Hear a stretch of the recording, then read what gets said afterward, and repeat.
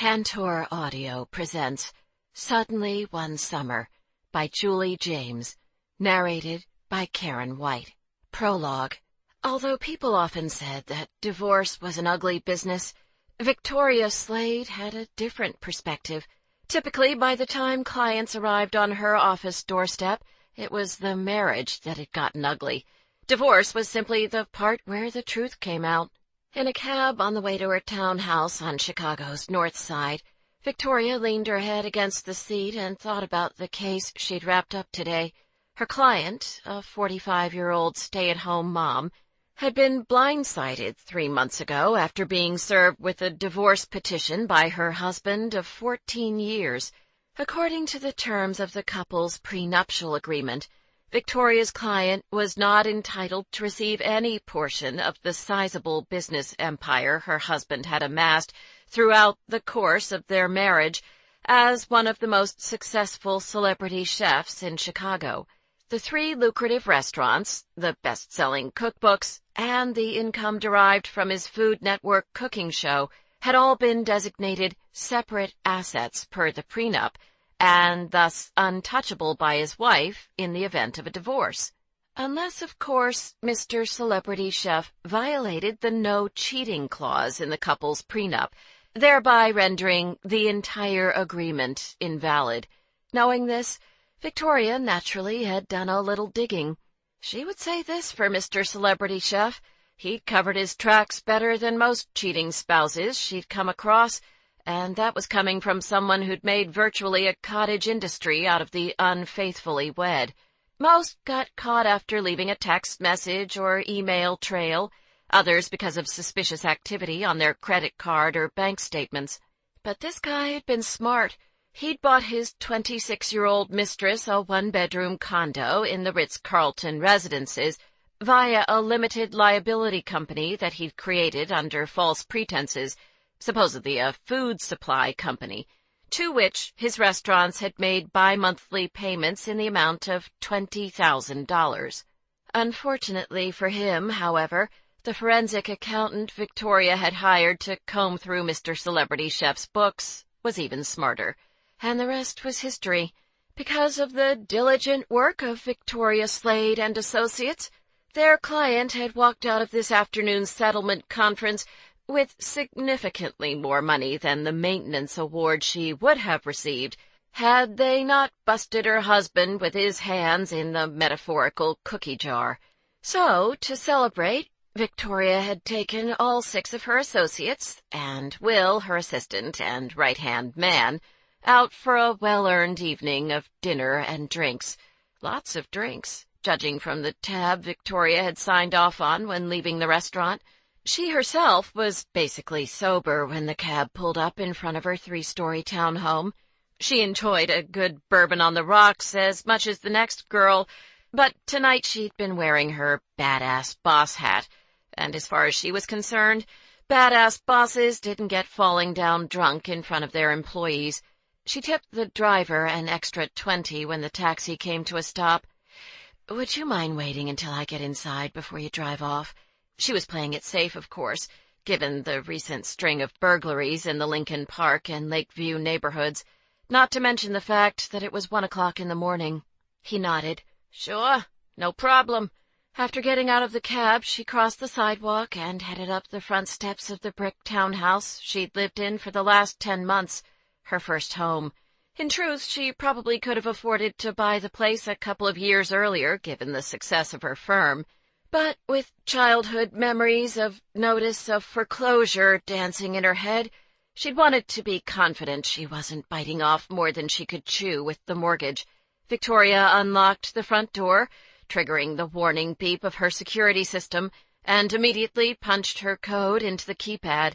When the alarm went silent, she turned around and waved to the cab driver. All clear. She brought in the mail, deposited it on the kitchen counter, and headed upstairs. After rearming the security system from the keypad in her bedroom, she changed into a t-shirt and shorts, quickly scrubbed the makeup off her face, brushed her teeth, then climbed into bed. She debated whether to return some work emails, then decided, nah, that she'd earned a few hours off given the success of today's settlement conference. With a satisfied smile, she snuggled into the covers and began to drift off. Beep! Victoria shot up in bed when she heard the warning signal from her security system that the front door had been opened. She heard the door shut downstairs, followed by the sound of footsteps. Oh my God, someone was in her house. She slid out of bed and grabbed her cell phone from the nightstand. The alarm signal stopped, and the house fell silent again. Her heart started thumping in her chest when she heard a man's voice downstairs. "We're good to go," he said. Victoria moved silently into her walk-in closet, a space almost as large as her bathroom. Her laundry hamper was tucked between the wall and a row of long dresses. Sliding past the clothes, she crouched down and hid behind the hamper. Her hand was trembling as she dialed 911 on her phone. A woman's voice. "911, what is your emergency?" Victoria whispered, her words coming out in a rush. "My name's Victoria Slade. I live at 1116 North Garner. Someone's broken into my house." "Is the intruder in your home right now, ma'am?" "Yes, I think there are two of them. I'm hiding in a closet upstairs and—" She paused, hearing something that made her palms sweat. "Someone's coming up the stairs. I can't talk. They'll hear." "Ma'am, I'll stay on the line." Victoria turned the volume on the phone all the way down and covered the speaker with her hand. Through a small space in between the hamper and the wall, she could see the closet doorway. She held her breath as the footsteps on the hardwood floors grew louder. A man dressed in dark clothing came into view in front of the closet. He paused, and then reached for his hip and pulled out a gun. "You sure she hasn't been home?" he called out to someone in a gruff voice. Another guy stepped in front of the closet. "Yeah, I'm sure. Why?" "The bed's been slept in." "So, you make your bed every fucking day? Come on, let's get to work." She heard the second guy walk out of her bedroom, but the man with the gruff voice stayed where he was, gun in hand. From behind the laundry hamper, she watched as he moved toward the master bathroom across from the closet and turned on the light. He paused in the bathroom doorway and then headed for the closet. He reached in and flipped the switch that turned on the light.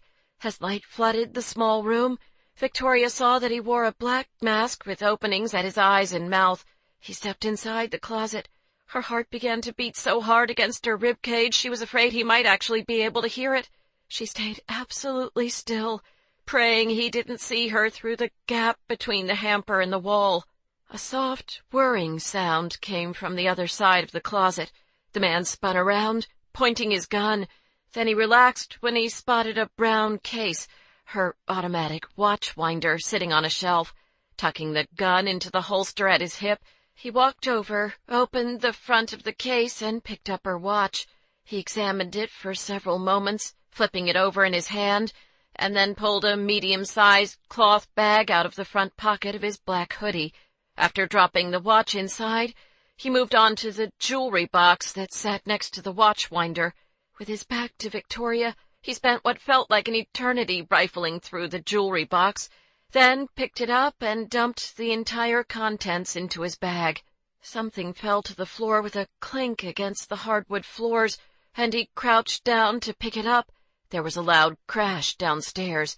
Victoria started at the sound. At the same moment, the masked man shot up to a standing position.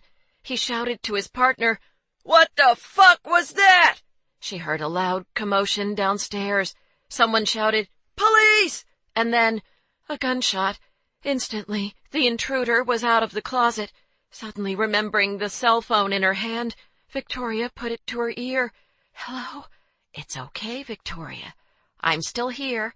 Help is on the way," the 911 operator said. The unwanted memory washed over her with the force of a tidal wave, carrying her back to a stranger's voice on the other end of a phone line all those years ago. "Hang in there, Victoria. Help is coming. I promise." Suddenly, she felt off. The space between her and the hamper began to contract, closing in on her. The air seemed stiflingly hot, and she felt dizzy. "Victoria, are you there?" The voice sounded faint, far away, and she couldn't tell if it was real or in her head. Past and present blurred together. "Are you okay, Victoria?" the voice repeated, more urgently, as her vision narrowed and darkness closed in. Her last thought was, of course she was okay. Victoria Slade could handle anything. She was tough. She was strong. She was blacking out from her first ever panic attack. 1. A month later. "Though I walk through the valley of the shadow of death, I will fear no evil, for thou art with me." As the priest wrapped up his homily, Ford Dixon's eyes fell once again on the photograph of his father that rested on a stand in front of the casket. They'd gotten lucky with the photo, as he, his mother, and his sister Nicole had realized when preparing for this memorial service. John Dixon had posed for very few pictures by himself, particularly in recent years. Fortunately, they'd been able to crop a photograph taken just 4 months ago, one of him holding his granddaughter, Ford's niece, in the hospital after she'd been born. It wasn't a professional quality photo. Ford had taken it with his phone, but his father looked happy and proud. It was a good memory, one that he and his mother and sister could look back on without the uneasiness that clouded many others. Any moment now it would be his turn to deliver the eulogy. Never having given a eulogy before, the investigative journalist in him naturally had done his research.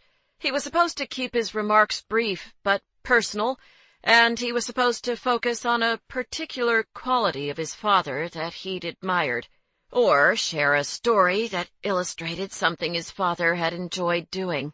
Most of the people attending the funeral service knew that, in truth, there had been 2 John Dixons, the larger-than-life, gregarious man always up for a good time, who, sure, rarely had been seen without a beer in his hand, and the moody, angry drunk he could become when he'd had 1 or 4 drinks too many.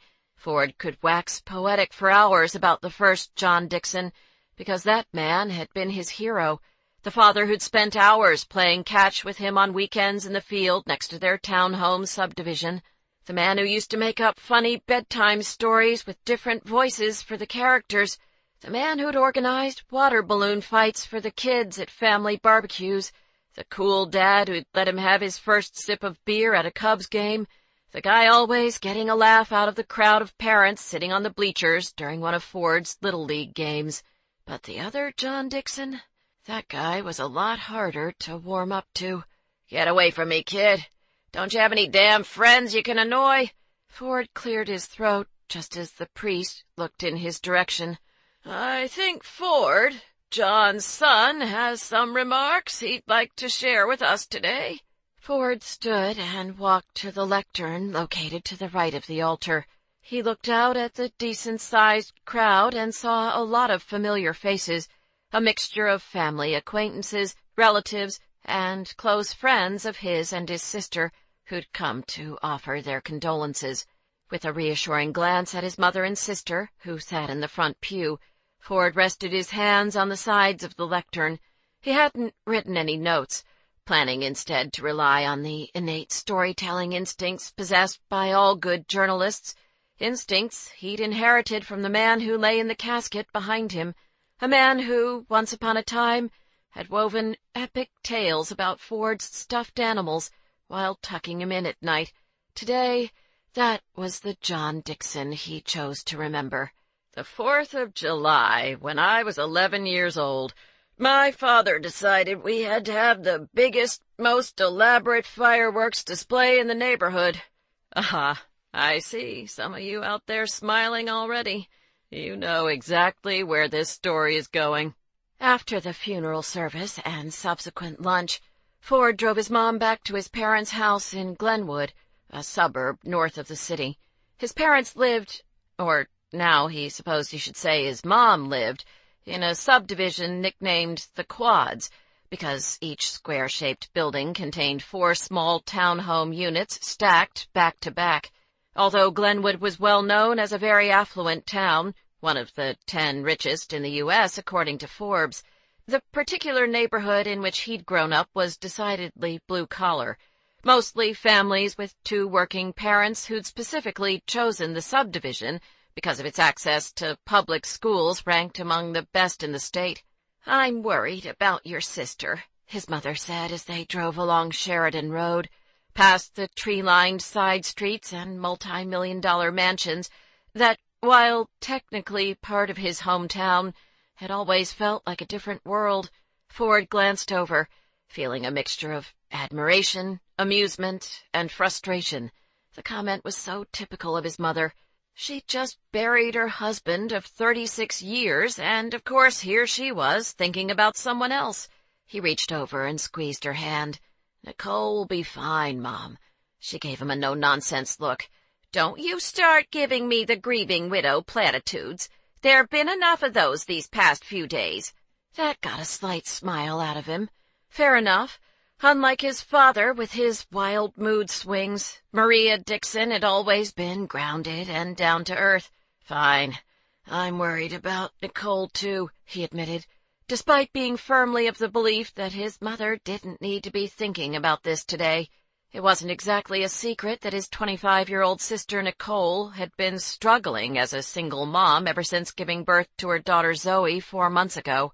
As a part-time actress and a full-time instructor at a local children's theater, she worked days, evenings, and some weekends, yet still barely made enough to support herself in the city. Ford had talked to her about seeking child support from Zoe's father, some musician Nicole had dated for a few months last year. But apparently the guy had freaked out when he'd found out Nicole was pregnant, and had packed his bags for L.A. without leaving her a forwarding address. Ford hadn't met the shithead, but his jaw clenched every time he thought about the way the guy had left his sister high and dry. "I've tried talking to her, but she's so hard to get a hold of these days," his mother said. "I'd been planning to visit her at work this week, but then your father—" Her lower lip trembled as her voice trailed off. Oh, man. It killed him to see his mother fighting back tears. No doubt they were all reeling from the surprise of his father's death, and while there was nothing he could do to change the past, a fact that ate away at him given the way things between him and his father had ended, there was at least something he could do in this situation. So when his car pulled to a stop at a red light, he turned and looked his grieving mother in the eyes. "I'll make sure both Nicole and Zoe are all right, Mom. I promise." A few hours later, Ford pulled into the parking garage of his loft condo building in Chicago's Wicker Park neighborhood. He'd distracted himself with music during the drive home, but once he turned the car off, there was nothing but silence. This was the moment he'd been dreading for the last few days, when the deluge of funeral arrangements subsided and he no longer had to be on, nodding and making small talk and graciously thanking everyone for their sympathies. The moment when he was finally alone, with nothing but his thoughts to keep him company. A man stepped in front of Ford's car and waved.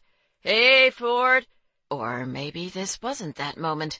Ford got out of his car to greet Owen, the guy who owned the condo next to his. "Sorry, didn't see you walking over." With a sympathetic expression, Owen shook his hand in greeting.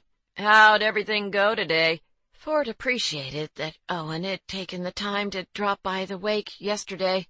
The two of them had been neighbors for 4 years, and had hung out occasionally, less so recently ever since Owen had moved in with his girlfriend and put his condo on the market. "It was a nice service, thanks." He was quick to move off the topic. "What brings you back to the old hood?" "Just came by to pick up my mail." Owen gestured to the stack of magazines and letters he carried.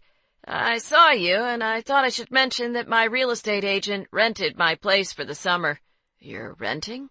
Now that was a surprise. "I know. Not my first choice." Owen shrugged. "But in this market I wasn't getting any offers anywhere close to my asking price, so we thought we'd rent it for a few months, and maybe put it back on the market in the fall." Figured I should give you a heads up in case you see a stranger coming out of my front door." "Right," Ford nodded. A silence fell between them, and he realized he was probably supposed to say more. "Her name's Victoria," Owen went on, "and she's some big divorce lawyer or something. I haven't met her, but from what I hear, she just bought a condo in River North and needed a place to live until the sale closes at the end of August. Apparently she was really eager to get out of her current home. Not sure what the story is there." This was all interesting information, and Ford knew that Owen was just trying to be friendly. But these last few days of making polite conversation were starting to wear on him. "Thanks for letting me know." He gestured to the door that led inside the condo building. "Unfortunately, there's some stuff I need to take care of." "Oh, of course," Owen said quickly. "Don't let me keep you." After promising to stay in touch and assuring Owen that he would let him know if he needed anything, only the 130th time he'd made that pledge this week, Ford escaped and got into the elevator. He exhaled as the elevator began to rise toward the 4th floor and prayed that he wouldn't bump into any other neighbors, past, current, or future, before he got to his loft. He got lucky. His hallway was empty. He walked quietly to Unit 4F, the loft all the way at the end.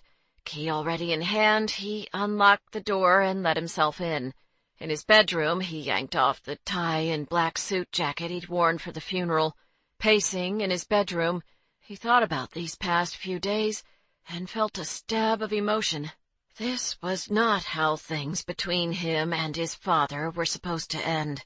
Granted, their relationship had been complicated for a long time, but he'd always held on to a small hope that something would happen to bridge the chasm between them. Rehab would work one of these times, or there would be some sort of health scare, nothing too serious, that would inspire his dad to give up drinking for good. Obviously, that had been wishful thinking. The last time he'd seen his father had been 2 weeks ago, at his cousin's college graduation party. There had been plenty of beer at the party, of which his father had consumed too much, and Ford had kept his distance, not wanting to deal with one of his dad's moods on what was supposed to be a happy occasion. He couldn't remember what he and his dad had talked about that day. Certainly nothing of significance.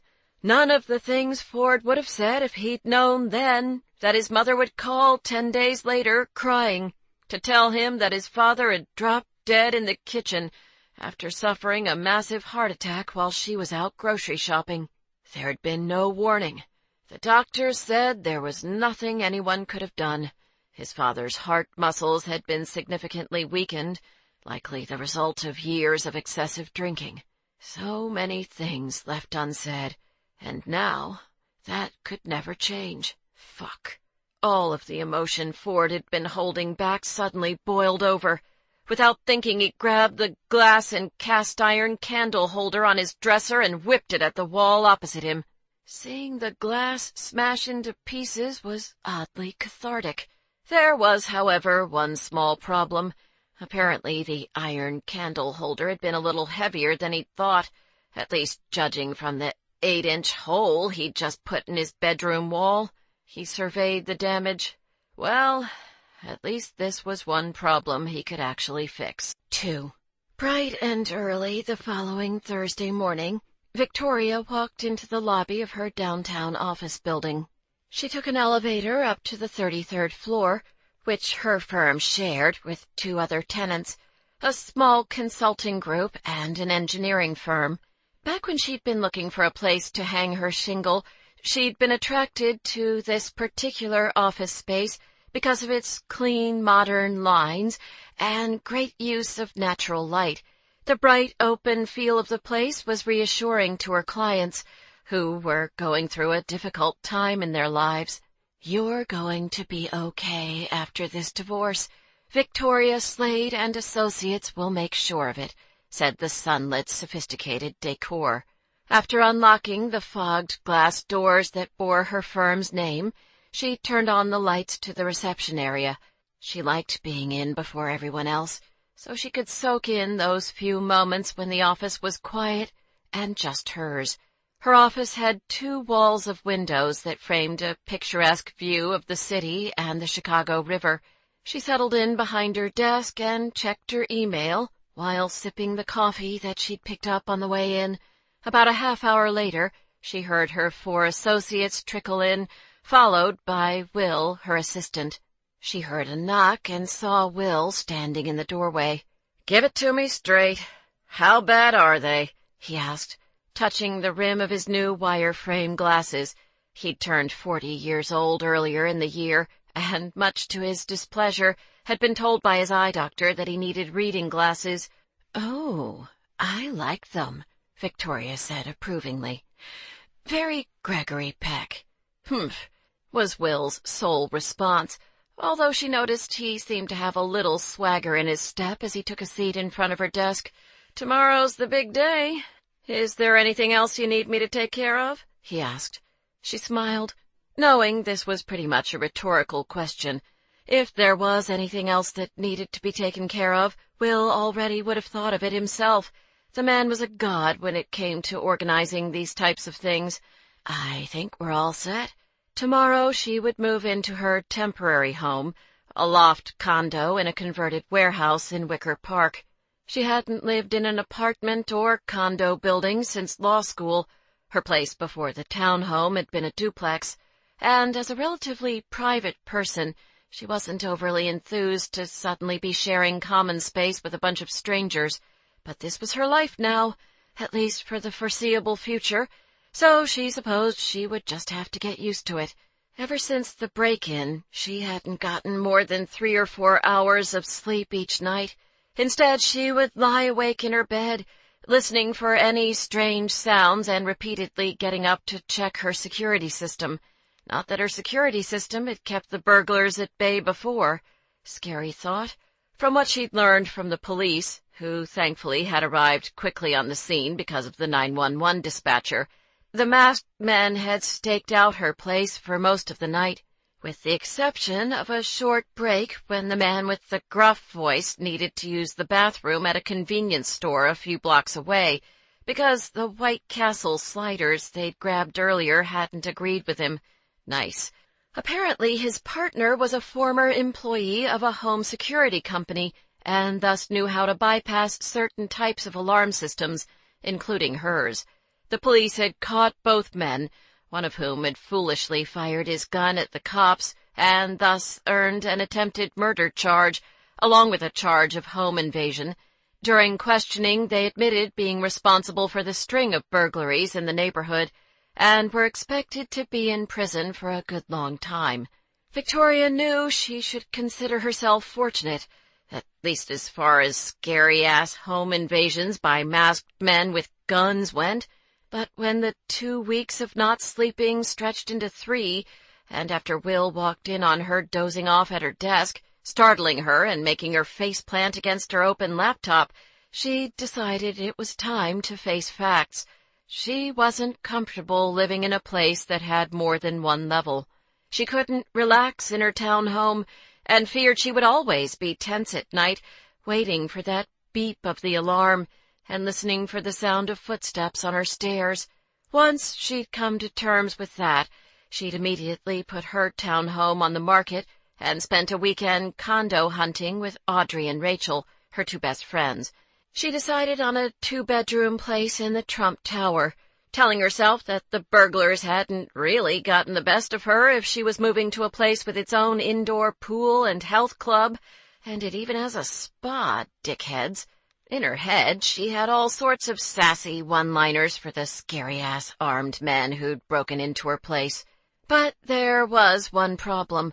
The current owner of the Trump Tower condo couldn't close on the sale until late August. She'd been about to walk away from the deal. She needed to get out of her townhome ASAP before she made some sloppy mistake at work in her sleep-deprived state. But then her friend had saved the day. Rachel knew a real estate agent who was trying to rent her client's condo for the summer, and the place was available to move into immediately. Victoria signed the 3-month lease the moment the agent faxed it over. Will found a company that would send in a team to pack up all of her stuff. She didn't even want to ask how much that cost her. and thus tonight would be her last night in the townhouse she'd proudly purchased as her first home. Yes, she was pissed. She'd been chased out of her own place by the burglar dickheads, essentially, and that didn't sit well with her. On top of that, she'd just bought the townhome 10 months ago, so she probably would have to sell it at a loss. But she needed to be practical here. She was a busy woman, the head of her firm, and she needed to be at the top of her game when it came to work. And oh my God, she couldn't wait to finally get some darn sleep. Shortly before noon, Victoria waved at Will as she passed by his desk on her way out of the office.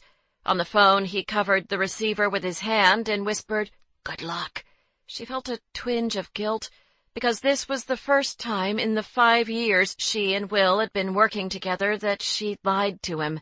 She'd told him she would be unreachable for the next hour because she had a dentist appointment, when in truth she had something else to take care of.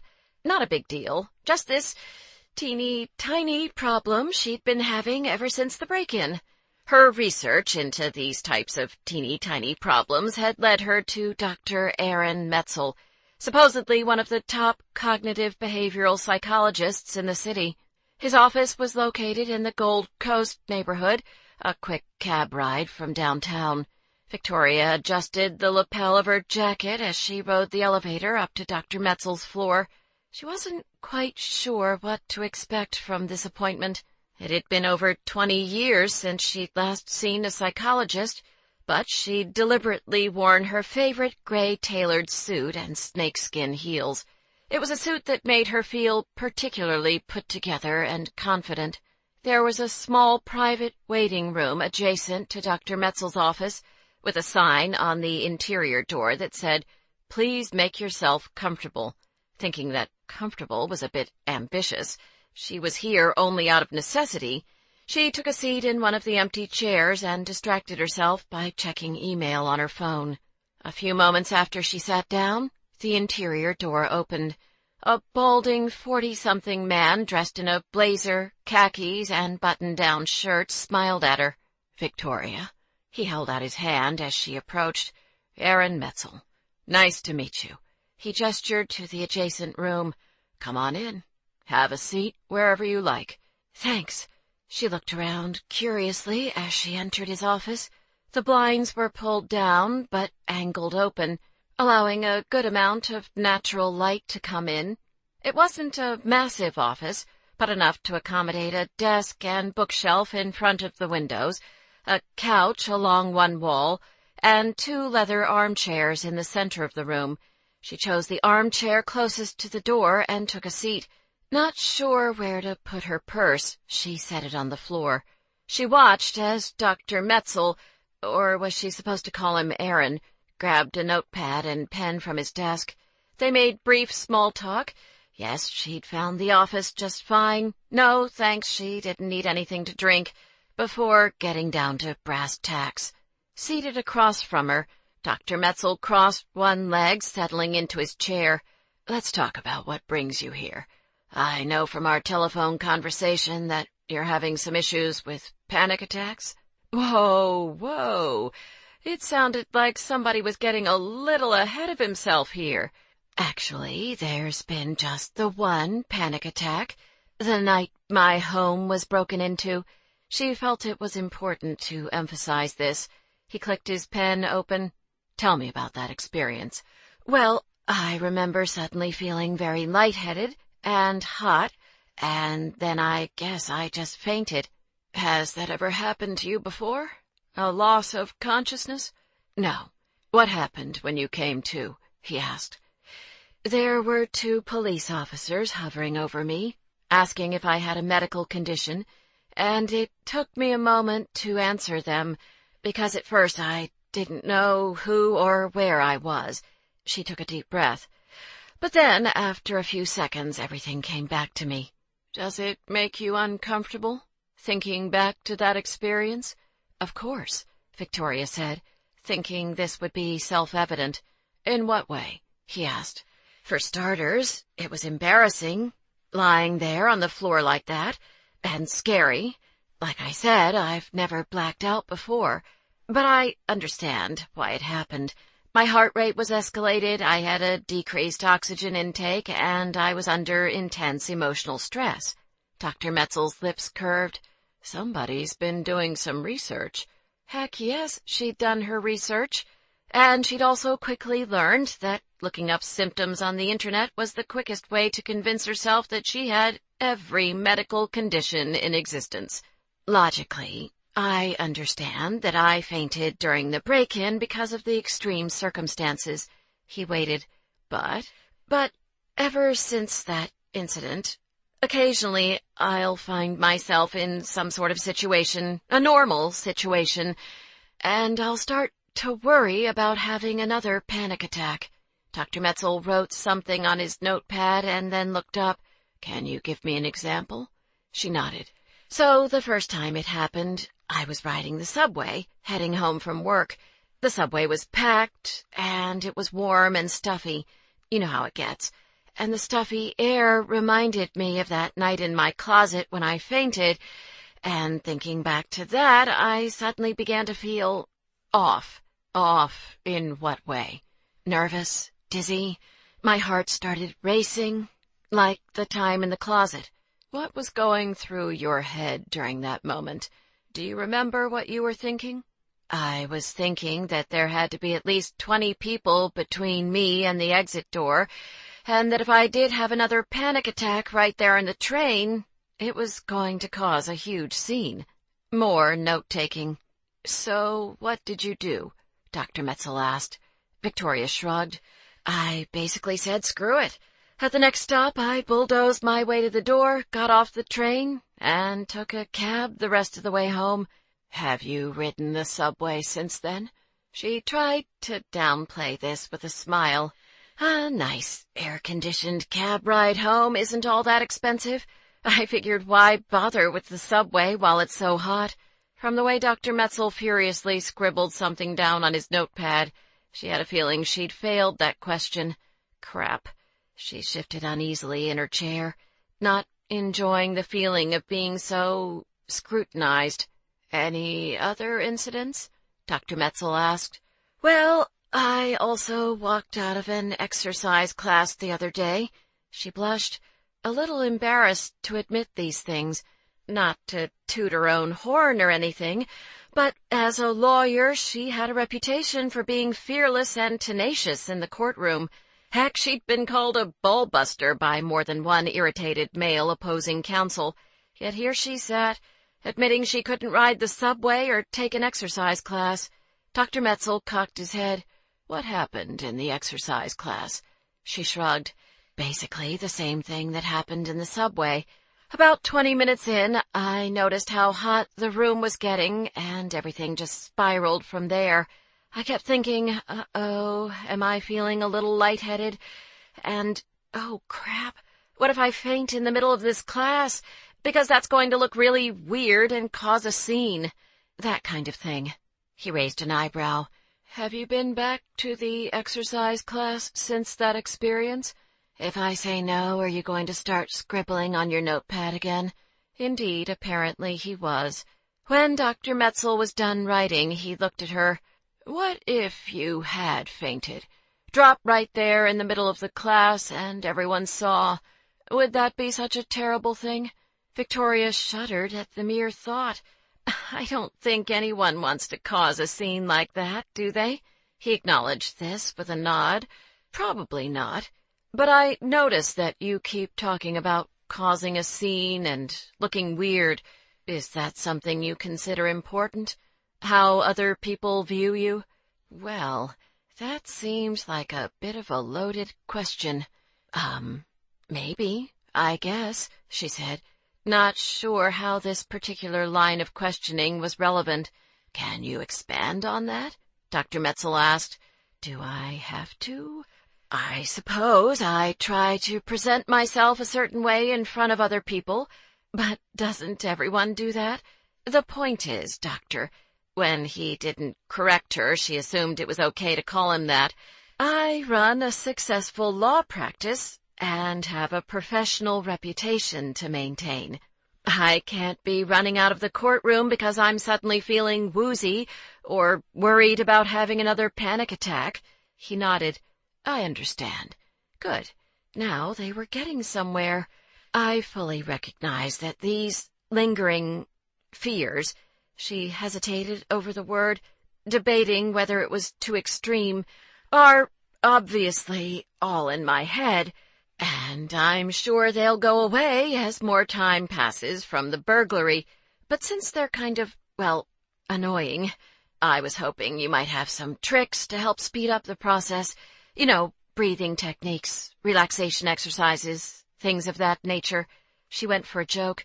Feel free to order me to visit a spa or get weekly massages as part of my treatment. Dr. Metzel chuckled. I'm not sure about the spa part, but certainly both relaxation and imagery techniques can be very helpful in the treatment of panic disorder. Now, one thing Wait, did you say panic disorder? She interrupted. Yes, panic disorder. She sat back in her chair, but she didn't have a disorder. She was just having a few small panic issues.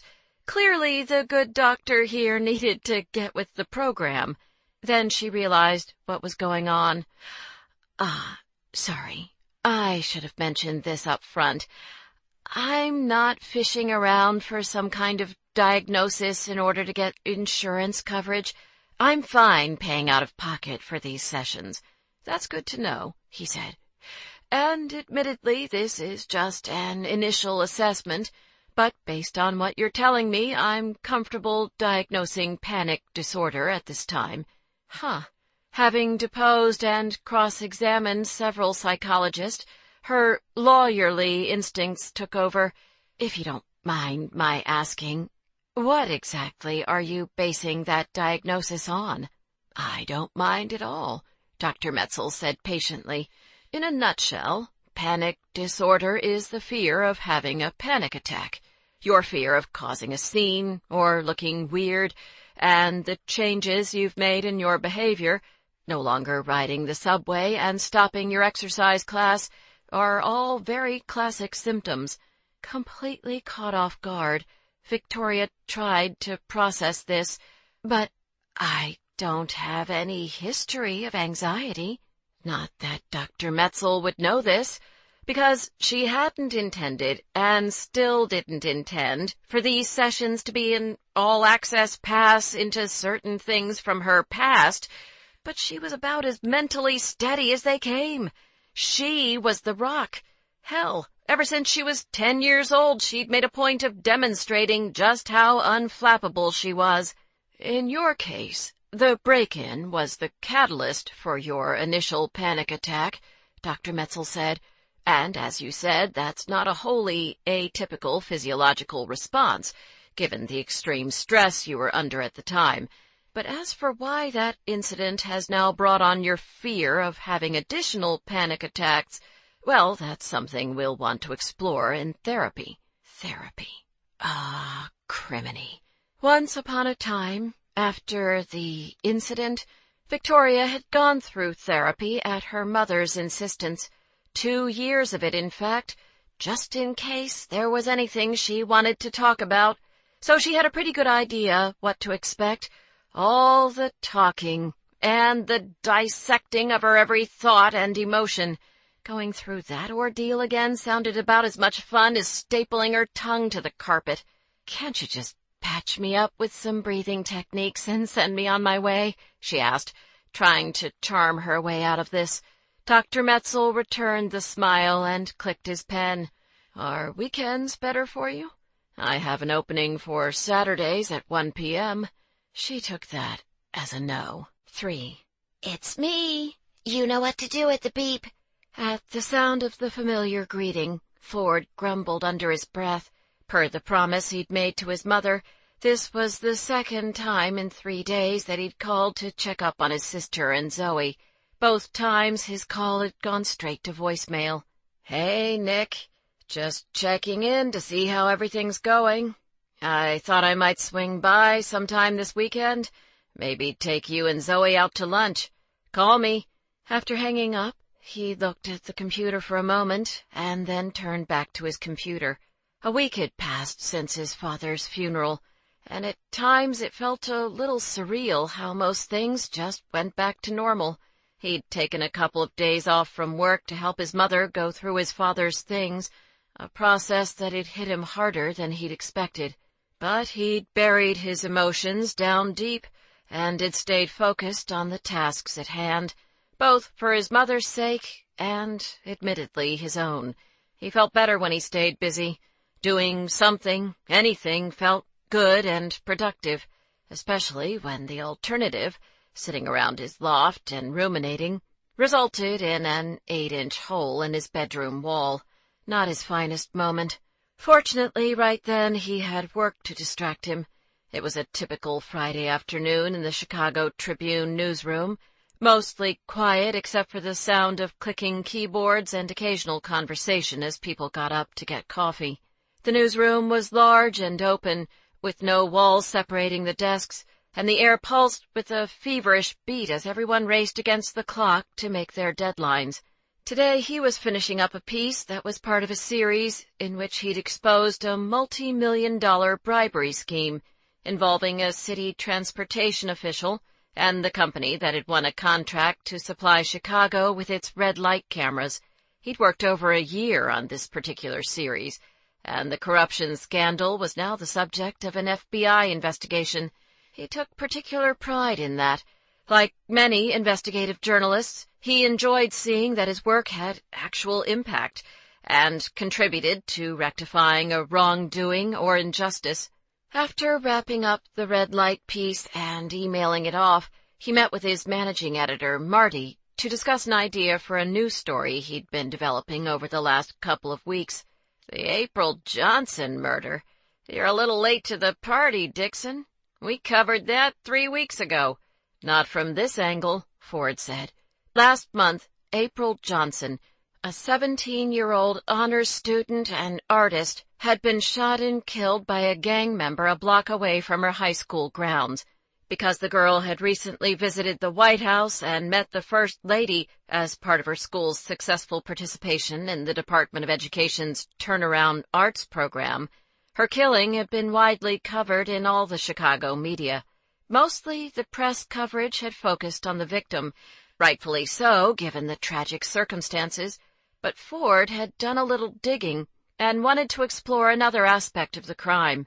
Everyone's focused on how Johnson's death is a symbol of this city's problem with gang violence, or using it as a platform to discuss gun control. But I've been looking into the 19-year-old shooter, Daryl Moore. Apparently, a year ago he'd been arrested and sentenced to 2 years probation for illegally carrying a firearm. And get this, a criminal records check shows that the guy got arrested 3 more times after that. Did the probation department even know about the arrests? Did they know but fail to take any action? I'm thinking somebody dropped the ball there. Marty considered this. Might be worth checking out what's in the probation department's records on Moore. Glad you think so, Ford grinned. Especially since I requested the file yesterday. Marty shook his head. Of course you did. All right, run with it. Ford worked on the news story for the rest of the afternoon, getting lost in his research. He called it quits for the day at 5:30, and then took a cab from the Tribune building to Home Depot, where he picked up the remaining supplies he needed for his weekend project. He planned to patch the hole in his bedroom wall, and also had decided to mount some bookshelves. Working with his hands would hopefully burn off some of the restless energy he'd been feeling since the funeral. He checked his phone during the cab ride home. His friends clearly were in check-on-Ford mode, a coordinated effort, he suspected, seeing how Charlie and Tucker wanted to get together tonight and Brooke for dinner on Saturday. He texted them all back with a yes, appreciating the gesture and the not-so-subtle attempts to keep him company. When the taxi pulled up in front of Ford's building, he spotted a large moving truck. Ah, right. He remembered now that today was the day his temporary next-door neighbor, Victoria, the divorce lawyer or something, was moving in. Seeing that she'd reserved the elevator for the movers, He lugged the 2 bags of supplies he'd bought at Home Depot, along with his messenger bag, up the 4 flights of stairs. When he spotted her open front door, he figured he should do the neighborly thing and introduce himself. "Hello?" Not getting an answer, he stepped inside and found 2 movers in the dining area of the loft, carefully lowering a round, expensive-looking table to the floor. "Sorry, I was walking by and thought I'd pop in. I live next door." Still holding the bags of supplies, he gestured awkwardly in the direction of his place. "Is Victoria around?" One of the movers shook his head, brushing off his hands after setting down the table. "She just left to make a run back to her old place. I'll catch her later, then." "Thanks." On his way out, Ford stole a glance around the loft and saw that the rest of his new neighbor's furniture looked as expensive as the dining table. Judging from the elegant cream sofa with its many accent pillows, her taste was sophisticated and decidedly feminine, and he also immediately concluded that she was single. No man could ever get comfortable watching Monday Night Football with all those damn throw pillows. "So, I'm thinking I'll go with a barn theme for this new project. Instead of chairs, everyone will sit on bales of hay, and we'll bring in actual livestock, cows, pigs, maybe a few chickens that can roam free in the restaurant while people eat. Really emphasize the farm-to-table aspect of the menu." Victoria jerked her eyes open, having just caught what Audrey was saying. "Wait, you want to have chickens walking around the restaurant?" When both Audrey and Rachel smiled, she caught on. All right, you got me." So she closed her eyes for just a second. In her defense, she hadn't slept for more than 4 hours a night in over a month. Not to mention the bar they were in was filled with cozy, ambient candlelight that practically invited a girl to curl up in one of these big leather chairs and catch a few quick winks. She sat up straight and gave herself a mental face slap. "You're exhausted, Vic. Maybe we should call it a night," Rachel suggested. "Nope, I'm good. I promised you guys drinks in exchange for helping me unpack, so drinks we will have." Victoria grabbed her cocktail, an old-fashioned, the specialty of the house, and tipped it in gratitude. "And by the way, thank you again for that." Her friends had been amazing today, coming over to help unpack her stuff. Audrey and Rachel had tackled the living and dining area. The movers had handled the kitchen, and she had taken on her bedroom and bathroom. Between the team of people in her condo, they'd had everything unpacked by 8 o'clock, with the exception of a few boxes of odds and ends that would probably just go into storage for the summer. To show her appreciation, she'd insisted on taking her friends out for drinks. They'd chosen the Violet Hour, the place to be on a Friday night in Wicker Park, at least according to Will, who naturally already had done the research for her. Located just a couple of blocks from her loft and described as a modern-day speakeasy, the bar had a fun Alice in Wonderland-like feel, with handmade cocktails poured by bartenders dressed in bow ties and suspenders, dramatic floor-to-ceiling velvet curtains, and high-backed blue leather chairs grouped around cocktail tables. Determined not to be sidelined by a little drowsiness on her first night out in her new neighborhood, Victoria chatted with her friends for a while about work. Audrey, an interior designer, told them about the pitch she was planning for a new restaurant scheduled to open next spring, and Rachel, who owned a boutique clothing store, had just found out that her shop was going to be featured in Chicago Magazine. Rachel was momentarily distracted by something to Victoria's left, and then she leaned in conspiratorially. "Okay, I found a good one for you tonight," she said to Victoria, with a challenging gleam in her eye. "The hottie at your 9 o'clock. Dark hair, navy shirt. He was checking you out, by the way. Let's say his name is Carter." It was a game they'd been playing for the last few years, ever since Victoria had told Rachel and Audrey during a mutual friend's bachelorette party that she didn't see herself ever getting married. Rachel, a staunch believer in happily ever after, would find some guy at a bar and make up an elaborate backstory about him, trying to convince Victoria that her Mr. Right might be out there. "All right, let's hear about Carter," Victoria said. Rachel thought for a moment. "He's a firefighter. Rescues people. Love it. He grew up with 3 sisters, and he calls each of them once a week just to see how they're doing. He gets along with his parents, particularly his mother, who he adores," Rachel continued. "Has a dog he rescued from a shelter, of course, named after some poet, like Emerson," Rachel said. Victoria raised an eyebrow. Somebody was laying it on a little thick tonight. "His last serious relationship was 3 years ago, which ended amicably when he and his ex realized they were better off as friends. And he has no commitment issues," Rachel added, with a flourish. Audrey laughed. "That's cheating." Rachel looked at Victoria daringly. "So, husband material or not? But before you answer, you really should look at the man in question." "Which guy are we talking about?" Audrey asked. "Dark hair, blue shirt," Rachel said. Audrey angled in her chair. Then her eyes widened. "Holy smokes, that is one good-looking man. Vic, you have to check him out." Victoria shook her head. "Nope, don't need to." "I don't care how cynical you are," Rachel said, with a satisfied smile. "We're talking about a hot firefighter with no commitment issues who loves his mom. And he sounds very lovely to date. Probably too lovely for a jaded person like myself, but I'd give it a shot anyway. But as for marriage, nope, not for me." "You don't know that," Rachel said in exasperation. "Oh, but I do. Because in my line of work, I've seen all the ways your wonderful scenario here can go wrong." "Like what?" Victoria paused, debating whether to go down this route. Then she rested her arms on the table. "All right, here's how I see this potentially shaking out." "Here we go," Audrey said. "Let's say this Carter, the hot firefighter, and I get married. It's good in the beginning, all new and exciting, and we decide to buy a house together so we can have more space. This is where we hit the first bump in the road. See, up until now, he's been saying that he's okay with the fact that I make more money than him.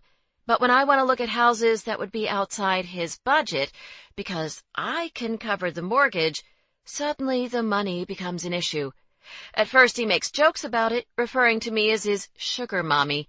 But then we start fighting about how much to spend on vacations and birthdays and how much my shoes cost. And he begins making snide comments about feeling emasculated. And before you know it, all we do is fight about money. The hot sex we used to have 5 times a week? Gone. We haven't slept together in months, which leads to the second bump in the road." She paused dramatically, getting into her story now. "The ex-girlfriend he stayed so friendly with. See, he's been telling her about our marriage problems, and suddenly they're meeting for coffee, and then drinks, and then he remembers how much she used to understand him, more than I ever have, and how easy it is to talk to her. Until one day I leave work early to surprise him on his day off and find the 2 of them going at it like jackrabbits on our dining room table, the expensive antique table he's always hated because we bought it with my money," she added for extra embellishment. "As for the 3 sisters and the mom, yes, he does adore them, and in our divorce settlement conference he'll spitefully tell me how they secretly always hated me because I worked too much and didn't put family first, and because they never thought I was good enough for him in the first place." Victoria finished her speech with a flourish, "And that is that, my friends," and then noticed that Audrey and Rachel looked a little surprised. Uh-oh, that may have sounded a touch too cynical, even for her. She sometimes forgot that not everyone had a front-row seat day in and day out, as marriages died their slow, painful deaths. Or maybe we'll have 2 kids, a summer home in Michigan, and be happily married for 50 years, she said, quickly covering with a joke. Heck, where is this future husband of mine?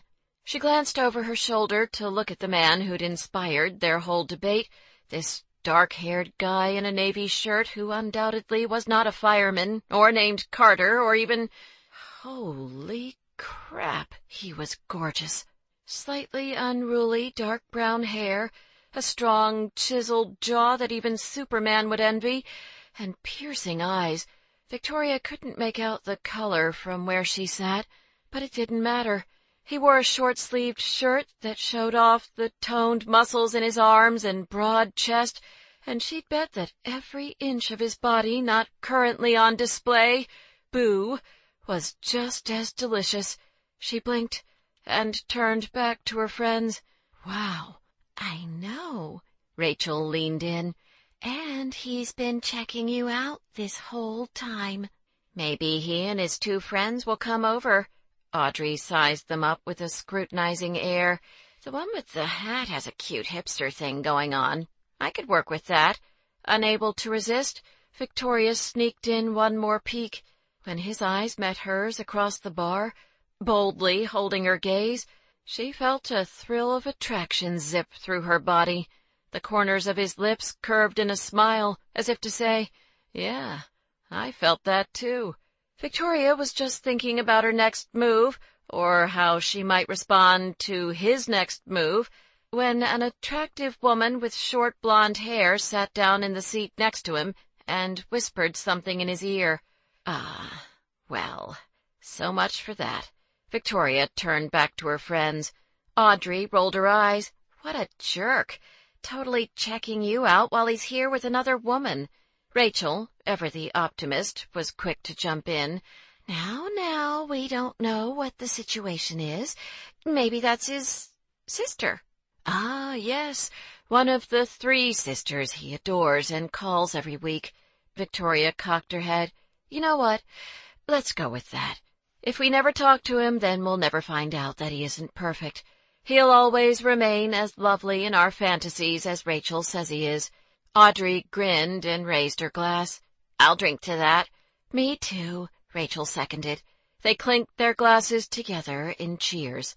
Charlie and Tucker would probably skin him alive if he didn't say yes. At a table near the back of the Violet Hour, the blonde woman who'd just taken the seat next to Ford had a question for them. She was at the bar with her girlfriends as part of a bachelorette party, and they wanted to invite Ford and his friends to join them for a round of drinks. The blonde had pointed out the table where her girlfriends sat, and the group had waved back enthusiastically. 10 or so women, all dressed up and each one looking cuter than the next in their Friday night outfits. Needless to say, Charlie and Tucker were in. Ford, however, had his eye elsewhere. A short while ago, he'd caught sight of the brunette sitting across the bar, the one who had her long chestnut hair pulled back into one of those sexy high ponytails. She wore dark jeans, killer red heels, and a loose-fitting red top that dipped down on one of her shoulders, exposing bare skin. A few minutes ago, she'd launched into a speech, speaking passionately about something to her 2 girlfriends. The investigative journalist in him had been intrigued, wondering what it was that had her so fired up. And he was also intrigued by that bare shoulder. Where was the bra strap? Was there even a bra? Inquiring minds wanted to know. Then she'd glanced his way and held his gaze when she'd caught him watching her. A few moments later, she'd looked again.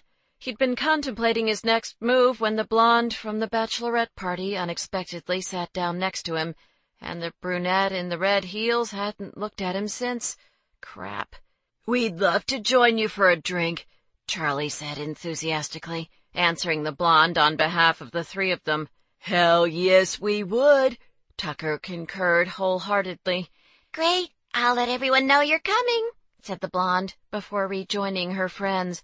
Tucker watched as she walked back to the table of women, and then spun around in his chair to face Ford and Charlie. Bachelorette party! Sweet! He did a fist pump. Very subtle, Tuck, Ford said. I can't believe you hesitated, Charlie said to Ford. Dude, If someone asks if you want to join a bachelorette party, you say yes. Tucker leaned in. I bet they dared the blonde to come over and talk to us. They do things like that at bachelorette parties, you know. Games. Dares. Like, someone has to buy a guy a drink, or convince him to give her his underwear. He paused. Trying to remember what underwear you put on this morning? Ford asked. Trying to remember if I put on underwear this morning? Tucker grinned slyly. I guess one of you boys will have to field that one. And that just shot to the top of the list of things I did not need to know tonight. Charlie polished off his drink and set it down. Then he turned to Ford. You ready? Ford's eyes flickered back to the brunette in the red heels. Why don't you guys go ahead? I'll settle up the check and join you in a bit. Maybe. Charlie stared at him, flabbergasted. What has gotten into you? There are 10 women over there whose collective goal tonight is to get wild and crazy as they celebrate the beauty and power of being female. Oh, the redhead in the black dress just licked a lollipop shaped like a penis. Seriously, why are we still sitting here? Tucker followed Ford's gaze, spotted the brunette in the red heels, and grinned. Ah, another hen in the hen house. Ford watched as the brunette laughed and shook her head at something one of her friends said. Then his eyes roamed lower, liking the way those skinny jeans fit her curves. So you appear to be set here, Charlie said teasingly. I guess Tuck and I will see you later then. Just then, the brunette and her 2 friends stood up from the table and made their way to the front door. Sitting in the back of the bar, Ford felt a flicker of disappointment as he watched her leave. Tucker commiserated with a shrug. Well, you win some, you lose some. Or in Tuck's case, you lose some, and then you lose some more, Charlie said. Tucker shot Charlie a glare, and then pointed to the table of women who'd invited them over. On the bright side, bachelorette party. Ford considered this. Having been friends with Charlie and Tucker since their freshman year of college, he suspected this fascination with the bachelorette party was, in some part, their attempt to distract him and have fun after everything that had happened with his father last week. And seeing how he was more than happy to be distracted, he settled up their tab and followed his friends over to the table of women who cheered at their arrival. There definitely were worse ways to spend a Friday night. 4. Victoria got back to her loft shortly after 10 o'clock that night. Deliberately ignoring the remaining unpacked boxes, she would deal with them later, she headed straight to her bedroom. After stripping out of her bar clothes, she changed into shorts and a t-shirt and practically rubbed her hands with glee as she eyed her bed. She couldn't wait to crawl in. She made quick work of brushing her teeth and scrubbing off her makeup. Out of habit, she grabbed her e-reader as she climbed into bed. In her old place, to deal with her insomnia, she'd often distracted herself from listening for strange noises by reading. But tonight, she felt safer in the smaller space of her loft, protected not only by the alarm system for her unit, but also by the security of the building in general. There was an upside to being surrounded by neighbors. With all the people in the building awake on a Friday night, it made an extremely unappealing target for anyone on the outside. With that in mind, she set the e-reader on her nightstand next to her trusty phone. She turned off the lamp and pulled up the covers, feeling more relaxed and comfortable in bed than she had in a month. As exhausted as she was, she could probably sleep right through to Sunday. She drifted off with a smile, thinking that would be just fine. A door slammed shut. Victoria shot up in bed when she heard footsteps on hardwood floors. Disoriented by the relatively unfamiliar surroundings, it took her a moment to remember that she was in her new place, the loft. She heard muffled voices, several of them, and instinctively reached for her phone. Then she realized the sound wasn't coming from inside her place, but rather through her bedroom wall, the wall she shared with the unit next to hers. She flopped back down onto the bed and exhaled in relief. The footsteps on the hardwood floor sounded like high heels, several pairs of them, and she could hear both men and women talking and laughing. She hadn't met her next-door neighbor yet, someone named F. Dixon, according to the mailbox next to hers in the lobby, but from the sound of things, he or she was having a late-night get-together. As if on cue, the acoustic guitar intro of Peter Gabriel's Salisbury Hill began to play, and a woman, who sounded more than a little tipsy, yelled out, "I love this song!" Victoria covered her head with a pillow and tried not to weep. It wasn't that the music was overly loud, and admittedly the voices were muted. Presumably F. Dixon and co. were hanging out in the living area of his or her loft, which, yes, they were perfectly entitled to do, but it was 2 a.m., and Victoria had just been in the middle of the longest stretch of sleep she'd had in a month. "Who wants a penis pop?" someone shouted, and that was her cue to take her leave. She had no clue what a penis pop was, although it sounded kinky and quite possibly a little painful for all parties involved, but these were not things she needed to be musing over at 2 a.m. With a huge sigh of annoyance, not that the people next door could hear her, given all their damn racket, she grabbed her pillow. Yes, she was fussy and couldn't sleep without her special pillow, and dragged herself out to the living room. She flopped onto the couch and tried to get comfortable, then tried some more. Granted, when she'd bought the couch, she'd been going for style. Silly her, to not have presumed that one night she'd need the Edwardian-era sofa with its low-rolled arms and arched back for a camp-out in her living room, because her neighbor would be throwing a raucous late-night sex soiree complete with penis pops. She tossed the sofa's too many damn throw pillows to the floor in frustration. Then she got up and grabbed her iPad to Google penis pop, because, seriously, what was that? Ah, lollipops. Got it. After tossing and turning for nearly an hour on the couch, she heard a door shut, and then several voices out in the hallway. When the voices faded, she got up to check on the situation in her bedroom. Silence. Thank God. With a spring in her step, she quickly grabbed her pillow from the living area and crawled back into bed. She snuggled in under the covers and had just begun to doze off when she heard a woman laugh. Victoria's eyes opened. Next, she heard a man's deep voice, his words muffled, followed by the sound of something bumping against the other side of the wall. A headboard. The woman moaned. Oh, that was just great. Not needing to hear any more, with an angry huff, Victoria carted her special pillow back into the living room, flopped onto the couch, and hunkered down for a long night.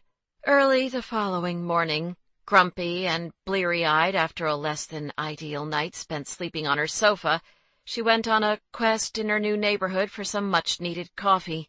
Fortunately, she didn't need to walk far. Just around the corner from her place, she found a cafe called The Wormhole that looked promising enough. She opened the door and blinked in surprise when she saw all the 1980s movie posters on the walls, as well as an actual DeLorean. Yes, the car from Back to the Future, parked on the loft upstairs. Wow, it was safe to say they took their 80s seriously in these parts.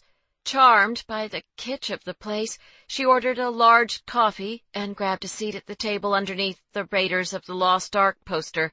She checked the morning news and her email on her phone, in no rush to get back to her place. So her first night in her new loft hadn't gone exactly as planned. Granted, she'd probably cobbled together around 6 hours of sleep, which was more than any other night this past month. But she hoped that last night had been an aberration, and not a sign of what she could expect from her neighbor in Unit 4F during the course of this summer. If not, she and this F. Dixon person were going to have some serious words. Fueled by caffeine, she left the Wormhole and headed back to her place. After riding the elevator up to the 4th floor, she got halfway down the hallway when the door to the condo next to hers opened. Ooh, the mysterious F. Dixon, she presumed. A 30-something woman with shoulder-length brown hair stepped out, wearing a black skirt, sleeveless aqua top, and black strappy heels. Fiona Dixon? Faith Dixon? Victoria silently mused over the possibilities. Eager to establish a good rapport with the person with whom she would be sharing a bedroom wall for the next 3 months, she smiled as she approached. "Hi there. I'm Victoria, your new neighbor." She gestured to her own front door. "I just moved in yesterday." Hi." Looking flustered, the woman in the aqua shirt blushed. "Actually, I don't live here, but hey, congrats on moving in." Victoria chuckled as they passed each other in the hallway. "Thanks." Feeling a little awkward. Note to self, don't ambush innocent bystanders in the hallway. She grabbed her keys out of her purse. When she got to her front door, she looked up and caught the woman glancing over her shoulder at F. Dixon's place. The woman smiled, looking decidedly pleased. Ah, understood. Victoria had the feeling from the looks of that smile that someone had just spent a very enjoyable night with the owner of Unit 4F, presumably the man with the deep voice. After the woman in the aqua shirt got on the elevator, Victoria contemplated knocking on F. Dixon's door to introduce herself, but then she decided it would be a little strange to drop by right after his overnight guest had left. So instead she unlocked the door to her own loft and put her caffeine-fueled energy to good use by tackling the remaining unpacked boxes. That took her all the way until lunchtime, when she broke to grab a quick sandwich at a deli down the block. When she got back to her loft, she took a look around for any unpacked boxes that she'd missed, and then happened to notice how quiet the place was right then. A slow smile crept across her face. Kicking off her sandals, she armed the security system for her unit and headed into the bedroom. She drew the shades and climbed into bed, feeling rather decadent to be napping on a Saturday afternoon. Undoubtedly, she had plenty of work she should be focused on. Her firm would hardly run itself, but after the night and month she'd had, she figured she'd earned a little siesta. She fell asleep almost the instant her head hit the pillow, a wonderful, deep sleep. That is, until she was woken by the sound of someone sawing through her bedroom wall. What the hell? Victoria opened her eyes, expecting to find dust and drywall falling all around her. She rolled over in bed and stared at her wall. On the upside, no one was actually coming through it, but from the sound of things, for some inexplicable reason, the owner of Unit 4F had chosen this moment during her much-needed nap to saw a hole into his side of the wall. Of course he had. Things went silent for a few moments, and then Victoria heard the whirring of an electric drill and someone whistling. She sighed and muttered a few curse words, not that he could hear her, again, over all the noise. So far, F. Dixon was turning out to be a real pain in the ass. 5. Ford smiled when he opened his front door and saw the woman standing before him.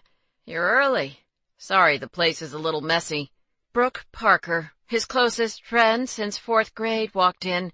She looked around, taking in the spare piece of drywall, paint bucket, and brushes, and various tools he had spread out around the living room and kitchen area, which he was currently using as a workspace. Wow, what's going on here? She stepped over 2 large boxes that contained the factory-style oak and steel shelves he'd picked up this morning. "Fixing a hole in my bedroom wall. Then I decided to put up a few bookshelves. Beer?" he offered. "Sure." He headed into the kitchen, opened the refrigerator, and grabbed a bottle for each of them. Brooke used a bottle opener to open her beer. "A hole in your bedroom wall, huh? How did that happen?"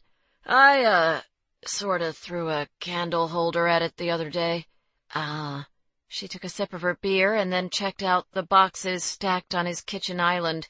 "And the campaign faucet set in brushed nickel?" she asked, reading the label. He shrugged. "Thought I'd update the fixtures in the powder room while I was at it. Maybe put in a new vanity, too." When she raised an eyebrow, "Fine. Maybe he had gone a little overboard in restoration hardware today." He changed the subject. "What's Morgan up to tonight?" Looking every inch the happy newlywed right then, she smiled at the mention of her husband, Cade Morgan. "He's out shopping for crampons with Vaughn and Huxley." "Sounds intimate." Chuckling, she took a seat in one of the bar stools in front of the granite island. "It's for their Mount Rainier climb. I told you they're doing that next month, right?" "You've mentioned it." "Several times, actually." "I was thinking about flying out to surprise him after he finishes the climb. Hopefully get a photo of him in all his mountain gear." Brooke cocked her head when she saw him fighting back a grin. "What?" "It's cute, seeing you with your smitten, 'my husband is so hot he even climbs mountains' glow." "Well, my husband is hot. But don't ever tell him I said that, because that man's ego is already healthy enough." She frowned, reached underneath her leg, and pulled out a purple penis-shaped lollipop. 2 inches long and curved upward in a semi-erect state, it was a surprisingly realistic rendition, complete with veins and 2 testicles. "Interesting," Brooke said, looking amused. "Don't ask," Ford grunted. Those damn lollipops kept popping up everywhere. That was the 3rd one he'd found in his loft today. Holding it by the stick, Brooke wagged the purple penis pop in front of him. "Yeah, there's a 0% chance I'm not going to ask about this, so you might as well start talking. The short version is that I ended up entertaining a bachelorette party last night." The corners of her mouth twitched. "Are you moonlighting as a stripper now?" Ford threw her a look. Cute. Well aware that the quips and running commentary wouldn't end unless his friend got the information she wanted, he proceeded to tell her about last night. Tuck, Charlie, and he had hung out at the Violet Hour with the bachelorette group until nearly closing time, when someone, and by someone he meant Tuck, who clearly had been trying to buy more time with the redhead, had the bright idea that they should continue the party at Ford's place, since he lived right around the corner. And although Ford had come to the conclusion, somewhere around midnight and his 3rd drink, that at age 34 he was probably a little too old for these kind of bachelorette party woo-hoo antics, he'd gone along with the plan for Charlie's and Tuck's sakes. Big mistake. When they got back to his loft, one of the women, a brunette named Charlotte, made it abundantly clear she was into him. Actually, if anything, she came on a little too strong, breaking out the dirty talk in his kitchen while everyone else was partying in the living room. Nevertheless, when she stuck around after the others left, stripped off her top and skirt and headed for his bedroom, wearing nothing but a thong, high heels, and a coy smile, he'd followed without thinking much about it. Hey, he was a single guy. Of course he'd followed the woman wearing nothing but a thong and high heels into his bedroom. But when they got there and began fooling around, something felt off.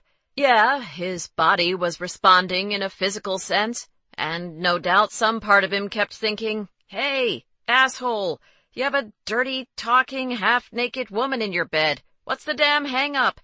But mentally, he just wasn't completely into it. He was hardly a saint when it came to sex. He'd always had an easy time getting along with women, probably the product of having a female best friend, a sister, and a mother he respected the hell out of. He liked women, enjoyed talking with them, flirting with them, charming them, and, yes, sleeping with them. He hadn't had a lot of luck with long-term relationships, and admittedly he rather enjoyed the alternative. But he never lied, he never cheated, and he was always careful to make sure no one got hurt. And he'd never used anyone for sex. But he realized in that moment, as he and Charlotte fell onto the bed and his eye caught sight of that stupid hole in his wall, that most of the evening he'd been going through the motions, trying to let his friends and the bachelorette party and alcohol distract him so that he wasn't just sitting at home thinking about the regrets he had about his dad. And while he didn't need some deep, emotional reason to have sex, hell, sex was fun. Who needed more reason than that? He also prided himself on not ever having sex for a bad reason, like sleeping with a woman he wasn't even into just because he could. So, with that in mind, he'd told Charlotte that he thought they should slow things down. This did not exactly go over well. She was surprised at first, and then her eyes filled with tears as she began pouring out her story to him. How this was her first night out since breaking up with her boyfriend, whom she'd been with for 6 years. How he'd panicked about getting married and had dumped her, which had totally wrecked her self-confidence. And so tonight she'd wanted to do something fun and wild, like picking up the hottest guy in the bar so she could say screw you to her ex and feel back in the game again. Naturally, Ford had felt like shit after hearing her story, so to compensate, he drew on the primary thing he'd learned while being best friends with a woman for over 20 years. He'd simply listened while Charlotte talked. Somewhere along the way, she began asking for his opinion, as a guy, about the situation with her ex, thinking this was a great way to keep them in the friend zone and ease over the earlier awkwardness. He stayed up for 2 hours chatting with her, and then covered her up with a blanket after she passed out on his couch. In the morning, he woke up to hear her rustling around in the living room. Embarrassed, she immediately apologized for falling asleep, so, to be a nice guy, he made her a cup of coffee and acted like this kind of thing happened all the time. And when she cheered up after that and asked if he'd like to get together sometime for drinks and talk more, in order to not hurt her feelings, he'd said sure. This was the part of the story when Brooke interrupted by thunking him, literally thunking him on his head. "You just said you aren't even into this girl," she said incredulously. They'd moved out onto the deck while Ford had been telling her all about his adventures the previous night. Leaning against the brick ledge, he rubbed his head. First, ouch. Second, just because I'm not into her doesn't mean I have to be a dick. I guarantee she left your place this morning thinking you're interested in her. He waved this off. No way. After I said we should slow down, we just hung out and talked. You know, like you and I do. She rolled her eyes. You men can be such boneheads about these things. She doesn't know you the way I do. She's vulnerable right now. Her ex turned out to be an asshole, and then you come riding in. There was no riding. Being the good guy, looking the way you do, Brooke gestured to him, wanting to talk and slow things down and be all sensitive with your coffee and your little blanket. What woman could resist that? My God, why didn't you just cuddle a puppy shirtless while you were at it? He mentally filed away that seduction technique for future reference. So you're saying I was supposed to just toss the crying, heartbroken woman out of my condo in the middle of the night? Of course not. That would have made you an asshole. Ford considered this for a moment.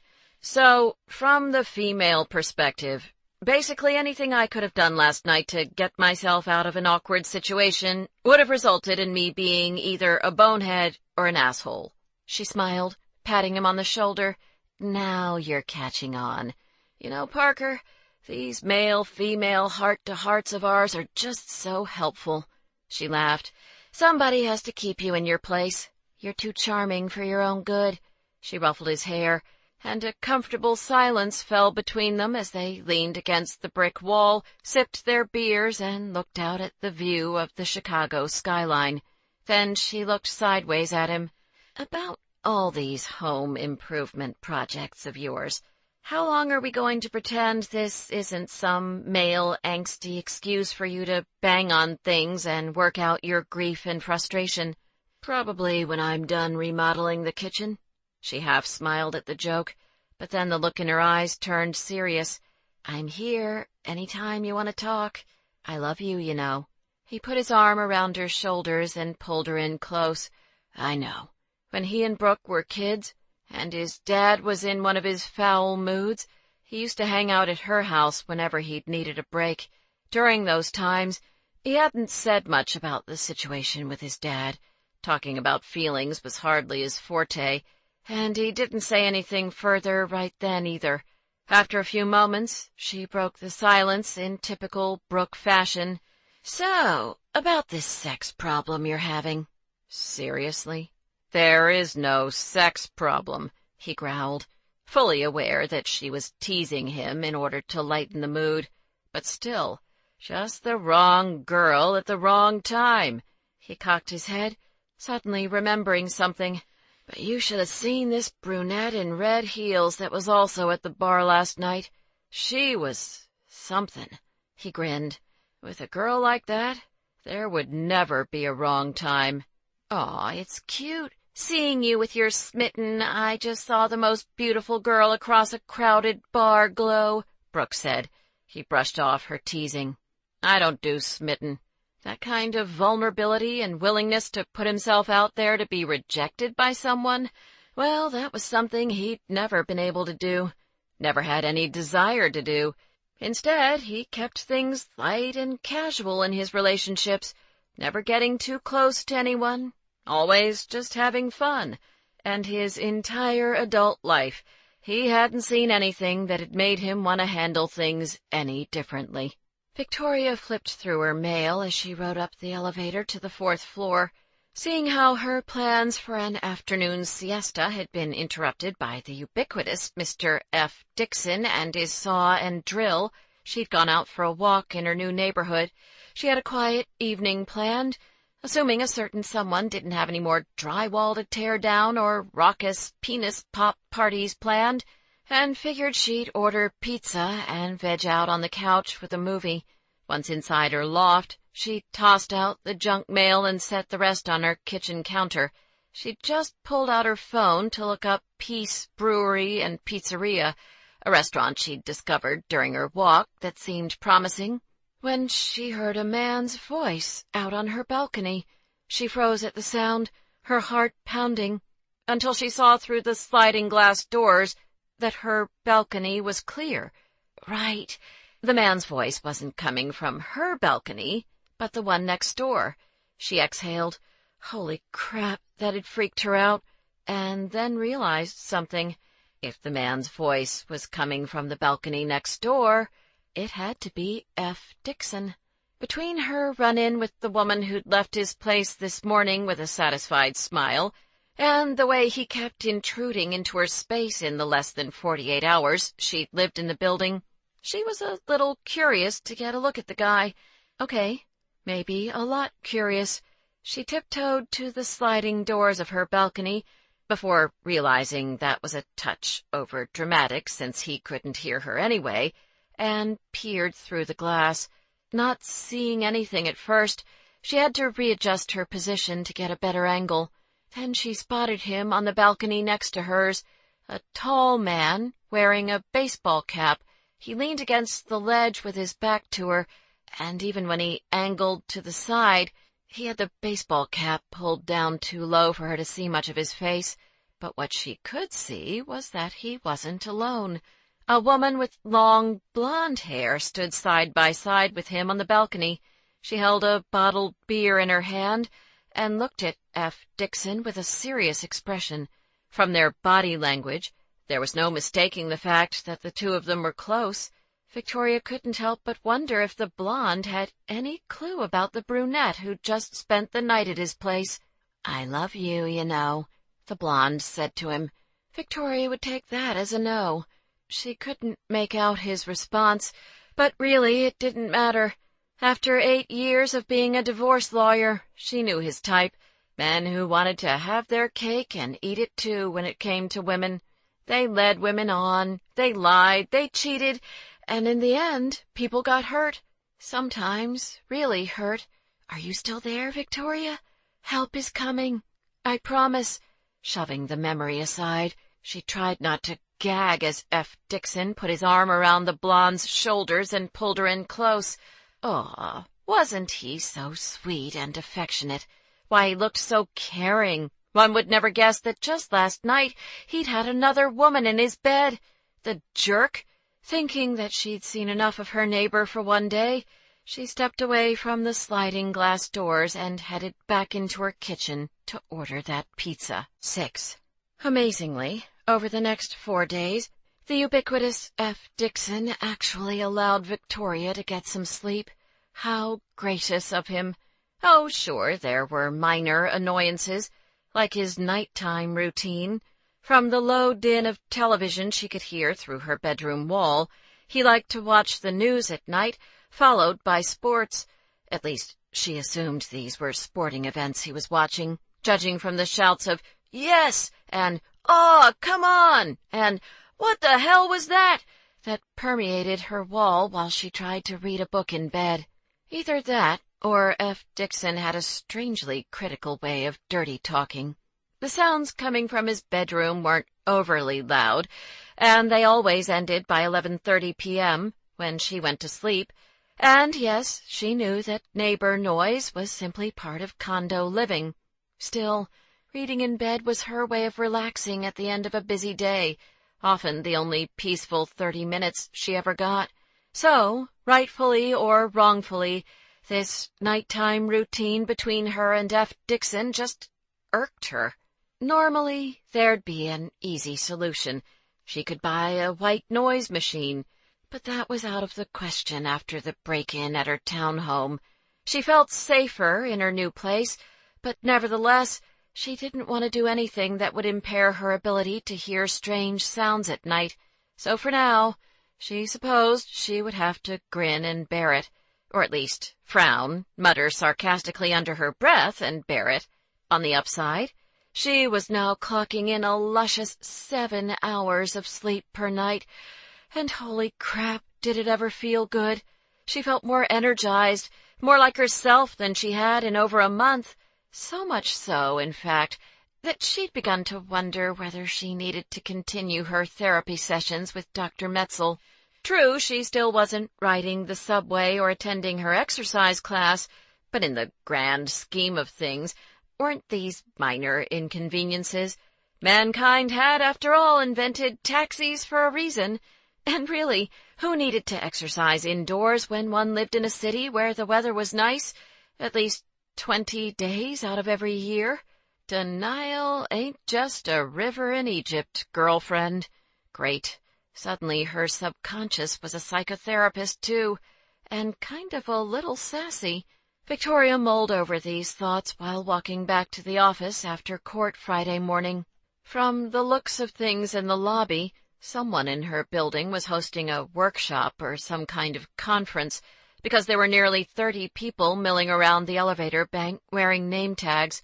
Not thinking much about it, when the elevator arrived and one of the men in the group gestured politely in her direction, "After you," she stepped into the elevator and moved to the back, and then about 15 people crammed in after her.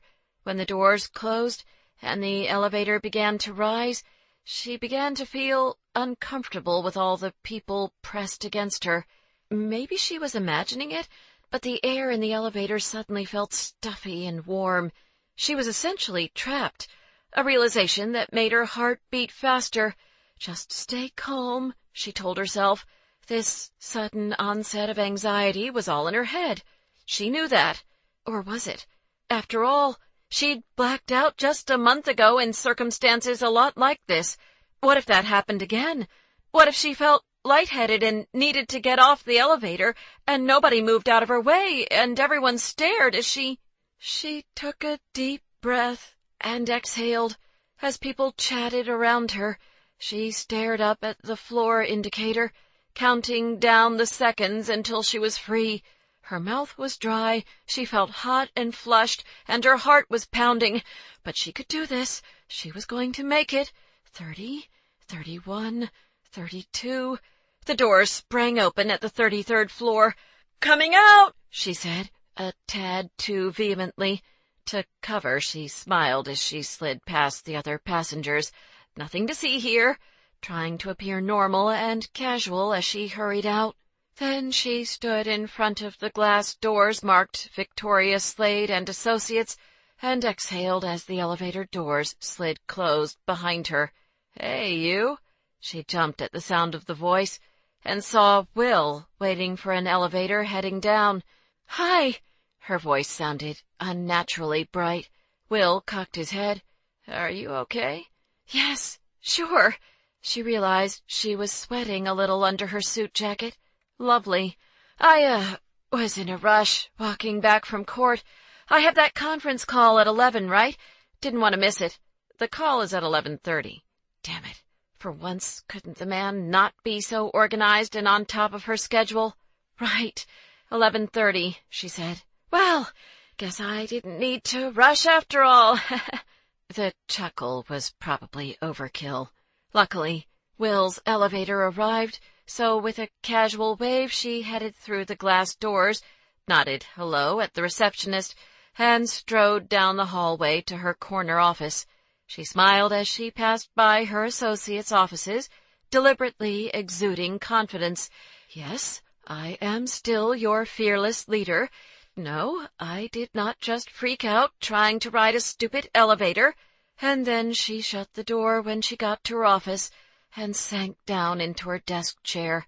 After that experience, it looked like she'd be spending tomorrow afternoon with the good doctor after all. Knock, knock. The noise, coming from the front door, immediately woke Victoria. She sat up in bed and quickly got her bearings. According to the clock, it was nearly 1 a.m. Who the heck was knocking at her door? When she couldn't come up with an answer, her heart began to beat faster. Dangerous intruders don't knock, she reassured herself. Unless, what if this was some kind of trick to see if she was home? And maybe if she didn't answer the door, whoever was outside would break in to steal stuff. Another knock. Victoria hopped out of bed, scooped her phone off the nightstand, and shoved it into the pocket of her pajama pants. Then she grabbed the baseball bat she kept underneath her bed and carried it with 2 hands into the living room, feeling a rush of both fear and adrenaline. The hell with this. This was her place, and she was sick of weird stuff happening at night, and she was not going to end up trapped and helpless in a goddamn closet this time. The hallway outside was lit, and she saw a shadow move in the light filtering in underneath her front door. On second thought, she pulled the cell phone out of her pocket, keyed in 911, and positioned her thumb to hit send. With the bat still in her right hand, she crept carefully to the front door and peeked through the peephole. A woman stood outside. Victoria exhaled in relief. Upon closer examination, she realized it was the brunette she'd seen coming out of F. Dixon's apartment last Saturday morning. The woman raised her hand as if to knock on the door again, then paused and bit her lip. Instinct took over. Thinking perhaps the woman needed some kind of help, Victoria deactivated her security alarm. She set the baseball bat against the wall and opened her door. The other woman was dressed for a night out in a black top, skirt, and heels. She teetered slightly and blinked when she saw Victoria. "Wait, I know you. You're his neighbor. Are you two hooking up already?" She paused, and her eyes widened in realization. "Oh, my God, you're the neighbor. I knocked on the wrong door, didn't I? Crap, I'm so sorry. I was looking for Ford." Ford. The mysterious F. Dixon finally had a first name. The brunette continued to apologize and explain, her words slightly slurred. "I thought I would surprise him. Last week we talked about getting together again, so I was out with my friends and thought, what the hell?" She paused, and then gave Victoria an embarrassed smile. "You know, I was a lot better at this kind of thing in my 20s. She got a little teary-eyed and cleared her throat. "Well, I should let you get back to sleep. Sorry again." She looked unsure which direction to head in as she turned first left, then right. Victoria pointed. "He's that way," she said, not unkindly. Yes, it was 1 o'clock in the morning, and this woman had woken her up and scared the hell out of her, but still, She looked a bit lost. "Thanks." The other woman smiled appreciatively, and then headed down the hallway in the direction of Unit 4F. Victoria closed the door, but not all the way, because, naturally, she planned to eavesdrop. She heard a knock, and after a few moments of silence, there was the sound of a door opening. A deep voice, gravelly with sleep. "Charlotte. Wow. Hey, I wasn't expecting you." Victoria wondered if he had the blonde cozily stashed in his place at this very moment, or perhaps yet another heretofore unseen woman, since he seemed to have them coming out of the woodwork. If so, somebody was going to have some splainin' to do. She tilted her ear toward the crack she'd left open in her doorway, trying to hear whatever the brunette was saying. "No dice. Enunciate, people. If you're going to wake me up in the middle of the night, at least make sure I can hear the darn show." "It's okay. Come on in," Ford said. A few seconds later, Victoria heard the click of a lock. The hallway now silent, she closed her own door and reactivated the alarm. She went back into her room and glanced at the wall she shared with Ford Dixon as she climbed into bed. Seriously, the man should just get a revolving front door and spare everyone a lot of trouble. The next morning, Victoria dragged herself into the shower and yawned underneath the spray.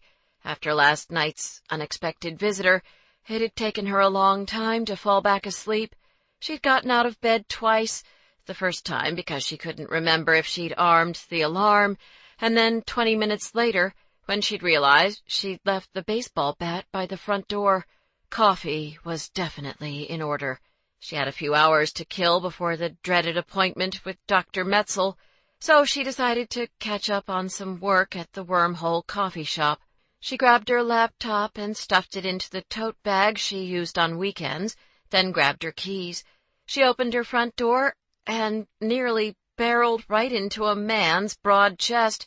"Oh!" Startled, she looked up and found herself staring into a pair of piercing, light blue eyes that belonged to a man who had his hand raised, as if about to knock on her door. Victoria blinked. It was him, the hot guy from the bar last Friday, the one Rachel had made up the backstory about, the one with whom Victoria had been exchanging looks until the blonde woman with short hair sat down next to him. He was here, on her doorstep. "It's you," he said, breaking into a smile.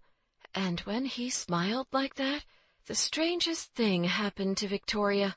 Even though she was cynical and jaded, even though she didn't believe in the one or soulmates or any of that kind of crap, for a split second her heart did this little skipping thing when she thought, oh my gosh, he had felt something that night in the bar, and he'd tracked her down so they could meet, like something out of a romantic comedy movie. And it's you. Impossibly, the guy was even more attractive in the daytime. Those eyes. She cocked her head. "What are you doing here?" He chuckled. A warm, rich sound. "This is the craziest thing. I'm Ford." When she blinked, not getting it at first, Ford. Why did that seem like a name she was supposed to know? He pointed in the direction of Unit 4F. "Your next-door neighbor?" "Oh, right. Ford. The ubiquitous, womanizing, saw-wielding, TV-yelling Mr. F. Dixon. Ah, yes. Fate, that sneaky little trickster, was undoubtedly giggling proudly over this one." Victoria peered across her doorstep at the man who, in the span of 8 days, had given her sexy looks at the bar while talking to another woman, spent the night with Charlotte, the brunette, just hours later, and possibly last night too, and had a fourth woman, the blonde, on his balcony, tell him that she loved him, all while merrily sawing through his drywall during her nap and throwing late-night soirees with penis pops. She rested her hand on the door jamb. "Seems like you've had a busy week, Mr. Dixon." 7. It really was the craziest thing. His new next-door neighbor, the woman renting Owen's loft, was none other than the brunette in red heels that he'd seen last Friday at the violet hour. Currently, there were no actual red heels. Not that he had any objections to this weekend casual look she had going on, wearing a cotton zip-up and black yoga pants that made her legs seem as long as sin. She had her long, glossy, chestnut-brown hair pulled back in a ponytail. He assumed the comment about his busy week had something to do with Charlotte's surprise drop-in last night, and as it happened, that was the reason he'd come by, to apologize. "The woman who showed up at my place last night said she knocked on your door by mistake. I'm really sorry about that. I had no idea she planned to come over." He flashed her a playful grin. "Any chance you were still awake at the time, so I can feel like less of a jerk here?" Her eyes were a warm chocolate brown, framed by thick lashes, dead asleep. Damn. "Ah, well, I promise that won't happen again." Last night he'd had a nice but honest conversation with Charlotte, in which he'd made it clear that they were not looking for the same thing. She'd apologized for dropping by uninvited, and had sheepishly joked about feeling like she was in college again, using alcohol to make her bolder when it came to men, and inevitably making the wrong decisions. And Ford got that. She certainly wasn't the first person to make a bad decision while drinking. But seeing how that definitely wasn't a situation he wanted to get dragged deeper into, he'd called her a cab, waited with her downstairs to make sure she got in safely, and wished her well when he'd said goodbye. Figuring the less said about that awkward topic, the better, he focused instead on the woman standing in front of him, the very cute and seemingly single woman with whom he shared a bedroom wall. He held out his hand to make the introduction official. "Your name is Victoria, right? I hear you're a divorce lawyer." She nodded as she slid her hand into his. "I run a family law firm here in the city." Interesting. Her own firm. He knew her last name was Slade from the mailbox next to his, so he made a mental note to Google her later. "Let me guess. You're off to squeeze in some work right now." He pointed to her laptop bag and winked. "I have several friends who are lawyers, so I know the drill. You guys are always working." "Actually, I was just heading out to do some work." She stepped into the hallway, putting them very close to one another as she turned and locked her front door. "So, how do you like the building so far?" Ford asked conversationally. She turned to face him once again. "Oh, like any place. It has its positives and negatives." Perhaps he was reading her wrong, but he got the distinct impression from her pointed look that she was including him in this assessment. So he was one of the positives, was he? Suddenly he had a feeling that Victoria, the divorce lawyer or something, was going to be a great addition to the building. He stepped a little closer, his tone teasing. "If you're on the fence, you obviously haven't seen all the building has to offer. I mean, you really haven't lived until you've experienced the wonder that is our common storage room." That got a slight smile out of her. "I'll keep that in mind. Just be sure to watch out for the guy in 4B, he warned. That caught her attention. "Why? What's wrong with the guy in 4B? "He's a borrower," Ford whispered.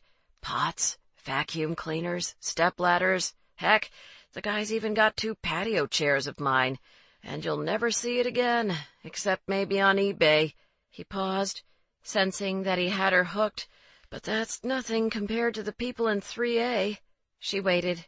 "What's the situation with the people in 3A? "Long story. I should probably fill you in over coffee sometime." It took her a half-second, and then she smiled. "Ah, I see what you did there. That's pretty clever, sneaking in the coffee invite that way." He grinned, guilty as charged. "So, is that a yes?" "No." Ford waited for the punchline. "Kidding." Then he waited some more, and now this was getting a little awkward. He cocked his head, seeing no reason not to be direct.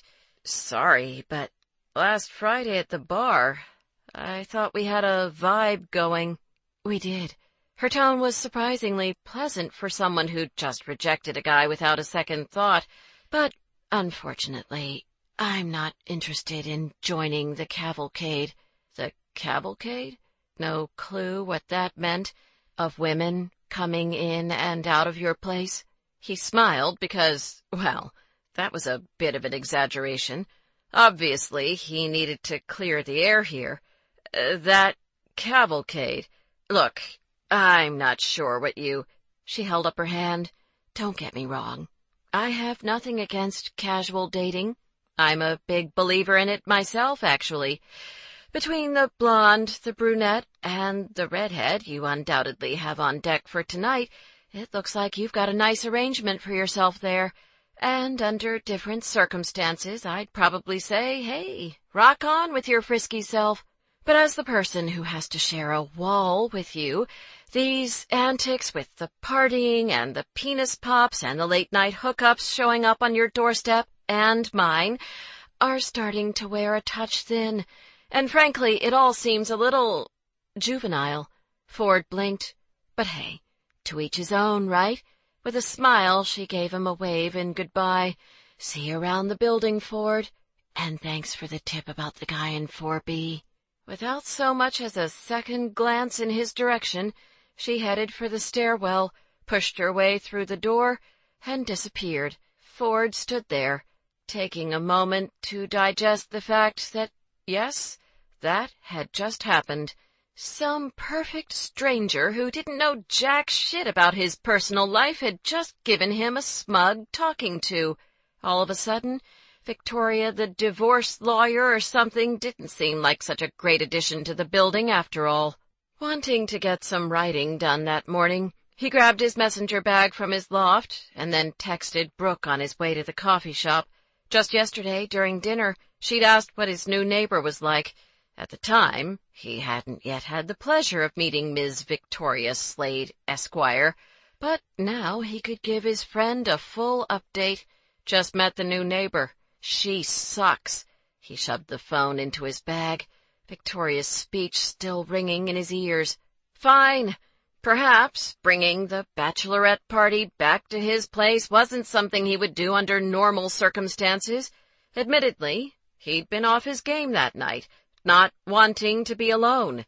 And yes, he did feel a little guilty about the situation with Charlotte. As soon as he'd seen her on his doorstep last night, he'd known that Brooke had been correct, and that he had indeed given Charlotte the wrong impression. But in his defense, he'd been trying to be a gentleman last weekend and not hurt her feelings. As he'd learned the hard way, having any response other than hell yes to a woman who strips off her clothes in one's living room was some damn tricky business. But juvenile? Hardly. He got along just fine with women. He'd never had any complaints when it came to dating, at least not in recent years, although admittedly he generally kept things superficial enough that there was never much to complain about. And, granted, he was pretty careful about the women he went out with. Either they were like him, and not looking for anything serious, or they were women who were in the market for commitment, marriage, and kids, but who were also savvy enough to understand that he was the dating equivalent of a layover, a brief, hopefully fun pit stop on the way to their final destination. It wasn't that he'd entirely ruled out marriage for himself, or at least living with someone, but he'd learned in his 20s from his short forays into semi-real relationships that women expected more than what they got from him on an emotional level. They wanted, probably not unfairly, an openness and trust that he just couldn't deliver. He'd attended more than one Al-Anon support meeting, and he knew that his so-called difficulty with intimate relationships and trust issues were, at least in part, the product of growing up with an alcoholic parent. And while he supposed it was nice to know he wasn't alone in his screwed-upness, at the end of the day, all that self-awareness did was make him more careful not to drag anyone down into a likely dead-end relationship with him. You hear yourself, right? You're trying to control your feelings and the feelings of others, Brooke had said one night during their junior year of college, when she'd come down to visit him from the University of Chicago. They'd been out at the bars that night, and somehow had gotten into a long conversation about relationships. That's so common in adult children of alcoholics. In response, he'd told her exactly where she could stick her Psych 300 analysis. But, seeing how she was a woman, he naturally said it with a lot of charm. He walked into the wormhole and smiled at the female barista, determined to put his encounter with Victoria out of mind. "I'll take a 12-ounce of your darkest roast." As he waited, he got a text message from his sister. Finally, "Sorry, I've been MIA. It's crazy here. Can't do lunch tomorrow because I'm teaching a lesson, but we need to talk. Are you around Monday?" He texted Nicole back. "I should be home from work by 6, then grabbed his coffee and headed to his regular table underneath the Ghostbusters poster. Settling in to knock off some work, he pulled out his laptop and read through the file he'd obtained from the Cook County Probation Department on Daryl Moore. As he'd suspected, the probation department had completely fallen down on the job, and April Johnson, 17-year-old honors student who'd planned to go to Drake University in the fall, had paid the ultimate price. Her killer, who was obligated to report to his probation officer once a month, stopped showing after 2 meetings. On top of that, probation officers dropped by his home on 9 occasions, never once finding him there despite the 7 p.m. curfew the judge had ordered as part of his sentence. Over the course of the next 5 months, Daryl Moore managed to get arrested 3 more times, including for criminal trespass at the high school just a block away from where he shot April Johnson. Yet according to their records, the probation department knew nothing about any of his arrests. Not surprising, Ford thought dryly, given the fact that the probation department had wholly failed to maintain any sort of contact with the guy. So much for the supervised part of supervised release. He made a note to call Moore's former probation officer, a veteran with 28 years on the job, to see if he'd agree to an interview. Then he checked the clock on his laptop and saw that it was nearly time for him to meet Charlie and Tucker at the gym. As he was packing up his notes and computer, he spotted her, Victoria. She sat at a table near the back of the coffee shop, underneath the Goonies poster, with her cappuccino mug and laptop in front of her as she read through some documents. He slung the messenger bag over his shoulder, not thrilled to see her leisurely hanging about in his coffee shop. He debated whether to simply ignore her and leave, but ultimately decided, since she seemed to be so interested in his personal life, that there was something he would like to say on the matter. She looked up from her laptop when he stopped at her table. From the flicker of surprise that crossed her face, he gathered she hadn't realized he was in the coffee shop. "For what it's worth," he said, without preamble, "the blonde is just a friend, and the most intimate thing the brunette and I shared last night was polite conversation before I walked her downstairs to a cab. As for tonight, there's no redhead currently in the lineup, most unfortunately, but given your proclivity for spying, I'm sure you'll be the first to know if that changes." Victoria threw him a wry look. "I wasn't spying. The brunette knocked on my door, and you and the blonde were out on your deck, which happens to be the one next to mine." "Huh." Ford rubbed his jaw, pretending to consider this. "See, it's funny, because I've been inside your place. Owen and I used to hang out, and if I remember correctly, if you're standing inside, it's not exactly a direct line of sight to my deck. You have to sort of press yourself against the glass door." He leaned against the table, demonstrating, and then crane your neck to the side in order to see anything. See that? He repeated the move. Press, and then crane. Now, some people, Miss Slade, might call that spying. But you're right. It's unfair of me to make that assumption when we don't even know each other. For all I know, you often spend your Saturday evenings just hanging out, smushed up against your sliding glass door. If you ask me, that sounds a little uncomfortable, but hey, to each your own, right? In response to his speech, she said nothing at first. Instead, she took a sip of her cappuccino and then set down the mug. Point made. From her begrudging tone, Ford got the distinct impression that Victoria Slade, Esquire, didn't enjoy being proven wrong about anything. Score one for the juvenile. What are the odds? Victoria paced in front of one of the racks in Rachel's shop. The boutique was only a few blocks away from the wormhole, so she'd dropped by to tell her friend that the man they'd been ogling last weekend just happened to be her new neighbor, and to vent. You should have seen him with his little press and crane routine, as if I am the person who overstepped boundaries here, when he's the one sawing through walls and has women coming and going at all hours of the night, waking me up and knocking on my door. She caught Rachel's look. What? Standing behind the counter while folding jeans, Rachel appeared amused. I think the whole thing's hysterical. Yes, well, you don't have to live next to the guy. We are talking about the same man from the bar, right? Gorgeous, dark hair, a smoldering gaze that promises hours of dirty, mind-blowing sex. Yeah, it's a real hardship having to sleep 10 feet from him. Victoria shot her a wry look as she passed by a dress rack. You forgot annoying smug and... Oh, I loved that dress. Her attention temporarily diverted. She checked out a red, polka-dotted, vintage-inspired shirt dress. We're flying through that one, Rachel said. I don't have your size in the store, but we should be getting in more next week. Want me to put one aside for you? Have I ever mentioned how much I love having a best friend who owns a clothing store? Victoria checked her watch. Shoot, I have to get going. I have this thing this afternoon. She was deliberately vague, not wanting to get into the whole Dr. Metzel, girl, you have a panic disorder saga.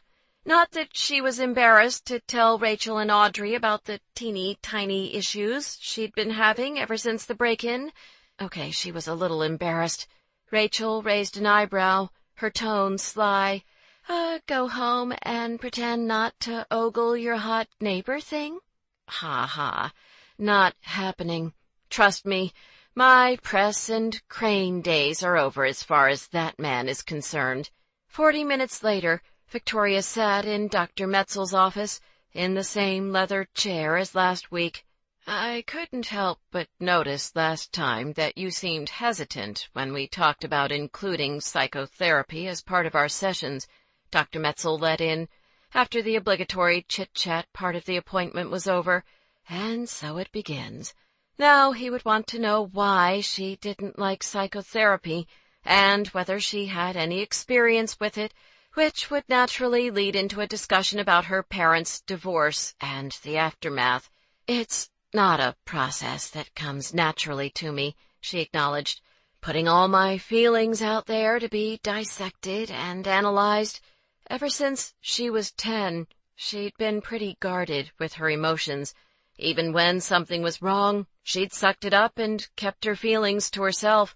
Frankly, she hadn't had much choice. Well, here's the thing, Victoria, Dr. Metzel said. I want you to be as comfortable as possible during these sessions. So, if having your feelings dissected, as you put it, isn't something you're ready for, why don't we table that for now? Today, let's focus instead on some breathing techniques and relaxation exercises that can help the next time you feel a potential panic attack coming on. He smiled. Sound okay? She hadn't expected him to say that. The last time she'd done therapy, at her mother's insistence, she'd felt pressured to talk, even though the whole time she'd wanted nothing more than to move on. She smiled slightly, exhaling in relief. Okay, good. Dr. Metzel folded his hands in his lap. To start, we're going to entirely change the way you've been breathing your whole life. All right. Now that she could handle. The next morning, as Victoria sat on her bedroom floor, putting on her shoes to go for a jog, she heard a faint beeping sound. She cocked her head, trying to place the noise. There it was again, coming from the direction of the wall she shared with Ford. She got up and climbed onto her bed, listening. Beep! Had the man left his alarm clock on? The beep didn't sound quite that loud, although it would nonetheless be annoying if she had to listen to it all day. The room fell momentarily quiet, so she pressed her ear up against the wall. Nothing. Suddenly, there was the loud whir of an electric drill right at her ear. With a yelp, she leapt off the bed and checked. No holes in her head, always a plus, and then glared at the wall. 20 seconds later, she knocked on the door of one Mr. F. Dixon. After a brief pause, he threw open the door. Wearing a white T-shirt that stretched across his broad chest, jeans, and a tool belt slung low around his lean hips, he looked her over. "Miss Slade, what a pleasant surprise." In response to his dry tone, she gave him an ultra-sweet smile. "I was hoping we could have a conversation about your home improvement projects, as in how long you expect them to last." "Sure, we can have a conversation about that." He lifted the bottom of his T-shirt to wipe sweat off his brow, revealing, hello, a six-pack of perfectly sculpted abs. "As long as we can also have a conversation about your hair-drying routine." She put a hand on her hip. "What's wrong with my hair-drying routine?" "You mean other than the fact that it wakes me up at the crack of dawn every weekday morning and goes on forever?" "Please. 6:30 a.m. is not that early on a weekday." She considered this, looking him over. "You do have some sort of actual job, I take it?" He grinned lazily, drawling, "Nah, no time, Miss Slade. Not with the cavalcade to entertain." "All right, so somebody had his boxer briefs in a bunch over the cavalcade comment. Look, maybe I was wrong in my assumptions about the blonde, but the brunette, I ran into her in the hallway that morning after she left your place. It seemed pretty obvious that she liked you." Something flickered in Ford's eyes. Guilt, perhaps? Then it was gone, and he cocked his head. "How long did you say you'll be in Owen's place?" "All summer." "Funny. That's exactly how long my home improvement projects are going to last."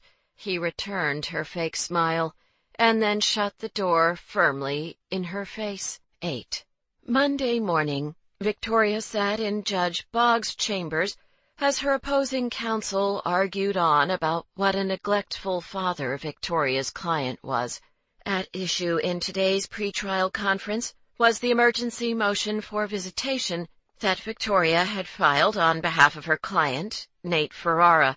He and his wife, Heather, had jointly filed for divorce last December and had agreed to alternate the weeks that their two children, ages 7 and 10, lived with each of them.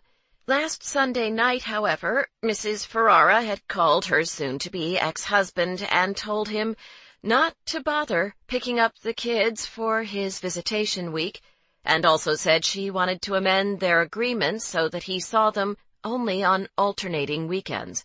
"Mr. Ferrara isn't around enough, Your Honor," argued Greg Jaffe, Victoria's opposing counsel. "Ever since he was promoted at his company, he travels 1 or 2 nights every week, and even when he is in town, he barely makes it home before the kids' bedtime. The real person taking care of these kids when they stay with their father is the nanny he hired to watch over them. And while she sounds like a capable enough person, there's no reason for the children to be in her care when they have a mother who they can be with instead." "What Mr. Jaffe is basically arguing, Your Honor, is that my client has a less of a right to see his children simply because he's a working parent, Victoria said. No, I'm saying that given the facts in this particular case, it doesn't make any sense to have these kids raised by a babysitter during the weeks they're supposed to be with their dad. My opposing counsel exaggerates the circumstances, Victoria told the judge. The facts are that unless he's out of town, Mr. Ferrara drives his children to school in the mornings and makes a point to be home before they go to bed, even if it means he has to bring work home and finish it while they're sleeping. He has attended every parent-teacher conference, even before he and Mrs. Ferrara separated. He checks the kids' homework every night, and recently helped his son build a diorama for a classroom presentation. He and the kids also take an indoor family rock climbing class on the weekends, and just last month, when his daughter came down with the stomach flu, he was the one who stayed up all night and took care of her, not a nanny. Yes, Mr. Ferrara's work schedule has become more demanding since his promotion, Your Honor, but lots of parents have demanding work schedules. The fact remains that he is a meaningful part of these children's lives, and shouldn't be punished because he can't always make it home in time for a family dinner. The judge considered this, and then looked at the other attorney. Any response to that, counselor? 5 minutes later, Victoria walked out of the judge's chambers and smiled at her client, who'd been waiting anxiously in the courtroom. She felt good about today's victory, if one could call it that. In her line of work, there were seldom any true winners, particularly when children were involved. But that didn't stop her from always doing her best to ensure that her clients' interests were protected as much as possible throughout the divorce process. She'd been fortunate in her career. In the beginning, she'd simply been in the right place at the right time. About 6 months after opening her firm, a former law school classmate passed along her name to a woman, someone in her book club, who was looking for a divorce lawyer. That woman turned out to be the wife of an extremely wealthy riverboat casino owner who had done some very unhusbandly things with 18-year-old prostitutes in his casino hotel. When the wife walked away from the divorce nearly $50 million richer in a high-profile case with significant local media attention, Victoria Slade and Associates instantly became one of the go-to family law firms for Chicago's rich and famous. Because of her success, Victoria now had the luxury of being selective in the cases she took on. Her clientele tended to be mostly women, although not always. Regardless of gender, she believed that her primary responsibility as their lawyer was to help her clients feel empowered during the divorce process. She was blunt and didn't sugarcoat, and she asked each prospective client the same question during their initial meeting. What do you need in order to move on from this marriage and start building your new life? If the answer was something she thought she could deliver, she took them on as a client, and then she fought like hell to get the job done. After returning from court, the rest of Victoria's workday was spent bouncing between meetings with her associates and on phone calls with either clients or opposing counsel. She left the office around 6 o'clock, early for her, but she'd been trying to shake a headache all afternoon, and figured the best way to do that was to set the laptop and cell phone aside, pour herself a glass of wine, and have a long, relaxing bath. Per usual, she avoided the subway, opting for a cab home instead. It began to pour about a mile from her building, but fortunately she had her umbrella as she darted from the cab into the small lobby.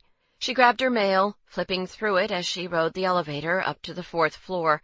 When she stepped out of the elevator, she saw someone at the end of the hallway, a woman leaning against the door to Ford's condo. In her mid-20s, with shoulder-length, light brown hair, she wiped her eyes, obviously crying, as she pushed a baby stroller back and forth. Oh, boy. What now?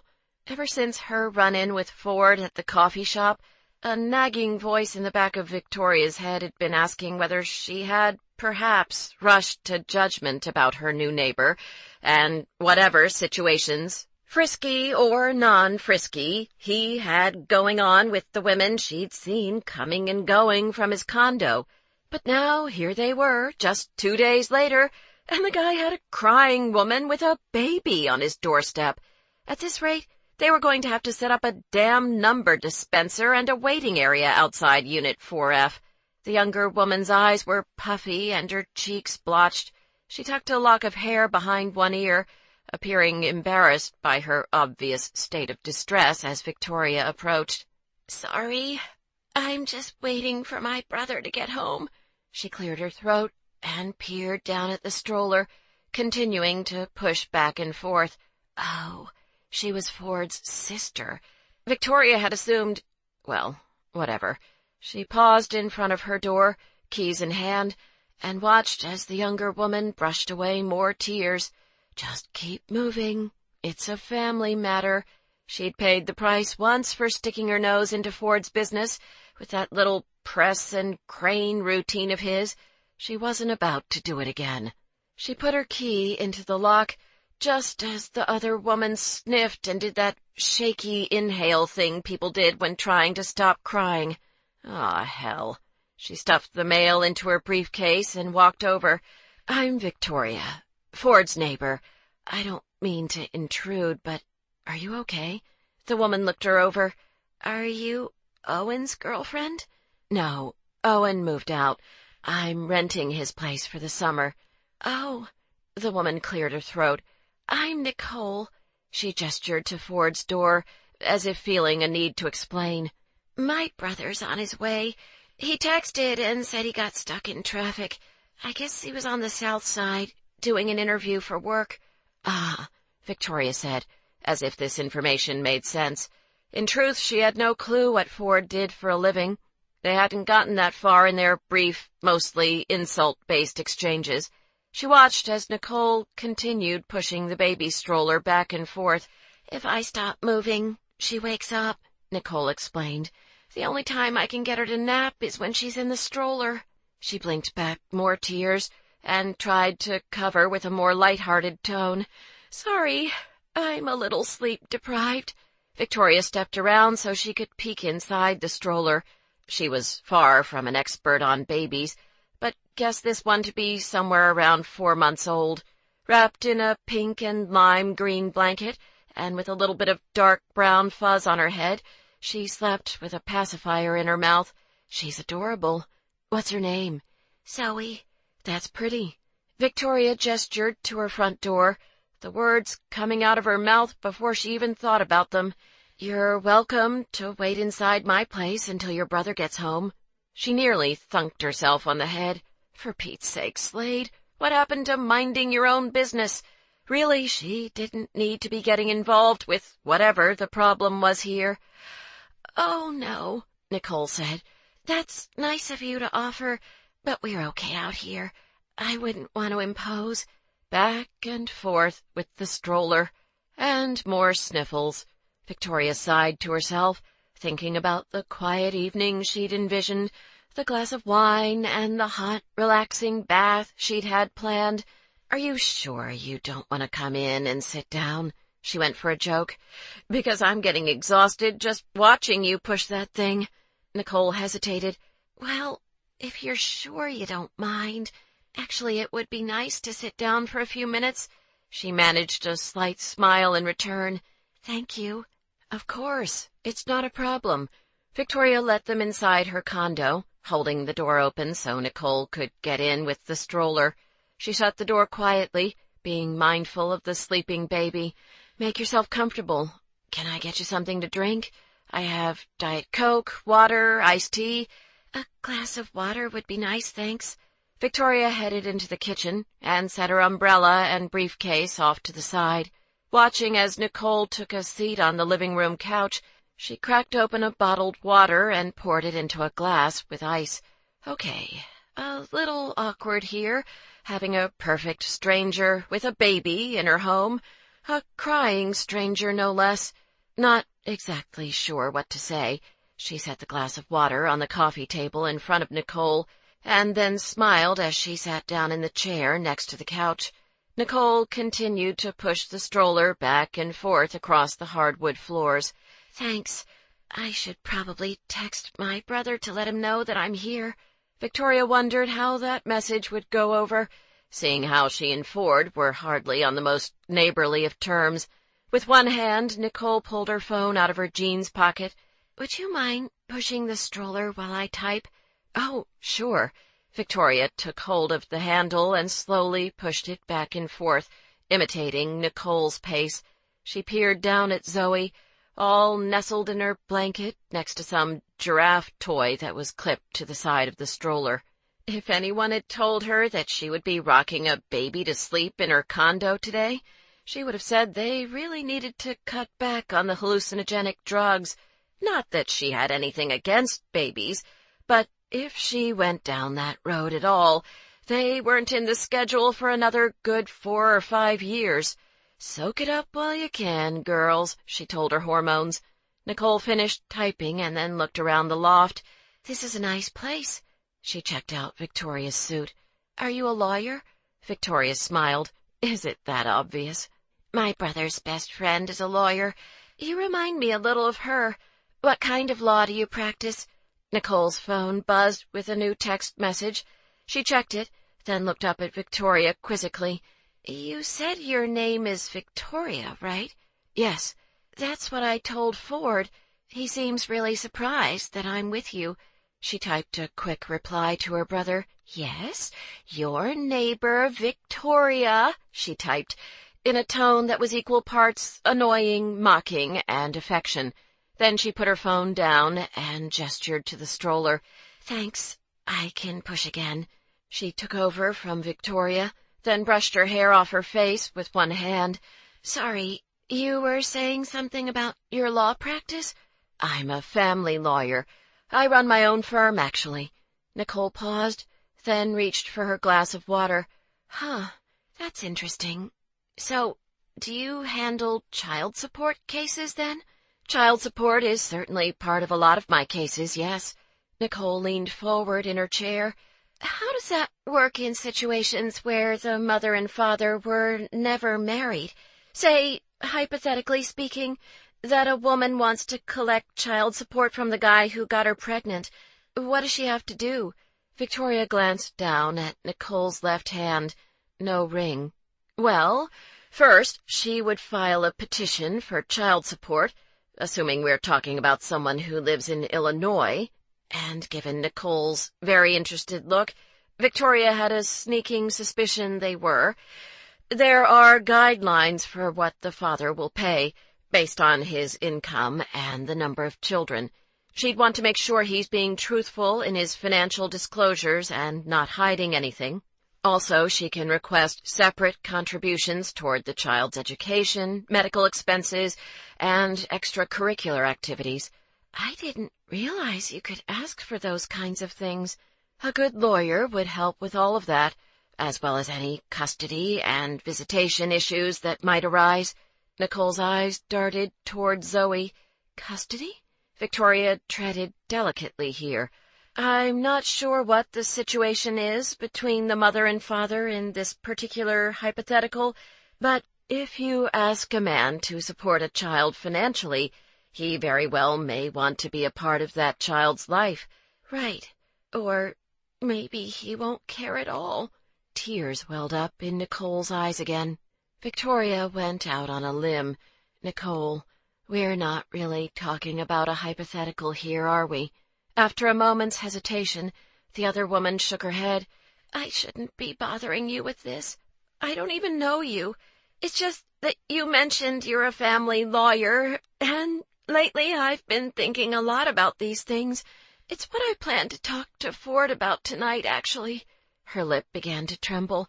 I'm just not doing so well, raising Zoe all by myself. That confession out of the way, her words began to flow faster. I didn't know how expensive everything would be. The diapers, the formula, not to mention daycare. I mean, I'm already back at work because my job doesn't have paid maternity leave, and I'm barely getting by. So I'm picking up extra work, giving private guitar lessons to kids in the evenings and on weekends. But that cuts into the little time I have with Zoe, and I feel like I barely see her. And I'm always so exhausted when I do see her that I find myself counting the minutes until her nap or her bedtime. And I feel so horrible admitting that, but it's true, and—" She shook her head, trailing off. The family lawyer in Victoria felt compelled to ask, "So you've tried making arrangements with Zoe's father, and he's refused to take on any financial responsibility?" Nicole bit her lip. "Well, here's the thing. I don't exactly know who Zoe's father is." "Oh, meaning there's more than one guy who could have gotten you pregnant?" "No, it's definitely the one guy. I just don't know who he is." Nicole blushed. "It was a one-night stand. My girlfriends and I went out for my 25th birthday, and I got really buzzed. I started talking to this guy, and one thing led to another, and we went back to my place, and surprise! A few weeks later, I realized I was pregnant, which is crazy because I know we used a condom, but maybe there was a second time where the thing slipped. I don't know. User error. That's what my OB called it." She glanced over at Zoe. "I thought about not keeping the baby, but I just felt this bond with her from the moment I found out I was pregnant. And it's not like I thought being a single mom was going to be easy." She looked at Victoria with tired eyes. "But I didn't realize it would be this hard, you know." The words took Victoria back to a memory of her own mother, lying in a hospital bed looking tired and frail. "I just didn't know what to do. I didn't know it would be so hard." "So what's the plan here?" she asked Nicole, rather bluntly. "You asked me about child support payments, but I'm thinking you need to know who the father is first. Courts are sort of sticklers about that." "Well, I do know his name," Nicole said. "Peter Sutter. Hopefully with that I can find him somehow. That's why I want to talk to Ford. He's an investigative reporter. He has access to all sorts of people search databases and stuff. I figure he can help me find Peter Sutter, then I'll just tell him about Zoe and demand that he help out financially. She's his responsibility, too. It takes two people to make a baby, after all." She said this without hesitation, as if the whole plan was settled. Right. From both personal and professional experience, Victoria had a slightly more realistic view of things. "And when, assuming you can find this Peter Sutter, he tells you to take a hike, what then?" she asked Nicole. "When he refuses to take the paternity test because he doesn't remember you, or because he doesn't want to be a dad, or because he's married with 3 kids and he was cheating on his wife when he hooked up with you and doesn't want to get busted. What happens after that? Or maybe you do manage to prove that he's the father, but then he lawyers up and fights back against every child support payment because he's a deadbeat, or because he doesn't think he should have to pay his whole life for one mistake, or because he's some rich asshole who thinks you're a gold digger who's after his money. The point is, Nicole, this guy could be anyone. He could be broke or just a selfish jerk who doesn't care one bit about his responsibilities. And it may be a long time before you see any money from him, if you do find him, which means you can't count on this man to solve your problems. You are going to have to find some way to do this on your own. I know it's tough being a single mother, but you are all your daughter has, the only person she can depend on, and she needs you to be there. She needs to know, no matter whatever else is going on in her world, that you can do this. So you're just going to have to suck it up, pull it together, and figure out how you're going to make this work, even if you never get one dime from the guy." Nicole blinked in surprise. Victoria paused, equally surprised. Oh, shit. That whole speech had just spilled out way too vehemently. Realizing she needed to say something fast, she pointed, covering. "And that is exactly the kind of tough love speech I would give you if I was the lawyer handling your case." Nicole looked confused for a moment, and then she broke into a wide smile. "Wait, you want to take on my case?" Oh.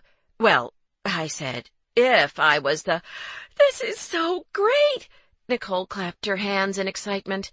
Before Victoria could clarify the misunderstanding, Zoe woke up with a start. She opened her eyes, looked around the room for a second, then spit out her pacifier and let out an indignant wail. "Oops, sweetie, I'm sorry. I didn't mean to wake you up." Nicole made a face at Victoria as she reached into the stroller. "Duh, that was dumb of me." She scooped up Zoe and held her against her chest and shoulder, rubbing the baby's back with a shh. Zoe kept right on howling. "She's probably hungry." Looking flustered, Nicole began digging around in a diaper bag strapped to the stroller handle while balancing Zoe with one arm. She pulled out a bottle and a yellow packet of formula.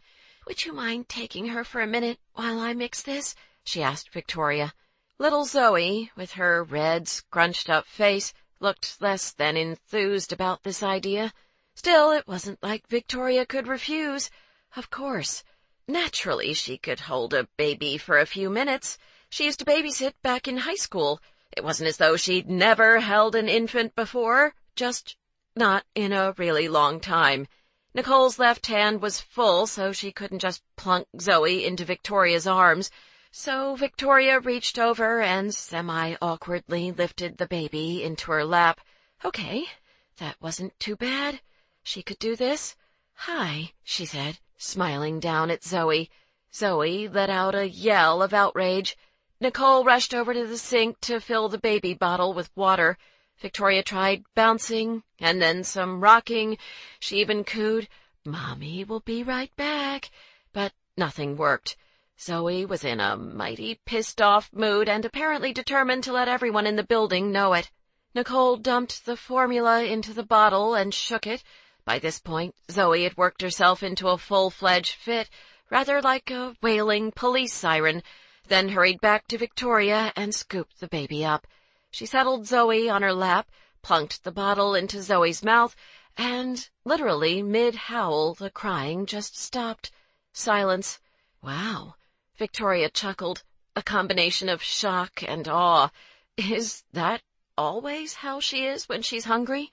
"And when she's tired, or has a wet diaper, or dropped her pacifier, or she's too warm or too cold."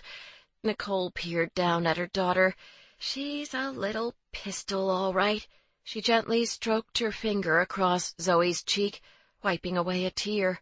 In that small moment, Victoria saw the full range of Nicole's emotions.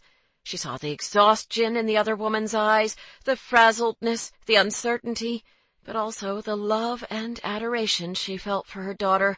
She could help this woman. She knew that. Nicole's case was both unusual and complicated, and she would need a good family lawyer, someone who would make sure that Nicole wasn't railroaded or taken advantage of in court, a lawyer who would ensure first and foremost that Zoe's interests were protected. Victoria looked down at the baby, who now drank contentedly from the bottle as if nothing had ever been amiss. A little pistol indeed. Good for you. She got up from the couch and took a business card out of her briefcase. "Here," she said, putting the card on the coffee table in front of Nicole. "Call my office tomorrow, and we'll talk about where to start with your case." Nicole read the card out loud. "Victoria Slade and Associates." She cocked her head and looked Victoria over, taking in her designer suit. "It's really nice of you to offer to help, but honestly, I doubt I can afford a lawyer like you. We'll figure something out." The truth was, Nicole almost certainly could not afford a lawyer like her, at least not at Victoria's standard hourly rates. But she had taken on pro bono and reduced rates matters in the past. That was one of the advantages of being the boss. She had the freedom to basically do whatever she wanted, and the more she thought about it, she did want to help. This past month, she'd been feeling unsettled about a lot of things, the break-in, the panic attacks, and the flashbacks about her mother. But this situation here, with Nicole and Zoe, was something she could fix. She may not have been able to ride a damn subway car, but the law was her wheelhouse. Suddenly, there was a knock at the door. Nicole's eyes widened. "That's probably Ford. You can't say anything about this yet? Not until I've had the chance to talk to him tonight. He doesn't know the truth about Zoe's father. I was too embarrassed to tell my family the real story, so I made up an ex-boyfriend who ditched me when he found out I was pregnant." "I won't say a word." Victoria winked at Nicole as she got up to answer the door. "That's attorney-client privileged information now, right?" And as far as she was concerned, the less said to Ford Dixon, the better. 9. Ford went straight to Victoria's place from the parking garage, still carrying his messenger bag, thinking his sister and niece would need to be rescued as fast as possible from the clutches of his cranky, meddlesome neighbor.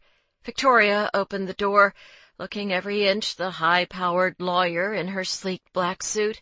"Mr. Dixon, how nice of you to grace us with your presence," she said faux politely. "I hear you're harboring my sister. More of your apparent quest to be all up in my business, I take it?" His smile was as pleasant as hers, his words just as dry. "Something like that." She stepped back, giving him room to come inside. He saw Nicole sitting on a couch in the living room, feeding Zoe, and could tell that she'd been crying. Surprised, he shot Victoria a quick glance, and then headed over. "Nick, what happened?" "Oh, you could say it's been a bit of a rough day, but luckily your neighbor here is a saint." Ford stole another look at Victoria, who had moved into the kitchen to give them space. Her rich dark brown hair fell forward as she typed something on her cell phone. A saint? Clearly he was missing something. "First things first. Are you and Zoe okay?" he asked Nicole. "Why don't we go to your place and talk?" she suggested. "I think we've intruded on Victoria for long enough." His big brother protective instincts went on high alert, hearing this reference to some talk he and Nicole needed to have. Still, she was right. They should wait until they were alone. "Sure, I can push the stroller since you have Zoe." He looked over at his niece, who gripped the bottle between her two tiny hands. Her head was turned as she drank, and she stared right at him with those big brown eyes. Reaching over, he tickled her chest, getting her to smile and kick out her legs. "There's my smile." Nicole rolled her eyes. "Of course she smiles for you. Is there any member of the female species who doesn't adore you?" From the kitchen, Victoria cleared her throat loudly. She looked over and gestured vaguely with an innocent smile. "Sorry, must be dry in here." Ford threw her a look. Ha ha. Carrying Zoe, Nicole walked over to Victoria. "Thanks so much for letting us hang out while we waited." She lowered her voice. "I'll call you tomorrow then, about the thing." His ears perked up. What thing? Something obviously was going on with his sister, and he didn't like being out of the loop. But he stayed silent, holding back his questions until he and Nicole were alone. "You're welcome. I'm glad I could help." Victoria brushed her finger against the back of Zoe's hand. "Later, kiddo." Perhaps by reflex, the baby grabbed her finger. "Aw, look at that. I think she likes you," Nicole said. "Of course she does. She's obviously a very smart girl." Victoria wagged her finger, comically shaking Zoe's hand in goodbye. Then she caught Ford watching and blushed. Gently, she extricated her finger from the baby's grip and walked in the direction of the front door. He took that as his cue to leave. Victoria held open the door for Nicole and Zoe, nodding in goodbye. Ford followed behind, pushing the stroller. He paused in the doorway and raised an eyebrow. "A saint?" She gave him a sweet smile. "I believe the words you're looking for are, 'Thank you, Victoria,'" always with the sarcasm. But on this occasion, as much as it killed him to admit it, she happened to be right. He had no idea what had transpired here between her and Nicole, but nevertheless she'd taken in his sister and niece, and for that he owed her his gratitude. Most unfortunately. "Thank you, Victoria." She raised an eyebrow, as if waiting for the punchline, and then looked surprised when none came. Shifting uncomfortably in the doorway, she gave him a dismissive wave. "Whatever. "You're welcome." It was a funny thing, he thought. When she wasn't being snarky or throwing barbs at him, there wasn't anything to deflect his attention away from the fact that she was a beautiful woman, like right then, the way her full lips curved upward as she peered up at him with those warm, chocolate-brown eyes. "So we're just hanging out here in the doorway, I guess," she said. "Yep, so much for that moment." Once inside his place, Nicole took a seat on the couch and settled in to finish feeding Zoe. Ford bided his time, changing out of his work clothes and throwing on a t-shirt and jeans. When he came out of the bedroom, he found Zoe lying on a blanket in the middle of his living room, while Nicole rinsed out the baby bottle in his sink. He got down on the floor next to Zoe, shaking the giraffe toy above her chest. Her eyes widened and she reached for it, trying to grip it with her hands. "You should have seen the meltdown she had at Victoria's. It was pretty epic," Nicole said from the kitchen. Ford could easily believe it. The last time he'd been over at Nicole's apartment, she'd been trying something called sleep training, which, if all the crying and hollering was any indication, Zoe had been none too thrilled about.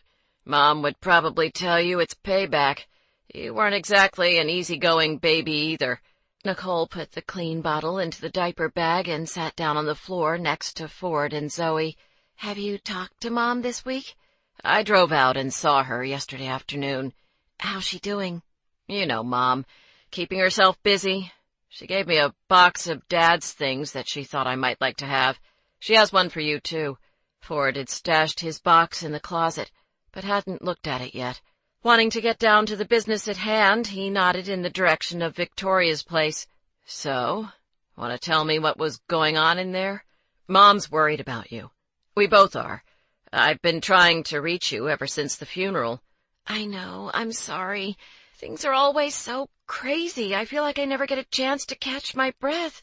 Between balancing work and Zoe, Nicole swallowed, and her eyes filled with tears. "I think I'm doing a terrible job at everything, especially being a mom." Ford's voice softened, seeing his sister cry. "Nick, that's not true. Why didn't you come to me earlier about this? You don't have to stretch yourself so thin with work. I can help you out with money until things settle down." He wasn't rich, but he certainly made enough to help out his niece and sister. "I know, but a temporary fix isn't the solution. It's not like you're going to support Zoe forever, nor would I want you to. And it's not just about the money, anyway." She looked at him. "Obviously, I've been thinking a lot about Dad ever since the funeral. The things you said in your eulogy, it really hit me hard, hearing those stories. I spent so much time being angry with Dad, or fighting with him, or being resentful that he just couldn't get his shit together, that I'd forgotten about a lot of those good moments. Like, remember how great he was with Zoe that first day he and Mom came to see her in the hospital? He held her practically the whole time, just talking to her and telling her stories about the days you and I were born. But instead of simply enjoying the moment, the whole time I kept thinking, why can't he be this way all the time?" I know. The truth was, Ford had been thinking exactly the same thing that day at the hospital. He'd spent nearly his whole life only partly able to enjoy good moments like that with his dad, because he'd always been waiting for the other shoe to drop. Nicole looked down at her daughter, who was happily gumming the giraffe toy. "Zoe has a father out there. Maybe he'd be a good father, maybe he wouldn't. But after losing Dad, I feel like I owe it to her to at least give her the chance to have some nice moments like that." Ford was all for making his sister's ex-boyfriend accept financial responsibility for Zoe. Hell, he'd been pushing Nicole to sue the jerk for child support since the day Zoe had been born. But beyond that, for both his sister's and Zoe's sakes, he needed to be a voice of reason here. "He fled the state when you told him you were pregnant, Nick," he said gently. "As good as your intentions are in wanting Zoe to have a relationship with him, it doesn't sound like he's exactly a stand-up guy. Financial responsibility is one thing, but you can't make a man be a father." Nicole took a deep breath. "Okay, so You have to promise that you won't get all big brother judgy when I tell you something about me and Zoe's dad. He was a little offended by whatever she was implying. Hey, give me some credit here. My best friend is a woman. I think I'm pretty damn enlightened when it comes to relationships and the female of the species. I promise you, nothing you say will be something I haven't heard come out of Brooke's mouth. I got pregnant after a one-night stand, and I have no clue who my baby's father is, except that. Nicole folded her arms across her chest, practically daring him to be shocked and appalled. Ford exhaled. Yes, fine. He didn't deny that he needed at least a moment to process this information. All right, tell me everything. He chucked her under the chin. And this time, you dope, make it the truth. She went misty-eyed again and pointed to her tears. My God, it never stops. Then she told him about going out with her girlfriends to celebrate her 25th birthday, meeting Peter Sutter, and bringing him back to her place. He was gone when I woke up the next morning, and I have no idea how to track him down. She paused when she saw Ford glowering. Remember, you promised. No judgment. I said I wouldn't judge you, but I'm thinking that the asshole who slept with my sister, got her pregnant, and then sneaked off without so much as a goodbye is entirely fair game. Not defending the guy, but in fairness, it's not like he had a reason to think he got me pregnant. I know for a fact we used at least one condom because I found it. Ford held up a hand, cutting her off. Really don't need to know that. Ever. She smiled tentatively at him. I thought, with your Trib resources, that maybe you'd be able to help me. Find Zoe's father, I mean. As if she even needed to ask. Of course I'll help you. That's kinda what big brothers and super cool uncles do. But there's one thing I need to ask first. He looked her right in the eyes. How concerned should I be that you were obviously pretty drunk the night you met Zoe's father? It's not like Dad. Promise. I just partied a little too hard on my birthday. He studied her for a moment. Okay. Satisfied, he got up to grab a small notebook he kept in the kitchen, ready to get down to business. Now, anything you remember about this Peter Sutter can help me find him. Age, hair color, even the name of the bar you met him in. Nicole nodded. Sure. Okay. When Ford sat back down, he suddenly remembered something. By the way, what's the mysterious thing that you need to talk to Victoria about tomorrow? Oh, that! Nicole spoke excitedly. Did you know that she's a family lawyer? According to his research, she was a big-time divorce lawyer with a client list that read like the who's who of Chicago. I may have heard something to that effect. Well, guess what? She offered to take my case. She said that I need a good lawyer to handle all the child support details and also any custody and visitation issues that might arise. And how awesome is this? She suggested that she'll cut me a break on her rates. Ford sat back. Really? Nicole cocked her head. Why do you say it like that? What's going on with you and Victoria anyway?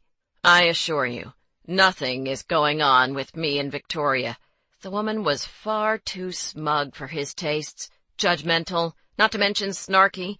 He could go on, except, really, it wasn't worth his time. Oh, and prickly, too. Presumably, Nicole caught his dry tone. Ford, you will play nice with the smart, kind-hearted lawyer who offered to take on my case, he snorted. Kind-hearted? Are we talking about the same neighbor? Uh-huh. The very pretty one living about 10 feet away. Is she pretty? I hadn't noticed, he said vaguely. His sister smiled. Oh, you noticed. A half-hour later, he walked Nicole and Zoe to the door. I have one condition for tracking down this guy for you.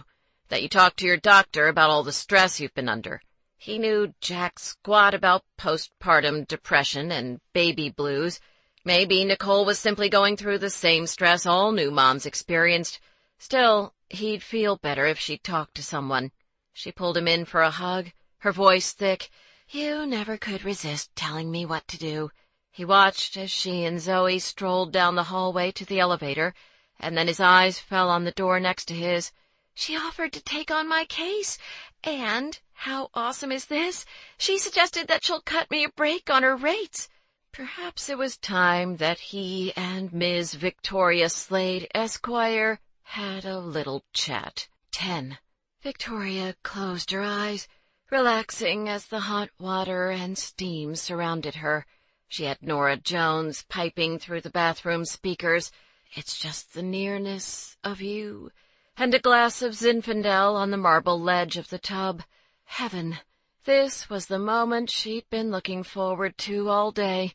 No more thoughts about work or crying strangers with crying babies. Simply a few minutes to unwind and get in some alone time. Just her and her cucumber-scented bubble bath and knock-knock, some jerk knocking on her front door. "Go away," she muttered under her breath, thinking whoever it was would get the hint when she didn't answer. And indeed, that seemed to work. There was a second knock, which she also ignored, and then silence. Peace at last, except now she was wondering who had knocked at her door. Nicole, perhaps? Had she left something behind? Or maybe it was Ford. He was basically the only person Victoria knew in the building, so it had to be one of the two of them, unless some random person had just knocked on her door. Some stranger who wanted... what, exactly? She shifted uneasily in the bathtub. The logical part of her knew that this was not a question she needed to stew over. People knocked on apartment doors all the time. At some point, she was going to have to stop being so hyper-alert about these kinds of things. Get over yourself, Slade. It's all in your head. That decided, she eased back in the tub and got on with the relaxing. Realizing she'd missed her favorite song, she grabbed her phone from the ledge and used the app that controlled the sound system to skip back. "It's not the pale moon that excites me," Nora crooned. Feeling better, Victoria took a sip of her wine and then closed her eyes, once again succumbing to the hot water and steam, the heady scent of the bubbles, the soft, sultry music. "It's just the nearness of you." Another knock at her door. "Son of a bitch!" Muttering under her breath, she climbed out of the tub and quickly dried off. After wrapping the towel around herself, she headed into the living room and looked through the peephole on her door. Ford stood in the hallway. She groaned in annoyance, half shouting through the door, "What?" He blinked at the unceremonious greeting, and then cocked his head. "What are you doing in there?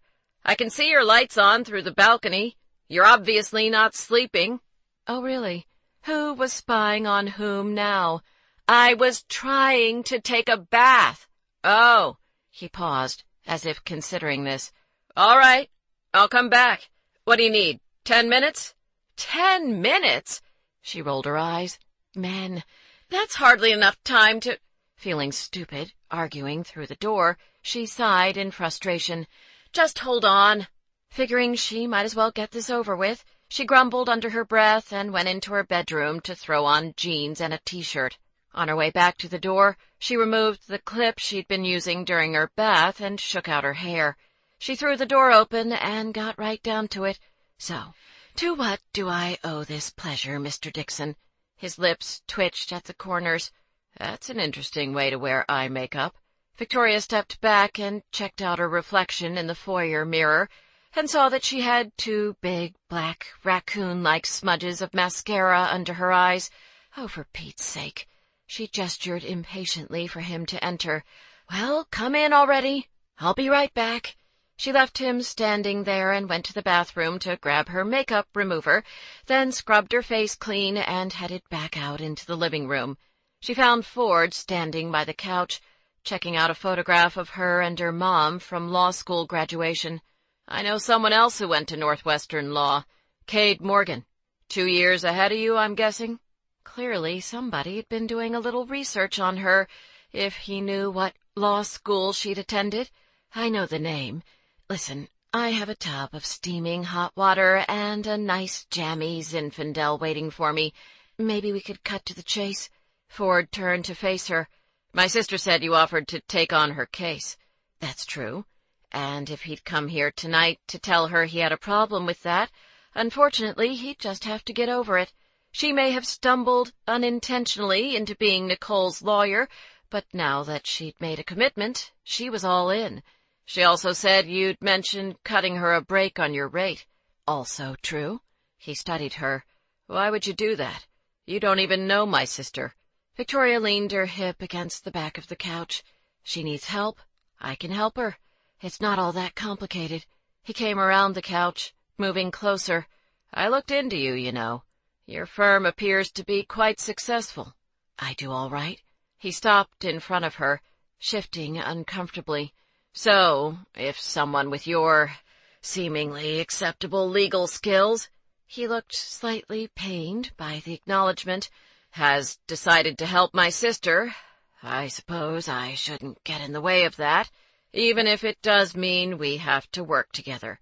Victoria, who'd been rather enjoying seeing Ford stumble his way through this begrudging quasi-thank you, blinked at this last part. "I'm sorry. Did you say work together?" "Trust me, I'm not thrilled about it either, but seeing how you're Nicole's lawyer and I'm the one who's going to track down Peter Sutter, I figure we're pretty much a team now." "A team?" Oh, now that was cute. But unfortunately not the way she operated. "Right. I remember Nicole saying something about you using your resources at the Trib to find Peter Sutter." Victoria waved this off. "That won't be necessary anymore. I plan to hire a private investigator to handle that." He folded his arms across his chest. "But I already told Nicole I would do it." "Well, untell her then." He raised an eyebrow. "It's nothing personal," she said. "Okay, yes, fine. It is personal. You and I hardly mesh well.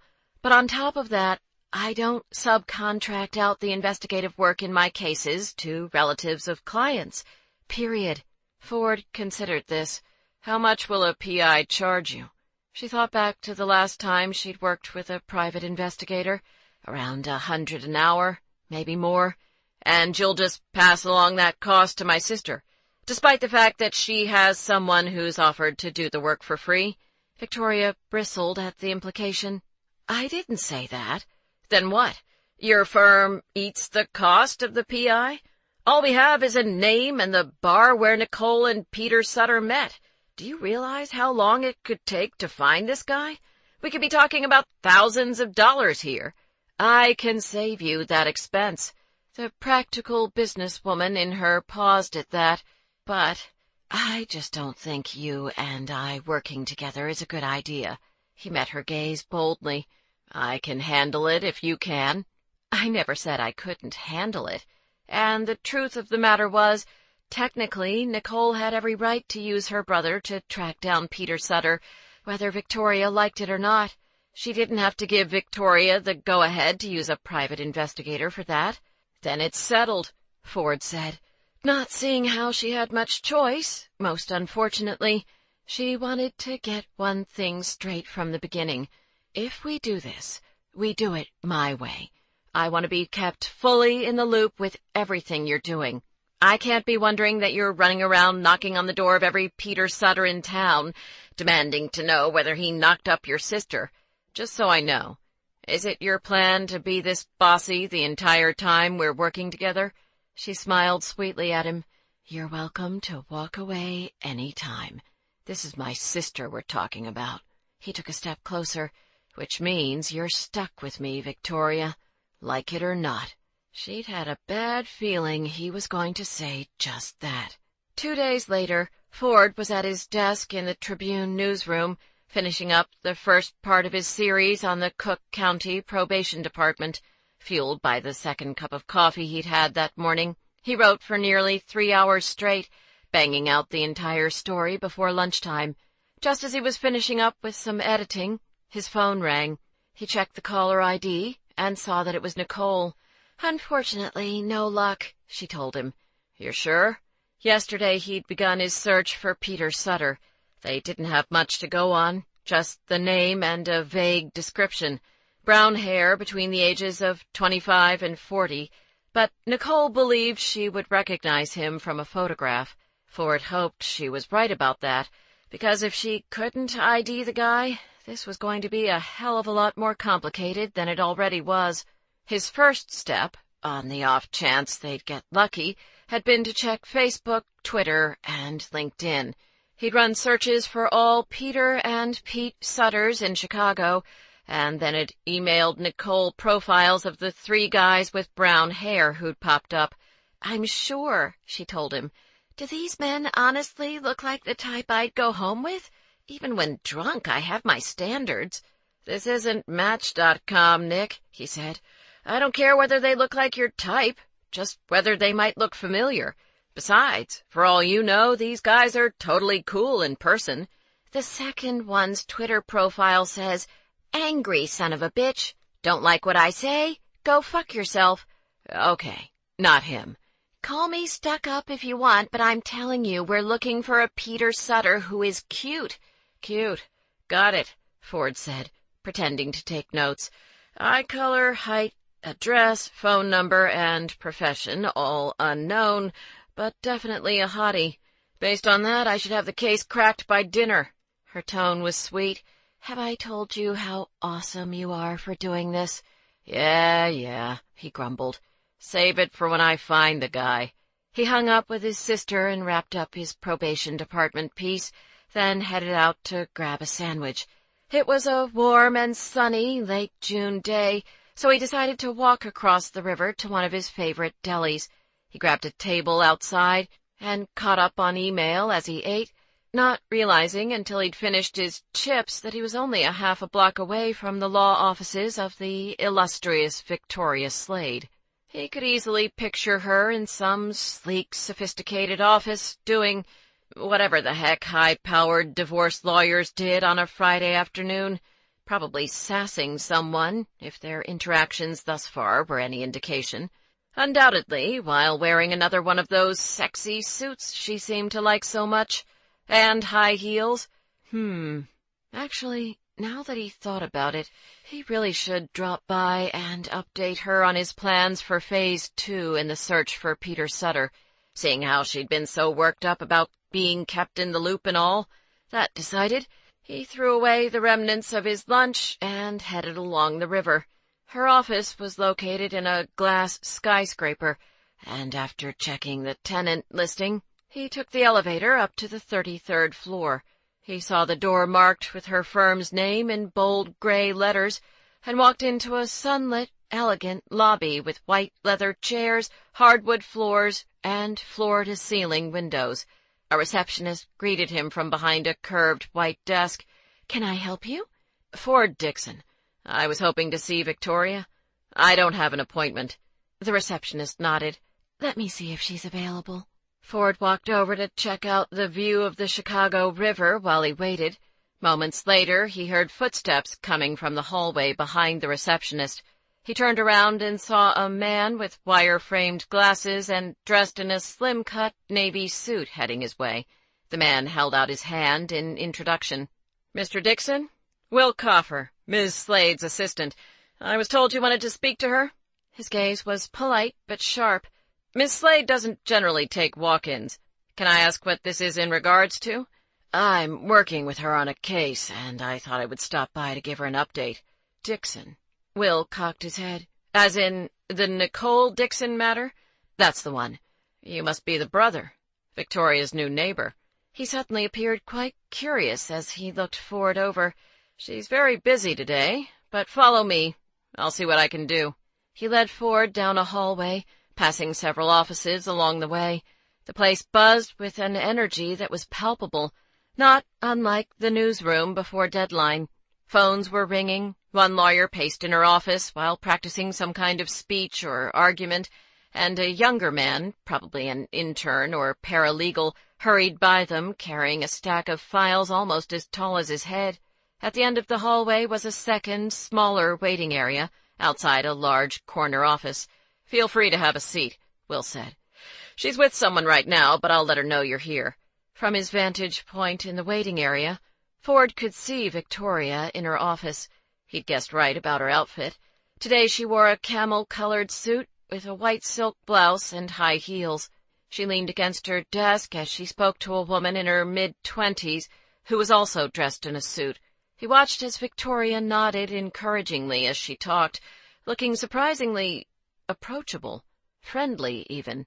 Then she turned as the associate left her office and spotted Ford sitting out in the waiting room. She folded her arms across her chest. "You are not my 1:30 appointment." So much for friendly. He stood up and walked over. "I was in the neighborhood. Thought we could talk." She looked over at her assistant. "How much time do I have?" "Mr. Ulrich just arrived," Will said. Ford peered down at her. "Guess I'd better talk fast." "Quite fast," she emphasized. Her office was large and airy, with a bold glass and steel desk and a view of the city and the river. He took a seat in one of the chairs in front of the desk, wanting to get one preliminary matter out of the way. "Nicole mentioned that she stopped by your office yesterday to sign a retainer agreement. She said you agreed to take on the case pro bono. I thought this was going to be a reduced fee arrangement." "Isn't a no-fee arrangement even better?" "For some, maybe. But having grown up as one of a handful of working-class kids in a very affluent suburb, there was some pride at stake here. I can help Nicole with the legal bills. You don't have to take this on as a charity case." Her expression softened a bit. "If it makes you feel better, I benefit from this too. My firm has made a commitment to take on a certain number of pro bono cases each year, and your sister's case seems like a worthy cause to me." When she said it like that, Ford almost believed that was all this was. A high-priced lawyer needing to do a little charity work for PR reasons. But his instinct said that there was more than met the eye when it came to the woman sitting across from him. Still, he tabled that issue for now, since he was up against the clock here. "So, I struck out with Phase 1 in my search for Peter Sutter." She leaned back in her chair. "And Phase 1 was?" "Social media searches. I thought maybe I'd find the guy on Facebook or Twitter, but no such luck. Which brings me to Phase 2 of my search. But Phase 2 is more complicated, and will take me longer to explain. And you have a Mr. Ulrich waiting." "I do, but I think my Monday schedule is a little better." She turned toward her computer, as if about to check her calendar. "Monday?" He laughed at the ridiculousness of that. "You live 10 feet from me, Victoria. I'm not making an appointment to see you next week when we can easily talk this weekend." "Who said I'm even around this weekend?" "Well, are you?" When she didn't immediately respond, he smiled, knowing he had her. "Remember, the hairdryer doesn't lie." "I suppose I could stop by your place tonight after work." She paused, her lips curving up at the corners. "That is, if I can squeeze my way in between the cavalcade." "Couldn't resist getting that in one more time, could you?" He stood up. "You know, you are going to be so disappointed when I turn out not to fit into whatever womanizing player box you've put me in." "I haven't put you in any box." When he gave her a look, she cheekily made a small square with her fingers. "Okay, maybe a little one." Sitting at her desk, Victoria leaned to the side and watched as Ford strode down the hallway to the exit. Of course he would show up, unannounced, at her office. The man clearly had no sense of boundaries. Not to mention he was entirely too confident with his little "I'm not making an appointment to see you" edict, and also just generally irritating. Great ass, though. Broad shoulders, too, lean hips, a bit of a swagger in his step that made a woman think, "So, did I hear you're meeting him tonight?"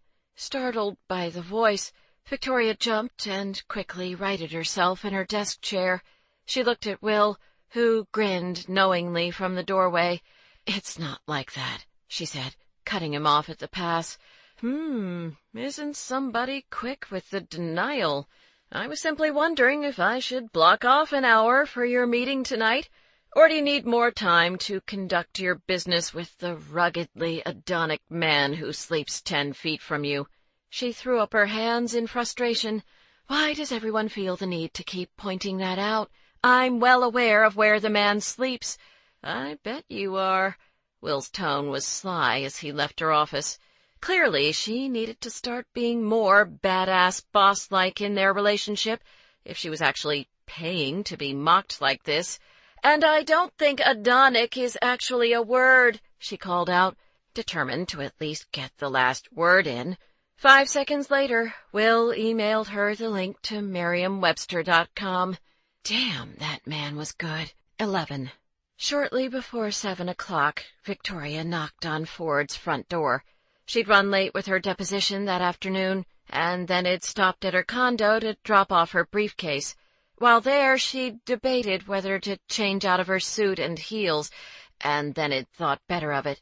Yes, it was a Friday evening, but after her conversation with Will, she felt it was important to underscore that this was a work meeting. She would simply pop into Ford's place for a few minutes, get the lowdown on the search for Peter Sutter, and then be on her way. To her surprise, however, it wasn't Ford who greeted her. Instead, a 30-something man with a shock of spiky jet-black hair and dressed in a T-shirt and workout shorts answered the door. One of the guys who'd been with Ford that night at the Violet Hour, if memory served.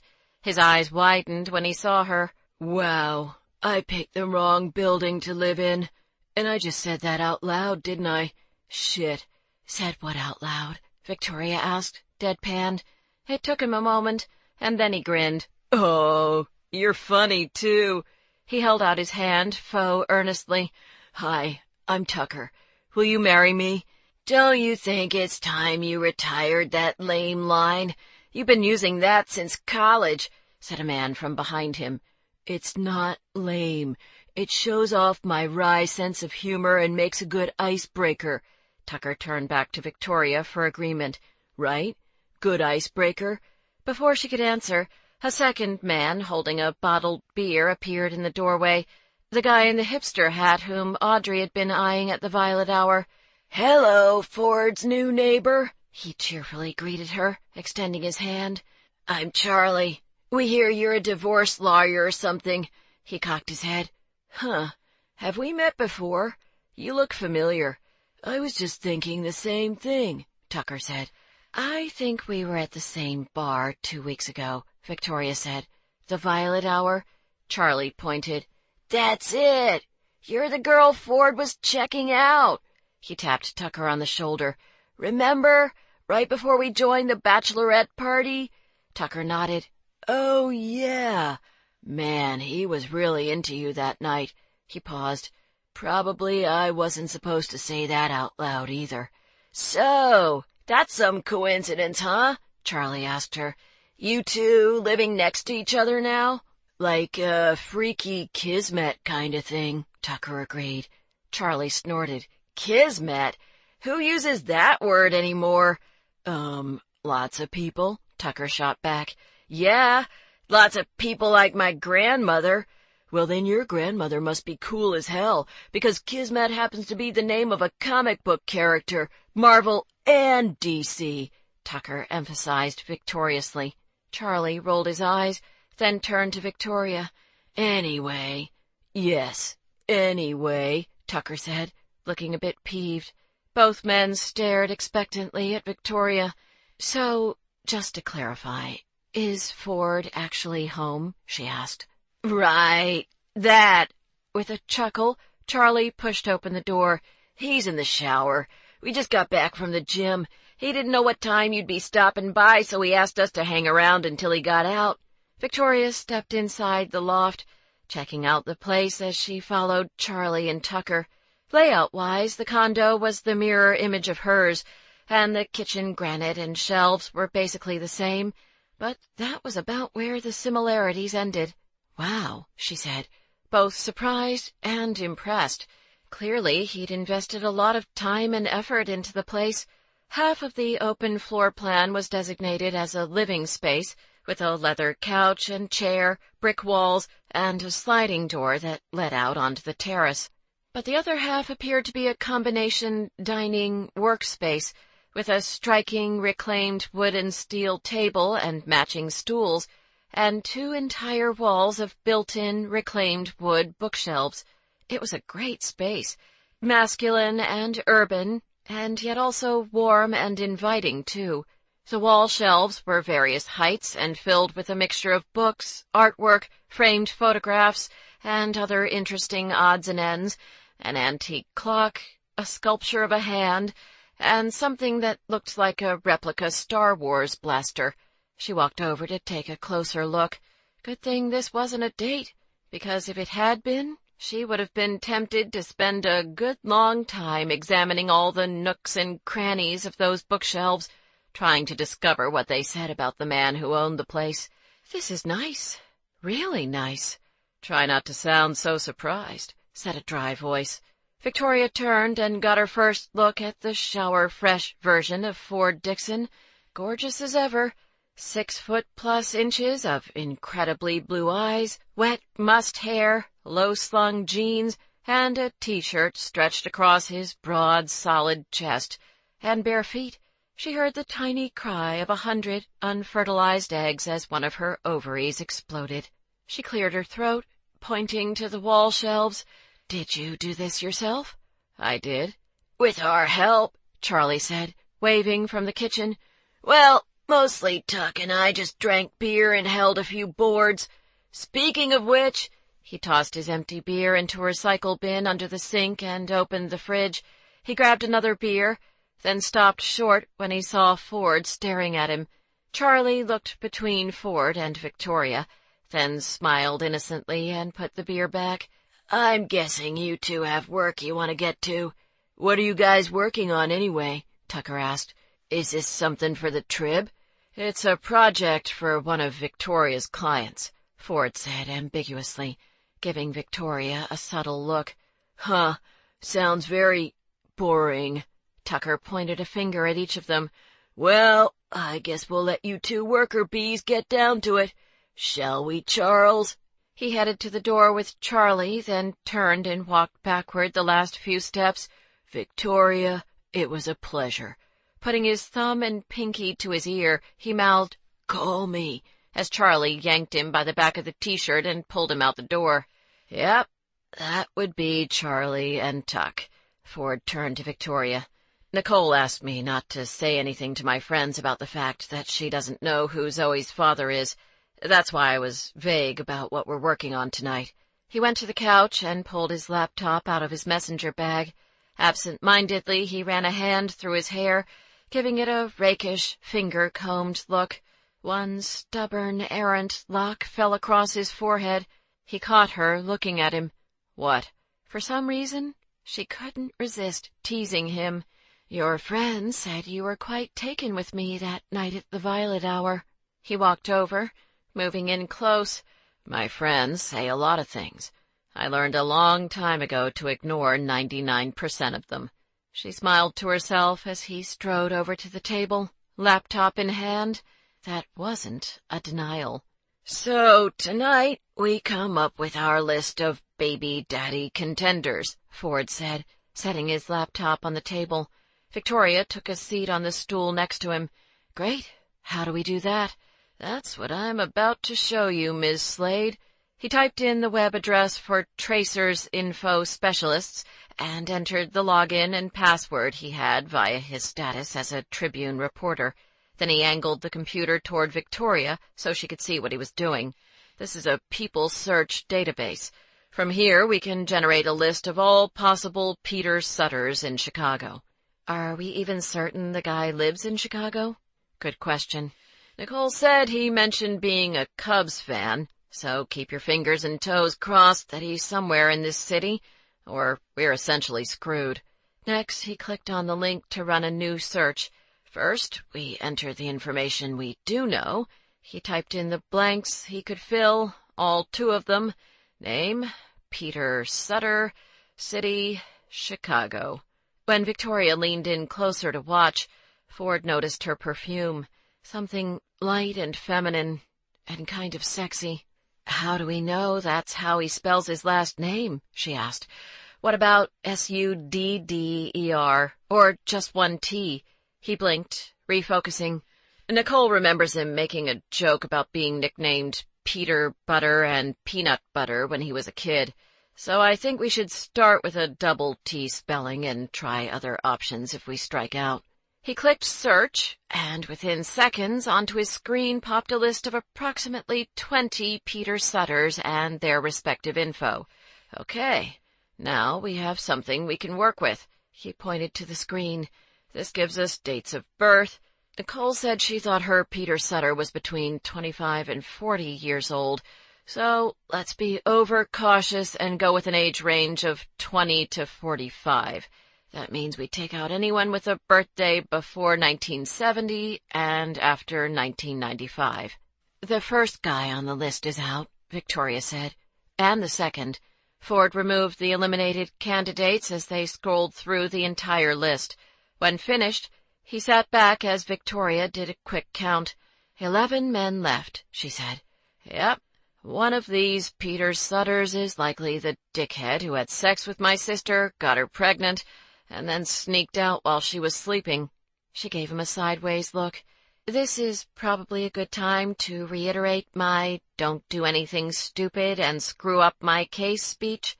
Maybe it is, Ford growled, because right then he was trying to remember all the reasons he shouldn't give Peter Sutter a swift kick in the ass when he found him. Victoria leaned her elbow on the table, angling her body to face him. Okay, so I can see you're going into caveman mode or whatever, but remember, we agreed that we would do this my way. That means the professional way. So while it's sweet that you're protective of your sister, if we're going to do this, you have to take off your big brother hat and simply be an objective investigator. Like that was even remotely possible. Do you have a brother? She sat back and looked at him, as if already aware of what he was going to say. No, she conceded. Okay, your father then. Think about how he would feel if he was in my shoes. I haven't seen the man in over 20 years, but fine. I get the point you're trying to make. But can you at least fake being objective while you're out and about and doing whatever it is you're going to do to track down the right Peter Sutter? He gave her a look that said yes, he could be cool. He wasn't dumb enough to do anything that might cause trouble for Nicole. I can manage that. He turned back to his computer and continued on. All right. For each of the 11 remaining Peter Sutters, this report gives us a home address, phone number, which could be home or mobile depending on what he's provided to credit agencies, and a social security number. And with those social security numbers, I can run additional searches that'll tell us all sorts of interesting things. She appeared amused. You're getting into this, aren't you? Hell yes. I'm a journalist. Information is my currency. He saw her smile. What? Nothing. I'm just picturing you at your desk at the Tribune, typing away with a little "information is my currency" sign framed on your desk, cross-stitched and everything. She laughed. Really? No, not really. He raised an eyebrow. But if these hot reporter fantasies are something you have often, Miss Slade, we could always explore that in more detail. He smiled innocently at her withering look. Or maybe we should just get back to the search. Good plan. Hands hovering over the keyboard, he paused and looked over. I'm going to begin typing now, so you might want to brace yourself for the onslaught of sexiness. I'm braced. Rather enjoying himself now, he turned back to his laptop. So, like I was saying, with the social security numbers, we can run additional searches for all these guys. I'll go ahead and pull one up. Using the first Peter Sutter as an example, he clicked on the link for Premium Profile and scrolled through the various categories. Okay, so here we can see if he has an arrest or criminal record. Also, whether he's ever filed for bankruptcy, has an eviction record, has ever had any judgments filed against him in a civil case, holds any professional licenses, is a registered sex offender, has any tax liens against him, and any outstanding warrants. And people say there's no privacy on the internet. When he didn't immediately answer, she looked over. What's wrong? Ford frowned. It says that this guy, Peter Sutter #1, has a criminal record. He went ahead and ran the search, which pulled up the man's criminal history. He served a 3-year sentence for felony battery. Oh, and he also has 2 Class B misdemeanor convictions for possession of a controlled substance. His tone turned dry. What every man hopes for in his sister's baby daddy. Leaning back in the bar stool, he sighed. Great. Now he had to worry about whether he might be tracking down a criminal and bringing him into his sister's and niece's lives. It's probably not him, Ford, Victoria said reassuringly. She pointed to the computer. For all you know, Zoe's father is Peter Sutter #6, and Peter Sutter #6 is going to turn out to be a really good guy. He'll be one of those dads who drives his daughter to ballet practice every Saturday morning while singing Disney songs in the car. God, anything but that. She laughed, and their eyes held for a moment. Then she looked away and turned back to the computer. This is great stuff, by the way. But how do you plan to figure out which of these 11 guys is the right Peter Sutter? Nicole thinks she could ID the guy from a photo, so I guess I'll have to go to their home addresses and somehow get a picture of each of them. I'm not a professional photographer, but I know my way around a camera well enough. It took her a moment. Meaning you're going to stake out these guys? He shrugged. I don't have much choice. Although first, I want to check out the bar where Nicole met the guy to see if anyone knows a Peter Sutter. Maybe he's a regular there and we'll get lucky. Huh. She was giving him a look he couldn't read. What? Nothing, she said. I mean, it's not uninteresting, this idea of going on stakeouts and doing all this snooping around. His tone turned coy. Having another hot reporter fantasy? There's always room in the car for 2 during a stakeout, Ms. Slade. Yep, that got him another withering look. After Victoria left, Ford did a sweep of his loft and began packing up the restoration hardware boxes. The hole in his bedroom wall was patched and the shelves were installed. Now that Victoria was helping his sister and niece, he figured the least he could do in exchange was temporarily dial back the rest of his noisy home improvement projects. He'd probably gone a little overboard with that anyway.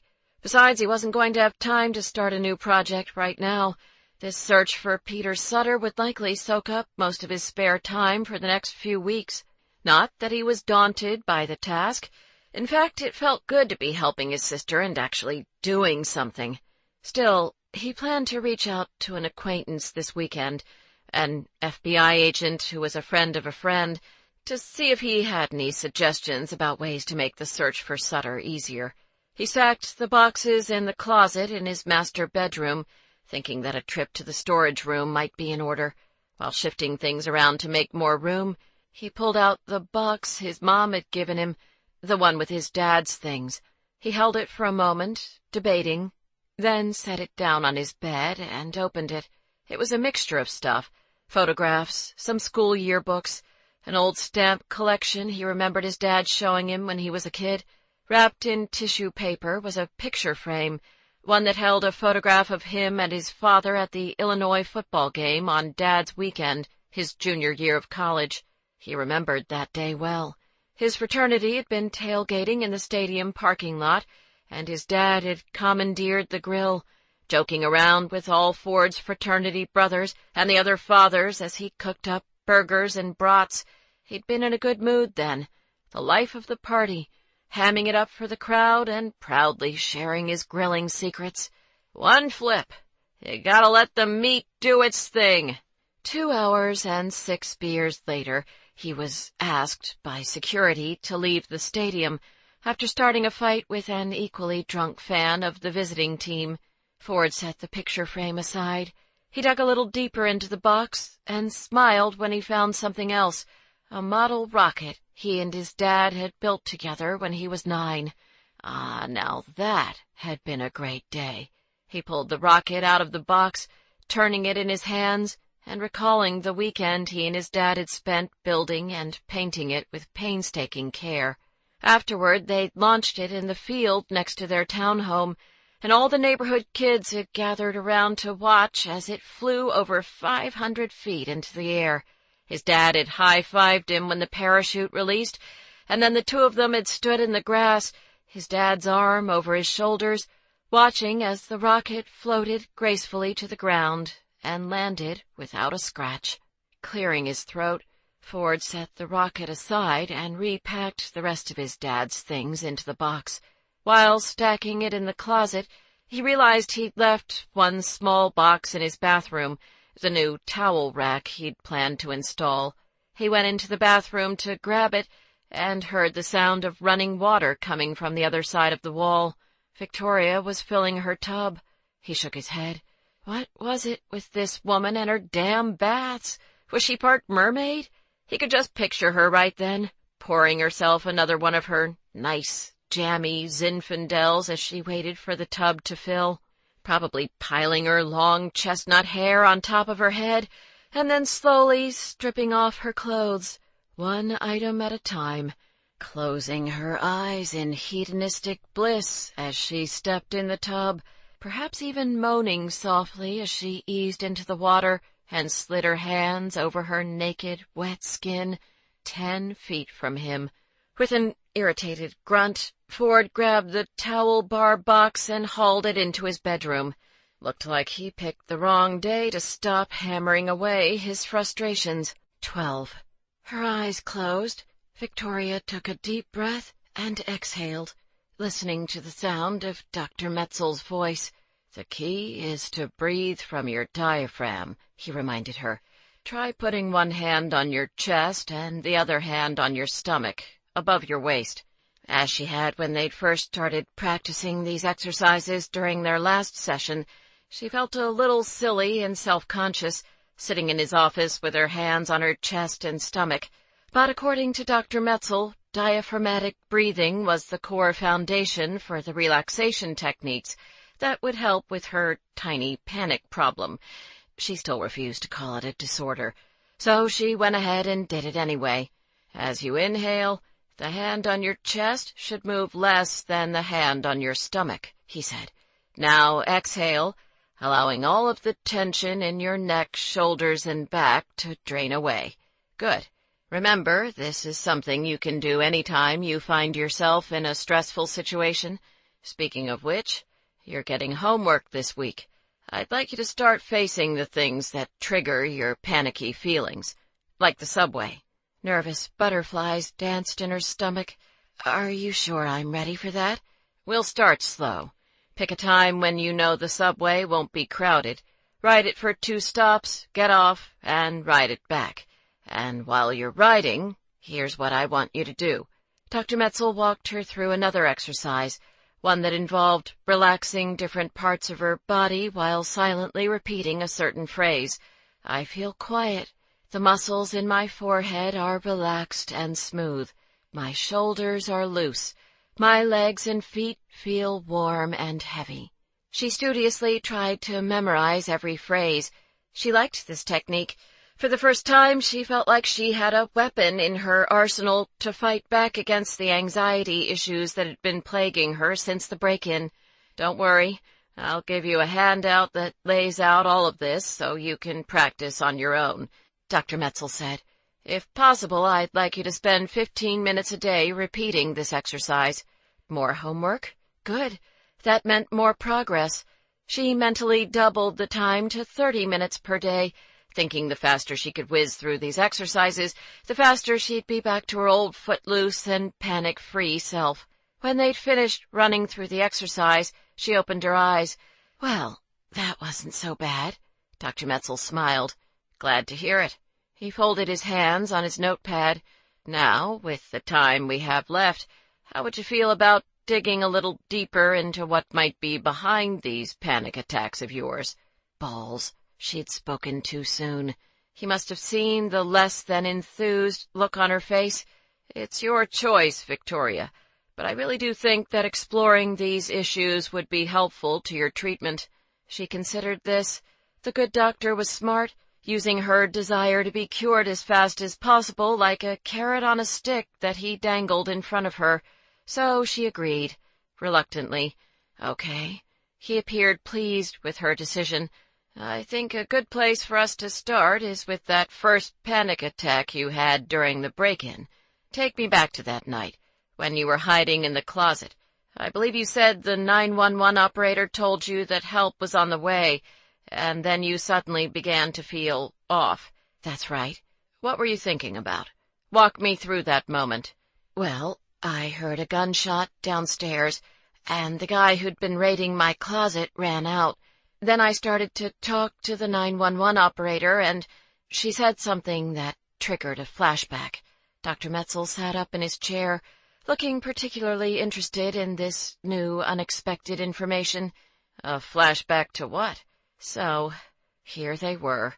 Victoria had been hoping not to get sidetracked with things from her past that had been long since resolved. Happily, she might add.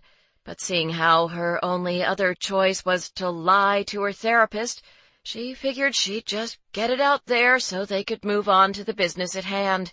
"To the 911 call I made when I found my mother after her suicide attempt." Clearly not having expected that, Dr. Metzel simply looked at her a moment. "Oh." Victoria pointed to the pen and notepad on his lap.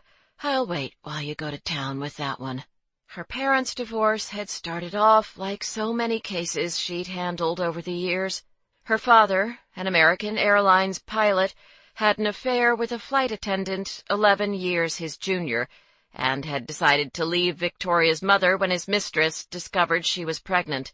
Worried about supporting two families at the same time, her father, to put it bluntly, had turned into a cheap son of a bitch during the divorce proceedings, challenging her mother and her mother's less-than-stellar lawyer over everything. Suddenly, Renee Slade had found herself looking for a job for the first time in 10 years, while simultaneously having to fight for every alimony and child support payment to which she was entitled. Eventually, the fight had just left her. Her mom had struggled with depression for years. Victoria could remember several occasions on which she'd come home from school to find her mother still in bed, with the shades drawn. The bad times, as Victoria had thought of them when she was a child, would last anywhere from a couple of days to a week or two, but then they'd go away, and things would be normal for a while. She'd known that something was off leading up to that day. 6 months after the divorce had been finalized, when she was 10 years old, she'd noticed that her mom had started taking a lot of days off of work, and had heard her crying in her bedroom when she thought Victoria was asleep, and had seen the bills piling up on the kitchen counter, along with the letters from the bank warning her mother that she was delinquent on her mortgage payments. She'd tried talking to her dad about it during their decreasingly frequent phone calls, but by then his second wife's baby, also a daughter, had been born, and he always seemed preoccupied with his new family. Still, despite it all, Victoria had been in a good mood when she'd arrived home from school on that particular afternoon. She'd been invited to her first slumber party at Denise Russo's house, and had raced excitedly into her mother's bedroom to tell her the news. At first, finding the shades drawn, she'd just assumed her mother was sleeping again. But when she'd seen the empty bottle of sleeping pills tipped over on the nightstand, she knew instantly that something was very wrong. "Hang in there, Victoria. Help is coming. I promise." The voice, from all those years ago, faded away as she looked at Dr. Metzel, feeling the need to set the record straight. "Before we go down some unnecessary path, you should know that I had a lot of therapy after my mother swallowed those pills, 2 years of it, in fact, so I think I'm good there. A-OK on that front. Yet you just had a flashback to that day a little over a month ago, triggering your first panic attack. Well, that's just because of the similarity in the 911 calls. It's not like I'm thinking about my mother's suicide attempt when these other panic issues have popped up on the subway or during my exercise class." He considered that. "Okay. What are you thinking about during those moments, then?" "Mostly that I don't want to faint or have another episode in public." "We touched on that before. Your concern about what other people might think if you had a panic attack in front of them. To not look weird, as you put it. Is that something you've always been focused on? She considered this. I suppose it's something I've paid attention to for a while. Where do you think that comes from? She had a sneaking suspicion where he was going with this, and decided to cut to the chase. Are you asking if it's something that started after my mother's suicide attempt? I think it's possible there's a connection, but I'd like to know what you think. She sighed. So much for not going down this path. Suicide is unsettling. It's morbid. People don't know what to do or say when they hear about something like that. And believe me, everyone knew what had happened with my mom. The neighbors, all the kids and teachers at school, even the parents. Some kids teased me, others went out of their way to be extra nice, and some just looked at me weird and ignored me. But no one simply acted normal. So I acted normal, hoping that eventually everyone else would do the same. And now, as an adult, why do you think you still feel that same desire to appear normal, as you put it? She shrugged. I like the way people see me. They see a strong, confident person. What's so bad about that? Nothing. But there's a difference between wanting people to perceive you as a strong, confident person and being fixated on it to the point that it manifests itself in a panic disorder. Victoria fell quiet, not quite sure what to say in response. Maybe we should switch gears for a moment, Dr. Metzel said after a pause, likely sensing her unease. Let's talk about your personal relationships. Any topic of conversation that didn't involve the words fixate or manifest or disorder was just fine with her. Okay, what do you want to know? Do you date? Sure. She was a single woman in her 30s, living in a fun, vibrant city. Of course she dated. When's the last time you were in a serious relationship? Define serious. It's hard to quantify, but let's say a relationship that lasted more than 3 months. Victoria thought about it. Mark Joyner. Dr. Metzel readied his pen. And why did things end between you and Mark? She laughed, not seeing how this was even remotely relevant. It wasn't like it was some big tragic breakup or anything. He was heading off to UCLA while I was going to Duke, and we both realized a long-distance relationship wouldn't work. Dr. Metzel did a little scrunchy thing with his eyebrows. Are you saying that your most recent relationship to last 3 months was in high school?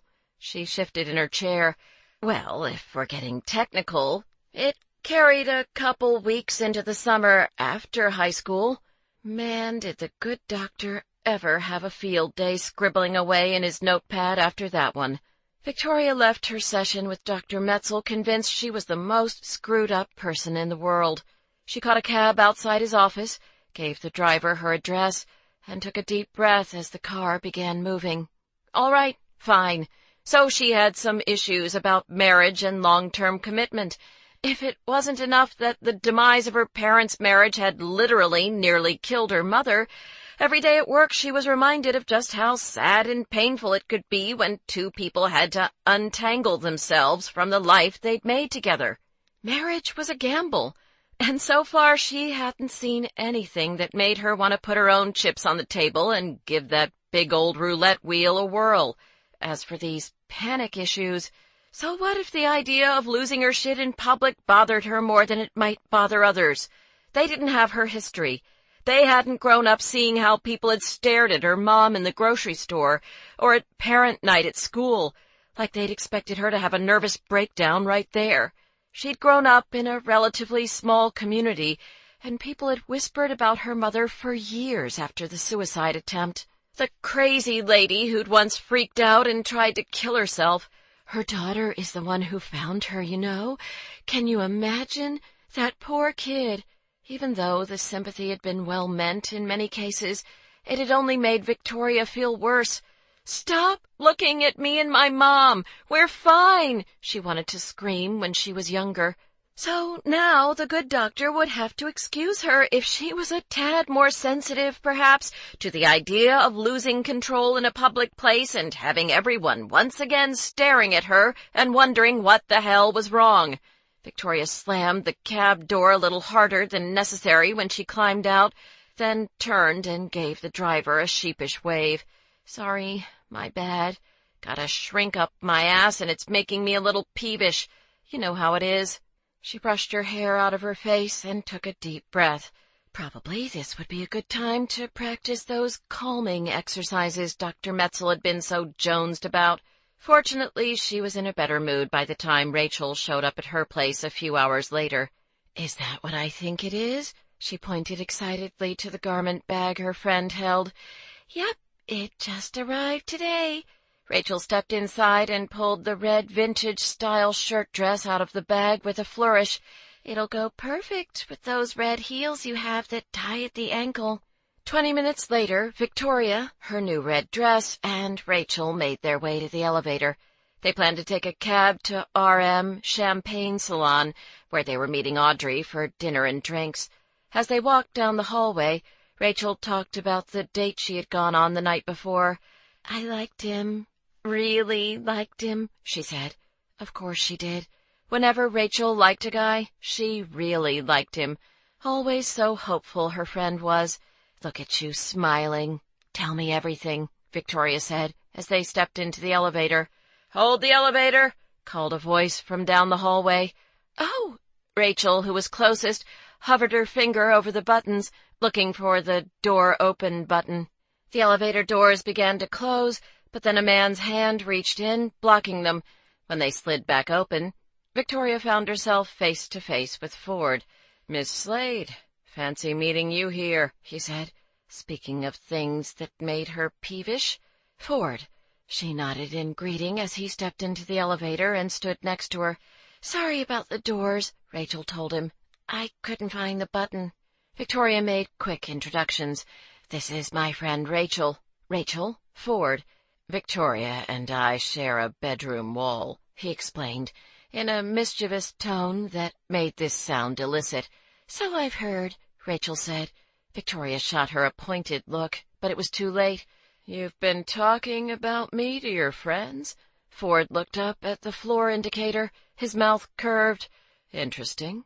Refusing to take the bait, Victoria stepped out when the elevator reached the ground floor and gestured to the building's main entrance. "Are you grabbing a cab?" He pointed in the opposite direction. "Driving. I'm hanging out with this girl tonight, at her place." "Oh, well, of course. That's what single men often did on Saturday nights." "Really cute," he continued. "She has these big brown eyes, adorable smile, although she does tend to cry a lot when she wants attention, and the last time I saw her, she spit up all over my couch. So it could be an interesting evening." Victoria grinned. "Zoe." Ford shrugged. "I thought my sister could use a night out with her friends, so I offered to babysit." Hearing that, something inside her softened. That was a sweet thing to do for his sister. Really sweet. "Now, seeing how you like to keep track of my Saturday night comings and goings, I should warn you that it's probably going to be a late night," he said. "I'd hate for you to wait needlessly for me for hours, smushed against your sliding glass door." And so much for that moment. "So, we've established that he's single, right?" Audrey asked at the restaurant after they had sat down at their table and Rachel had told her about the elevator encounter with Ford. "He's single." Victoria took a sip of her sparkling rosé, then felt the need to clarify something. "Not that it matters." "Please, I was there, Vic. There was definitely something in the air between you," Rachel said. "Sure. Aggravation, irritation." "Flirtation," Rachel added. Victoria rolled her eyes. "Flirtation, please." "I hesitate to tell you guys this, out of fear of adding more fuel to the fire, but Ford and I are sort of working together on this legal matter for his sister." "How did that happen?" Audrey asked. "Long story. The point is, "His sister is now my client," Victoria emphasized. Both Audrey and Rachel waited for more. "And so? There's no rule that says you can't hook up with the brother of a client, is there?" Audrey said. "Well, wasn't everyone suddenly a legal expert? Fine. He's also my neighbor. Very bad idea, hooking up with a neighbor." "Technically, he's only your neighbor for the summer," Rachel noted. "And think of the upside," Audrey said. "You could knock on his door, have great sex with a gorgeous man, and be home in less time than it takes to get a mani-pedi." Victoria opened her mouth to scoff at that, but then paused. "Well, when you put it that way." Then she shook off the thought and refocused. "Look, I get that he's good-looking, but he has this way of getting under my skin. And on top of that, he's—" She searched for the right word. "He's what?" Rachel beckoned with her hand. "Come on, let's hear it. I'd like to know what snarky comment even you could possibly make about the good-looking man who gives you smoking hot looks across a bar, makes you smile. Yes, I saw that when you two were standing outside the elevator. And who babysits his niece on a Saturday night so that his sister can go out with her friends." Victoria thought about that for a moment, and then finally answered, "He's named after a car." "There," she nodded. "Take that." Rachel smiled. "Sweetie, if that's the best you've got, you're in serious trouble." 13. The next morning, when Ford's alarm clock went off at 7 o'clock, he reached over and swatted it blindly until it went silent. He fell back asleep, thinking, after the night he'd had, that he could treat himself to a snooze, or 4. When his alarm clock sounded for the 5th time, someone pounded on the other side of his bedroom wall. Ford's head shot up from the pillow, and he blinked at the sound of a muffled, annoyed female voice. He couldn't catch the entire speech, and probably that was for the best, but he was pretty sure he heard a, "Shut the damn thing off! You know, Owen was never this fussy," he called out loudly. Granted, for the last year, Owen had lived nearly full-time at his girlfriend's place, but still. For a moment there was a silence on the other side of the wall, then a single thud. "Kiss off!"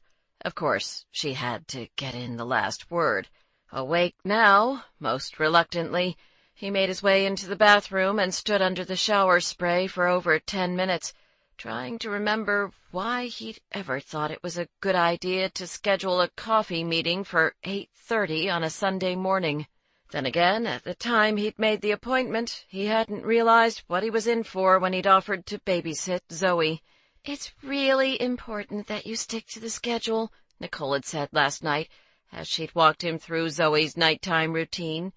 "Bottle at 6:30, keep her upright for at least 20 minutes. The pediatrician says that helps with the acid reflux. Read her a book at 7:15, and then put her down at 7:30. She gets 2 pacifiers, one in her mouth and the other in her hand, or she won't fall asleep. Oh, and she just started rolling over onto her tummy, but once she gets there she doesn't like being on her tummy, and she hasn't figured out how to roll back. So she cries when that happens, and—" Nicole trailed off and bit her lip. "Maybe this is a bad idea." "Nick, I've got this," Ford had said, lifting Zoe up and getting a big smile out of her. How hard could it be? They were talking about one small baby who couldn't even crawl yet. No problem. "I'm just saying, no one other than me has ever put her down before," Nicole had said uncertainly. "Go have fun with your friends. We'll be fine." And for the first hour and a half, he and Zoe indeed had been just fine. As promised, he dutifully followed the schedule, Nicole having mentioned the importance of that only about 20 times. He did the bottle and the book, got Zoe zipped into some wearable blanket that looked like a potato sack, threw in a twinkle, twinkle, little star for good measure, and then put her down in the crib to sleep. 8 minutes later, all hell broke loose. Zoe began crying, so he checked the monitor and saw that she'd flipped over onto her stomach, and, like Nicole had said, couldn't roll back. Zoe seemed royally pissed about that, too, judging from all the yelling and the way she kicked her legs in the potato sack. Not knowing what else to do, since he was pretty certain that babies were supposed to sleep on their backs, he went into her room and rolled her back over. Big mistake.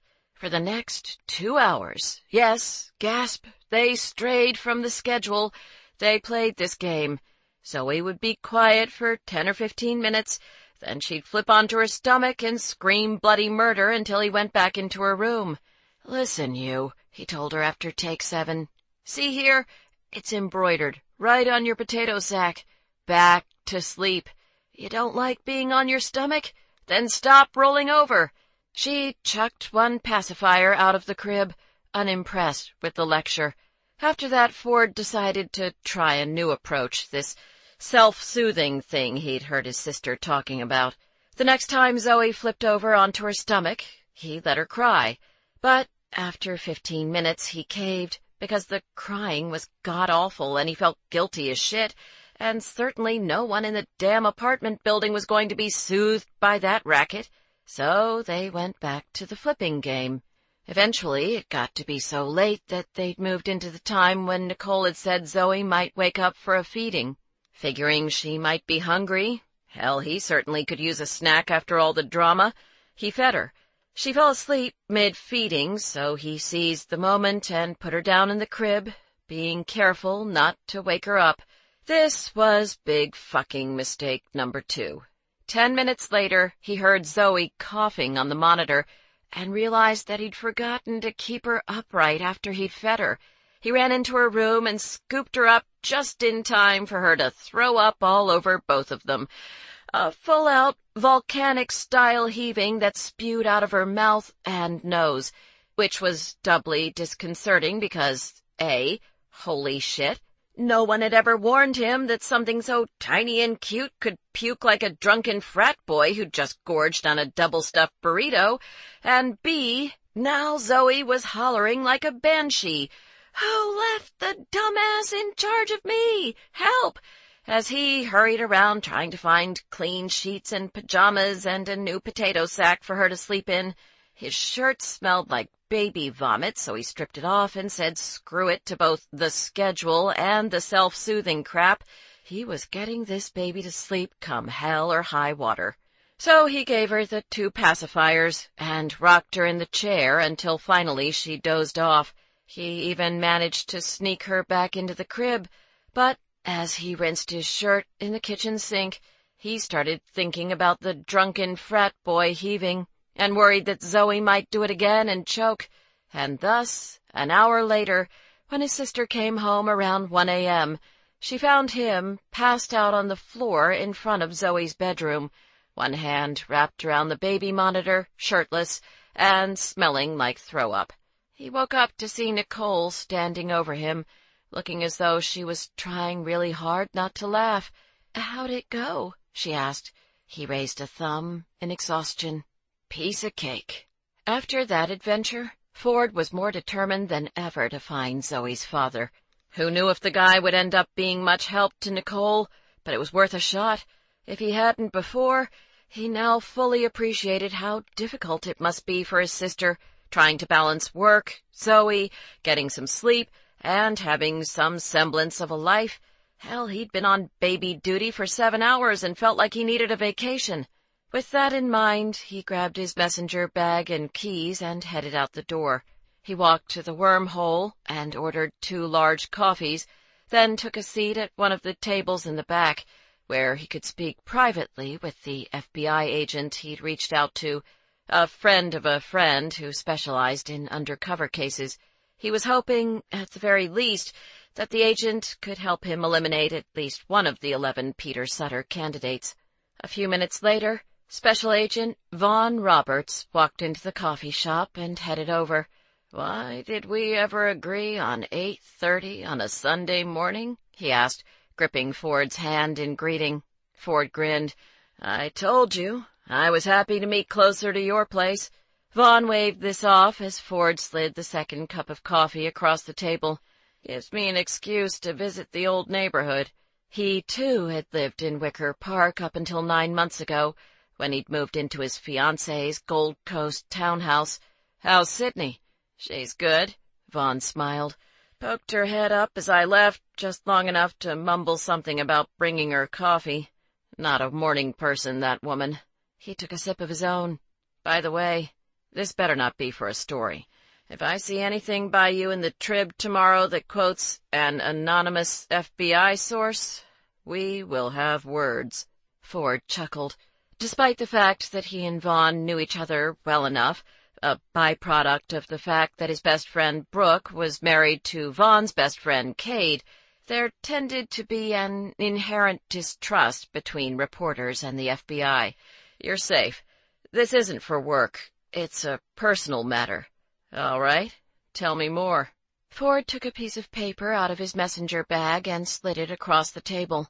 On it, he'd written Peter Sutter No. 1's date of birth, social security number, and last known home address. I was wondering if you could get me a copy of this man's mugshot.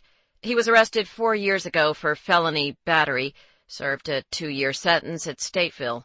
When I ran a search, the mugshot came up as unavailable. He probably paid to have it unpublished.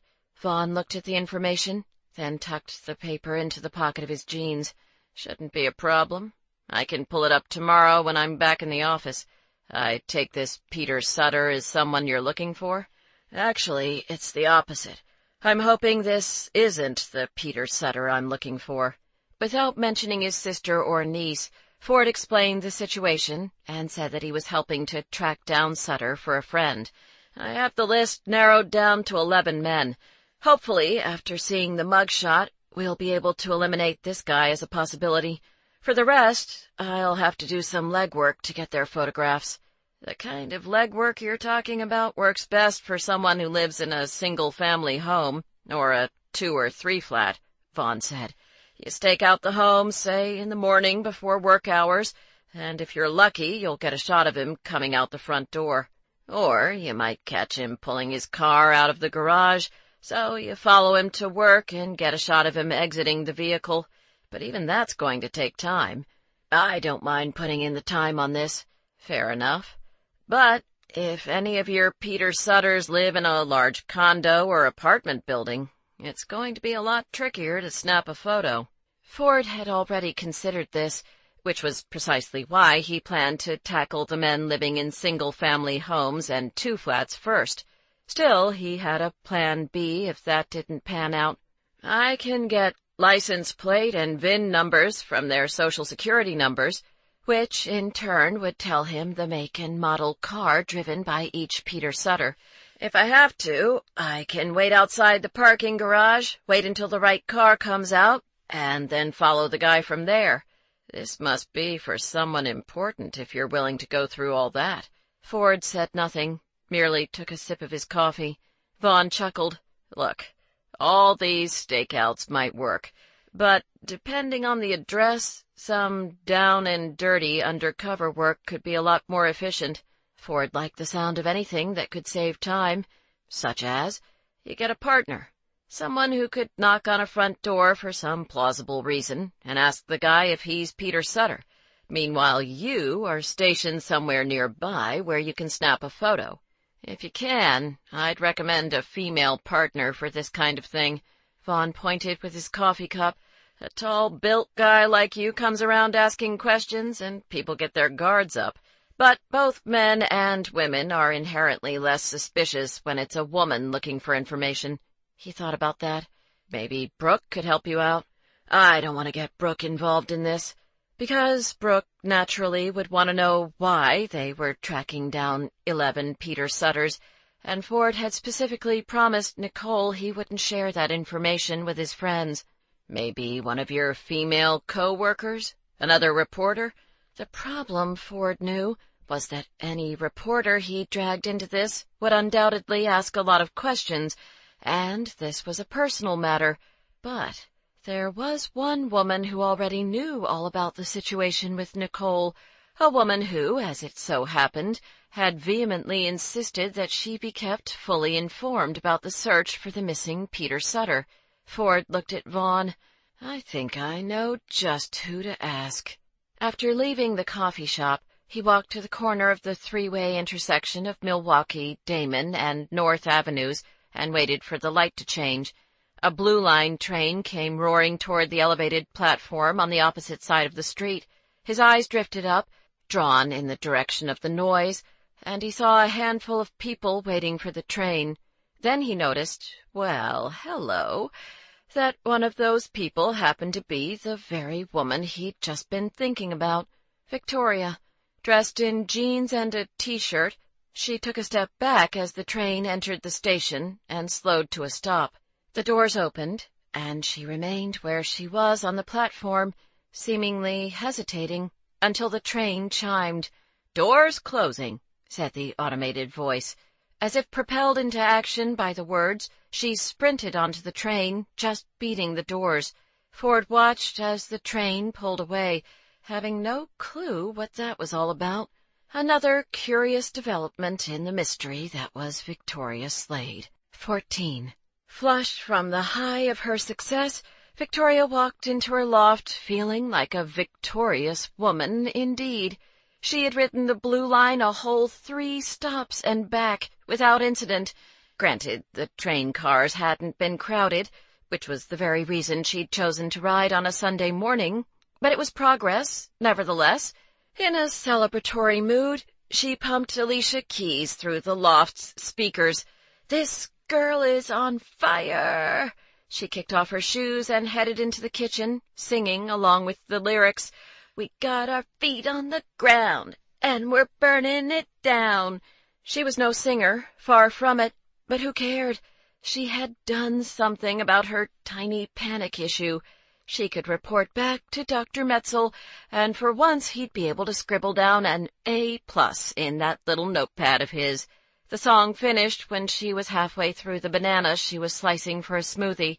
Almost immediately, there was a knock at her front door. She wiped her hands and crossed the room, checking the peephole. Ford. Great.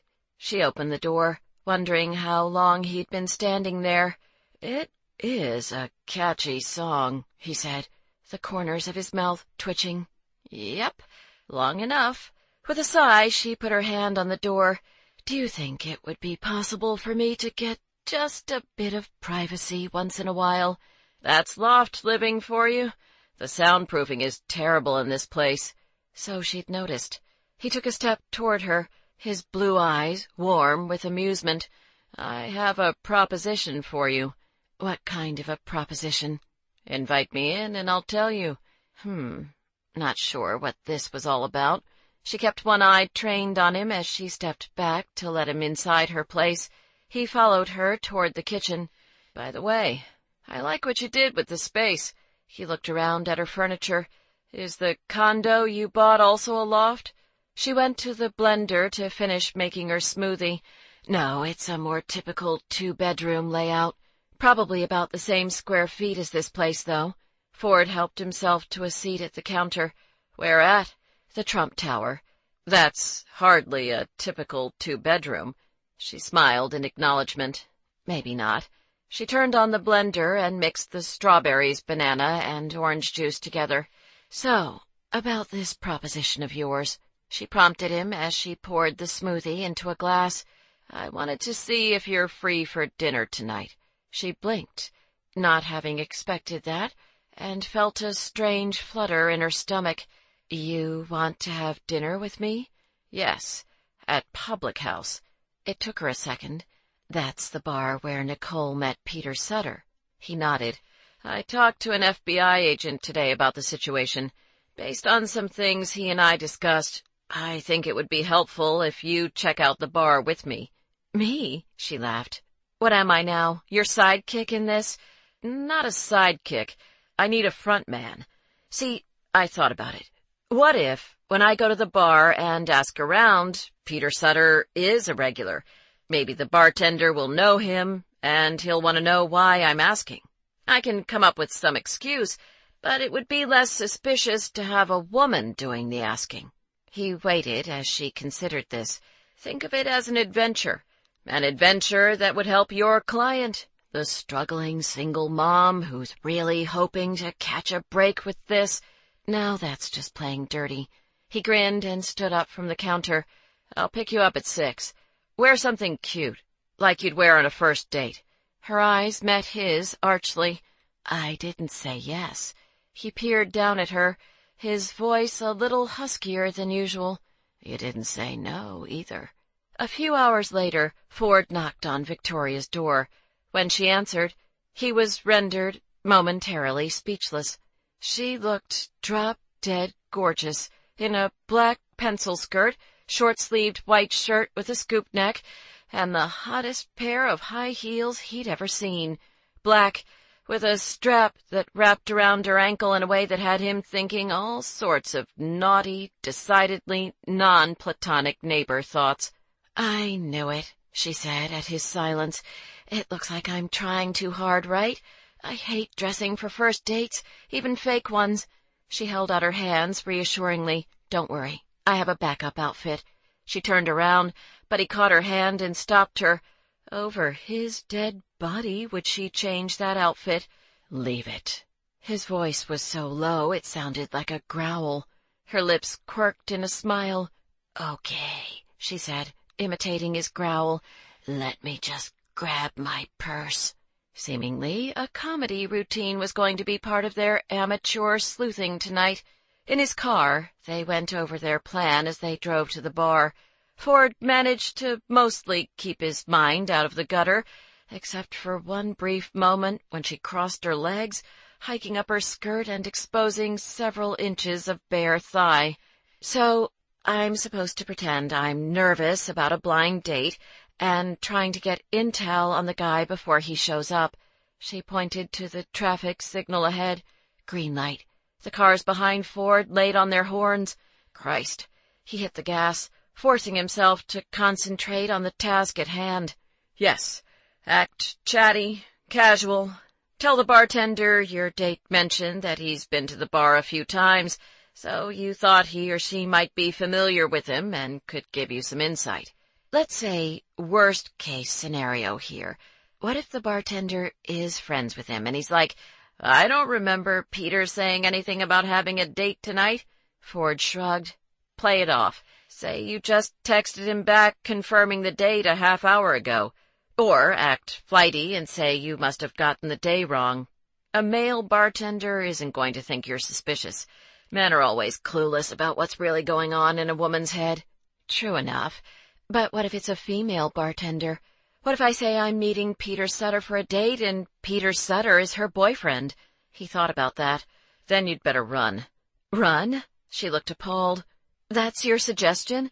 "And you're not going to get far in those heels, so I hope you know how to throw a decent punch." He grinned when he caught her look. "I'm kidding. Look, think about what we do know about Peter Sutter. He's good-looking, and he's the kind of guy who ditches a woman while she's sleeping after picking her up at a bar. Sounds like a player to me. Odds are he doesn't even have a girlfriend." Seeing a parking spot on the street about a half-block away from their destination, he pulled to the side and reversed in. He turned off the car and angled in the seat to face her. "Don't be nervous." "I'm not nervous, just out of my element." He smiled, having a feeling that was a rare occurrence for her. "You'll do great, Victoria." She tilted her head to the side, as if considering this. "Probably, yes." Then she gave him a little smile to say she was joking. "Okay, let's do it." They both got out of the car, and he walked over to feed the parking meter. She leaned her hip against the hood, watching as he put the receipt on the dashboard. "I'll walk in ahead of you and find a spot away from the bar," he told her. "Wait for my text, then you go in. If the bartender does know Peter Sutter, you'll have to improvise a bit. Don't seem too eager, but try to find out where he lives. Anything that we can cross-reference against our list. Say something like, 'I think he mentioned that he lives close to here,' that kind of thing." Victoria blew out a breath of air. "Okay, I just thought of another worst-case scenario." He hid a smile, thinking she was kind of cute when out of her element. "Technically, I think there can only be one worst-case scenario. What if I walk in and ask about Peter Sutter, and the bartender points to some guy and says, 'Sure, that's Pete right over there'? Hell, they should be so lucky. Not exactly sure what'll happen then, but it'll probably include me saying a few four-letter words to the dickhead." That settled, Ford strode off in the direction of the bar. Located in the heart of the River North neighborhood, Public House, a so-called gastro-pub according to the online research Ford had done, was bigger and trendier than most sports bars he'd frequented. Sure, there was the requisite wood paneling and TVs on the walls, but the crowd seemed more urban professional hoping to hook up than actual sports fan. He told the hostess he was meeting someone and asked for a quiet booth away from the bar. Once seated, he surveyed the scene. There were 2 bartenders working that evening, a man and a woman, and only a couple of open seats at the bar. A waitress stopped by his table to take his drink order. Bypassing the self-serve beer taps built right into the booth, he ordered a bottle of Robert the Bruce. "All set," he texted Victoria after the waitress left. "Take the open seat on the left side of the bar." From there, he would have the quickest access in case he needed to step in the highly unlikely event that anything went awry once she began asking questions about Peter Sutter. Moments later, she walked in. Ford pretended to be distracted by his phone, but out of the corner of his eye he watched as she took a seat at the bar and crossed one high-heeled leg over the other. The female bartender approached Victoria and took her order. After she walked away, Victoria checked out the other patrons seated at the bar, pretending as though she was looking for someone. After her drink arrived, something in a cocktail glass, she began chatting up the bartender. Ford couldn't hear what was being said, but from Victoria's smile and her gestures, and the way the female bartender chuckled and nodded along, the conversation appeared to be going well. He guessed the moment Victoria mentioned Peter Sutter's name, judging from the way the bartender furrowed her brow as if thinking, and then shook her head. Then the female bartender gestured for the male bartender to come over, and there was more gesturing and explaining the situation, and more smiles from Victoria, and then the male bartender shook his head. The waitress, who'd been standing at the bar to pick up an order, joined the conversation, and although she, too, shook her head no at what Ford presumed to be the Peter Sutter question, she launched into some story that had all of them laughing. Then she headed off in the opposite direction, carrying a tray of drinks, and the bartenders got back to work. Victoria pulled out her phone, as if checking her messages. A moment later, Ford's phone chimed with a new text. No luck. He wasn't surprised. It had been a long shot, but a lead worth checking out nevertheless. He set his phone on the table and looked up, just in time to see the male bartender moving closer to Victoria. The guy gestured to her phone, making a big show of looking indignant, and Ford had to restrain himself from rolling his eyes. He could only imagine the lame line the guy was giving her. "Where is this Peter Sutter, anyway? What kind of a jerk leaves a beautiful woman like you waiting?" When Victoria smiled in return, Ford decided to head over. Time for this 20-something bartender with the spiky blonde hair to go make a gin and tonic or something. He tapped her on the shoulder. "Excuse me, are you Victoria?" She turned around and gave him a curious look. They hadn't discussed this part of the plan. "I am." Ford held out his hand and smiled. "I'm Peter Sutter, 15. Carrying her drink, Victoria followed her date back to the booth and took a seat across from him. "Peter Sutter, huh?" Ford appeared pleased with himself for the joke. "We hadn't discussed a specific exit strategy, so I improvised." They paused when the waitress came by to drop off 2 menus at their table. She winked approvingly in Ford's direction. Staying in character, Victoria smiled back. "Yep, I hit the blind date jackpot with this one." "So, we struck out," Ford said, after the waitress left. "Although on the upside, you didn't have to hightail it out of here in your heels." This was true. Both bartenders and the waitress hadn't seemed at all suspicious about her story. In fact, they'd been quite friendly. None of them knew a Peter Sutter, or even any regular customer named Peter or Pete, so we're back to our list of 11 candidates. 10, hopefully, after tomorrow. I have a contact at the FBI office who's going to pull Peter Sutter #1's mugshot for me. An FBI contact? Aren't you resourceful? She raised an eyebrow when Ford handed her one of the menus. Are we actually staying for dinner? Of course. It's part of our cover. He gave a subtle nod in the direction of the bartenders. They think we're on a date, remember? Interesting how that had worked out. But seeing how it was dinner time, and the bar's menu had a Wagyu brisket dip on a butter roll, she decided to go with the flow, just this once. When she looked up from the menu, she saw that Ford was studying her. What? I've been wondering something. Where's your cavalcade? She wasn't following. What do you mean, my cavalcade? When we first met, you said you're a big believer in casual dating, yet I haven't seen one guy come around since you moved in. This isn't some all work and no play kind of thing, is it? She gave him a look. No, it's not an all work and no play kind of thing. It's just been an off couple of months for me.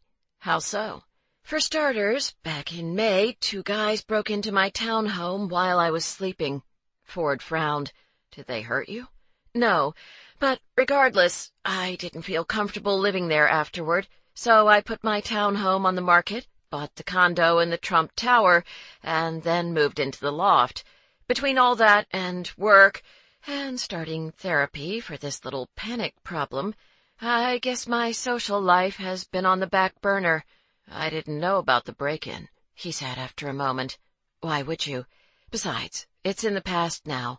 With the exception, of course, of the tiny aforementioned panic problem, a subject that most definitely would not be coming up tonight.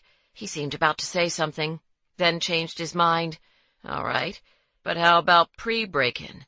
Just how casual of a dater are we talking here? Heartless, love 'em and leave 'em type, or more a serial monogamist? Victoria took a sip of her cocktail. You're awfully curious tonight. It's the journalist in me. So they were doing this now? Getting personal? Okay, good. Come to think of it, after these couple of weeks of living next door to each other, she was a little curious about him, too. How about option C? Neither heartless, love 'em and leave 'em type, nor serial monogamist. I like keeping things simple and fun.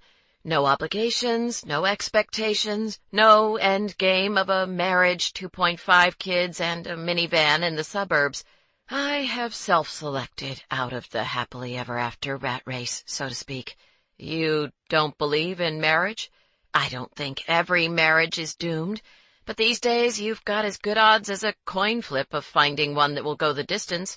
And in the 8 years I've been a divorce lawyer, I haven't seen much that inspires me to try my luck. Ford was giving her an amused look. What? She asked in exasperation. I've just never had a woman say that before on a date. It's a fake date. And welcome to 2015. He laughed. You're just so... He trailed off, his expression a mixture of frustration and something else she couldn't read. Beguiling. Irresistible, she offered. Not exactly the words I had in mind. They were interrupted when the waitress dropped by to take their orders. Starving after her first foray into undercover work, and a darn good performance if she did say so herself, Victoria ordered the hand-cut fries with dips as an appetizer, along with her brisket sandwich. Make that 2, Ford told the waitress, then picked up right where their conversation had left off. Okay, so marriage doesn't inspire you. What about kids? Is that something you're considering down the road? Maybe. Victoria shrugged. I don't know how I'll feel in a couple years, so I've taken precautionary measures to keep that option open. Precautionary measures? What does that mean? He took a sip of his beer. I had my eggs frozen when I was 30. He paused, mid-sip, and then set his beer bottle back down. That's very forward-thinking. Maybe it seems that way now, but I predict that in 5-10 years, it's going to be an option a lot more women consider. She leaned in. Let's be honest. It's an advantage you men have in the dating game, a chip you wield over us. our biological clocks? How many times have I seen a woman, like me, single in her 30s, successful in her career, but she's in a near panic when it comes to her personal life because she wants kids and she's done the math. She has to meet a guy by the time she's this age, so she can get married by this age and pregnant a year later. I say the hell with that. I will decide if and when I'm ready to have kids. I'm not about to cede control over that to fate, waiting around for Mr. Right to show up on my doorstep. She paused, catching that. Metaphorically speaking, of course. Wow. Ford rested his arms on the table. I can't decide if I'm frightened by you on behalf of the entire male gender, or really fucking turned on. She flashed him a grin. All part of my allure. Taking another sip of her cocktail, she decided it was time to turn the tables. So, what about you? Why are you still single? Maybe I'm no one's idea of Mr. Right. I'm not even going to stroke your ego by responding to that. He gestured vaguely. You've heard it all before. Afraid of settling down, don't want to lose my freedom, enjoying playing the field, the usual stuff. Yes, Victoria had heard it all before, but with several years' experience deposing people and cross-examining them on the witness stand, she'd gotten pretty good at sensing when someone was holding back. And there was something about Ford, perhaps that touch of wariness lurking in the depths of those blue eyes, that made her think there might be more to his single status than this rote list of 30-something male commitment angst. She tabled the issue when their French fries and dips arrived. After asking Ford about work, she learned that he'd discovered an interest in writing in college, and had started as a beat reporter in the Trib's Metro department after graduation. From there, he'd worked his way up to the position of investigative journalist. It's a different way of approaching a story, he explained. Beat reporters tell you what happened, the straight-up facts. For example, so-and-so got arrested for such and such crime. An investigative journalist, on the other hand, might look at how the arrest was handled, or why this person was arrested when there doesn't seem to be much evidence, or why the police aren't looking at this other guy over here. Basically, you're just nosy. I like to think of it as asking the bigger questions, digging a little deeper to find the real story. He gestured. Take you, for example. She pulled back in surprise. Me? Sure. I've been trying to figure you out for a couple weeks now.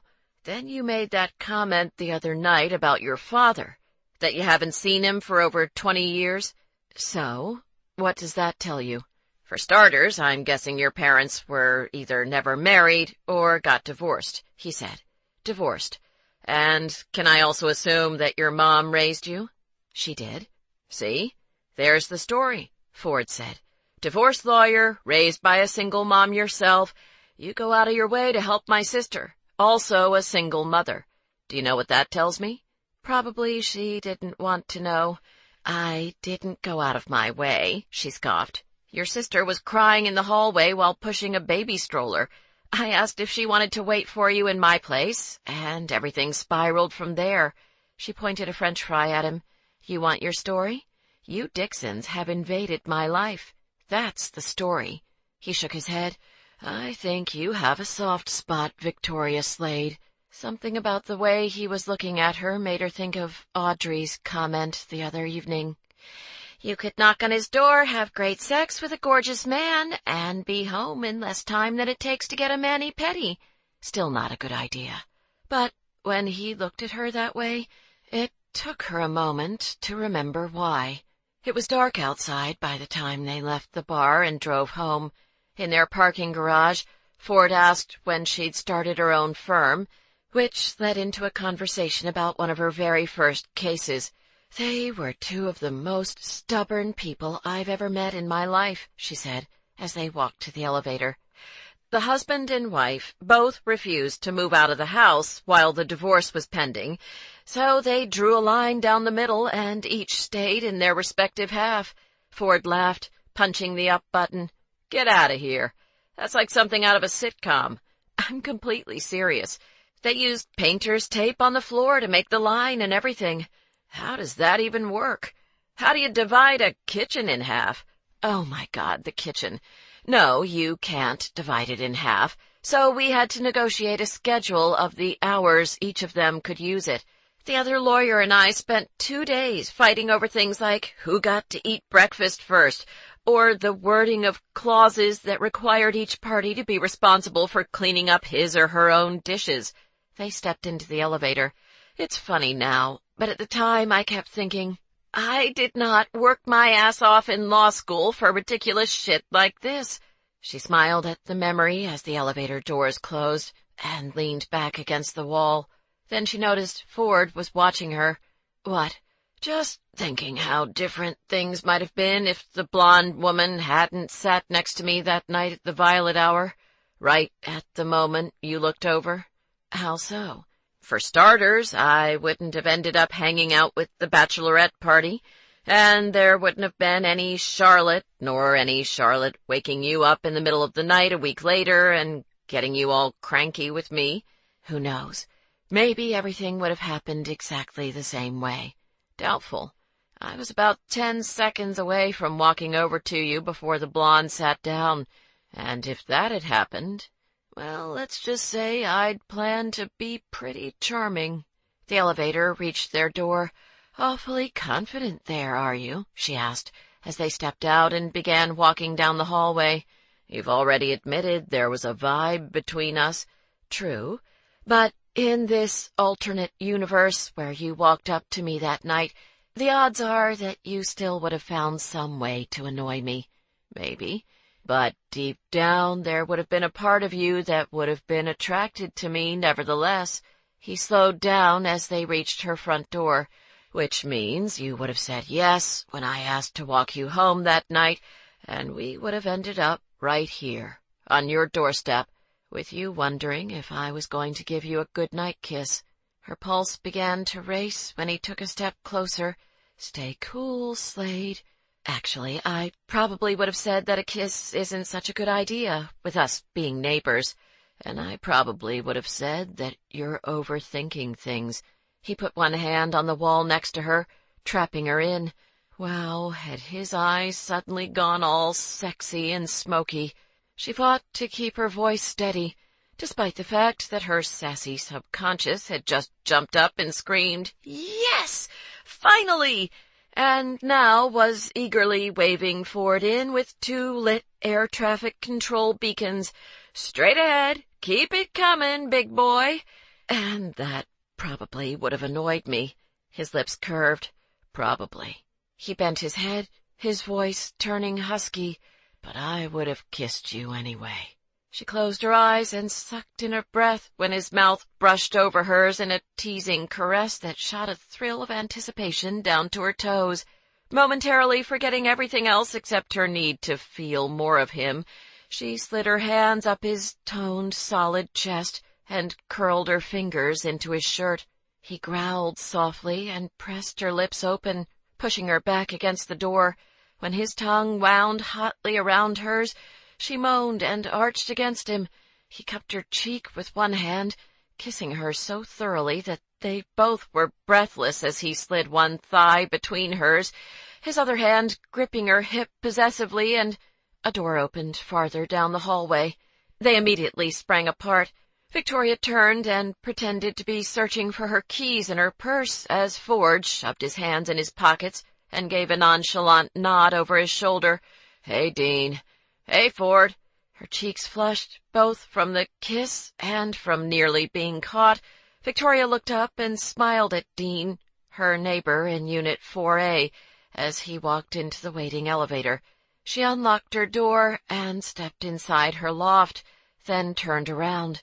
When it was just the 2 of them again, Ford leaned against the door jamb, peering down at her with eyes that were a warm, heated blue.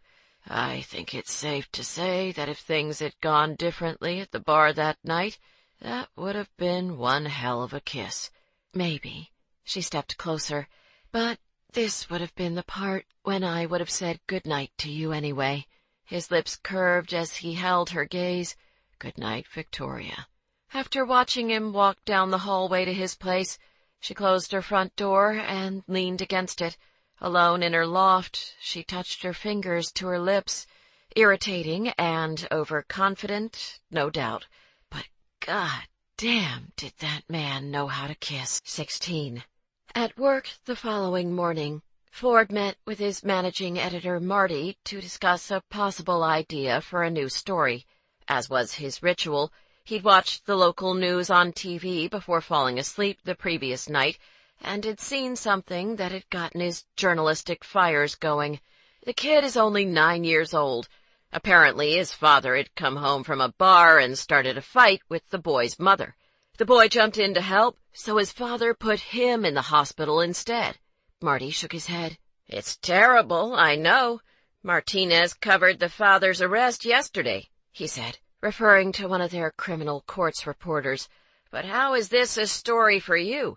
They said DCFS previously had been out to the family's house twice because of claims of abuse, but decided both times that there wasn't enough evidence to support the allegations. I'd like to know what was in those DCFS reports. And I'd also like to know how many other kids in this city have been victims of abuse or neglect after their families were already involved with Child Protective Services. Marty leaned back in his desk chair. Sounds very similar to your story on Daryl Moore and the probation department. Ford met with Marty on almost a daily basis to discuss potential stories. That was part of the job. A good investigative journalist always had a lot of ideas. But this story in particular had struck a chord with him, and he was eager to run with it. I think that's a good thing. Given the interest in the probation department piece, maybe we make it a series. A whole expose on negligence in government agencies that are responsible for protecting the innocent. That kind of thing. Marty considered that and nodded. Well, as long as you're pissing off government bureaucrats, you might as well add DCFS too. Later that morning, there was a development on another front. Vaughn emailed over Peter Sutter No. 1's mugshot, and Ford immediately forwarded it along to his sister. It's not him. No way would I leave the bar with this guy, she said, calling him during a short break she had at work. Look at that blank stare. Seriously, you take this dude home and you'll wake up strapped to a table wrapped in cellophane. It's a mugshot, Nicole. You're not supposed to smile and play pouty for the camera. Try to picture him looking more approachable. It's not him. The Peter Sutter I met looked normal. Normal. Truly, it's great how much you're giving me to work with. She chuckled. But the good news is, I'm more confident than ever that I'll be able to ID the right guy from a photo. The next morning, Ford woke up at the crack of dawn and hit the road for some light espionage. He wanted to scope out the home addresses of the 10 remaining Peter Sutters, just to see what they were dealing with. 3 addresses in, he had to agree with Vaughn. Sitting outside these places and hoping to get shots of the various baby daddy candidates coming out their front doors would be extremely inefficient. First, it was going to be tough to find a place to park his car in several of the neighborhoods. Street parking in many areas of Chicago was at a premium, and often the neighborhoods were zoned for residents only. All he needed was for some nosy neighbor to call the cops on him because he didn't have the right permit, or because someone decided that a lone man sitting for hours in a car while staring at a house was, in fact, pretty suspicious and creepy. It's cool, officer, really. I'm just waiting to see if the guy living here is cute and normal. Why, yes, that is a camera with a zoom lens in my messenger bag. Funny story. Probably not the best strategy. On top of that, there was also the problem of alleys. In the city, the garage of virtually every house, 2-flat, and multi-unit condo building was located in the back of the property, not the front, which meant that even if he was lucky enough to score a parking spot in front of the home, and no one called the cops on his creepy-looking ass, there still remained the very real possibility that Peter Sutter No. whatever would exit his home through a garage and alley in the back. All of which led him to conclude that Plan B was the way to go. Later that day, he stopped at an office supply store on his way home from work. He carried the bag of materials down the 4th-floor hallway of his building, and made a pit stop at Victoria's front door.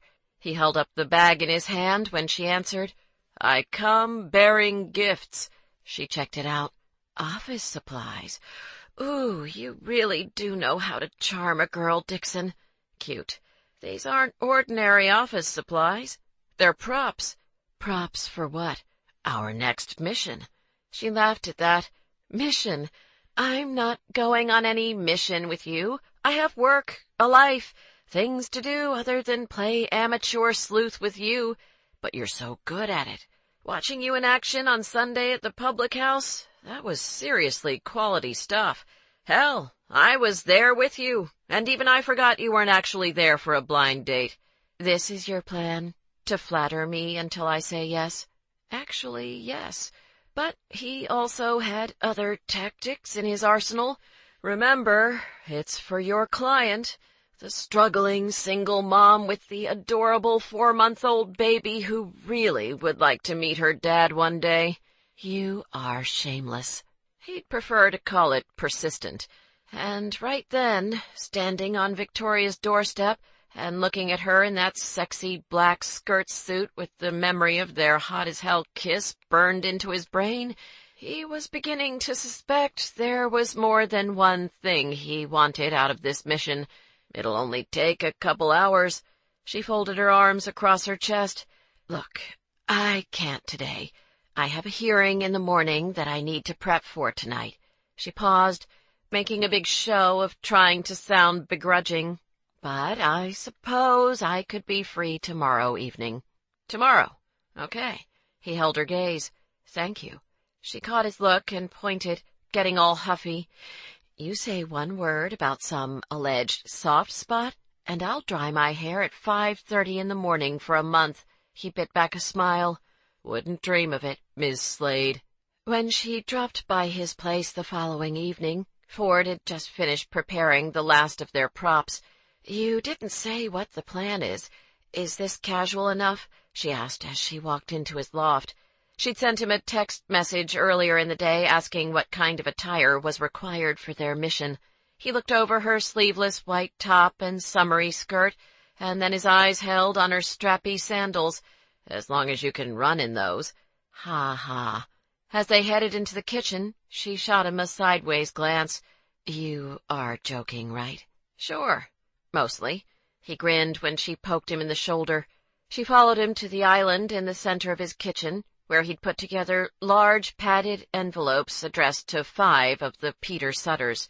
"So these are the guys who live in single-family homes, townhomes, or 2 flats with a front door that's visible from the street," he explained. "Here's the plan. You knock on the door and ask for Peter Sutter.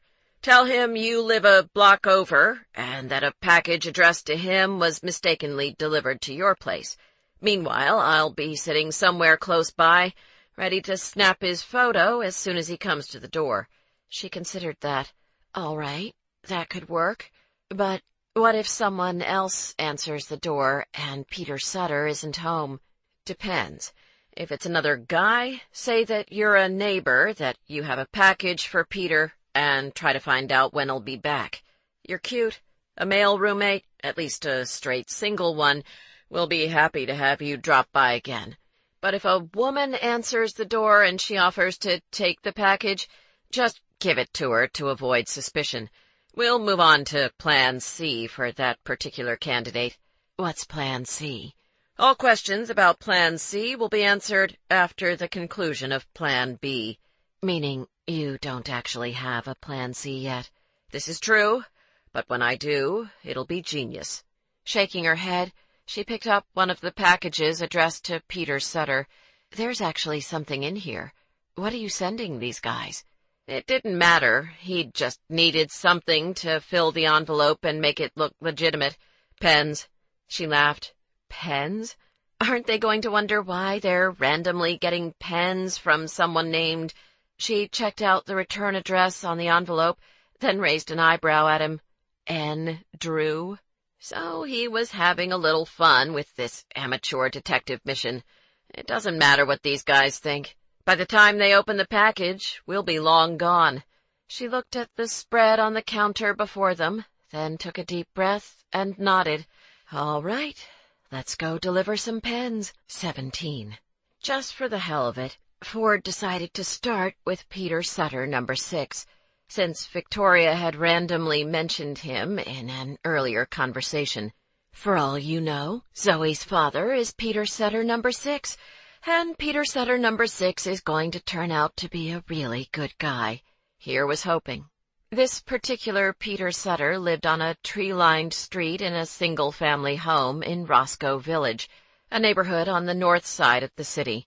There were no street spots available within camera range, even with his zoom lens, so he double-parked the car across the street. Ford grabbed his digital camera from his messenger bag and lined up the shot. There were steps leading up to Peter Sutter number 6's front door, providing the perfect angle for a picture. Satisfied, he showed Victoria. Now, when you get to the door, make sure you stand off to the right side, so you don't block my shot. He pointed on the screen. See? You want to stand here.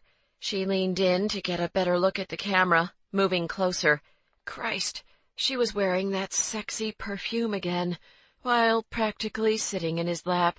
Right, got it. She pulled back, her hand accidentally brushing against his thigh. Kill him now.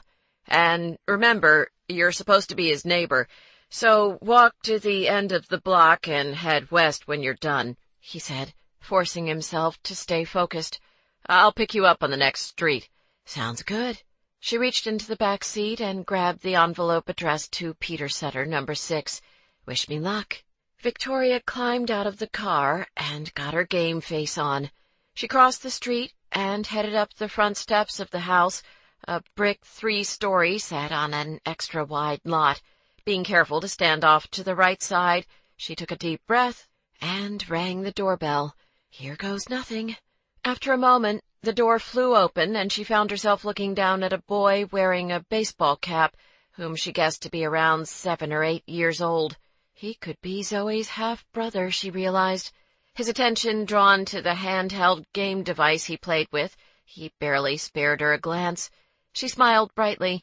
Hi there. Is Peter home? Dad! The kid shouted over his shoulder. He's in the bathroom. Engrossed in the game, he walked away, leaving the door open. Thanks for sharing. But then Victoria realized, holy shit, Peter Sutter was home. She was actually doing this, like now. Moving a few inches farther to the right, she looked around as if admiring the yard. Can I help you? She turned and got her first look at Peter Sutter, number 6. Average height and build. In his late 30s, he had light blonde hair that was thinning at the top. Victoria smiled and held up the package. I think this belongs to you. I live one street over, and it was delivered to my place by mistake. Given his hair color, she had a feeling this wasn't Nicole's Peter Sutter. Nevertheless, she paused for a split second before handing over the envelope so Ford could snap his photo. Oh, sorry about that. Thanks for bringing it by. Peter smiled and took the envelope from her. No problem. She turned and headed down the steps, just as Ford's car pulled away. Around the corner, she found him waiting for her as promised. It worked, she said excitedly, while climbing into the passenger seat. Did you get a photo? Sure did. Ford held out his camera and showed her on the screen. But it's not going to be him. The hair color is wrong. Still, that's now 2 Peter Sutters out of the 11 that we can eliminate. She looked over approvingly. You may actually find this guy after all.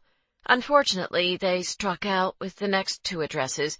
No one was home at Peter Sutter number 8's place, and a woman answered the door on behalf of Peter Sutter number 3, his wife, Victoria guessed, given the wedding band she wore. After that, they drove to the Edgewater neighborhood, where Peter Sutter number 11 lived in a 2-story row house with a wide front porch. Parking was easier to find in this neighborhood, and Ford scored a spot directly across the street. I just thought of another worst-case scenario, Victoria said.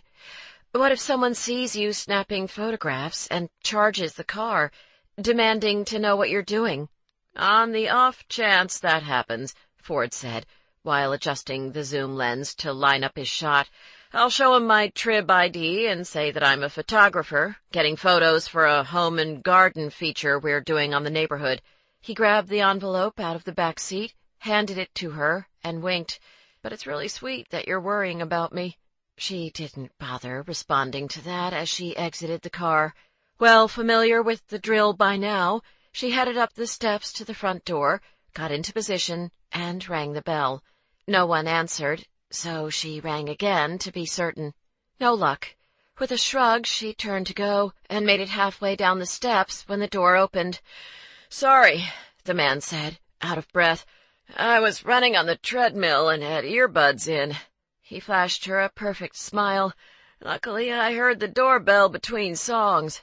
Chiseled jaw, striking light blue eyes, African-American, he was shirtless and sweaty with a towel thrown over one shoulder and had muscles rippling everywhere.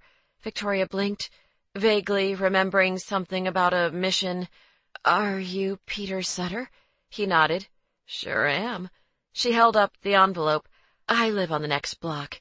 This was delivered to me by mistake." "Those tricksters at the post office, always keeping us on our toes." He headed down the steps to take the envelope from her. "Thanks for bringing it by." "No problem." She walked away and met Ford at their rendezvous point around the block. "Nicole said that her Peter Sutter is white," she confirmed, climbing into Ford's car. "Yep, it's not him." Ford watched as she shut the car door. "And I think you left your jaw on the steps back there." "Oh, was he attractive?" she asked, faux innocently. "I hadn't noticed." He grunted as they drove off, muttering something about her walking to Peter Sutter No. 2's house. It was their final stop of the evening, a garden-level condo in Lakeview. Victoria waited at the front door, ringing the bell 3 times for good measure, and then finally gave up. Still, both she and Ford were in a good mood as they headed back to their building, having narrowed down the field of contenders to 8. "Do you plan to circle back to the 3 guys we missed today?" He nodded. "At least for the 2 no-shows. I'm thinking we wait until Saturday. Maybe we'll have better luck on the weekend." "We'll?" she repeated. "As in, you and me?" "Yes, you and me." He looked over while driving. "Come on, tell me you aren't curious to find this guy. I see the gleam in your eye every time we pull up in front of a new place." Okay, fine. So she'd gotten sucked into the mystery of the missing baby daddy. Maybe I am a little curious. It's a different kind of case for me. Normally, I see families as they're falling apart. I've never had the chance to bring one together before. Wow, that is an unexpectedly beautiful way to describe what we're doing here, Victoria. Go away. He laughed, then cocked his head. I couldn't do what you do. Seeing families fall apart, as you put it, it's too depressing. Divorce isn't always a bad thing. In fact, a lot of times, it's the end of a bad thing. Besides, it's not like your job is all sunshine and rainbows. That piece you wrote about the teenage girl who was killed by that guy on parole, that was depressing. He shot her a sly look. You've been reading my stuff. I read the Tribune. Your stuff happens to be in there. He pulled to a stop at a red light and looked over. Have you had dinner? I was going to order a pizza if you want to join me. She could say no, obviously. She could go home to her empty loft, the same as she did every night, pour herself a glass of wine, and settle in with her book and her bath and have a nice, quiet evening. Or she could choose door number 2, an evening with the irritating but occasionally funny and not entirely intolerable man who'd actually made her moan on her doorstep the other night from just a kiss. My treat for helping me out today, he added, with a smile. Well, a girl did have to eat. A short while later, Victoria sat with one leg tucked underneath her at Ford's reclaimed wood table, eating pizza and drinking a double-oaked bourbon on the rocks. So, I've been thinking about those 5 Peter Sutters who live in condos and apartments without an exterior front door, she said. You really are getting into the mystery of the missing baby daddy. Is this a Victoria Slade always gets her man kind of thing? She smiled. Exactly. Not even going to pretend to be modest there, are you? Anyway, after today, I was thinking that we don't necessarily have to get their photographs on the first pass. There are bound to be other guys, like Peter Sutter numbers 6 and 11, who don't even meet the general description we have. Why don't I just try the package delivery ruse with them, too? I could say I live in the building and that the envelope was delivered to the wrong floor. Sure, you won't be able to snap a photo right there in the hallway, but maybe we can eliminate a couple of these guys on our own, just on sight. He grabbed another slice of pizza. I'd been thinking along those same lines. But the problem is, those types of buildings are likely to have a doorman or a security desk, and if that's the case, we wouldn't get past the first floor. Not to mention, in a large condo building, there's usually a mailroom or someplace where the residents go to pick up their packages. She sat back, discouraged. That's true. But I was thinking I could try to bribe a doorman, slip him $50 and tell him that I'm a reporter from the Trib trying to track down a Peter Sutter for a story. Then I ask if he can at least tell me whether the Sutter who lives there is Caucasian with brown hair. He flashed her a wicked grin. You're welcome to tag along. Maybe watching me flash my press ID will inspire a few more of those hot reporter fantasies of yours. Been waiting for a chance to sneak that in again, have you? A whole week. Her lips curved up when she saw him studying her with those keen reporter eyes. You're about to be nosy again, aren't you? Did you know in law school that you wanted to be a family lawyer? I had a pretty good idea that's what I wanted to do, yes. Because of your parents' divorce? Because I knew I'd be good at it. His knowing look said he hadn't missed the fact that she dodged that question. How old were you when they got divorced? You know, I've taken depositions that didn't involve this many questions. She took a sip of her bourbon. I was 10. Was it just you and your parents? At the time, it was just me. Now I have 2 half-sisters, the older of whom was born 7 months after my parents separated. Ah, so that's why. Yep, that's why. My father had an affair, then married the other woman when she got pregnant. Are you close to your half-sisters? She felt a pang of something that stung, but quickly covered it. Actually, I've never even met them. After my parents got divorced, my dad moved his new family to Miami, where he'd grown up.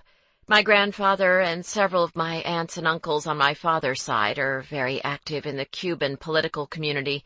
I think my dad had wanted to get back there for years. Ford cocked his head. Slade doesn't strike me as a particularly Cuban name. It's not. I'm only half Cuban. I took my mother's last name when I graduated from high school. By that point, I hadn't seen my father in 7 years, and it seemed like the right thing to do. Thinking she'd shared enough, she redirected the conversation. What about you? Have you and Nicole always been close? Sure, I guess. Although when we were younger, with the 9-year age difference, it was more of a protective older brother, little sister dynamic. It's really only been in the last few years that we've been in the same stage of our lives. Oh, I still see plenty of that protective older brother, little sister dynamic, she teased. Then she looked at him curiously. Now who's about to be nosy? Turnabout was fair play. The blonde I saw on your deck the other day, the one who said she loves you. What's the story there? I told you, we're just friends. She's like another sister to me. He beckoned with his hand. Don't tell me that's all you've got, counselor. The blonde on my balcony. I expected far tougher questions from the illustrious Victoria Slade. So that's how it was going to be. Game on. Victoria looked over at the bookshelves next to them, remembering how she'd wondered what the artwork, photographs, and odds and ends said about Ford. She got up and walked over. She spotted something. This is new. Pointing to a silver model rocket, she looked over her shoulder. Tell me about this. He paused, and then walked over. My father and I built that when I was a kid. He died about a month ago, and I found it in a box of his things that my mom gave me. Victoria's voice softened. "I'm sorry. I didn't know." He gave her a half smile, repeating her words from the other day when she'd mentioned the break-in. "Why would you?" She said nothing for a moment, just looking into those brilliant blue eyes of his. Then she returned to her perusal of his shelves, very aware of how close he stood to her, and trying to ignore the flutters in her stomach. She spotted a hardcover edition of Factotum. She opened her mouth to say something dry. Of course he liked Bukowski. When she felt his hands on her hips, he brushed his lips against her neck, and a heady rush of sensation flooded through her. "What is this perfume?" he asked huskily. "It drives me crazy." His mouth glided over the sensitive spot right below her earlobe. She felt her legs go weak. When he did that, she could barely remember her name, let alone what perfume she was wearing. "The neighbor thing, Ford. That could get complicated." "Not if we don't let it." His fingers slid under her shirt and skimmed over her stomach. She arched forward when he pulled down one of the cups of her bra. "This wouldn't change anything between us," she breathed unsteadily. He glided his thumb over her tight, sensitive nipple, making her gasp. "That's what makes it so perfect." He pulled down the other side of her bra and cupped both her breasts, his fingers skillfully caressing the sensitive peaks. "Oh, God." She gripped the shelf in front of her, fighting the urge to whirl around and climb the man like a tree. Then one of his hands slid underneath her skirt and past the lace trim of her underwear. "You're so wet for me, Victoria." His voice had a more guttural edge. "Have you been thinking about me fucking you?" She was definitely taking the fifth on that one. But then he slid a finger inside her, and she had to bite her lip to keep from crying out. "Ford." She leaned back, pressing against the thick, hard ridge of his erection. "Give me your mouth," he growled. She looked over her shoulder, so turned on that she moaned as soon as his lips touched hers. He claimed her mouth demandingly, his tongue battling hers in a hot, erotic kiss.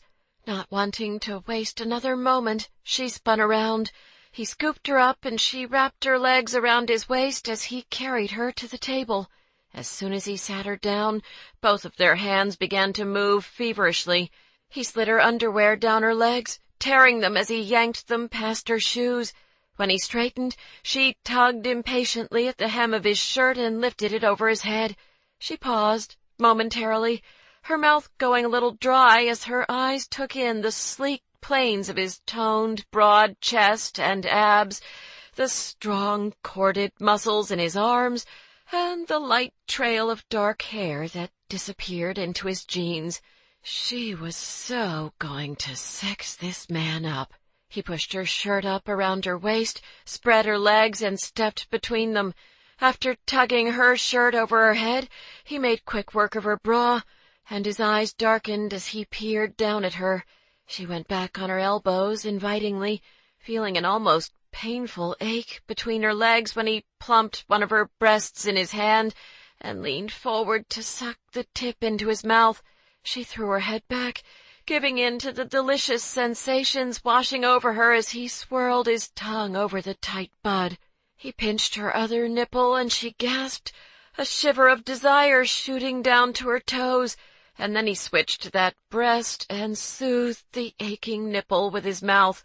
Balancing on one elbow, she threaded her fingers through his thick, silky, dark hair. "Ford, now." His mouth still on her breast, he yanked open the button on his jeans and unzipped his fly. Then he straightened up and grabbed a condom from the wallet in his back pocket. She watched as he shoved down his jeans and boxer briefs. His eyes holding hers, he gripped his thick, impressive cock and slowly stroked it. And here she'd thought her mouth had gone dry before. His jaw clenched. "Baby, when you look at me that way." Instead of finishing the sentence, he ripped open the condom and rolled it on. Planting one hand against the table on each side of her, he settled between her legs, nudged her open, and slowly entered her, inch by inch.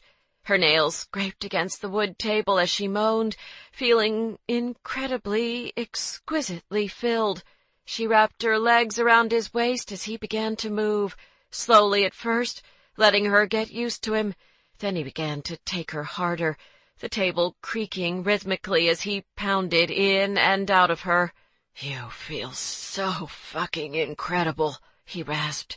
"Yes, just like that."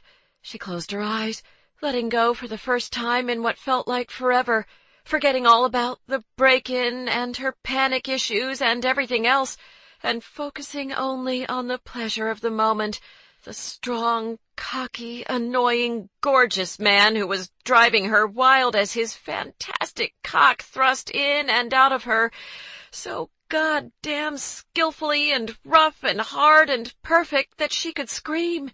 He slowed his pace just as she started to climb to her orgasm. "No." "Open your eyes, Victoria," he said in a guttural voice. "Look at me." She did, and saw his blue eyes blazing heatedly down into hers. He moved in slow, smooth, dominant strokes, holding her right at the edge. "Ford." She tightened her legs around his waist, trying to get the friction she needed. He skimmed a hand possessively up her stomach and between her breasts. "You should see how beautiful you look right now." He leaned forward and shifted the angle of his hips. "Come on my cock. I want to feel it." She dug her nails into his shoulders, crying out as she came.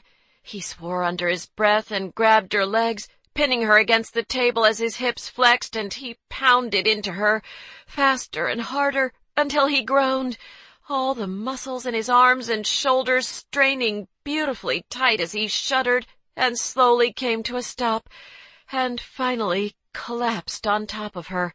Neither of them said anything for several moments as they caught their breath. "I think I might actually be bleeding," he finally said against her breasts. She laughed.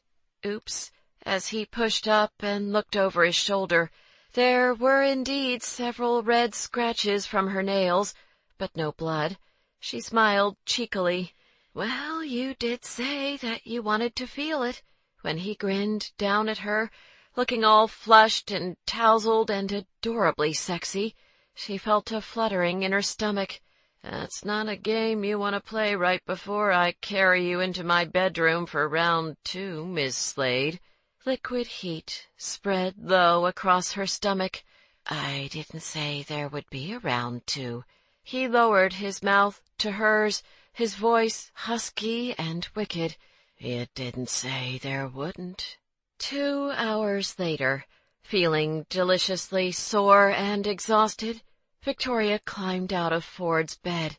Digging around in the darkness, she found her sandals on the opposite end of the room, and her skirt in the doorway where Ford had peeled it off of her. Out in the living area she collected her bra, shirt, and torn underwear, all of which were strewn haphazardly around the table. After getting dressed, she went back into the bedroom and sat on the edge of the bed. Ford slept on his back, one arm thrown over his head. She reached up and gently smoothed back the lock of hair that had fallen across his forehead. "I'm heading back to my place," she said, when he opened his eyes. He blinked and pushed up onto his elbows. "You don't want to stay?" "I have work tomorrow.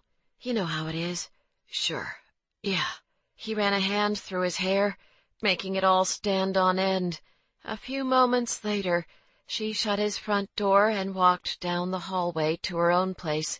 She smiled to herself, thinking that someone had indeed looked well sexed after their evening together. Good. 18.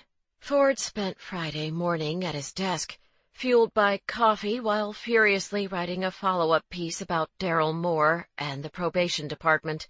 And this time, the gloves were off. He skewered the department for their incompetence in losing track of convicts and for repeatedly overlooking curfew violations and crimes committed by offenders while on probation. The problem, he wrote, went way beyond Daryl Moore.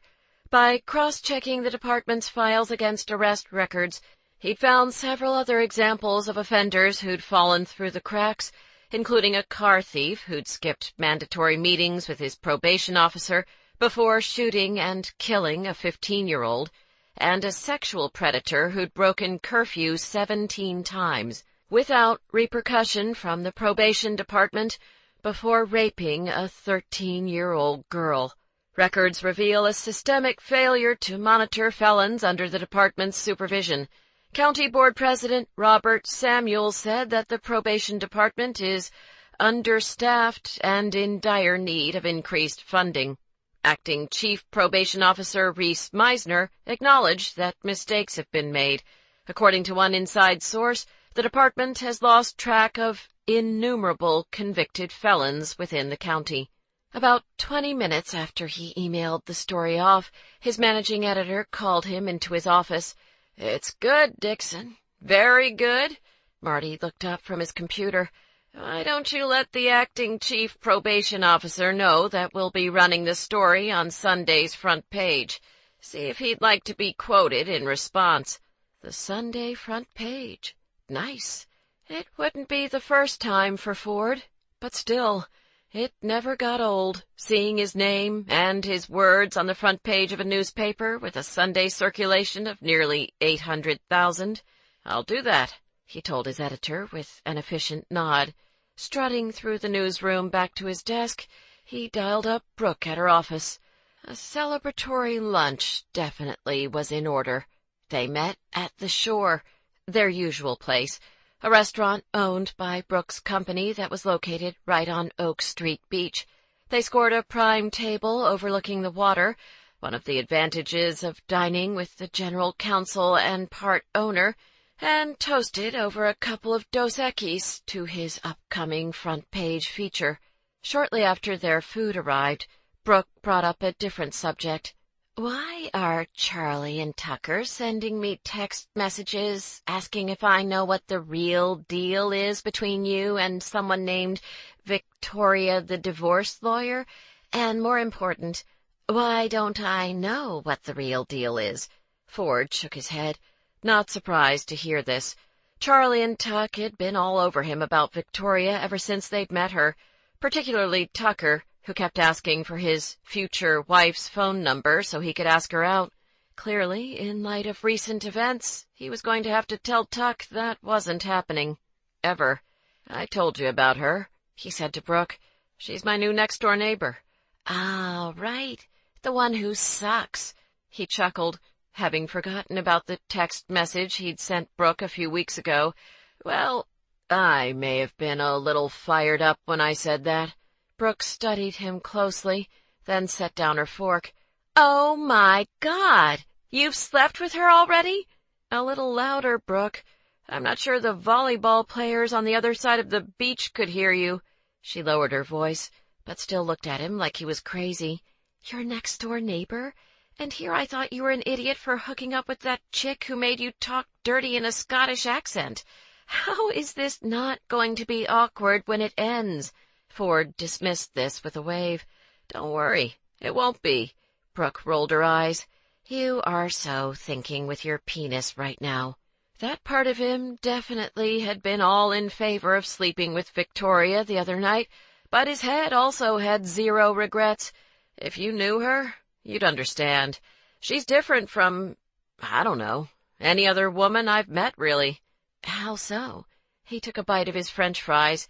"She's this high-powered divorce lawyer, runs her own firm, smart, confident, and totally snarky. The first time we had dinner together, she gave me this big speech about not wanting to get married and how she's self-selected out of the happily ever after rat race. And it's not just a speech. The woman is truly cynical when it comes to relationships. And snarky. Did I mention that?" "Twice." "Right." Ford ate another French fry. "Although I suppose when you get past all the sarcasm and the saucy comments, she's actually kind of funny. And it is pretty cute how she's so determined to hide the fact that there's this softer side to her." He grinned slyly. "Fucking hot as hell in the bedroom. And on my dining room table." Brooke gave him an amused look. "You do realize that's the most you've ever told me about any woman you've hooked up with?" He scoffed at that. Get out of here. I always talk to you about the women I go out with. That last woman you dated, Haley? I don't even know what she did for a living. Ford sipped his beer, remaining silent, trying to remember. Brooke asked. It'll come to me. She smiled, her point made. I'm just saying. It sounds like you like this, Victoria, the divorce lawyer. Christ, not this conversation. You know what you're doing, don't you? You're married now, and that means, like every other married person we know, you want all your single friends to get married too, so that you can have couples dinner parties or couples Scrabble nights or go on little couples weekend trips to bed and breakfasts in Door County or...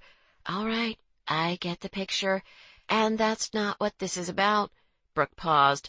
Although Kate and I were just talking about going up to Door County with Vaughn and Sydney and Huxley and Addison. Of course you were. But that doesn't change the fact that I'd hate to see you pass up on the chance to have something good because you're too busy being a typical male bonehead about these things. You know, if you were a guy... and I'd just told you that I'd had fantastic, no-strings-attached sex with a hot woman, we wouldn't even be having this conversation. You'd simply high-five me and ask if she has any single friends. She flashed him a grin. Sorry, babe, but when they handed out best friends, you drew the straw that came with boobs and occasionally likes to talk about feelings. Great. I was 10 years old at the time. Of course I picked the straw that came with boobs. She laughed, and then looked at him for a moment. Just tell me you know what you're doing. Don't I always? Trust me. With a confident wink, he took a sip of his beer. So, what's going on with Cade these days? Any more crampon shopping?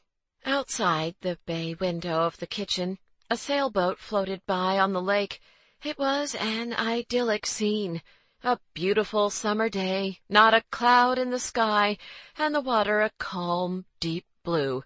Inside the house, however, the scene was anything but idyllic or calm. Maybe if you'd paid half as much attention to me as you did to all the crap you collected, we wouldn't be here, the soon-to-be ex-Mrs. Hall shouted. If it's such crap, then you shouldn't give a crap about getting half of it, her husband shot back. He turned to Victoria. Does she really have to be here for this? They were all gathered in the gourmet kitchen of the Hall's $6 million North Shore lakefront estate. Victoria and her client, Brad Hall, standing at one end of the massive granite island, Lisa Hall and her lawyer on the other. The appraiser the parties had hired hovered awkwardly by the refrigerator, trying to stay out of the fray. The Halls, both in their 50s, him a technology entrepreneur, her a cardiovascular surgeon, had mutually filed for divorce after nearly 30 years of marriage, for the simple reason that they couldn't stand each other anymore. Thankfully, their 2 children were grown, which meant custody wasn't an issue, because the divorce proceedings had been bitter and contentious at every step. This meeting, the purpose of which was to determine the value of Mr. Hall's sizable rare notes, coins, and stamps collection, wasn't shaping up to be any different. Before Victoria had a chance to answer her client, Mrs. Hall jumped in. "Oh, sure, turn away, talk to her instead of me," she said, pointing to Victoria. "That pretty much sums up our marriage. Only before, you would talk to me through the kids. Then they left home, and we didn't talk at all. Can we go back to that?" Mr. Hall asked sarcastically. "Because this conversation is reminding me exactly why we didn't talk. Because you bitch about everything. It's like you don't know how to have a fucking conversation if you're not complaining about something." "Oh, sorry if I don't get all excited about some stupid dollar bill printed in 1861. Mrs. Hall pointed to the collection of rare notes that lay out on the counter. "Because for the last 10 years, that's about the only thing that seemed to get your motor running."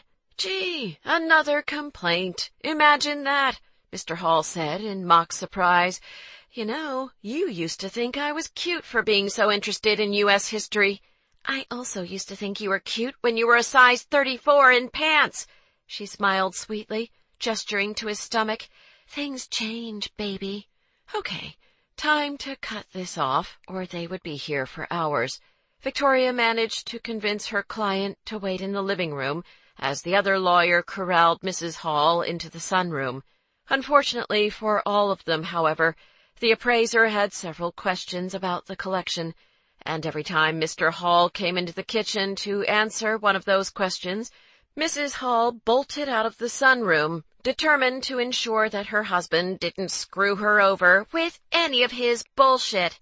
Convinced he was hiding part of the collection, she examined every drawer and shelf in the library and master bedroom, and also insisted they open the 2 safes in the home, all of which was furiously contested by Mr. Hall, and for no good reason, since, as it turned out, he wasn't actually hiding anything. Victoria finally got out of there around 6 p.m., and then fought Friday rush-hour traffic back into the city for nearly 2 hours. By the time she rolled into her office to pick up some files that she wanted to review over the weekend, she was mentally and physically drained.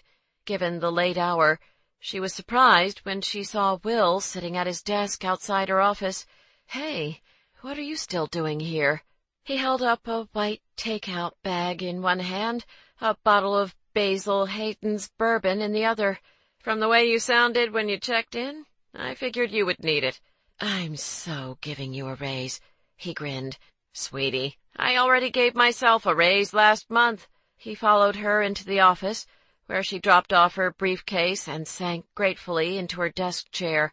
He handed over the take-out bag, pork fried rice that smelled delicious, and then poured 2 fingers of bourbon into a couple of glasses he'd snagged from the break room, as she told him about her afternoon with the Halls. When she finished eating, she leaned back in her chair, a companionable silence falling between her and Will. It was after 8 o'clock, and the sun had just begun to set. Outside the window, the Chicago skyline was set against a brilliant backdrop of orange, red, and purple. "It's funny," she said. "Just the other day I was telling someone how in the 8 years I've been a divorce lawyer, I haven't seen much that inspires me to try my luck at marriage." On the opposite side of the desk, Will had his feet propped up on the chair next to him. He turned his head and looked at her. "I'm guessing today didn't improve that opinion much?" Indeed, it had not. 19. The following afternoon, Victoria proudly told Dr. Metzel about her successful train ride the previous Sunday, an achievement she'd repeated just that morning by taking the subway to his office. He seemed pleased with her progress and encouraged her to continue with weekend excursions when the train cars weren't so crowded, so that she could continue to experience the feared environment under safer, more controlled circumstances.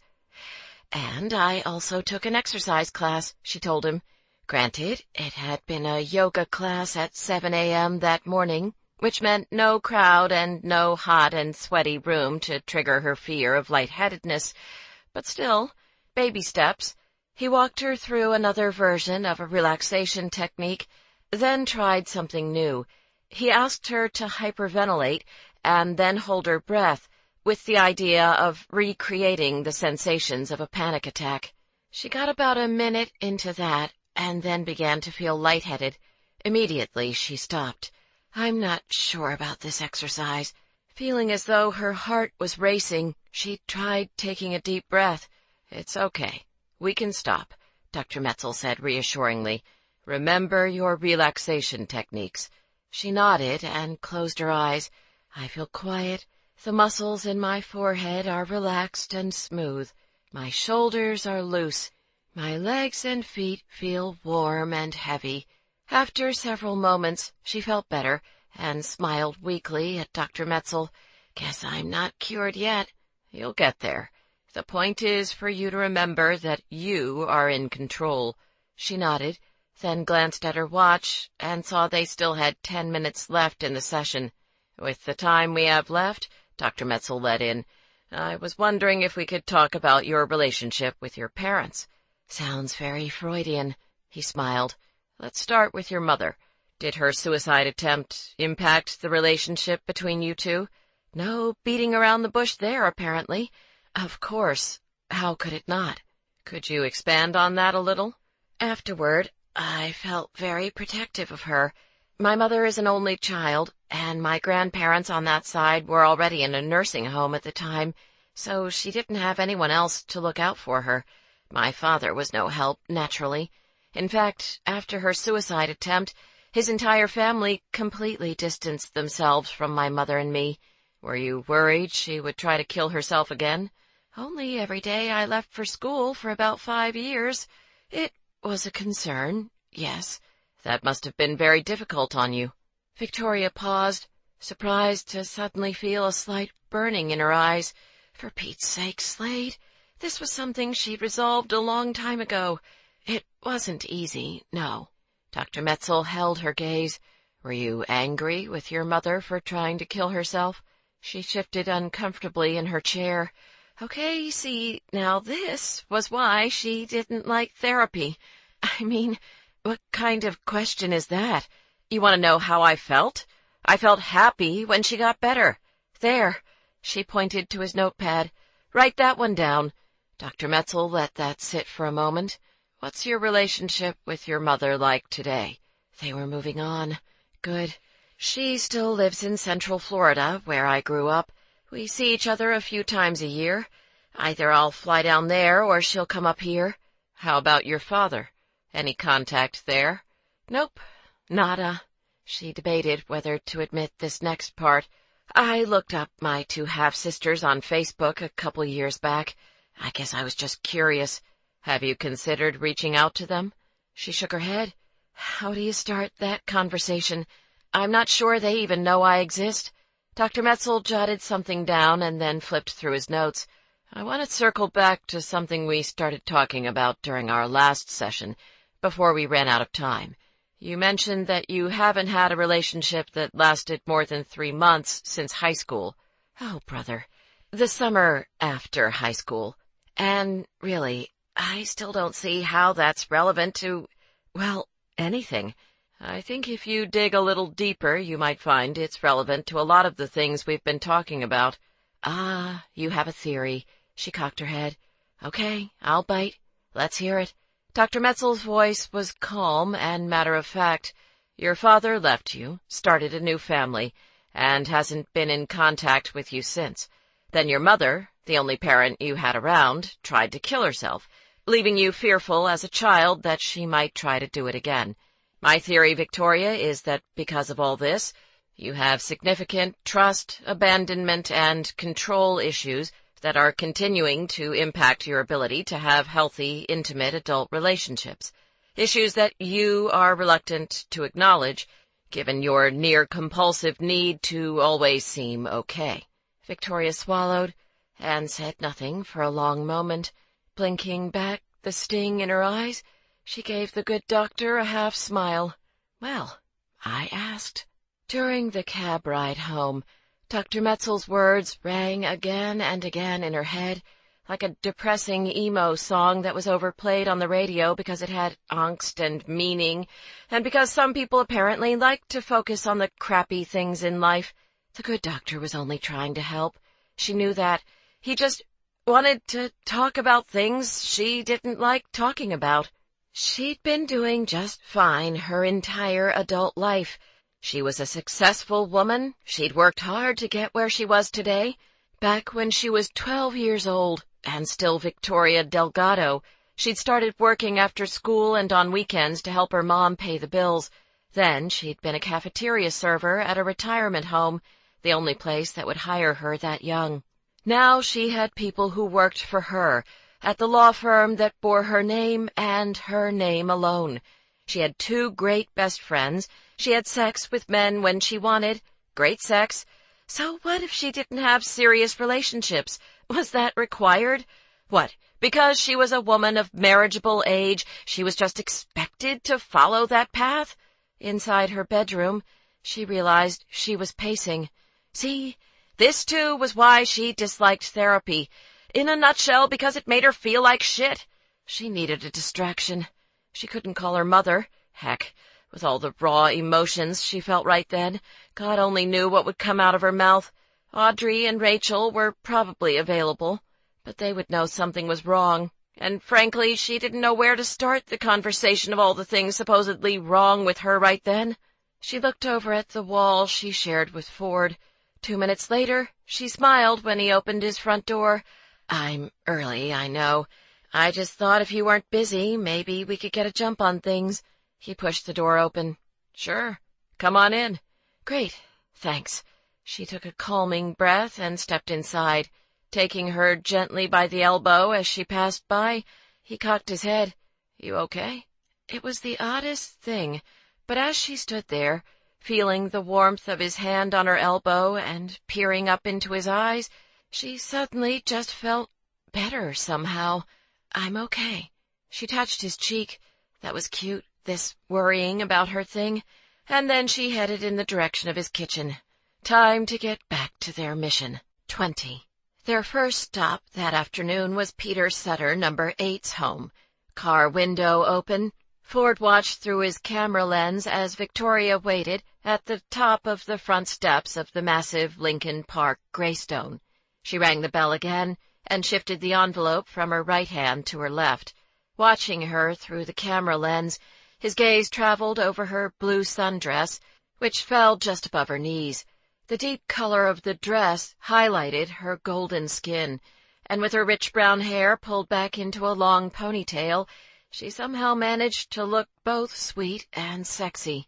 Then he spotted the delicate gold chain she wore around her right ankle. Oh, man. An erotic image suddenly came to mind, of her lying on his bed and naked except for that tiny gold chain, while he trailed his mouth up those long legs and made her moan his name in that breathless, sexy way of hers. And now he had a hard-on. Christ. Shifting in the driver's seat, he dragged his mind out of the gutter and refocused. After a few moments, Victoria gave up. She headed down the steps, walked back to the car, and climbed into the passenger seat. "Is this guy ever home?" Sighing in frustration, she turned and tossed the envelope into the back seat. Hoping for better luck, they drove next to Peter Sutter, number 2's place.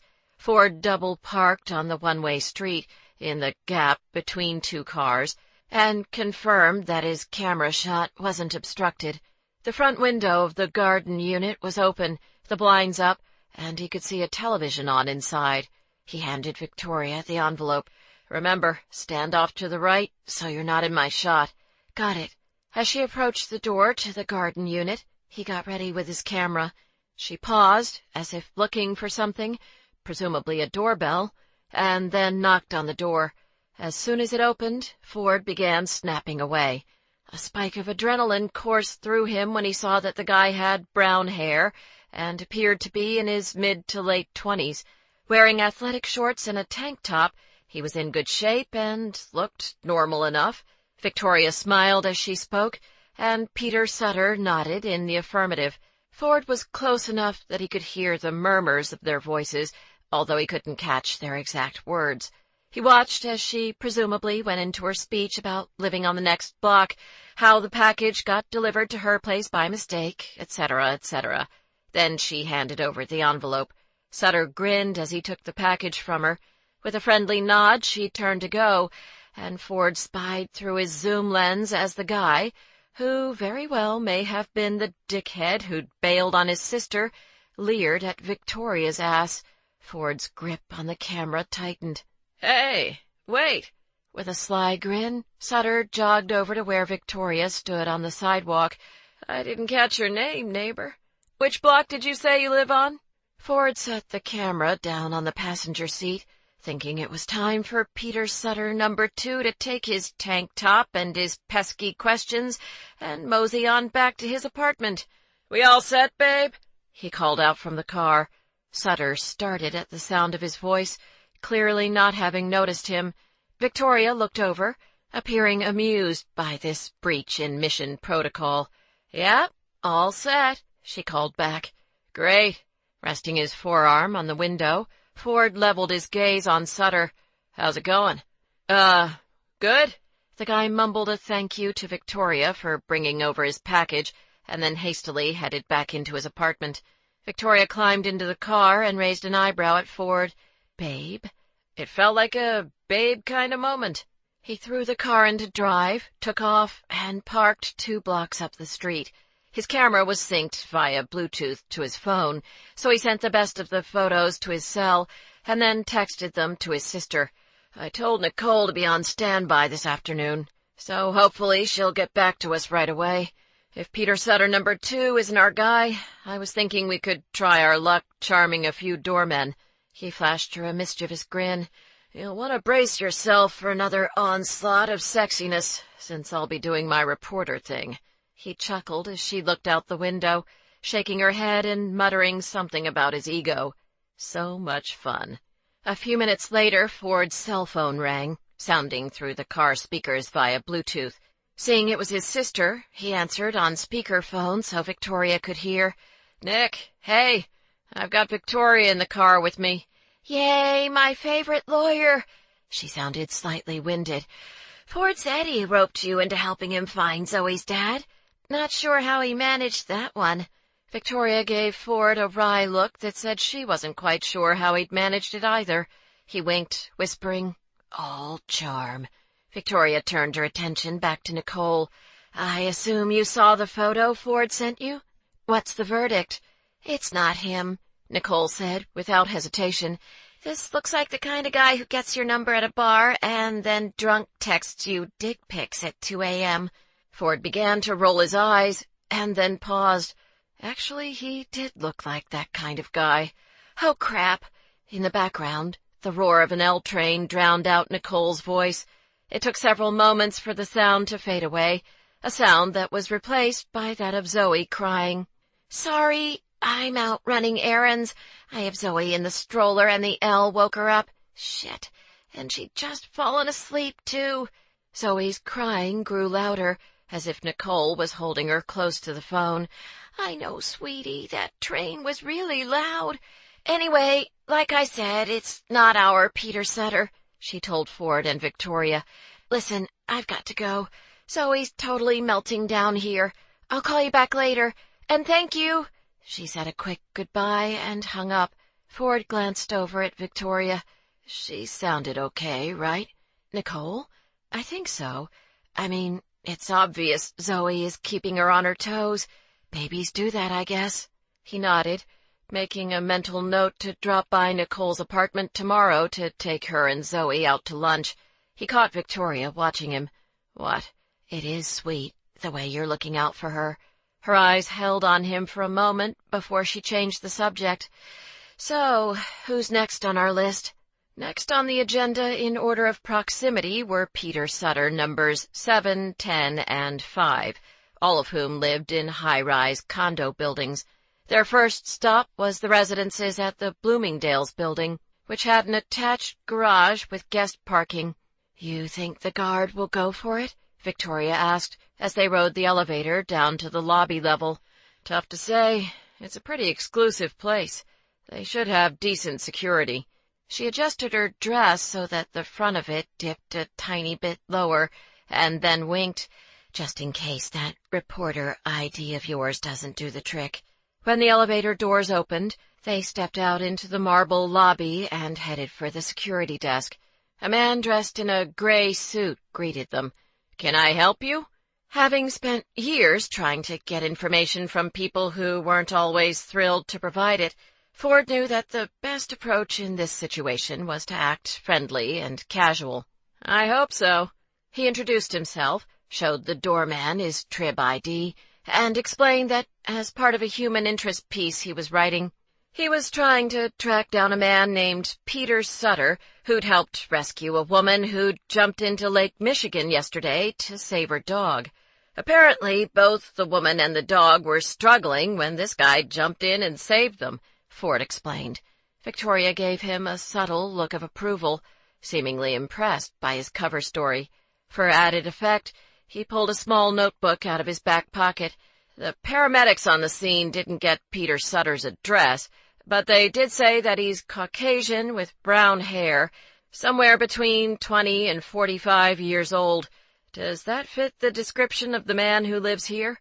The doorman shook his head. "Nah, unfortunately, the Mr. Sutter in this building has red hair." He looked apologetic. Sorry I couldn't be more help. It sounds like a good story. Should be. We want to reunite the dog and the woman with the guy who rescued them. Get some nice photos of them together. He shook the doorman's hand. Anyway, thanks for your time. Inside the elevator, Victoria waited until the doors shut. You didn't even have to bribe him. Nope, he didn't. And that, Miss Slade, is how it's done. Ford's cover story about Peter Sutter, Good Samaritan, similarly worked like a charm with the next two doormen. Unfortunately, they were unable to eliminate either candidate based on the information they learned. Peter Sutter number 10 was Caucasian with brown hair, and Peter Sutter number 5 was Caucasian and bald. It's been over a year since Nicole met him. It's possible he shaved his head or lost his hair in that time, Victoria said as they walked out of the lobby. I'll circle back to him if need be, Ford agreed. They were in the heart of downtown, right by Millennium Park. Walking along Monroe Street, they passed by a crowd of kids playing in the Crown Fountain, a shallow pool between two 50-foot glass towers that projected video images of people's faces while spouting water. Who does that leave on our list? Victoria glanced at Ford as they walked side by side. He had his sunglasses on, and the sun highlighted the warm tones of his brown hair. That cute stray lock had fallen across his forehead again. There are the guys we need to circle back to, he said, and we also have Peter Sutter's number 4 and 9 left. Both of them live in 3-flat condo buildings with no exterior front door to their units. We'll have to get creative with those two. Plan D? Plan D. He ran a hand through his hair, as if trying to brush the errant lock into place. When it fell right back, she smiled. I'll get it.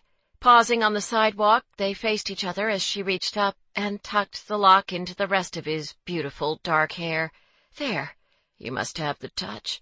He took her hand and ran his lips over the back of her fingers. Criminy, that was smooth. A warm feeling spread across her stomach.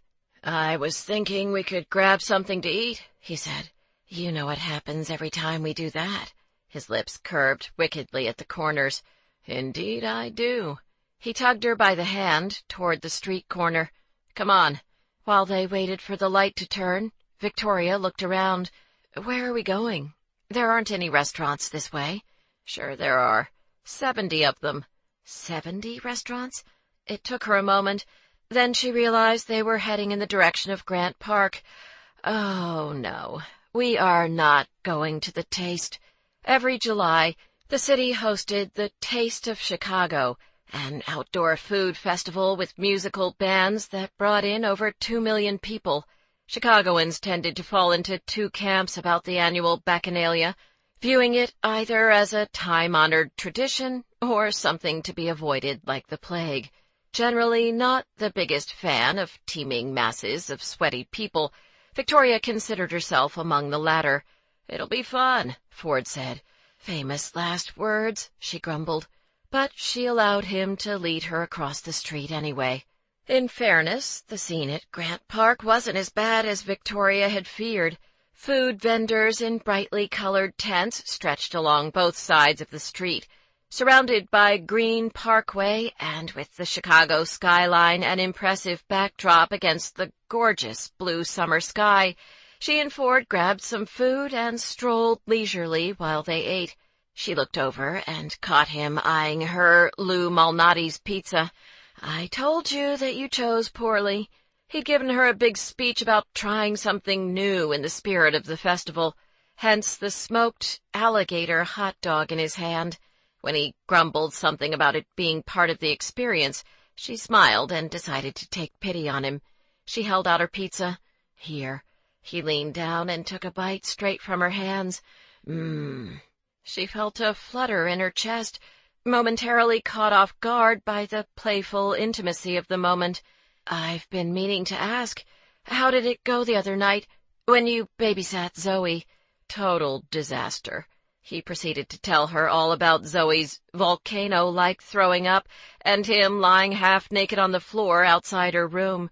She laughed at the story. The mighty Ford Dixon, taken down by a 4-month-old. looking at him as they walked side by side. She was curious. "Volcanic vomiting aside, you do seem to have a way with Zoe. Is that something you want someday? Kids of your own?" He considered this. "I'm not sure. I like kids, but there's the obvious issue of who I would have one with. Not all of us have stockpiles of frozen eggs lying around." "You know, if you settled down with some nice girl, she might just give you access to her eggs," Victoria teased. He nudged her arm playfully. "Well, if it were that easy, it probably would have happened already. And then I wouldn't be here, walking with you on this nice summer day, eating this disgusting alligator hot dog." He made a face, looking down at it. She chuckled. "Just throw it away. I'll split the rest of my pizza with you." As he jogged over to the garbage can to get rid of the hot dog, she couldn't help but think about the intriguing comment he'd dropped in there. If it were that easy, it probably would have happened already. "So, why isn't it easy for you?" She passed him her pizza when they were walking again. "Relationships, I mean."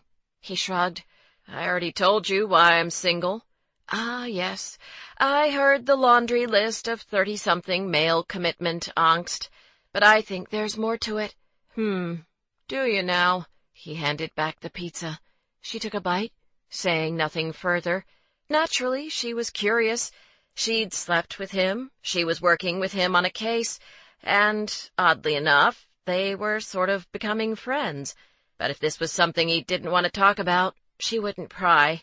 She, of all people, could respect someone's need to keep certain things private. "For the record, there are some very valid reasons on that laundry list of male commitment angst." He paused. "But it's also been theorized by some that my intimacy issues have something to do with growing up with an alcoholic parent." As someone who knew all about having a complicated relationship with a parent, she treaded lightly with her next question. "And what do you think?" "I think that we need funnel cake." He slowed to a stop in front of a tent with a yellow striped awning. Apparently they were changing the subject now. "Fair enough." She smiled. "Funnel cake it is." After splitting a plate-sized helping of sugar-coated fried dough, they bought a couple of beers and walked to the Petrillo Music Shell, the outdoor amphitheater in Grant Park. A folk rock band was playing, so they took advantage of the nice evening and sat on the grass to listen.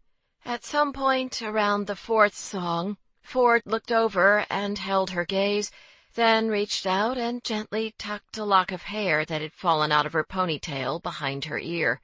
Victoria wasn't naive. She knew exactly what he was doing. The heated looks, the teasing, the playful touches here and there were all part of the dance, a fun summer fling between two people who were simply enjoying the moment. So she leaned in and kissed him. It was a slow, languid kiss, her lips moving over his as one of her hands rested on his thigh. He cupped the back of her neck, gently parting her mouth with his own. They were in a public place, so there was only so far the kiss could go, and perhaps that made it even more exciting, because when his tongue brushed against hers in a barely there tease, she felt a zip of heat go straight to her core. She pulled back, feeling flushed. "I think we should go." His eyes were as smoky as his voice. "I think so, too." 25 minutes later, he had her pinned against the inside of his front door, both of her hands trapped in one of his as he kissed her neck and slid his free hand underneath her dress. "I need my hands free," she murmured, completely turned on by the feel of his lips and hands on her. His voice was low and sinful in her ear. "I like having you at my mercy. You'll like the things I can do with my hands even more." Just like that, he released her. "All right, show me." Her lips curved. She tugged his shirt over his head, dropped it to the floor, and smoothed her hands over his chest. So beautiful. Then her fingers skimmed down to the fly of his jeans. She held his gaze, watching as heat flashed in his eyes when she undid the button. Slowly she slid the zipper down, her fingers brushing against the hard length of his erection.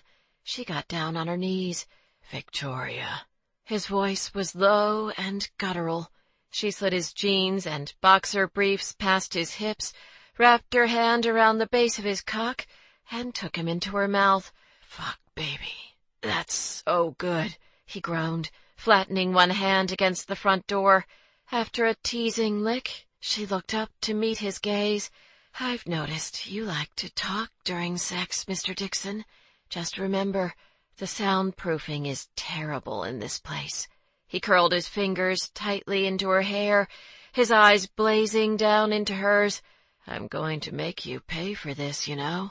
She smiled wickedly. Oh, she was counting on it. 21. Victoria spent most of Monday morning in a settlement conference, working out a custody schedule for the divorcing couple's 3 children. It was hardly a pleasant meeting. Both parties got particularly emotional when dividing up the Thanksgiving and Christmas holidays, but for the sake of their kids, everyone at least remained generally civil to one another. In her book, that was a major victory. When she got back to her office, Will handed her a stack of messages. "The usual suspects. Oh, and Ford Dixon called. He said he tried your cell first." Interesting. She wasn't expecting him to call. I had my phone on mute during the settlement conference. "And how is our intrepid Adonic neighbor these days?" Will asked cheekily. Not bothering to dignify the comment, she simply gave him a look and headed into her office. She shut her door for privacy and flipped through the messages to make sure none of them were urgent. Then she dialed the number to Ford's cell phone. "Miss Slade," he answered warmly. "What are you doing tomorrow between 12 and 2? She turned in the desk chair to check her calendar on her computer. "I don't know. Why?" "I thought we might pencil in a nooner." "Seriously? Please tell me you did not just say that in the middle of the Trib newsroom." He chuckled. "You're safe. I'm out grabbing lunch. And the real reason I called is to tell you about Plan D." She smiled, not at all surprised to hear that there was, in fact, a Plan D already.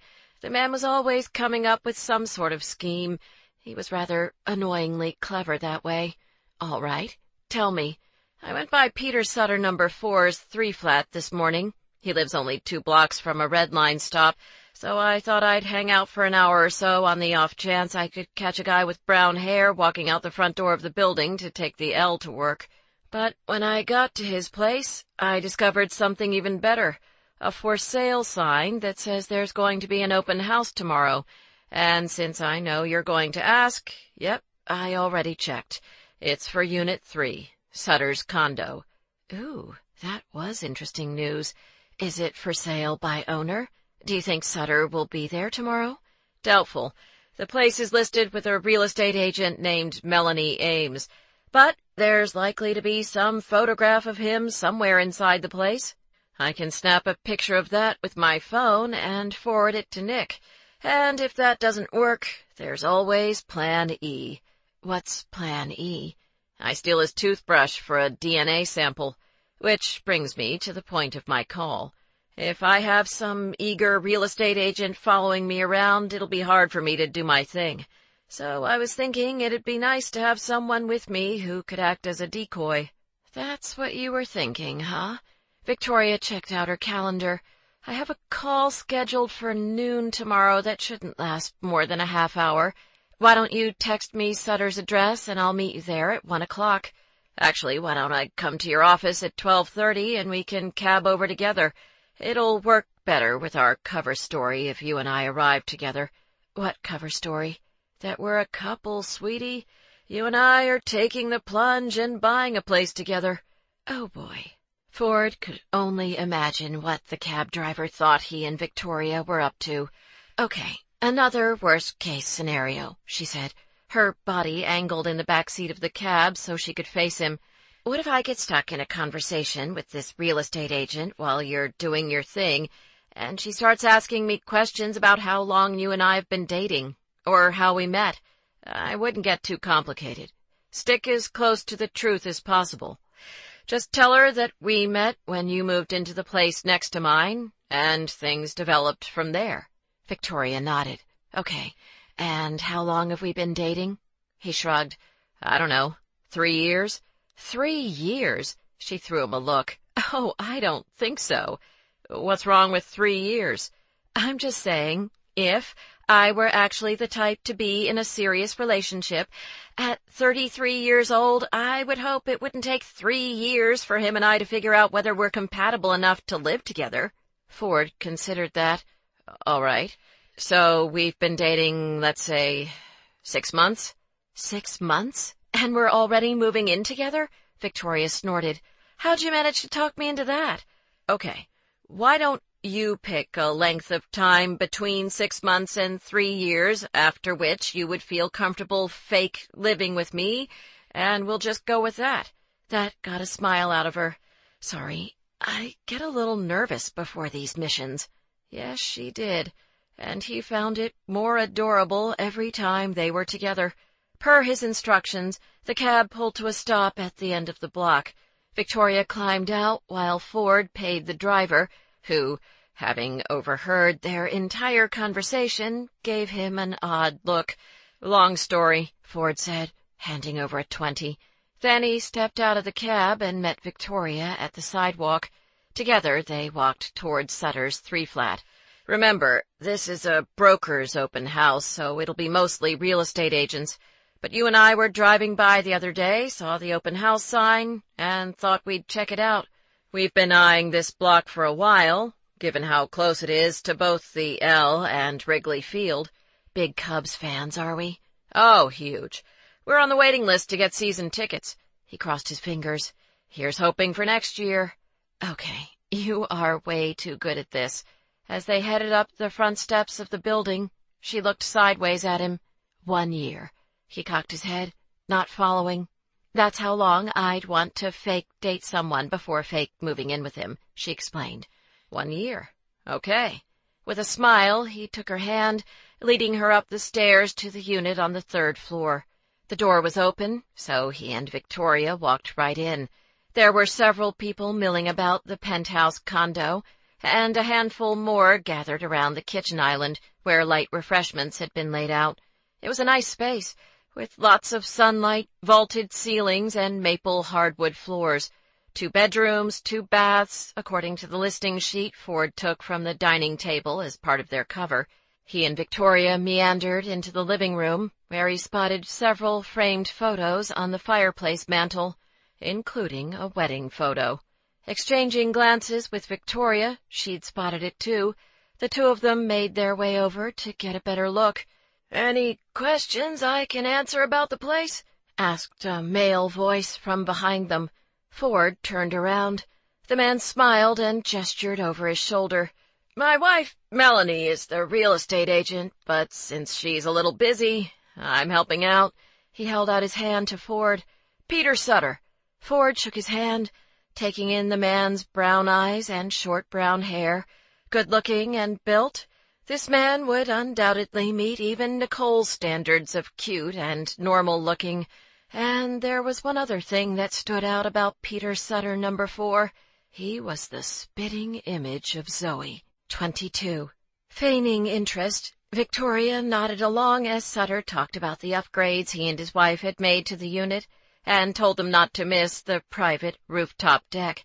After he excused himself to greet another visitor, Ford turned to her. "Should we see the bedrooms next?" "Definitely." Playing their parts, they checked out the 2nd bedroom first, which the Sutters were currently using as an office, before moving on to the master suite. Victoria smiled politely as a woman passed them on her way out. Then she turned to Ford, whispering, "I think it's him." He nodded in agreement. "I'm pretty sure it is." The bedroom had a contemporary-style decor, lots of clean lines and white fabrics. Victoria spotted another wedding photograph on one of the nightstands, a close-up of Sutter and his wife, smiling and looking adorably happy. "Watch the door for me," Ford said. She blocked any incoming traffic by putting her hand on the doorframe and pretending to study the room. Ford grabbed his phone from his back pocket and took a picture of the Sutters' wedding photo. He checked the image, then tucked his phone away. What do you think the odds are that Sutter and his wife met and got married all in the last 14 months? She asked. About 50-50. She agreed, which meant they were quite possibly looking at an infidelity situation here. Maintaining their ruse, Victoria checked out the large master bedroom closet as another couple entered the room. Ford came up behind her. "Plenty of room for your shoes," he said teasingly, in a normal volume. The setup of the closet reminded her of the closet in her old townhome, the one in which she'd blacked out during the break-in. Remembering that moment, she suddenly began to feel slightly off. No, not here. Drawing on her relaxation techniques, she focused on taking steady breaths from her diaphragm. I feel calm and relaxed. Look there, Ford said quietly, clueless to the rising panic she felt. He moved around her, into the closet, and pointed to a row of men's red T-shirts, zip-ups, and polo shirts, all bearing the same black logo. He works at Export Fitness. The comment diverted Victoria's attention and grounded her. Instead of focusing on whether she felt lightheaded, the lawyerly wheels in her mind began to spin in. Knowing that Sutter worked at an Export Fitness club was helpful. She could likely contact him at work instead of at home to tell him about Nicole and Zoe. She exhaled, feeling steadier than she had moments ago, and then noticed that the other couple was waiting to check out the closet. Oops, sorry, I'll get out of your way. Ford followed her into the master bathroom, which had double sinks, a porcelain soaking tub, and a steam shower. Crap, not a toothbrush in sight, he whispered. Victoria paused while the other couple passed by the bathroom on their way out. As soon as it was just the two of them, Ford quietly opened one of the cabinets. Bingo. You can't take his toothbrush, she whispered. Why not? She pointed in the direction of the living room. Because he'll notice that it's gone, and when he finds out who I am, he might put two and two together, and I don't want to get disbarred for stealing a damn toothbrush. She paused. But there's always Plan F. What's Plan F?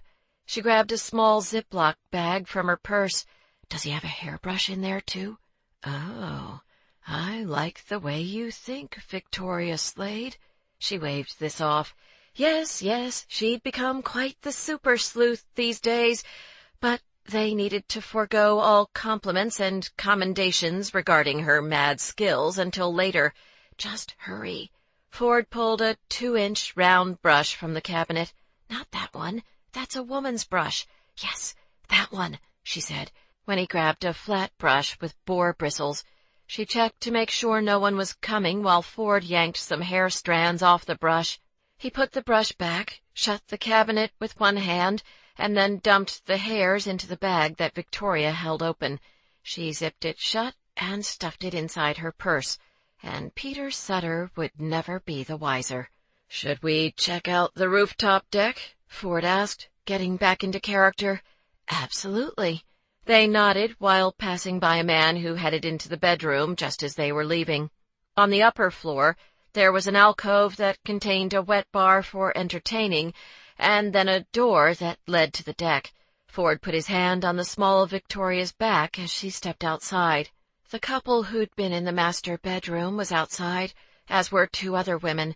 Victoria walked to the far end of the deck and leaned against the chest-high stone ledge, as if checking out the view. I'd been hoping he wouldn't be married, she sighed. It obviously makes things more complicated. She checked her watch and saw it was already after 1:30. Ford pulled out his cell phone. Is Nicole on standby again? She asked. She's in a class right now, but she said she'd have her phone with her. He forwarded the picture he'd taken of Sutter and then tucked the phone back in his pocket. If she says it's him, what happens next? I'll get the hair sample over to a lab I've used in other paternity cases, but that's just so we know that we haven't made a mistake. We'll do a second official paternity test after contacting Sutter and telling him about Zoe. How long will it take to get the results from the lab? Ford asked. 3 to 5 business days, depending on how busy they are. Ford's phone buzzed with a new text message. He took it out of his pocket, read the message, and showed the phone to Victoria. OMG, that's him. Ford asked Victoria to take a second look around the condo with him. She smiled jokingly. Why? Are you considering moving? I want Sutter's wife, the real estate agent, to think we are. She cocked her head. You want to talk to them. Yes, he did. Both the protective older brother and uncle in him, as well as the nosy investigative journalist, wanted to know more about this married Peter Sutter, who was his niece's father. He and Victoria went back downstairs and made their way through the place one more time. I love the double oven, she said as they entered the kitchen. She squeezed his hand and smiled up at him warmly. That would come in really handy during the holidays. An image suddenly popped into his head of him and Victoria having Thanksgiving dinner with their friends and family. He paused, wholly caught off guard by the thought. Fortunately, he was spared from having to answer when a pretty brunette, dressed in cream linen pants and a loose-fitting pale pink shirt, walked over. She shook hands with both him and Victoria. Melanie Ames. I'm the listing agent and also one of the owners. Are there any questions I can answer about the place? Back on his game again, Ford turned to Victoria as if thinking, well, I guess I'd be curious to know if it's generally a quiet building. We both occasionally work from home. Melanie nodded. The great thing is, we're on the top floor, so you obviously don't have any noise above you. Below us you have the middle unit, which is owned by a couple in their 50s, really nice people. Then there's the first floor unit, owned by a single guy, super quiet, keeps to himself, but not in a creepy serial killer kind of way, she added quickly. Peter Sutter came out of the dining room, chuckling. I love how you always throw that in whenever you describe poor Toby, but not in a creepy serial killer kind of way. She smiled affectionately at her husband. Because that's the first thing you think of when you hear about a guy who keeps to himself. She turned back to Ford and Victoria. Anyway, in general, I'd say it's a pretty quiet block for being so close to Wrigley. Obviously, you're going to get some people walking by on a Friday or Saturday night who've had a few beers at the game. But I've lived here for 9 months now, ever since we got married, and I practically lived here the 4 years before that. During that time, we've never had any serious issues with noise. Hearing this, that the Sutters had been together for nearly 5 years, hardly improved Ford's opinion of the man who'd slept with his sister 14 months ago, and then had left without saying goodbye. Melanie looked to Peter for confirmation, and he nodded. You know me, I love being close to the stadium. We're actually staying in the neighborhood, going to a single-family home just a couple blocks over, he said to Ford and Victoria. PJ and I need a front yard to play catch in. He winked at his wife. We're expecting our first child in December, she explained, touching her stomach. And my husband here is set on Peter Jr. if it's a boy, PJ for short. Because it's a cute nickname, Peter said. Yes, it is. For pajamas. Melanie turned back to Ford and Victoria. We'll probably still be negotiating this on the way to the hospital. Then she clapped her hands, getting back down to business. So, any other questions I can answer for you? Ford glanced at Victoria, who likely was thinking the same thing he was, that Melanie Ames seemed like a nice person who deserved better than her philandering jerk of a husband, and also that Peter Sutter had some seriously fertile sperm. Nope, Ford told the couple. I think you've covered everything we need to know. 23. The following day, after returning from court, Victoria deliberately ignored another cheeky look from Will when he told her that a Mr. Dixon had called again. When Ford answered his cell this time, she could hear chatter in the background and guessed he was in the Trib newsroom. I did some digging into Peter and Melanie, he said. They bought a $1.8 million house. 5 bedrooms, nice front porch and yard. All that's missing is the white picket fence. So they have money, obviously. She has money, Ford said. 2 years ago, she left Coldwell Banker and started her own successful brokerage that represents luxury residential properties. She's like the Victoria Slade of the real estate industry. Great. And now Victoria was about to turn this woman's world completely upside down. Did you find out anything else about him? He's a general manager at the Export Fitness in Lakeview. Probably makes decent money, but nowhere near what his wife is bringing in. His tone turned dry. You may get a new client out of this, once Melanie finds out what her husband's been up to. Victoria hung up with Ford, thinking that would indeed be ironic. On Friday morning, she received the paternity test results from the lab and called her client to give her the news. Inconclusive? What does that mean? Nicole asked. For starters, it meant that Victoria wasn't entirely the super sleuth she'd thought she was. It means the lab didn't have a good enough sample to get an accurate result. Apparently, you need the root of the hair to run the test, and none of the hairs we got qualified. She was quick to reassure her client. This doesn't affect anything, Nicole. I just figured we'd run the test for our own edification. But you're sure this guy is Zoe's father, right? Positive. Then we move forward as planned. I'll call him at work today. Nicole sounded surprised things were moving so fast. Wow. Okay. What do you think he's going to say? It's not every day a man finds out he has a baby with a woman he probably doesn't even remember. Her tone turned serious. His wife is going to hate Zoe and me, isn't she? We'll always be a reminder of how he cheated on her. Victoria said nothing for a moment, thinking back to the day when she was 10, and had found her mother sitting in the living room, staring blankly out the front window. He's leaving us.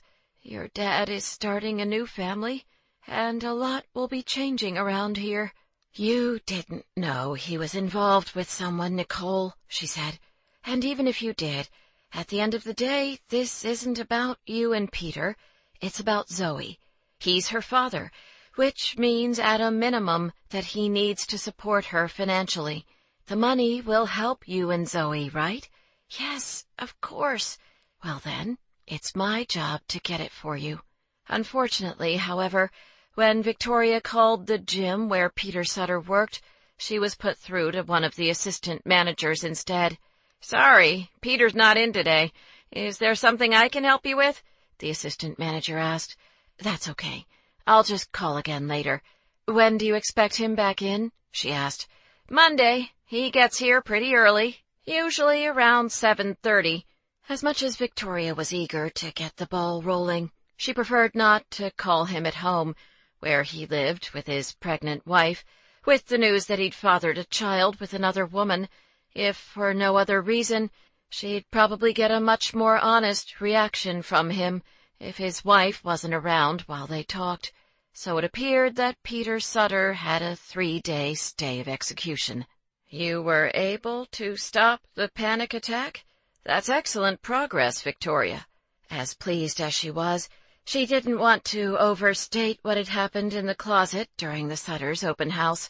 It wasn't so much that I consciously stopped it, she told Dr. Metzel, more that I became focused on something else, and that kept me from going down the rabbit hole. He smiled. That's a good way to describe it. Often it's the fear of having a panic attack that can trigger another one, but in this case, when you became focused on something other than your anxiety, your body stopped acting as though it was in a fight or flight situation. He jotted down something on his notepad. Have you gone to any more exercise classes?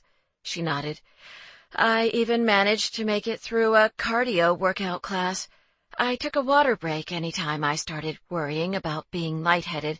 I guess it reminded me that I could just leave the room any time I wanted to. She shrugged. I'm not sure if that's a good or a bad thing. A fear of being trapped during an attack is very typical with panic disorder, he assured her. Disorder? Heaven forbid the good doctor made one measly session without getting in the word somehow. And have you tried riding the L again? Yes, this past Sunday. Do you feel ready to take the next step and ride when the train will be more crowded? She thought about that. Between her relaxation techniques and this new distraction strategy that had worked in the closet during the open house, she felt like she now had several solid tricks in her arsenal. "I think I am." He seemed pleased. "Good. There's something I've been wondering. Do you think that my panic attacks have anything to do with the fact that my mother was clinically depressed?" Dr. Metzel set his pen down and studied her. "Are you asking if I think mental health issues run in your family?" She paused, not 100% sure she wanted the answer to that. "Yes, there is evidence that suggests both panic attacks and depression run in families, but I don't think the two conditions are linked in and of themselves. Meaning I don't think you're genetically predisposed to panic attacks because your mother suffered from depression. But, obviously, I think your childhood experiences are a large part of the reason you have control and intimacy issues." She'd gotten that message loud and clear during their last session. "Look, I get where you're coming from. Maybe I do have a few barriers up," she conceded, "but why is that necessarily a bad thing?" "You don't want to have healthy adult relationships?" She sat forward in her chair. "But what is healthy? Living with someone for 20 years who will eventually come to hate you so much that she'll go to war with you over a stamp collection that she doesn't give a damn about? Or being married for 15 years to someone and then discovering that he's had a mistress nearly the entire time? Day in, day out, I'm bombarded by relationships that were probably once healthy, but now are anything but. I agree that your job provides you with many examples of unhappy relationships." Good. She was glad they could agree on that. "Yes, it does. But I also think it provides you with a handy excuse for avoiding relationships yourself. There are happily married divorce lawyers out there." Victoria sat back in her chair. "Well, wasn't he suddenly all about the psychoanalysis today? Let me ask you this," Dr. Metzel continued. "The men you date, do they know how you feel about relationships?" "Absolutely. And I purposely date men who feel the same way as I do. Not looking to settle down, just wanting to keep things casual." "Are you seeing anyone now?" Victoria hesitated. Part of her didn't want to open the door to this line of questioning, but something compelled her to continue. "Kind of, I guess. His name is Ford." Dr. Metzel perked up in his chair. "Okay, good. Tell me more about Ford." She sighed. "Here we go. He's my next-door neighbor. When I first moved into the building, we couldn't stand each other. That's a whole other story. But then I got roped into helping his sister with her child support case. He and I have been spending a lot of time together with that, and I guess things just evolved from there." He began taking notes. "Is this a sexual relationship?" "Indeed it is." She smiled cheekily, thinking back to her and Ford's very steamy night together last Saturday. When Dr. Metzel looked up at her, she put on a more serious expression and cleared her throat. "You said that when you first met, you and Ford couldn't stand each other. What changed?" he asked. She shrugged. "I guess he grew on me." "How so? What do you like about Ford?" Victoria hadn't expected that question. "For starters, he's the most attractive man I've ever met. I mean, we're talking blushing, giggling, oh my God, I can't believe how gorgeous this man is, levels of hotness here." "So it's a purely physical thing?" Dr. Metzel asked. "Well, I wouldn't say it's only a physical attraction," she hedged. "I suppose he can be funny at times, when he's not trying to push my buttons." She smiled slightly. "Clever, too, in a quick-on-his-feet kind of way. Very good writer. I would never admit this to him, but I've been reading his stuff in the Trib, and you can tell he's passionate about what he's doing. Did you know one of his stories just made the Sunday front page? Pretty impressive, huh? Don't get me wrong, he knows he's good. He's got this confidence that definitely gets a little out of hand at times. But beyond that, there are these moments with his sister or his niece when he's protective and really very sweet. I mean, he volunteered to babysit his 4-month-old niece on a Saturday night. Do you know any other single man who would do that?" She smiled. "Granted, it sounds like it was a total disaster for both him and the baby, but still, that's adorable." She stopped, suddenly realizing that she'd been going on and on. Dr. Metzel smiled softly. "He sounds like a really good guy." Victoria shifted uncomfortably in her chair, immediately feeling the need to clarify something.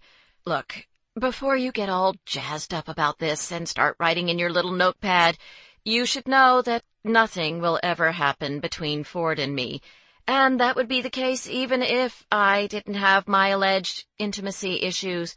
"What makes you say that?" Dr. Metzel asked. "Because the guy is as messed up as I am." She half chuckled at the truth of that. "I don't know the whole story. Actually, I don't even know 1/10 of the story. But I do know that his father was an alcoholic who died only about a month ago, and there are definitely some unresolved issues there. And besides, he told me he doesn't do commitment." She gestured emphatically. "Does that sound like someone I should be pursuing a relationship with?" "I don't think so." Dr. Metzel studied her thoughtfully. "That's the first time I've heard you describe yourself as messed up. Granted, I don't like that term, but I find it interesting that your relationship with Ford has enabled you to be more comfortable acknowledging your own intimacy issues. Perhaps that's something we should explore in more detail." Yep, that's what she got for opening the damn door. 24. That afternoon, Charlie and Tucker came over to help Ford set up for his barbecue, the annual and semi-legendary party which he hosted every July. Reminded him of the summer barbecues his parents used to have in their townhome, when they would clear out the garage and family and friends would mingle indoors and outdoors, sitting on lawn chairs along the driveway and in the small front yard, while the kids played kickball and ghost in the graveyard in the subdivision's adjacent field. Maybe it was the nice weather or the company, but for whatever reason, his father had always been on his best behavior during those times. This year, more than ever, Ford liked being reminded of good moments like that. The three of them were moving his folding tables and chairs out of the storage room when his mother called his cell phone. "I'm downstairs," she said. Having been in the city to visit Nicole and Zoe, she'd called earlier to see if she could drop off another box with his father's things, some photo albums he'd saved of Ford's grandparents and great-grandparents, and a huge stack of old baseball cards. "Are you sure you don't want to come up?" he asked. "Hey, Mrs. Dixon," Charlie and Tucker called out. "I'm sure. Tell Charlie and Tucker I said hello," she said, having gotten to know them well in the 16 years since they'd been Ford's college dorm mates. He ran down to meet his mom in front of the building, where she was waiting with her car temporarily parked with the hazard lights on. "Your dad was such a pack rat, but maybe those baseball cards are worth something. I don't know." She gave him a quick smile to cover the flash of sadness in her eyes and handed over the box of his father's things to him. "You don't need to go through all his stuff yourself, Mom. I'm happy to come to the house again and help." She waved this off, only about the 10th time he'd offered. "I want to do it. It gives me something to do." Of course that was her answer. Between her job as a teacher's aide, the second job she'd worked on evenings and weekends at Walmart for extra money after his father had injured his hand and gone on disability, and raising him and Nicole, his mother had spent the last 30-plus years having more than enough to do. But she liked it that way, he'd long since realized.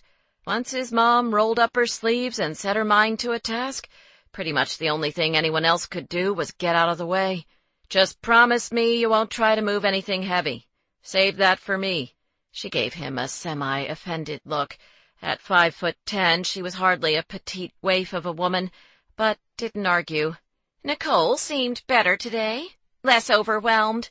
Nicole had told their mother the truth about Zoe's father, and at her doctor's suggestion, also had joined a new mom's support group. "I think so, too. The other day she said that—" Ford stopped mid-sentence, spotting Victoria walking along the sidewalk in their direction, carrying 2 bags of groceries. So, this was unexpected. It had been years since his mom had met a woman he was involved with, and admittedly he hadn't been thinking he would break that habit today. One of the inherent risks of dating a neighbor, he supposed. Victoria saw him a moment later, and her expression immediately turned hesitant when she saw the woman standing next to him. "Hey there," she said, with a tentative smile as she approached. "Hey yourself." Ford nodded at the bags she carried. "Need a hand?" "I'm okay." With a grin, Victoria nodded at the large box he held. "Do you need a hand?" He chuckled. "Thanks. I think I'm good." He saw his mother looking at him expectantly and made the introductions. "This is my mother, Maria. Mom, this is Victoria, my neighbor and the divorce lawyer. Oh my gosh, it's so nice to finally put a face with the name," his mom gushed, pulling Victoria in for a warm hug. "I've heard so much about you from Ford and Nicole." "Oh, thank you. That's good to hear." Looking surprised by the hug, Victoria blushed as she caught Ford's eyes over his mother's shoulder. She gave him a little smile as she hugged his mom back, as if to say, "What can you do, right?" And in that moment, something tightened in his chest. "I can't thank you enough for helping my daughter and granddaughter," his mother said to Victoria when she pulled back. "Nicole told me all about it. And Ford, too. He says you're a very talented lawyer and a saint to be doing all this for free." "A saint? Really?" Victoria turned to him, her eyes sparkling mischievously as she undoubtedly recalled his skepticism over Nicole's use of that very word just a few weeks ago. "Ford, you are too kind." He shot her a look. "Cute. I'm not sure saint was the actual word I used." "It sure was." His mother smiled at Victoria. "And my son is not one to give compliments lightly. So if he has such wonderful praise for you, there must be something to it." She paused as if thinking about that, then turned to him with a curious look. "I'm happy to help Nicole and Zoe," Victoria said. "It's a unique situation, so professionally this has been a nice opportunity for me." "You have your own firm in the city, I hear," his mother said. They chatted for a few moments about Victoria's law practice, and then she held up her grocery bags. "Well, I didn't mean to interrupt. I should probably get these upstairs anyway. It was very nice meeting you, Mrs. Dixon." As she turned to head inside their building, she gave him a nod in goodbye. "Ford." "So that's Victoria," his mother said when it was just the two of them. "She seems lovely." Through the glass door, Ford watched as Victoria stopped at her mailbox, the one next to his. Her hair, which she wore in a long, sexy ponytail again, fell over one bare, golden shoulder as she perused her mail. She definitely has her moments. "Sounds like you two have been spending a lot of time together." He turned his attention to his mother, just now catching her sly tone. "Some, yes." "Will she be at your barbecue today?" "Yes, I invited several of my neighbors." "Any others who you stare at like that?" She smiled knowingly when he didn't immediately respond. "I didn't think so." He sighed, shaking his head. "You're as bad as Brooke." "Brooke is a smart woman. Probably you should listen to her about, well, whatever the situation is between you and Victoria." Not wanting to have this conversation with his mother, because there was no situation between him and Victoria, at least not the kind his mom was thinking. He shifted the box in his hands and kissed her on the cheek in goodbye. "I have to get back upstairs. The grill's warming, and Charlie and Tuck shouldn't be left around open flames without adult supervision." His mom opened her mouth, likely to object, and then seemed to reconsider. Too true. Later that afternoon, Ford made his way through the living room, where a group of die-hard fans sat watching the Cubs game and drinking beer, and out onto the terrace. The loft was packed, both inside and outside. Every year the party seemed to get bigger, although he wasn't quite sure where all the extra people were coming from. He had music playing on the outdoor speakers, and unlike last year's weather fiasco, an unexpected downpour that had driven everyone inside, it was sunny and in the mid-70s. He did a quick round on the terrace, going from group to say hello to new arrivals and to make sure no one needed anything. Tucker manned the grill, and in addition to beer and wine, Charlie had made a tropical rum punch, supposedly for the ladies. That seemed to be a huge hit. "Hey, when's my future wife going to be here?" Tucker asked, standing at the grill with Charlie. "Still with that?" Ford said. Charlie had a question of his own. "Speaking of Victoria, now that you two are hooking up, do you think you could put in a good word for me with her friends? You know, the cute one she was with at the Violet Hour?" "You can put in a good word for yourself," Ford said. "She mentioned she's bringing her friends with her today." Tucker pointed with the spatula. "Ooh, I call dibs on whichever one looks hotter." Ford gripped his friend's shoulder. "It's a wonder you're still single, Tuck. Truly." Spotting a group of colleagues from the Trib, he headed that way. They were in the middle of a debate over the reasons for the mayor's recent drop in approval ratings when Victoria stepped out onto the terrace. Ford's eyes slowly moved over her, appreciatively. She looked fantastic, wearing some multicolored sleeveless dress and killer turquoise heels that showed off those legs she liked to wrap around his waist when he was inside her. But what most caught his attention wasn't what she was wearing. Rather, it was the white Pyrex dish she carried in her hands. The woman had cooked for him. He excused himself from his co-workers and made his way over to her. "You brought me a casserole. That's so neighborly." Victoria set it down on one of the fold-out tables. "Not a casserole." "Moros y cristianos," she said with a flourish. He blinked. No clue. "Cuban rice and beans," she explained. He lifted up the lid and peeked. "Smells delicious. You actually made this?" He grinned when she gave him a dirty look. So much fun, pushing her buttons, and then he turned to her two friends. "I'm Ford." He held out his hand to the woman he hadn't met previously. Audrey, he learned, then shook Rachel's hand in hello. "And I apologize in advance for everything my friends Charlie and Tucker might say today." "Speak of the devils, and they shall appear," Tucker said grandiosely from behind him. "Starting with that," Ford said. After introducing themselves, Charlie and Tucker offered to show Victoria's friends around the place and get them some drinks. As the four of them walked off, Victoria leaned in toward Ford. "Don't worry.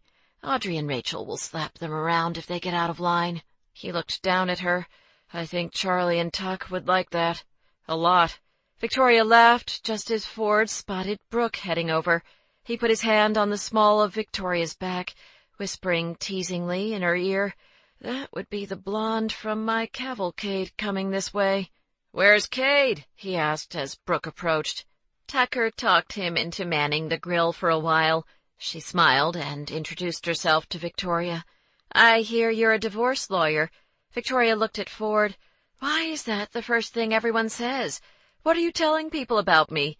"She met my mom earlier today," he explained to Brooke. Brooke looked thrilled to hear this. "You met Maria? Isn't she great?" "Oh, just briefly, out front on the sidewalk." Victoria was quick to clarify. "It wasn't like an arranged thing," she smiled. "So Ford mentioned that you're a lawyer, too." And with that, she and Brooke were off to the races. They did their lawyer thing, the two of them talking about this funny case and that crazy thing that happened in court with Judge so-and-so, and as it so happened, the two of them had a mutual acquaintance, some law school friend of Brooke's who worked at Victoria's old law firm. Wanting to say hello to a group of new arrivals, Ford excused himself from the conversation. As he headed across the terrace, he glanced back and saw both women laughing as Victoria told some story. First, Nicole had called her a saint. Then his mom had described her as lovely and had given her a big hug. Now Brooke was hitting it off with her, too. He sure hoped the women in his life weren't getting the wrong idea about him and Victoria. Sure, the two of them had fun together, good conversation, and sex that rocked his world. But at the end of the day, he was the relationship layover guy, and she was Victoria Slade. She had frozen eggs on standby and had made the decision, long before him, to stay out of the happily ever after rat race. So if anyone was getting any bright ideas that this could be turning into anything serious, well, that would be foolish. He paused, an odd feeling in his gut as he watched Brooke and Victoria walk over to the food table, still talking animatedly. Yep, really foolish. After seeing the last guests out the door, Ford walked back to the terrace. Victoria leaned against the ledge, the sky behind her a striking mix of purple, orange, and gold as the sun set. "No Nicole today?" she asked. He rested against the ledge next to her. "She could make it work with their schedule. She and Zoe do this single moms playgroup on Saturday afternoons. But speaking of my sister, I heard you called Peter Sutter at work yesterday." "I did." Ford frowned. "You're not going to tell him about Nicole and Zoe over the phone, are you? I assume you plan to meet him in person?" Victoria shrugged. "I don't know. It depends on how the conversation goes." "Why?" "Because I want to be there when you tell him." She laughed, as if this was the funniest thing, and then cocked her head. "Wait, you're not actually serious, are you?" Hell yes, he was serious. "I don't see why I shouldn't go. Your conversations with Sutter aren't privileged. Just consider me there as Nicole's representative." "No, I will be there as Nicole's representative." He moved closer, a little frustrated that she was pushing back on this. "I'm going to this meeting, Victoria. I found the guy, and I think that earned me the right to be there when he learns about Nicole and Zoe." "Why? So you can scowl and throw scary, no one messes with my sister glares at him?" "That may have been part of the plan, yes." "I want to see how he reacts. Nicole is freaking out that this will make her a homewrecker, and I want to be there in case the asshole starts talking smack about her or tries laying the blame on her for getting pregnant." "Granted, I'm a cynic when it comes to these things, but I think there's a decent chance that's exactly how he'll respond." "Let him try to say that about my sister to my face, then," Ford growled. "Wow." Victoria gazed up at him. "Did you know the right side of your jaw does this weird twitching thing when you go into caveman protective mode?" He gave her a look. She smiled innocently, then clapped her hands. "Okay, so I understand your concerns, and you're absolutely right that I wouldn't even be talking to Peter Sutter if it hadn't been for the fact that you found the guy. With some key assistance from myself, mind you, but you still can't go to the meeting, for several reasons. You can't go because it would be unprofessional. You can't go because your presence there as Nicole's brother would likely put Sutter instantly on the defensive, and that's not good for strategy purposes. But most important, you can't go because that's not how I operate. I don't bring big brothers of clients to meetings or investigators or henchmen of any sort. I will handle Peter Sutter because this is what I do.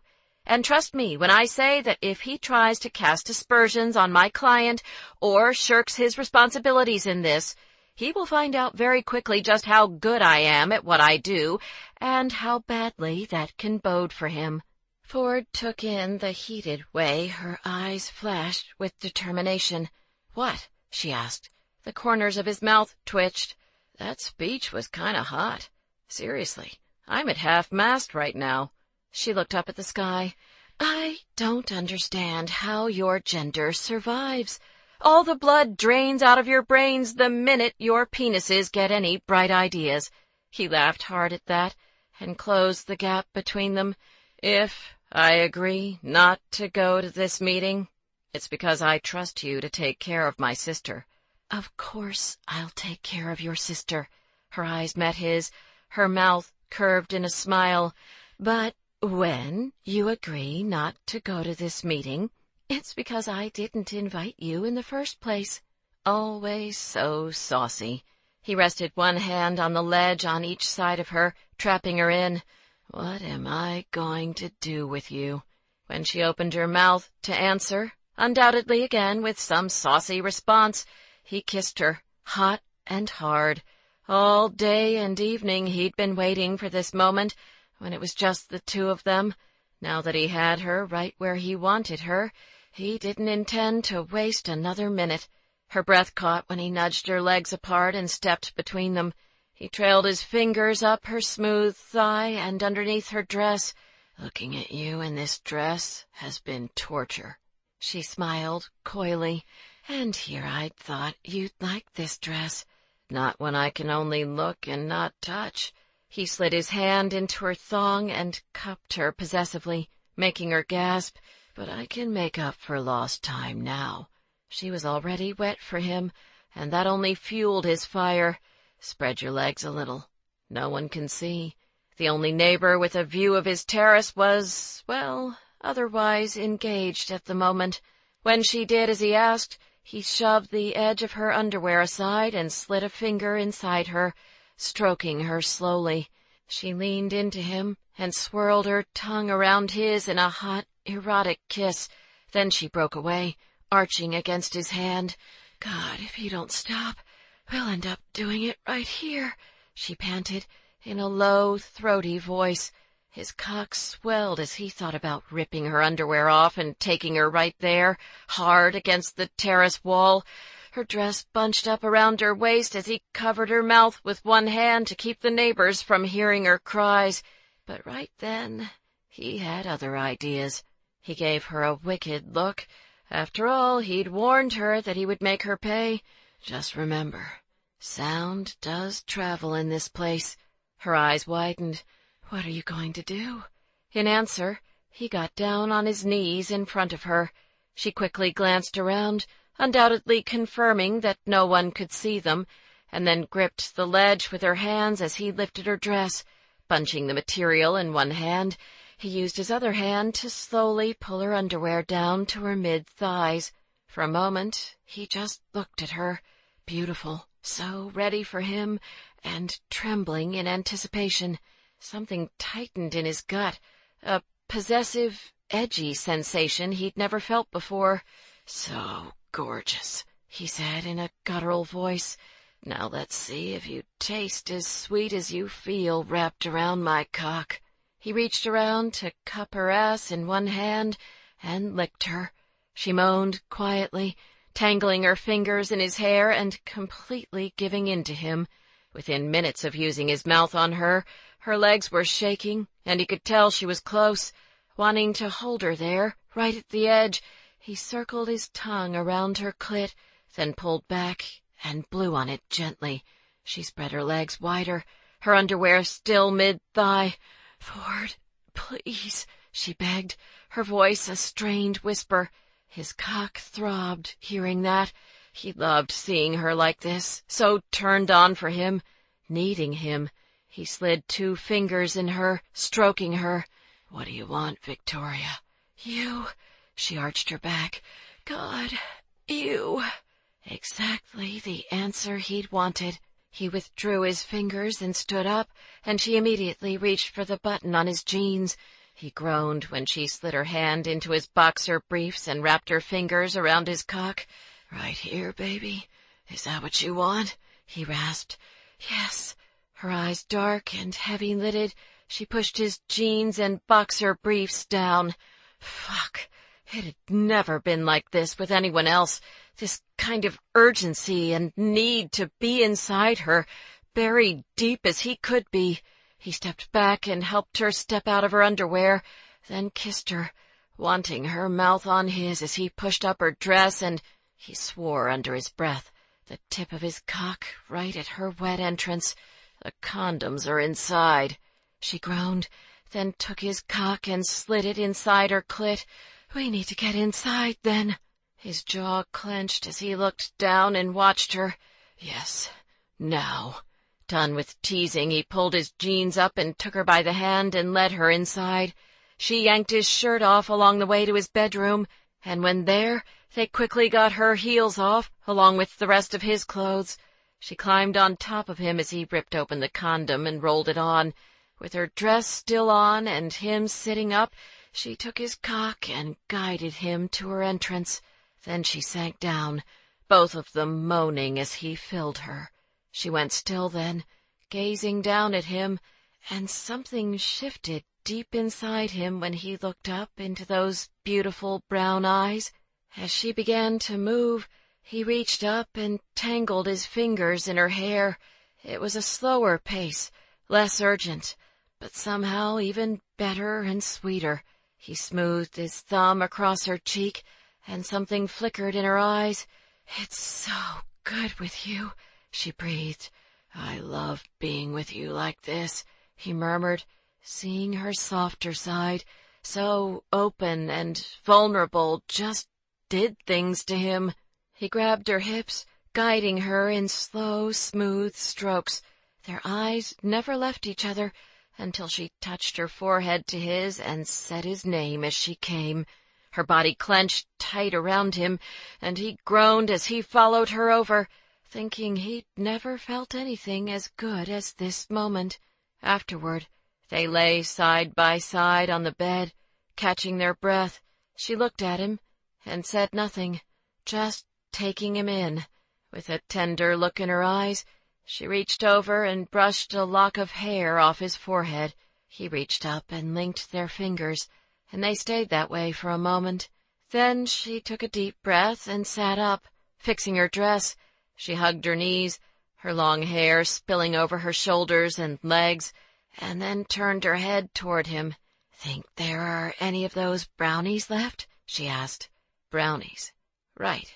That was all she'd had on her mind, apparently, while he'd been lying there thinking, well, he wasn't sure exactly what he'd been thinking. Obviously, it didn't matter. So he sat up and lightly kissed her shoulder. A playful gesture, nothing too serious. Let's go raid the fridge and find out. After all, the relationship layover guy and Victoria Slade didn't do serious, and they especially didn't do it together. 25. On Monday, Victoria waited until mid-morning to make the call. Peter Sutter's day of execution was officially over. "Mr. Sutter, hello. This is Victoria Slade from Victoria Slade and Associates, a law firm here in Chicago," she let in when he answered. "I'd like to speak to you about a matter regarding one of my clients. Do you have a few minutes?" His tone was upbeat. "Well, that depends. On the off chance this is one of those calls you see in the movies when you tell me some rich relative I never knew died and left me millions of dollars, then sure, I have all the time you need. But if this is about a legal issue related to the gym, then unfortunately all I can do is provide you with the contact information for Export Fitness's corporate legal department. Actually, this is a personal matter that has nothing to do with the gym. I represent a woman named Nicole Dixon, who I believe you met 14 months ago at a bar called Public House." Victoria deliberately paused, waiting to see if he had any reaction to that. He spoke after a moment's hesitation. What did you say this was about?" Actually, she hadn't said, but she saw no point in beating around the bush. "Miss Dixon had a child 5 months ago, 9 months after the two of you met, and she believes you are the father. I'm calling to make arrangements for you to take a paternity test, something I hope we can handle discreetly and without need for court intervention. If that's not the case, then I'll have no choice but to serve you with a subpoena, either at home or at work." "Oh, my God," he exhaled raggedly. "No, please don't send anything about this to my home. Look, I'm swamped at work this morning, but is there somewhere we can meet to talk about this? Maybe around noon?" She thought about giving him her office address, but decided a less formal location would work better. "There's an intelligentsia coffee bar on Broadway in Belmont. I know the place. I'll be there at noon." "You're obviously welcome to bring an attorney, Mr. Sutter." "An attorney? I don't have—" "Oh, my God, I can't believe this is happening. I'll see you there at noon." Victoria hung up the phone, thinking that the man who'd cheated on his soon-to-be wife and who'd also left without a goodbye after sleeping with her client sounded quite frazzled. Good. "Mr. Sutter," she held out her hand. "Victoria Slade. Peter Sutter shook her hand, staring in surprise as she took the seat across from him. He'd arrived before her and had chosen, wisely, a table in the back of the coffee shop where they could speak privately. "I know you," he said. "You came to my open house last week, with the tall guy. You talked to me and my wife." Victoria had anticipated this reaction and had decided that the best defense was a good offense. "Since you ran out on my client without providing her with any way to reach you, we needed to get a little creative in confirming that you were, in fact, the right Peter Sutter. Oh," he ran his hands over his face, I don't know what to say." He was a good-looking guy, a fact that was emphasized by the fitted red Export Fitness t-shirt and black athletic pants that showed off his toned physique. In light of the circumstances, the cynical divorce lawyer in Victoria assumed it was highly possible that Nicole Dixon was one of many women Peter Sutter had picked up at a bar over the last several years, which was why she was surprised by what he said next. "I can't tell you how many times I've thought about that night with Nicole. I feel horrible that I left like that. I had no idea she was pregnant." He paused. "Is she, sure the baby is mine?" "Yes, but we'll do a paternity test to confirm that before my client and I file a petition for child support." "Child support?" He took another deep breath. "My wife, well, you were there. You know that she's pregnant. I don't know how to tell her about this." He looked shell-shocked. "Melanie doesn't know anything about Nicole." "Yes, I gathered that," Victoria said dryly. He cocked his head. "Wait, you think I cheated on her?" No. See, when I slept with Nicole, Melanie and I were on a break." Victoria nearly did a facepalm. It was like she was at home, watching a Friends rerun. "We were on a break!" "Your relationship with your wife is none of my business, Mr. Sutter. I'm here solely to represent the interests of Miss Dixon and her child." "But Melanie and I really were on a break," he said earnestly, as if it was important she believe him. "We'd been together for around 3 years, and we'd started talking about getting engaged. So one day I went out shopping for rings, and I don't know, I just started thinking about forever and how marriage means spending the rest of your life with just one person, and I guess I just panicked." Victoria kept her face impassive, but she was hardly impressed with the story thus far.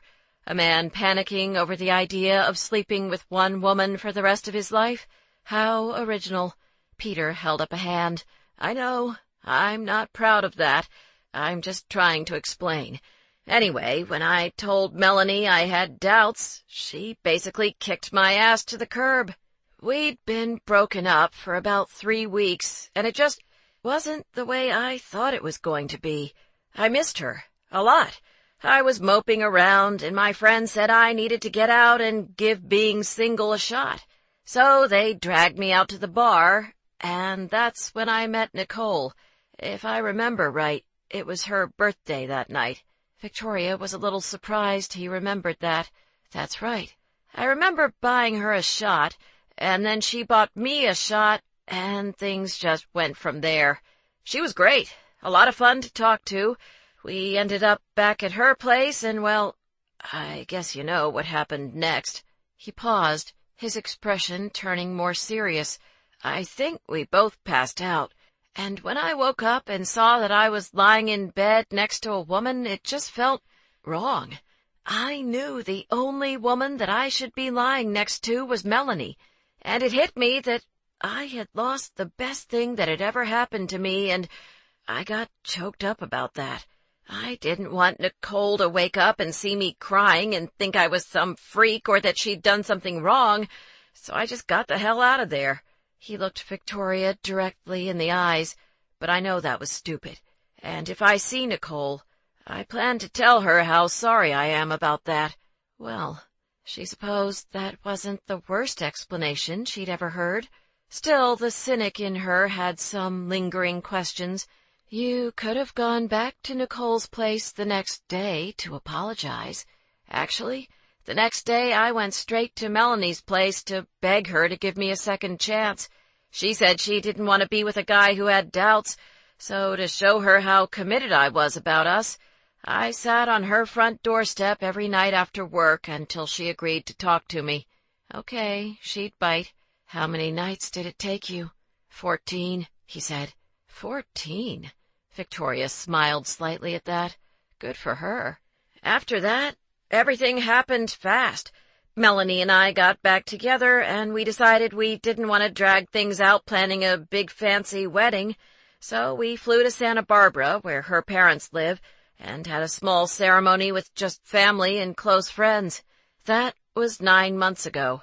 He rested his arms on the table. As for why I never circled back to Nicole, I guess at first it was because I was so focused on getting Melanie back. Then after that, I don't know. It seemed a little weird, the idea of suddenly showing up on Nicole's doorstep. What was I supposed to say? Hey, remember me? Sorry I skipped out on you a month ago. And by the way, I'm getting married. At least she would have had the chance to tell you she was pregnant, Victoria said. Well, I didn't know that was even a possibility.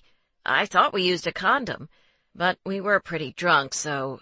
With a sheepish blush, he cleared his throat.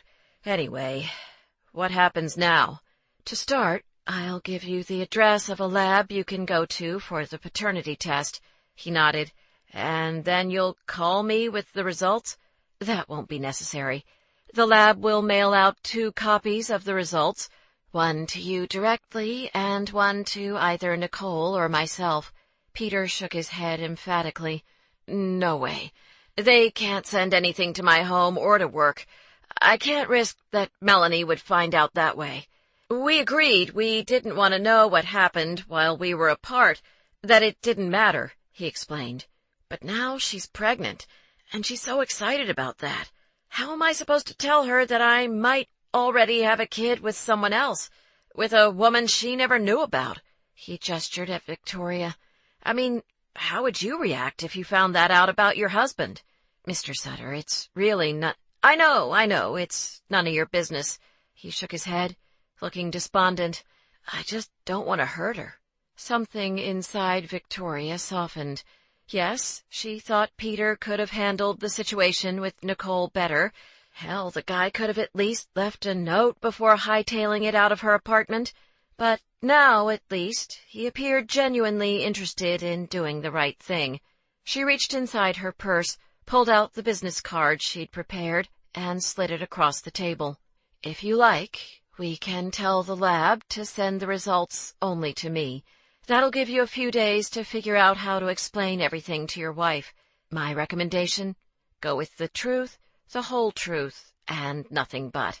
He smiled and took the card. Thank you. I appreciate it. That settled, Victoria grabbed her purse and stood up. I wrote the address of the lab on the back of my business card. Wait, Peter said. You didn't tell me. The baby, is it a boy or a girl? Victoria paused, the cynical divorce lawyer in her not having expected that question. Normally, I see families as they're falling apart. I've never had the chance to bring one together before. It's a girl, she said. A girl. His eyes turned momentarily misty, and then he cleared his throat. Right. I'll wait for your call, then. Victoria hailed a cab and called Nicole during the ride back to her office. You caught me just in time. I'm about to leave for an audition, Nicole said. Did you talk to him? How did it go? Victoria filled Nicole in on her conversation with Peter Sutter. He says he plans to voluntarily take the paternity test, but let's not hold our breath, she said while paying the cab driver. It's easy for people to say they want to do the right thing. Actually doing it is a whole other matter. It had just begun to rain, so she climbed out of the taxi and dashed into her building. Do you think he's going to tell his wife? Nicole asked. He made it sound that way, but I figure he'll wait until he has actual proof that he's Zoe's father before having that conversation. Nicole exhaled. Right. They wrapped up the call just before Victoria stepped into the elevator. As she pushed the button for her floor, she felt cautiously optimistic about this development in the case. Over the course of the last several weeks, she'd prepared herself for the worst with Peter Sutter, but maybe Nicole and Zoe actually were going to catch a break in this. Maybe Peter would want to be a part of his daughter's life, beyond just his financial obligations. Unfortunately, she got to revel in that optimism for all of about 30 seconds. As soon as she stepped into her office, Will handed her a stack of messages. Then one of her associates knocked on her door to discuss a client who'd spontaneously decided, mid-divorce, to spend over $100,000 redecorating her home, and now had been hit, not surprisingly, with an emergency motion that accused her of depleting marital assets. After addressing that mini-crisis, she spent the next few hours on the phone, going from call to call and putting out fires, or in some cases starting a few fires herself. In other words, it was a typical Monday afternoon. But at 5 o'clock, after finishing an hour-long conference call, she did something that was atypical, for her at least. Will's mouth fell open when he walked into her office with yet more message slips and saw her packing up her briefcase. "Are you leaving? You haven't left the office at 5 since—" He cocked his head, coming up empty. "See? There is no end to that sentence." "There's an errand I need to run." Changing the subject, she took the message slips from him. "Anything noteworthy?" "Mr. Dixon called. This is becoming a regular thing. Perhaps I should add him to your speed dial." Will grinned when she shot him a glare. "Oh, spare me the look. So I'm having fun here. I like him. And so do you, even if you won't admit it. I see the smile on your face after you talk to him." She said nothing as she picked up her briefcase, refusing to be drawn into this conversation. "Don't forget your umbrella, Miss Slade," he said cheekily. Oops, right. She grabbed her umbrella and gave him a slight smile. Cheeky or not, the man was a lifesaver. Good night, Will. She headed down the hallway and made her way to the elevator bank. After pushing the down button, Will's comment about Ford echoed in her head. "I like him, and so do you, even if you won't admit it." There'd been a moment on Saturday night, as she'd been lying on the bed next to Ford, when things had felt different between them. Good different, scary different. At the time, she'd covered up her thoughts by asking about the stupid brownies, assuming it was just a fleeting post-sex thing. But here she was, 2 days later, and the little butterflies she felt in her stomach every time she thought about him still hadn't gone away, and that was even scarier. When the elevator reached the ground floor, she forced herself not to think about Ford and concentrate instead on the task at hand, a task that already had her anxious enough. Tonight, she was taking on the subway during rush hour. As she cut across the building lobby, she took her earbuds out of her briefcase and plugged them into her phone. She scrolled through her playlist until she found the song she wanted, and felt charged as she stepped outside into the rain and the music began to play. This girl is on fire. Damn Skippy. And tonight, this girl was going to kick the ass of her teeny-tiny panic attack problem. 26. Ford stood under the red glass overhang of the Thompson Center, trying to stay dry from the rain. He just finished interviewing the director of the Department of Children and Family Services for a story on parents who'd abused or neglected their children while supposedly under the agency's supervision. The interview had run longer than he'd expected.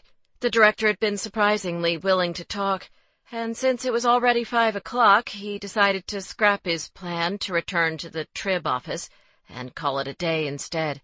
He checked his cell phone, hoping to have a message from Victoria. No luck.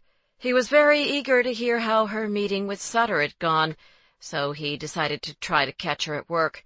The rain began to fall steadily as he walked the 3 blocks, so while waiting for a red light to change, he wrestled his umbrella out of his messenger bag. Just then, he spotted Victoria as she stepped out of the revolving doors of her building. She opened her umbrella and began walking in the opposite direction. He called her name, but she didn't turn, his voice undoubtedly drowned out by the cacophony of street noise as cars, taxis, and buses whooshed between them on the rain-slick street. It took a good minute for the light to change, so by the time he crossed the street he'd lost sight of her on the crowded sidewalk that was a sea of umbrellas. Walking quickly and weaving through other pedestrians, he saw her cross the street ahead of him, and realized with an ironic smile that she'd led him right back to the Thompson Center. Seeing her head in the direction of the underground subway station, he hurried to make the light. "Victoria!" he called, closing the gap. She still didn't look back as she headed down the stairs to the station.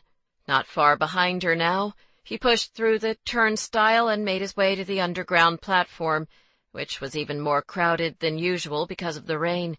While closing his umbrella, he spotted Victoria on the far end of the platform, her back to him as she waited for the train. He made his way over and tapped her on the shoulder. She jumped and turned around, and only then did he see that she had earbuds in that were covered by her long hair. "Miss Slade, fancy meeting you here," he said. "Ford." She stared at him in surprise before ducking her head to take out her earbuds. But the strangest thing was, before she looked away, he could have sworn he saw a flicker of something else in her eyes, something that looked oddly like panic. He couldn't be here. Victoria, who'd been calm just moments ago, felt a rush of anxiety as she stashed the earbuds in the outside pocket of her briefcase next to the umbrella. One of the reasons she'd been comfortable taking on the challenge of riding the subway during rush hour was that she'd had an exit strategy planned in the event anything had gone awry. She'd reassured herself, the same way she had during her exercise class and the time she'd gotten nervous on the elevator, that if she felt faint or panicky, she could always just get off the train and take a cab the rest of the way home. But Ford being here changed everything. Obviously, he would know something was wrong if she suddenly decided to get off before their stop, and since she didn't want him, of all people, to know about her panic attacks, that meant one thing. She was trapped. Her heart began to pound, so she took a deep breath from the diaphragm, just like the good doctor had taught her. Ford cocked his head. "Are you okay?" Shit. He already was looking at her funny, and they hadn't even gotten on the train yet. This did not make her feel any less panicked. "Come on, Slade. Pull it together. You can do this." She forced a smile. "Sure. I'm just surprised to see you here. What are the odds, right?" At the sound of an approaching train, she swallowed hard, but maintained her nonchalant facade. "No kidding. I just finished an interview at the Thompson Center, walked to your office and saw you leave, and basically did a loop right back here," Ford said before the train rushed into the station and drowned him out. Victoria nodded, her attention diverted as the train came to a stop and the doors opened. She thought about bailing. She could say that she forgot something in her office, but Ford would probably offer to go with her anyway. But more importantly, she didn't want to run from this.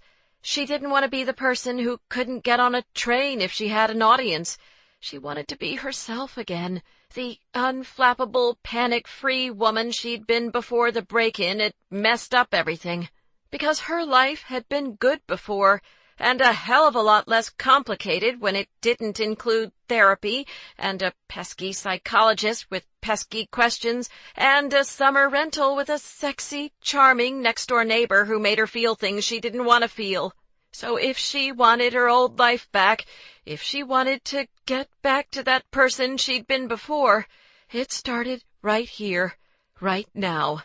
She was getting on that damn train. That decided, she took another deep breath and stepped forward. Trying not to be obvious about it, she let a few people pass in front of her and Ford so that the two of them wouldn't be stuck at the back of the car.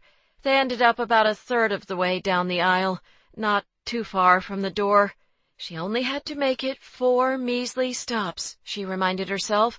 Less than a 15-minute train ride. "You're killing me with the suspense here," Ford said. Victoria blinked. "I'm sorry?" "Your meeting with Sutter," he said as the doors closed. "How did it go?" She shifted her weight as the train began to move, drawing on the trick she'd learned during the Sutters' open house, when she'd begun to feel lightheaded in the closet. If she focused on something other than her fear, her body would stop responding as if she were in a fight-or-flight situation. "Hopefully, it went well," she proceeded to tell Ford about her meeting with Sutter, and the distraction helped. Although she remained hyper-aware of her surroundings, primarily the fact that she was in a crowded train car underground, she was able to keep up her end of the conversation.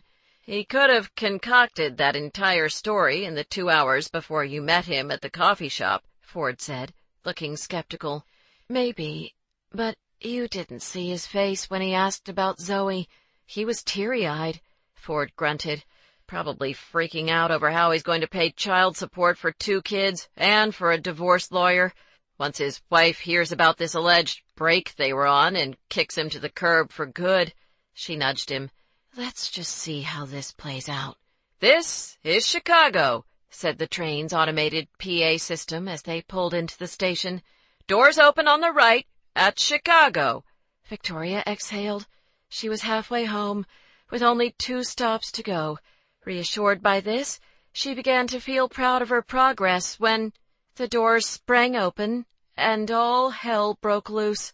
A large group of teenagers wearing yellow camp T-shirts clambered onto the train, laughing, chanting some kind of cheer, and pushing each other around.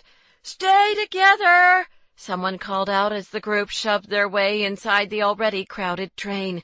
To make room, the people at the front of the aisle moved toward the back of the car. Having no choice, Victoria moved back too. It was an extremely tight fit. The people in the aisle were packed in with barely enough room to breathe, awkwardly jostling one another as the train began to pull away from the station. Ford put one hand on her hip, steadying her. With her shoulder pressed against his chest, he shrugged off their situation with the ease of a commuter who'd been in this situation many times before. "Beats trying to find a cab in the rain," he said. "Yes, sure, for normal people. That's true," she managed to say. She gripped the handle on the back of the seat next to her, suddenly feeling as though it had become uncomfortably warm in the train car. "Please, not now." She forced herself to say something. Anything. "So, what was your interview about?" Ford chatted on, while she silently tried to pull herself together. But every time she'd get into her relaxation techniques, "I feel quiet, my shoulders are loose," he would ask her a question, or pause for her to comment. And of course he would, because to him this was just a normal, everyday conversation between 2 people riding the subway home, not exposure therapy for a goddamn mental disorder. "My legs and feet feel warm and heavy." As they pulled into the division station, she had a decision to make. She could get off the train now, which would look really odd since they lived only 1 stop away, and clue Ford into the fact that something was amiss, or she could suck it up and stay put. The division station and her stop, Damon, were so close, only about a 2-minute train ride apart. She made up her mind. She was going to finish this thing. A few people got off at the division stop, but somehow the group of rowdy teenagers just subsumed that space, giving her no respite. When the train began moving again, she took a deep breath. "My neck feels relaxed. My breathing is soft, full, and easy." The Damon station was above ground. The Blue Line continued on an elevated track from that point, so any moment now she would notice the train ascending. She would see the gray haze of natural light and hear raindrops on the windows, and then she would know she was home free. "My entire body is relaxed and comfortable." Ford peered down at her, his lips curved in a coy smile. "Are you around tonight?" I thought maybe we could grab something to eat." She knew what she was supposed to say in response, the expected quip, "You know what happens every time we do that?" But her lips felt like they were moving slower, and she just started to form the words when the train came to a sudden stop. The guy in front of Victoria bumped into her, pushing her back into Ford. She swallowed and waited for the train to start moving again. It didn't. "Come on! What now?" the guy in front of her complained. She tried to remain calm. They were probably just waiting for another train to clear the station.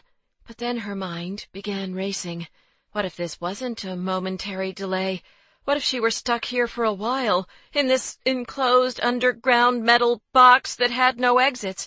She'd never make it.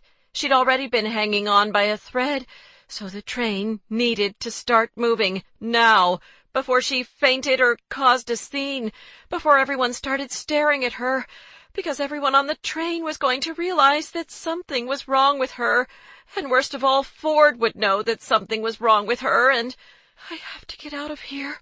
She tried inhaling, but it wasn't working. The air in the train car felt oppressively stuffy. Ford looked down at her, and a flicker of understanding crossed his eyes. "The train," he said quietly, as if something about this registered with him. He put his hand on her elbow reassuringly. "It's okay. We'll be moving any moment now." The train lurched forward, but it was too late. She felt lightheaded and oddly disconnected from her body, as if this had become a dream, and Ford was saying something to her, but all she heard was a rush of white noise as her vision narrowed and darkness closed in. "I think I'm going to faint," she murmured. The last thing she felt before blacking out was his arms closing around her. She heard the sound of a man's voice, commanding and authoritative. "Coming out!" It took her a moment to recognize the voice as Ford's, to remember where she was, and to realize that she was moving. He was carrying her off the train. She felt the firmness of his chest against her cheek, the strength of his arms cradling her. When a rush of cooler air hit her, she breathed it in, slow and deep. Ford shifted her in his arms, and she heard murmurs, other voices. "We're off the train, Victoria." His tone was reassuring. "I'm going to call 911 and get you some help." "Please, no." She was already making enough of a scene. She gripped his shirt with one hand. "No, just don't move." Forcing her eyes open, she saw that she and Ford were on the train platform, and that a small crowd of people had gathered around them, all staring at her. "I'm fine," she said to the crowd. She went for a weak joke to minimize the weirdness of the situation. "Guess I probably shouldn't have skipped lunch today." "I think it would help if she could get a little space," Ford told the spectators, not unkindly. Then he lowered his voice. "Victoria, look at me." Really? She wasn't sure she could face him right then, but figuring she had to bite the bullet sometime, she finally tilted her head back and met his gaze. His eyes were a warm blue, his expression a mixture of relief and reassurance. "You're okay now. I've got you." She felt a sharp tug in her chest and opened her mouth to thank him for getting her off the train, but then she noticed something. "You're soaked." The back of his hair and neck were all wet, the water having spread along his collar and shoulders, and even beginning to creep down the front of his shirt and the leather strap of his messenger bag. She saw then that they were only partially covered by the overhang above them, and realized that he was using his body to protect her as he held her in his arms, shielding her from the rain. He peered down with a soft smile, his voice husky. "Well, you said not to move." She swallowed hard, the butterflies that had been lingering in her stomach suddenly having multiplied into a full-fledged swarm. "Oh, God, no."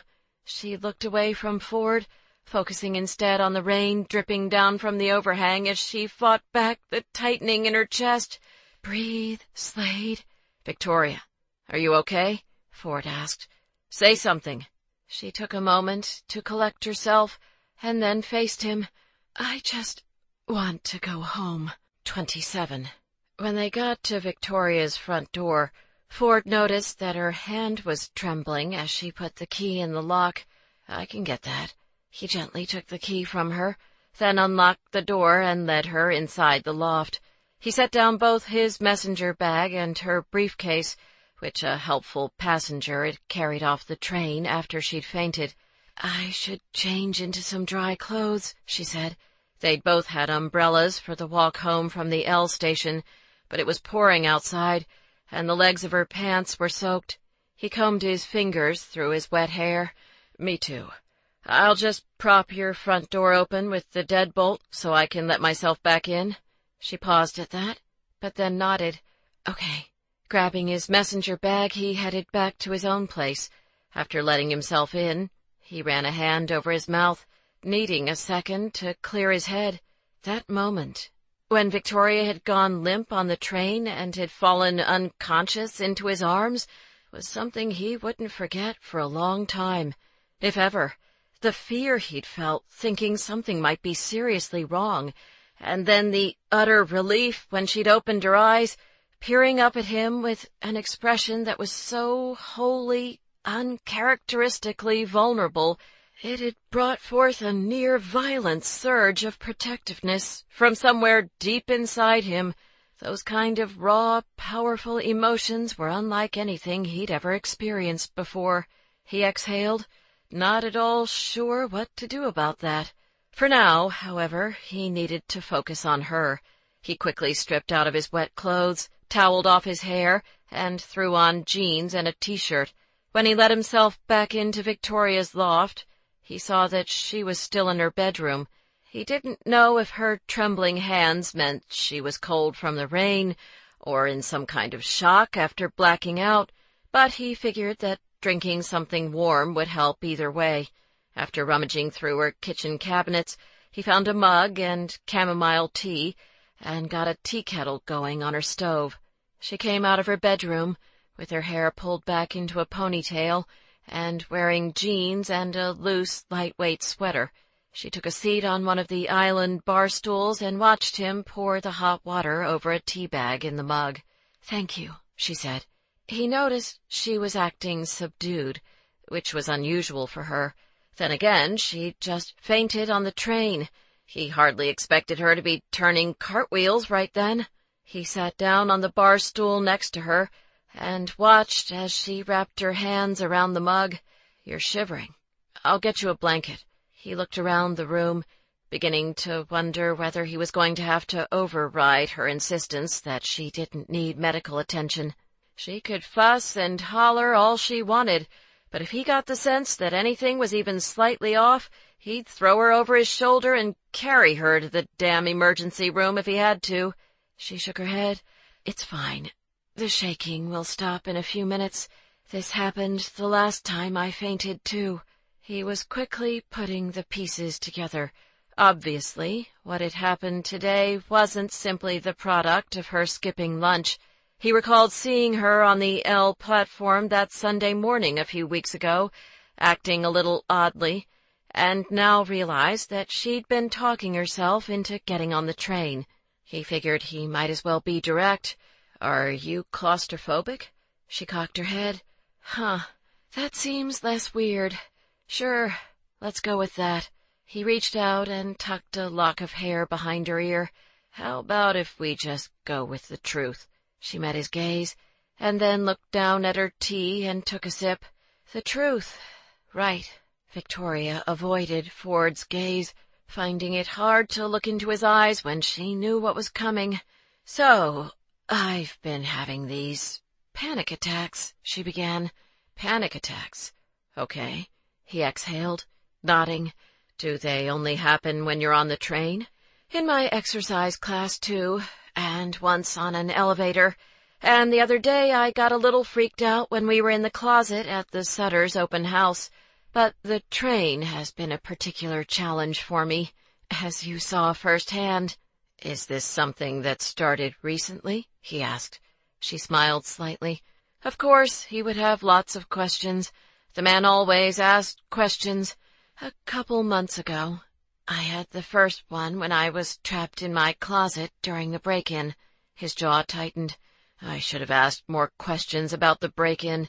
You didn't seem to want to talk about it, so It's not about the break-in, she said. Apparently that was just the catalyst that brought all these bigger issues to the surface. He cocked his head. What issues? That's the million-dollar question, isn't it? She took another sip of her tea, buying a moment. Part of her was tempted to just BS her way out of this conversation, but another part of her wanted, maybe even needed, him to understand why she was the way she was. According to my therapist, I have a near-compulsive need to always seem okay, and also trust, abandonment, and control issues that apparently impact my ability to have healthy relationships. She shot him a quick glance to see how he reacted. He exhaled, undoubtedly processing all that. Okay. She gave him a self-deprecating smile. You asked. He appeared to consider his next question carefully. And did this therapist say why he thinks you have these issues? My childhood. Cliché, right? She asked, trying to sound glib. Then she turned more serious. My father leaving, for one thing, and also that my mom tried to commit suicide shortly afterward. Ford slid his hand over hers, his voice softening. Victoria. It's fine, she said defiantly, out of habit. It was a long time ago it happened, and my mom and I dealt with it. It's just that there was this moment during the break-in, when I was on the phone with the 911 dispatcher, that somehow stirred this stuff up all over again. But I don't want you to think that I'm this person who went through this big tragedy, and that means— He cut her off right there. What I think is that a lot of people have shit they have to deal with from their childhood, and sometimes that shit messes you up a little, whether you want it to or not. She went quiet as the words fell between them. He was right. She was messed up. Sure, on the outside, she looked like she completely had her shit together. That was what she wanted people to think, after all. The only side of her she allowed them to see. Yet here she was, the supposedly tough, unflappable, confident Victoria Slade, so afraid of losing control that she'd sent herself into a full-fledged panic attack and had actually blacked out in front of an entire train of people. Yeah, not exactly unflappable there. She laughed humorlessly, her words dry. Well, I could have saved myself a ton of money in therapy bills and just talked to you instead. She slid her hand from Ford's grasp and stood up. Walking toward the windows, she ran her fingers through her hair and exhaled. She heard him get up as she looked out the window, and closed her eyes when she felt his strong arms come around her. If you and I were alone for an hour in some therapy room, I'm not sure how much actual talking would have occurred, he said. She felt a bittersweet pang, knowing that he was trying to get a smile out of her, and of course that's what he would do. As much as it killed her to admit it, given their less than auspicious start and his quite healthy ego, he was a good guy, a great guy, actually. In addition to all the things she'd told Dr. Metzel, he had a protective streak a mile wide for the people he cared about, and it was that quality, not his eyes or his incredible body or even his wicked, sly charm, that she found most attractive of all. In an alternate universe, albeit one where a lot more was different than simply the night they'd almost met at the Violet Hour, she could imagine that Ford would be exactly the kind of man she would— Well, anyway, taking a deep breath, she turned around and met his gaze. Here's the thing. After what happened today on the train, I think I probably need to focus right now on this panic stuff and getting my act together. I agree that you should take care of yourself, he smiled. But even with the panic stuff, You have your act together more than anyone I've ever met. If you only knew. No, I mean I need to focus on just these panic attacks. And work, obviously. She paused. Meaning, this probably isn't a good time for me to be involved with anyone. For a long moment, Ford said nothing, simply studying her with those piercing blue eyes. You just decided this now? She tried to sound nonchalant. Well, yes. Why? Like I said, after this panic attack, I think I should focus on therapy and work. He finished for her. Right. The same therapy and work you've been doing these past few weeks, the whole time we've been involved. But suddenly now you need to focus exclusively on that? The comment put her on the defensive. Did you see what just happened to me on the train? Oh, I'm sorry. It must have been somebody else who had to carry me off when I was unconscious. I think it's safe to say that whatever I've been doing these past few weeks, it isn't working. She tried walking away, but once again he was too close, and she needed to get away from his knowing reporter eyes. But he caught her hand, stopping her. Victoria. He moved closer. She thought about backing up, but then it really would look like she was running from him, so she held her ground, forcing herself to remain stoic and stifling the urge to lean into his hand when he touched her cheek. He gazed down at her, his voice husky. Why are you so afraid of this? Of us? She felt an unexpected stinging in her eyes. Instantly, she fought back against her emotions and shoved them down deep. Ford, I'm so sorry if I led you on in some way. Her tone was gentle but firm. But there is no us. He took his hand from her face and backed away a step. We agreed this was just a casual thing, she continued. We did, he said. And if it is just that, I don't see why there's suddenly a problem. She tried to play it off. I'm not saying there's a problem, but after what happened today, I just want some space. Space. He ran a hand over his jaw and then nodded. Okay, sure. I don't like the idea of leaving you alone right now, but if that's what you need, I'll come back later. How about if I check on you in a couple hours? She felt a lump in her throat. That was a really sweet thing for him to offer. That won't be necessary, but thank you. He pulled back, his eyes searching hers. What the fuck is going on, Victoria? She blinked, caught off guard by his sudden anger. I told you what's going on. He stepped closer, his expression a mixture of confusion and something else she couldn't read. Everything was fine until tonight. But then you faint and suddenly you're shoving me out the door. He paused. Did I do something wrong? No, she said emphatically, feeling terrible he would even ask. Not at all. Then help me understand what's happening. His expression softened. Victoria, talk to me. She looked down at the ground, needing a moment, and then met his gaze. I don't want to fight with you, Ford.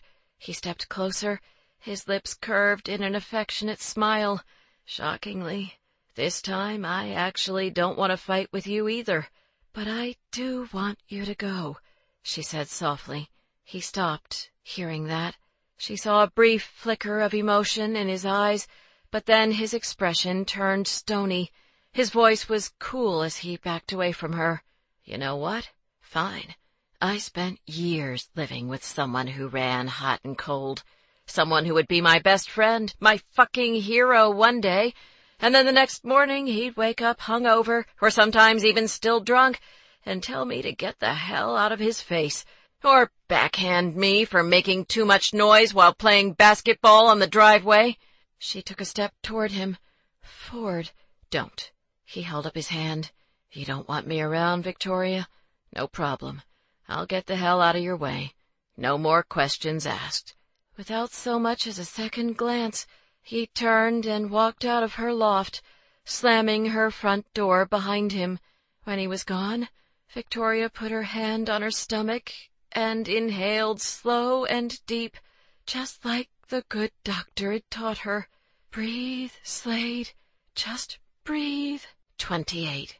The following Friday morning, Victoria caught herself once again staring out her office windows when Will came in with his update. She sat upright in her chair and put on a smile. So, what's the word? The day's mail had been delivered, and, notably, once again there hadn't been any paternity test results for Peter Sutter.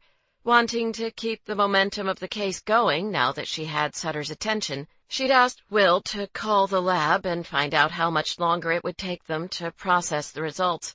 "Get this. The lab says Sutter never showed up to take the paternity test," Will said. "You're kidding," Victoria said. She was so going to light this guy up. "Thanks, Will." After he left her office, Victoria reached for her phone and dialed Peter Sutter's work number. "Well, Mr. Sutter, it appears we're going to do this the hard way," she said when he answered. No, we're good," Peter said immediately. "I planned to call you today to explain. I'm going to the lab on my lunch break, I swear. It's been a crazy week. Melanie got an abnormal result on her quad screen test, so we had to do an ultrasound, but that was still inconclusive, so then she had to have an amniocentesis, and luckily everything's okay with the baby. But with all the medical procedures and everything going on at home, I didn't get a chance to get to the lab." Either Victoria was losing her touch, or Peter Sutter was the best damn bullshit artist she'd ever encountered, because despite his extremely spotty track record, she actually believed the guy, which was a shame, really. Given her mood, she'd rather been looking forward to biting someone's head off. "Today, Mr. Sutter," she said, in no uncertain terms, "it's a cheek swab, not brain surgery. Get yourself to the lab, or I'll come down to that gym with a Q-tip and get it myself." She hung up the phone, debated whether to call Nicole with the update, and then ultimately decided to wait until after lunch to see whether Sutter actually did go to the lab as promised. Then her mind drifted, as it had several other times this week, to the other Dixon, the one who'd stormed out of her place 4 days ago. "You don't want me around, Victoria? No problem. I'll get the hell out of your way. No more questions asked." Feeling terrible about their argument, she'd texted Ford the morning after and apologized for the way things had ended. His reply, several hours later, had been short and not especially sweet. "Don't worry about it." She hadn't seen him since, although she knew he was around. She could hear him through their shared wall at night, watching the news per his routine, while she lay in bed trying to pretend she was actually reading whatever the heck book she had open on her e-reader. She'd thought about knocking on his door to try to smooth over the awkwardness, but in the end she'd decided it was probably better to just let things go. He clearly had zero interest in talking to her, which she undoubtedly deserved. She had ended things out of the blue, after the man had carried her off a train and gone above and beyond to take care of her. "You asked for this, girlfriend?" Ah, good. She and her sassy subconscious were on speaking terms again. Seemingly miffed about the fight with Ford, the pesky voice had been giving her the cold shoulder all week. But for once, her sassy subconscious was right. She had asked for this, and she still wanted this. She just hadn't expected to feel so off her game afterward. Obviously, she simply needed to get back to her routine. She had no doubt that this lingering ennui or whatever would dissipate in a few days, so until then, she would keep marching ahead, doing her thing. So when Will walked into her office a few minutes later to let her know that her 11:30 appointment had arrived, the very contentious, snide, and argumentative opposing counsel who'd once called her a ball-buster in open court, she smiled and mentally cracked her knuckles in anticipation. Send him in. That evening, Ford nursed a beer at Estelle's, a neighborhood dive bar. He sat at a high top, staring up at the small TV above the bar that was playing Vanilla Sky, and only half listening to Charlie and Tucker's latest erudite debate. The animal they'd least like to encounter in the wild: shark, bear, or lion. "What kind of shark are we talking about?" Charlie asked. "Great white," Tucker said. "How about the bear? Brown or grizzly?" "Doesn't matter. Grizzly." Charlie considered this. "I gotta say lion."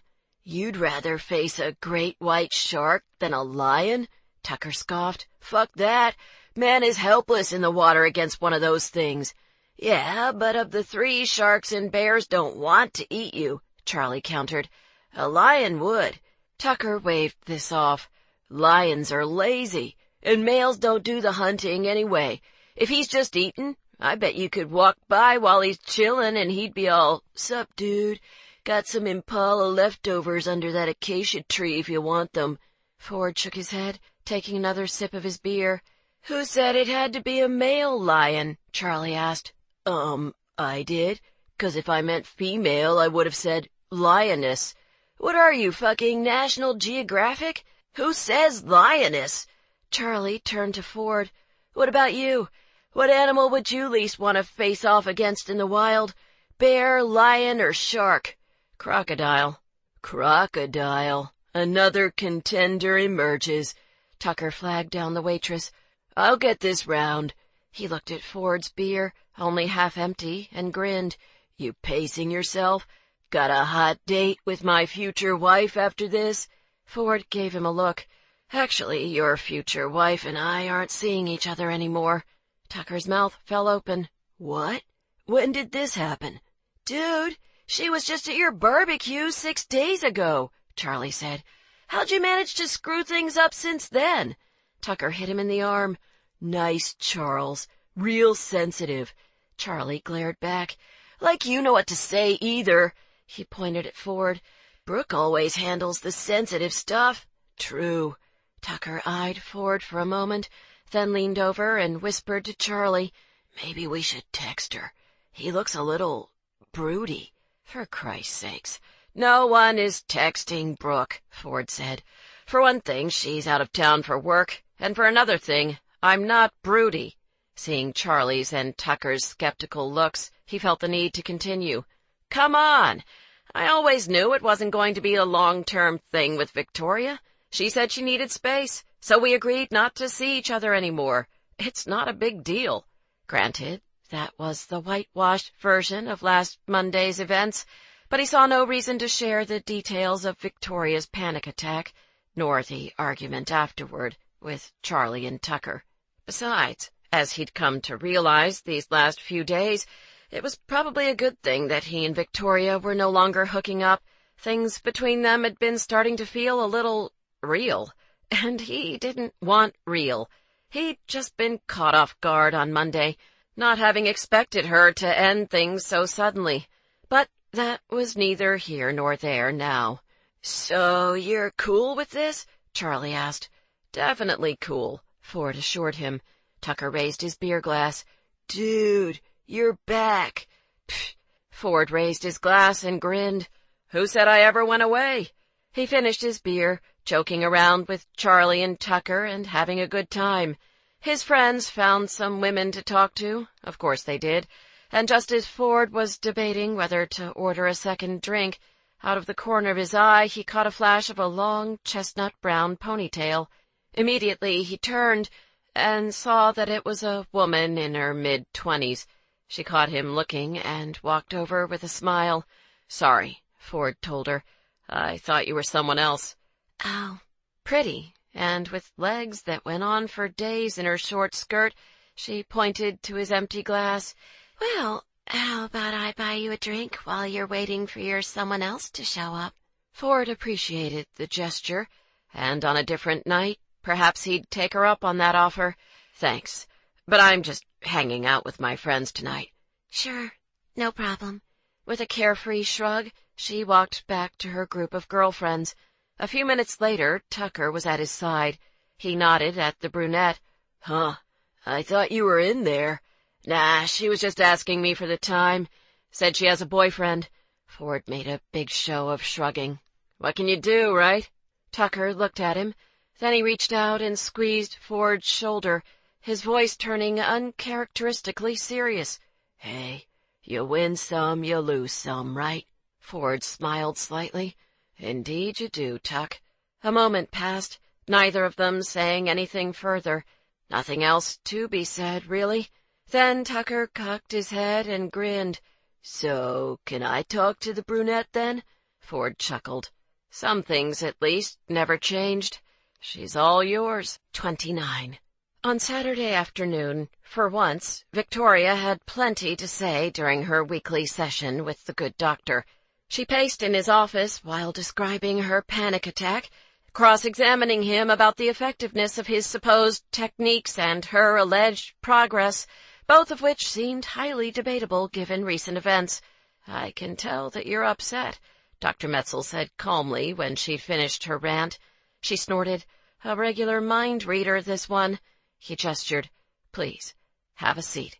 After debating, she'd been on the fence about coming to this appointment at all. She sat down in the chair across from him. Yes, she was angry with Dr. Metzel because of her setback, and she needed to be angry with him, or with someone at least, because if she didn't have her anger to focus on, she'd start thinking about the fact that these panic attacks weren't going away as easily as she'd hoped, and that scared her.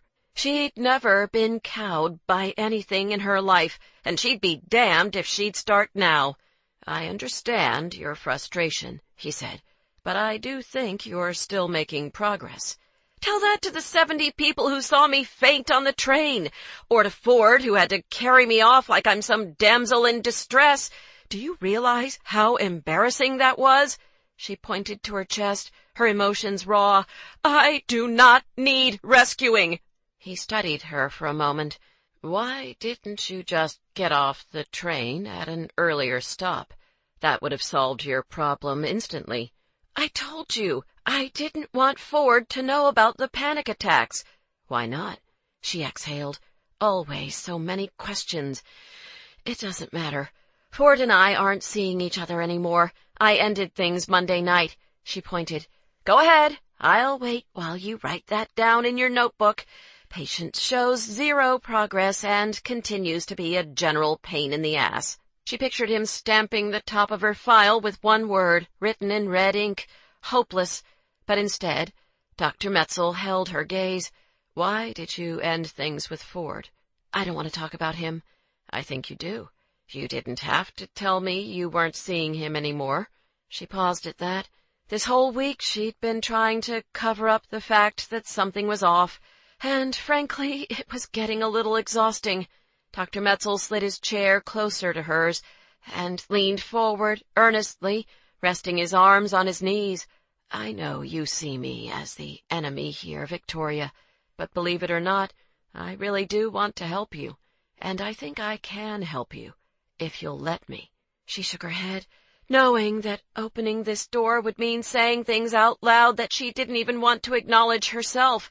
"I can't have these kinds of feelings for Ford." "Why not?" Dr. Metzel pressed. She met his gaze. "Because I can't need anyone that way." She saw him waiting for her to continue. Fine, she'd go there just this once. "You asked how I felt that day when I came home and found my mother unconscious. At first, while I was waiting for the ambulance, there was mostly shock and fear, and a lot of promises that if she pulled through, I'd be strong enough for the both of us from that point forward." "You're going to be fine, Mom. I'll take care of you. Just please, please don't leave me, okay?" Victoria cleared her throat, needing a moment to fight back the prickling sensation in her eyes. "But when we got to the hospital, after I watched as they wheeled her off on a gurney, there wasn't anything I could do except wait. And sitting there, all I kept thinking was that she'd wanted to leave me, my own mother, and that realization was so much worse than anything I'd felt when my father had left, because she didn't bother to say goodbye, didn't even leave me a note." She met Dr. Metzel's eyes. "You asked before if I was angry with her. I wasn't angry. I felt betrayed. I was 10 years old at the time, and she was all I had left. What the hell did she think would happen to me if she died? Did she even think about that? Did you ask her that? Sure, because that's all she needed. More guilt. I couldn't ask her. I was terrified that if I made a wrong move, she'd relapse. So instead, I did what I promised I'd do if she pulled through. I sucked it up and stayed strong, for the both of us. She set her hands in her lap. I realize now, as an adult, that my mother's suicide attempt had nothing to do with me. It was a product of her depression, and I also think that she deliberately chose to take those pills before I came home because, deep down, she wanted to be found. She wanted help. Victoria's voice turned quieter, but I remember how it felt sitting in that hospital waiting room, all by myself. I remember the pain of being abandoned by someone I loved more than anything, someone I thought would never leave me. Every day, I see the hurt on people's faces as their relationships fall apart. So, I ask them what they need to be able to move on, and then I fight as hard as I can to get them those things. But what I never tell my clients is that I know what they're going through. I know the rejection and the hurt and the fear that grips you by the throat when you realize that you're going to have to get by on your own, but have no fucking clue how to do that. She looked Dr. Metzel in the eyes. So here's my question for you, Doctor. Knowing that kind of pain, and having lived through it once, why on earth would I ever allow someone to be able to hurt me that way again? He seemed ready for the question. Because not everyone leaves. Nearly half of all marriages end in divorce. That's a lot of people who decide they want out of something that was supposed to last forever. He continued on, speaking more passionately than she'd ever heard him. Because you decide that the good moments are worth it, no matter what might happen down the road. Because you find someone who's worth facing your deepest fears for, someone you're willing to take a chance on. Victoria looked away, shaking her head. You make it sound so simple. After a long moment, she continued, You do realize this is all a moot point, right?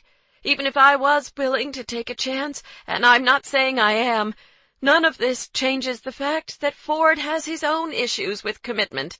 It's true that telling Ford how you feel means taking a risk. Dr. Metzel smiled.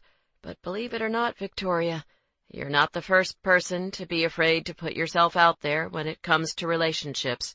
This got a small smile out of her. And here I wanted to be such a trailblazer for the fear of intimacy and abandonment crowd. She paused, feeling the need to set the record straight about one thing. And I don't think you're the enemy. Just a big pain in the ass. Dr. Metzel laughed, giving her a nod in acknowledgment. I'll take it. The following Monday, after a morning court call, Victoria returned to the office to find that Peter Sutter had left a message for her. He wanted to know when the results of the paternity test would be in, Will said. He sounded really anxious. She rolled her eyes. Oh, sure. Now Sutter was eager to get answers, after keeping them all on pins and needles last week. Fortunately, to keep the ball rolling, she'd called the lab after Sutter's visit last Friday and had asked if there was any way they could expedite the results. Sure, we can fax them over in 1 business day for an additional fee, the case manager at the lab had informed her. Figuring the money came out of her own pocket anyway, she'd given them the go-ahead. I have to jump on another call, Victoria told Will. Can you call Sutter back and let him know that the lab said they'd get me the results by noon? Will nodded. Will do. An hour later, he walked into her office while she was on yet another call and put a note on her desk. Peter Sutter is here. Surprised, she mouthed, Here? As her opposing counsel continued talking on the other end of the line. When Will nodded, she wrapped up her call as fast as possible and then headed out to his desk. He's in the waiting area, Will said, and apparently he's not alone. Victoria cocked her head. He brought a lawyer? Perhaps Sutter was preparing for a fight after all. Bring it on. The receptionist only said that he was with a guest, Will said. Do you want me to check it out? No, I'll go out there myself." She headed down the hallway to the waiting area, wondering if she was going to find one of the usual suspects in the Chicago family law scene sitting next to Sutter, and when she rounded the corner, she did indeed see a familiar face, just not the familiar face she'd expected. Victoria blinked at the sight of Peter and his wife Melanie, sitting side by side in two of the waiting area's leather chairs. She walked over and extended her hand as they stood up. "Mr. Sutter, Miss Ames, this is a surprise." Peter looked incredibly nervous. "I, told Melanie everything over the weekend. The truth, the whole truth, and nothing but." Melanie smiled tentatively at Victoria. "Sorry to drop in unexpectedly like this. I'm sure you're very busy." "We're anxious to hear the test results, so when your assistant said you'd have them by noon, we thought we'd come down and get them in person," Peter explained. Admittedly, Victoria was surprised by this turn of events, the cynical part of her having assumed that Sutter would hold out as long as possible before telling his wife about Nicole and Zoe. She checked her watch. "Actually, it's almost noon now, so we should have the results any moment. Why don't we head to my office and wait there?" She led them through the hallway, catching Will's eye as they passed by his desk. She raised an eyebrow at him. "Anything from the lab yet?" He shook his head. Inside her office, she gestured to the chairs in front of her desk. "Please, have a seat." She sat down across from Peter and Melanie. "Can I get you something to drink? Coffee? Tea?" Both of them asked for a glass of water. After gulping down half the glass, Peter looked at his wife, then at Victoria. "I guess we'd forgotten about the awkwardness factor when we decided to storm down here and wait," he joked, shifting anxiously in his chair. "How's the sale of your condo going?" Victoria asked, going for a neutral topic. "We just had a couple come back and take a second look this weekend. I think they're very interested." Melanie smiled at Victoria. "Then again, I thought you and your boyfriend were interested in the place, too, so maybe I'm losing my touch." "Oh, the guy with me at the open house wasn't my boyfriend," Victoria was quick to clarify. "Actually, in the interest of full disclosure, he's Nicole's brother." "Nicole's brother?" Peter ran a hand over his mouth. "Great, he must think I'm a jerk." "Really? You two aren't dating?" Melanie asked Victoria. "Huh, I could have sworn I got a vibe." Thankfully, they were interrupted by a knock on the door. All three of them looked over as Will walked into Victoria's office, carrying what appeared to be a fax printout. "This just arrived from the lab." He handed it to Victoria and left. She glanced at Peter, who bounced his knee nervously, and at Melanie, who gripped the arms of her chair. Without looking at it, she slid the fax across the desk to them. Peter peered down at the document and took a deep breath. Melanie reached over and took his hand. "It's okay, Peter," she said softly. "No matter what it says, you and I will be fine. We'll figure this out, together." Peter stared right into her eyes. "You know how much I love you, right?" "Yes." Melanie smiled tenderly. "I knew it the 13th night you sat on my doorstep." "I sat on your doorstep for 14 nights. "I know. I kept you out there one more for good measure." Peter laughed, then brought his wife's hand to his mouth and kissed it.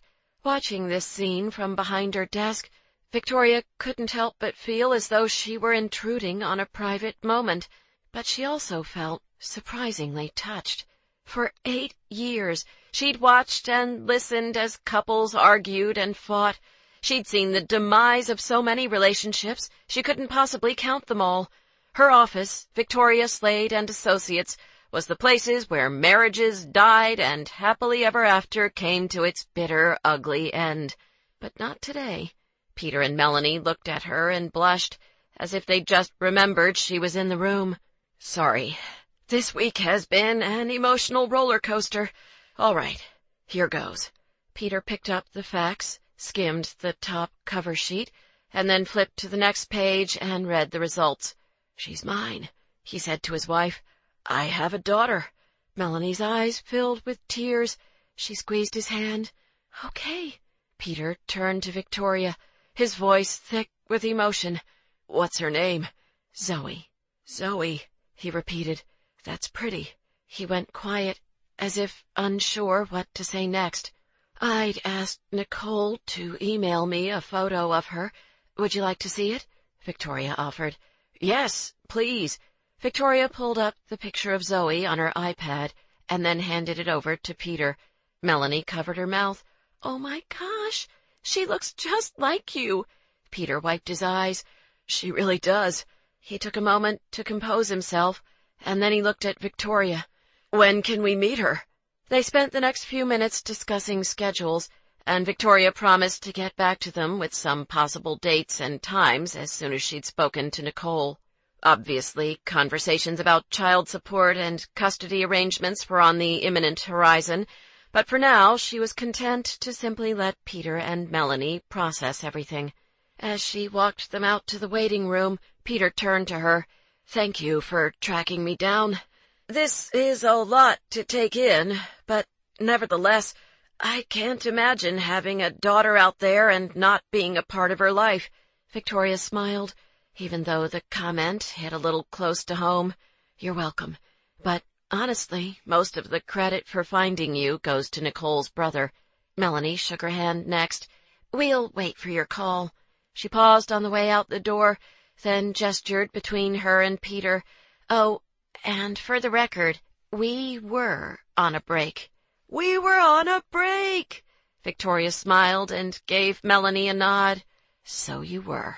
That afternoon, Ford met with his editor to discuss the possibility of bringing on another reporter to work with him on both the Department of Children and Family Services and Probation Department investigations. You wouldn't believe how many examples there are of convicts slipping through the cracks, and worse, in the case of DCFS, kids slipping through the cracks. There are a lot of stories to tell here. I just can't keep up with all of them. What about Castellan? You've worked with him before, Marty suggested. He's swamped with the pension fund crisis series. How about Pearson? Ford suggested. Marty considered that. She'd be a good fit for this. I'll talk to her today. When Ford got back to his desk, he saw that he'd just missed a call from Nicole on his cell phone. Did you hear? His sister answered when he called her back. No clue. Hear what? Victoria met with Peter Sutter and his wife today. She gave them the results of the paternity test, and apparently everything went well. Like, really well. They want to meet Zoe. This is actually happening, Ford. She's going to have a dad. Hearing the excitement in his sister's voice, Ford smiled. So Victoria Slade had gotten her man after all. Good for her. That's great, Nicole. They talked for a while about the logistics. Apparently Victoria had suggested that Nicole and Peter get together to catch up before he met Zoe. Can you imagine how awkward that conversation will be? Nicole asked. Hey, Pete, good to see you again. Funny thing, huh? You and me having a baby. At least there was going to be a conversation. Ford was still reserving judgment on Sutter, but so far the guy seemed to have his heart in the right place.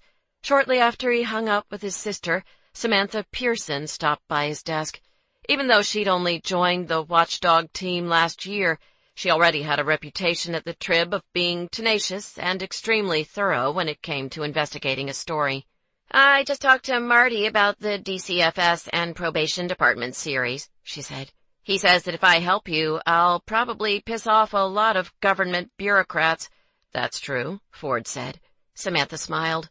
Then I'm in. Ford wrapped up for the day at 5:30 and took the Blue Line home. The train was crowded, typical for rush hour, and as he stood in the middle of the packed car while holding on to the railing above him, he realized that it had been exactly 1 week since Victoria had her panic attack. He'd been doing some research into panic disorder. Not that he was sitting around ruminating over her or anything. The investigative journalist in him was just curious, and his research had helped him understand that it was the panic attack itself that the person feared, not necessarily the environment, like a train car, and that while the attacks were not dangerous, they could be terrifying to the sufferer because he or she felt so out of control.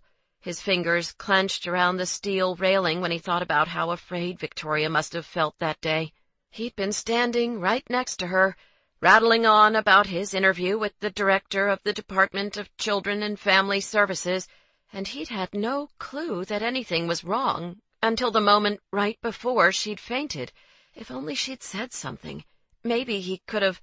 Well, anyway, the point was, he sure hoped this fancy, expensive therapist of hers was helping her out. Not that it was any of his business anymore, obviously. Oh, and also that her therapist was familiar with the benefits of cognitive restructuring and interoceptive exposure, because from what Ford had read, people with panic disorder were having a lot of success with those therapies. Yep, so not his business. He stopped at home and changed into his workout clothes, then headed to the gym a couple blocks from his place. He stayed for 2 hours, running and lifting weights to the point of exhaustion. After toweling off in the locker room, he walked back to his building. He slowed down as he approached the glass door. Victoria stood in the foyer, next to the mailboxes. Judging from her pantsuit and the briefcase slung over her shoulder, she'd just gotten off work. He paused, watching for a moment as she flipped through her mail, and then headed inside. "Long day?" he said. "Oh, hi," she started, and then smiled hesitantly at him. "Just a typical Monday. You know me." She bit her lip, as if regretting her choice of words. Yes, he did know her. He smiled to cover the awkwardness. "I heard the news. Nicole told me that things went really well with Sutter and his wife today." "It did. We still have a lot of details to talk about, but you know, I think it's going to work out." Her lips quirked. "Although Sutter looked a little nervous when he heard you're Nicole's brother." "Is that right?" Ford considered that. "Good." She smiled, and then a silence fell between them. He pointed toward the elevator. "Are you heading up?" Yes, actually." She shut her mailbox, and they walked together to the elevator. Ford caught her eyeing his damp T-shirt. "Sorry, I just came from the gym," he said as they stepped into the small elevator. She pushed the button for their floor. "It's not like I haven't seen you sweaty before." He looked at her. She blushed, as if just realizing what she'd said. "That was awkward. Sorry." She shook her head self-deprecatingly, and despite everything, they shared a smile. The ice broken, at least in part, she turned toward him, speaking genuinely. "I'm really sorry about Monday, Ford. The way things ended, I mean." She'd texted him a similar apology 6 days ago, and at the time he'd been kind of a dick in return. But now, standing across from her in the elevator and seeing the sincerity in her eyes, he found himself softening. Yes, it was over between them, and that realization stung a little. Maybe more than a little, although he wouldn't allow himself to go there. But other than the abruptness of their breakup, if one could call it that, he really had no reason to be mad at Victoria. Not once, the entire time they'd been hooking up, had she given him any reason to believe that their relationship was anything except a fun, casual fling. So if he'd been starting to think, well, he didn't know what he'd been starting to think, and it didn't matter now. The point was, she was his next-door neighbor, at least for the rest of the summer, and it was inevitable they would run into each other. He wasn't going to be a jerk and make the situation even more awkward. "It's fine. Really," he said. The elevator stopped at their floor, and they both stepped out. "I mean, we both knew this was going to run its course eventually, right?" There was a flicker of something in her eyes, but then she smiled. "Right, absolutely." She gestured. "After all, you have your laundry list of 30-something commitment angst, and you have... what was it again?" He rubbed his jaw, as if trying to remember. "Self-selected out of the happily ever after rat race, was it? No obligations, expectations, or end game of a marriage, 2.5 kids, and a minivan in the suburbs." She laughed. "I really laid it on thick that night, didn't I? Oh, there was quite a speech." They reached her door. When she turned to face him, he took his keys out of the pocket of his workout shorts and gave her a soft smile, one that she returned, and as they stood there, looking at each other, on that doorstep where they'd first met, and also had their first kiss, they both understood exactly what this moment was. Closure. "Good night, Victoria." Her voice was soft. "Good night, Ford." He left her standing there and turned toward his own place. When he heard her front door shut, he briefly closed his eyes and kept right on walking. 30. The following Friday, one of Victoria's associates, Nadia, rushed into Victoria's office with an excited smile. "Got a question for you," she said. "I'm in the middle of the Seattle deposition, and he just said that he recorded some phone calls between his wife and her co-worker, trying to find out if there was anything flirty going on between them. When I asked, he admitted that neither his wife nor the co-worker knew that he was recording them." She cocked her head. "Isn't that wiretapping without consent? Did the guy actually just admit on the record that he committed a crime?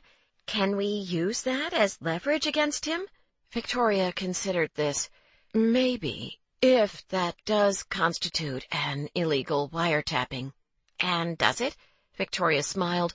"No clue, but I agree it's worth looking into. How long before you have to get back to the dep?" Nadia checked her watch. 2 minutes. Hearing that, Victoria got down to business. "All right, here's what you're going to do. Grab Joaquin and explain the situation. Tell him I said to start his research with People versus Malongo. I know that the Illinois Supreme Court recently struck down the state eavesdropping law as overbroad, but I'm not sure how the case law has shaken out since then. That's the first thing we need to figure out. And tell him to also check into whether there's any kind of exception if the eavesdropper owns the phone line on which one of the parties was talking, like some kind of implied consent. Got it. When you get back to the dep, don't mention the wiretap issue yet," Victoria said. "Take another break in 45 minutes, and then you, Joaquin, and I will discuss whether we have a move here. Sound good?" Nadia nodded. "Yes, thanks." Moments later, Will walked into her office. "I'm going to Perry's for lunch. Do you want me to pick up your usual?" "Always a lifesaver, this man." "That would be great, thank you.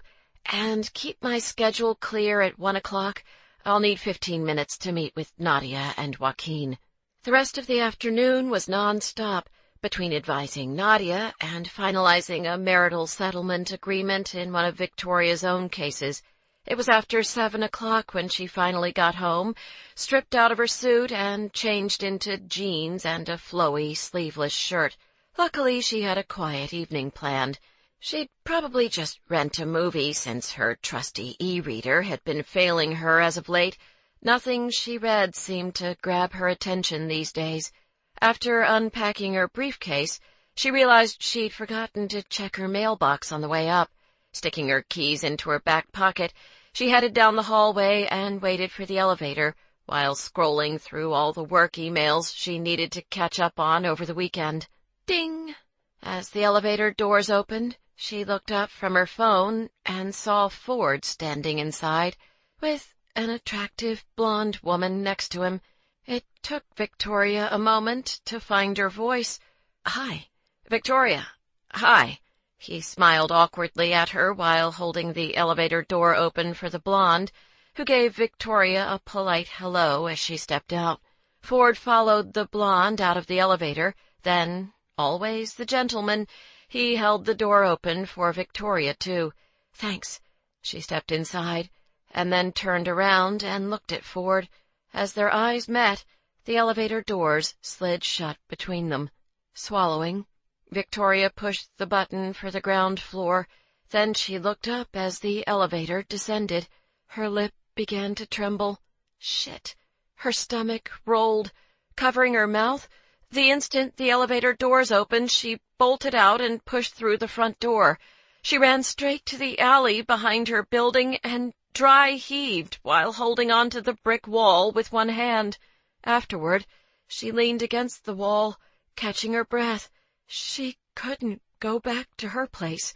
She couldn't risk that she would hear them laughing or, God, hear the bed squeaking or banging against the wall, or the blonde moaning his name, or worst of all, Ford moaning as some other woman touched him, kissed him, stroked him, and figured out all the ways to drive him crazy, like Victoria once had. She pushed herself off the brick wall and started walking. Several people passing by on the sidewalk did a double-take when they saw her. Victoria ignored all the looks, for once not giving a shit what anyone else thought. 7 blocks later, she walked into Rachel's boutique shop, ringing the chime on the door. Standing behind the counter while tagging a dress, Rachel looked over. Her eyes widened. "Oh, my God, Victoria! What happened? Are you okay?" Victoria caught sight of her reflection in the mirror behind Rachel. Thick black rivulets of mascara streamed down her face, mixing with her tears. She gave her friend a wry smile.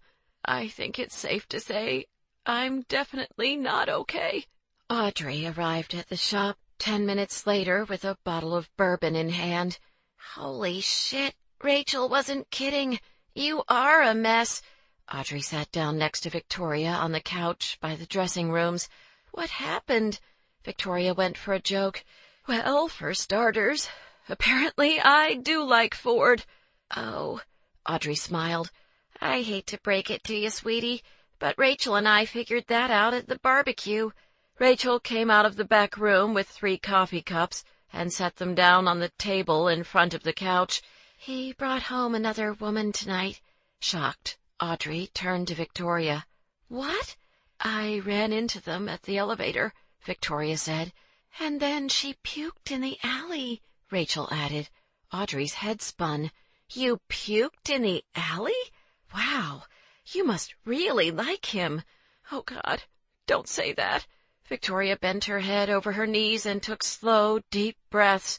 "The vomiting seems to be her way of expressing her feelings toward Ford," Rachel told Audrey. "Aw, and they say romance is dead." Her head against her knees, Victoria groaned.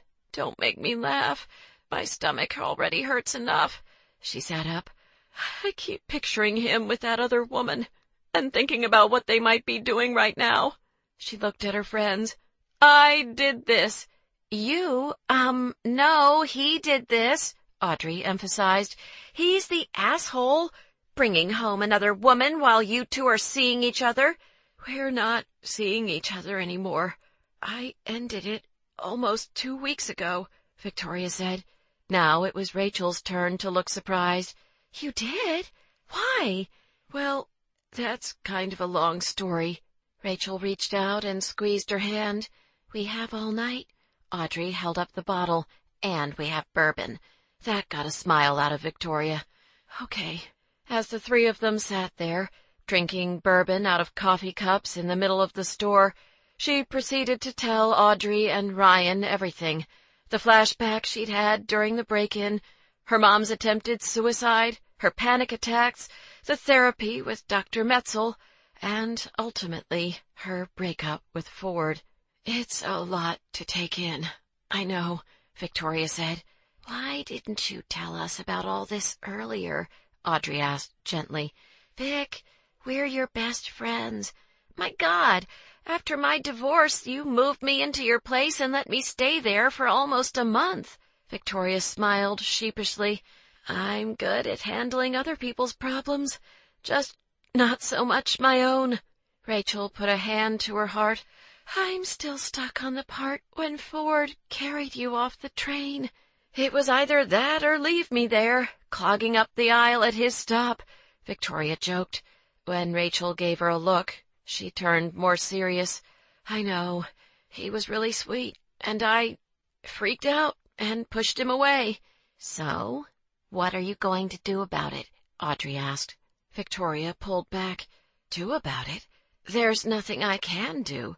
Whatever we had between us, he's obviously moved on to some other woman."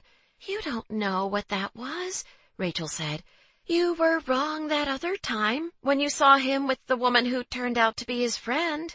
Even if that were true, He's not looking for a serious relationship, she pointed out. That's what you said too once, Audrey said. And I'm still saying that. Victoria paused for a moment. Maybe. When her friends smiled, she pointed, quick to cut them off at the pass. No. Whatever you're thinking, just no. I'm thinking you have to tell Ford how you feel, Audrey said. Oh, God. Feeling her stomach clench, Victoria bent over, her head between her legs. Yep, here I go again. Breathing deep for several moments, she turned her head to the side and peeked at her two friends. You can't be serious. Look at me. She sat up. I'm supposed to ignore the fact that Ford says he doesn't want anything serious, and the fact that he may have already moved on to someone else, and just walk up to him and lay my feelings on the line, without having the faintest idea whether he feels the same way? Do you honestly think, even on my best day, that I'm capable of putting myself out there like that? Audrey and Rachel both looked her dead in the eyes. Yes, Victoria blinked, not having expected them to be so unequivocal. Then Rachel grinned. Although on your worst day you might end up puking on his shoes, so choose your moment wisely. Right. Helpful. Seated at his dining table, Ford looked over when he heard a front door close in the hallway. He went momentarily still, and then realized that the sound was too muted to be coming from Victoria's place. Turning back to his laptop, he tried to focus on his research. He was working on yet another follow-up piece in his probation department series, cross-checking arrest records against the list of nearly 1,000 convicted felons who hadn't been seen by their probation officers for 2 or more months. It was turning out to be a massive investigation, although at least now he had someone to share the workload. He and Samantha, his co-worker on the watchdog team, had planned to meet that afternoon to divvy up the names of lost convicts, but then her 1-year-old son's nanny had called in sick, and Samantha had taken the day off.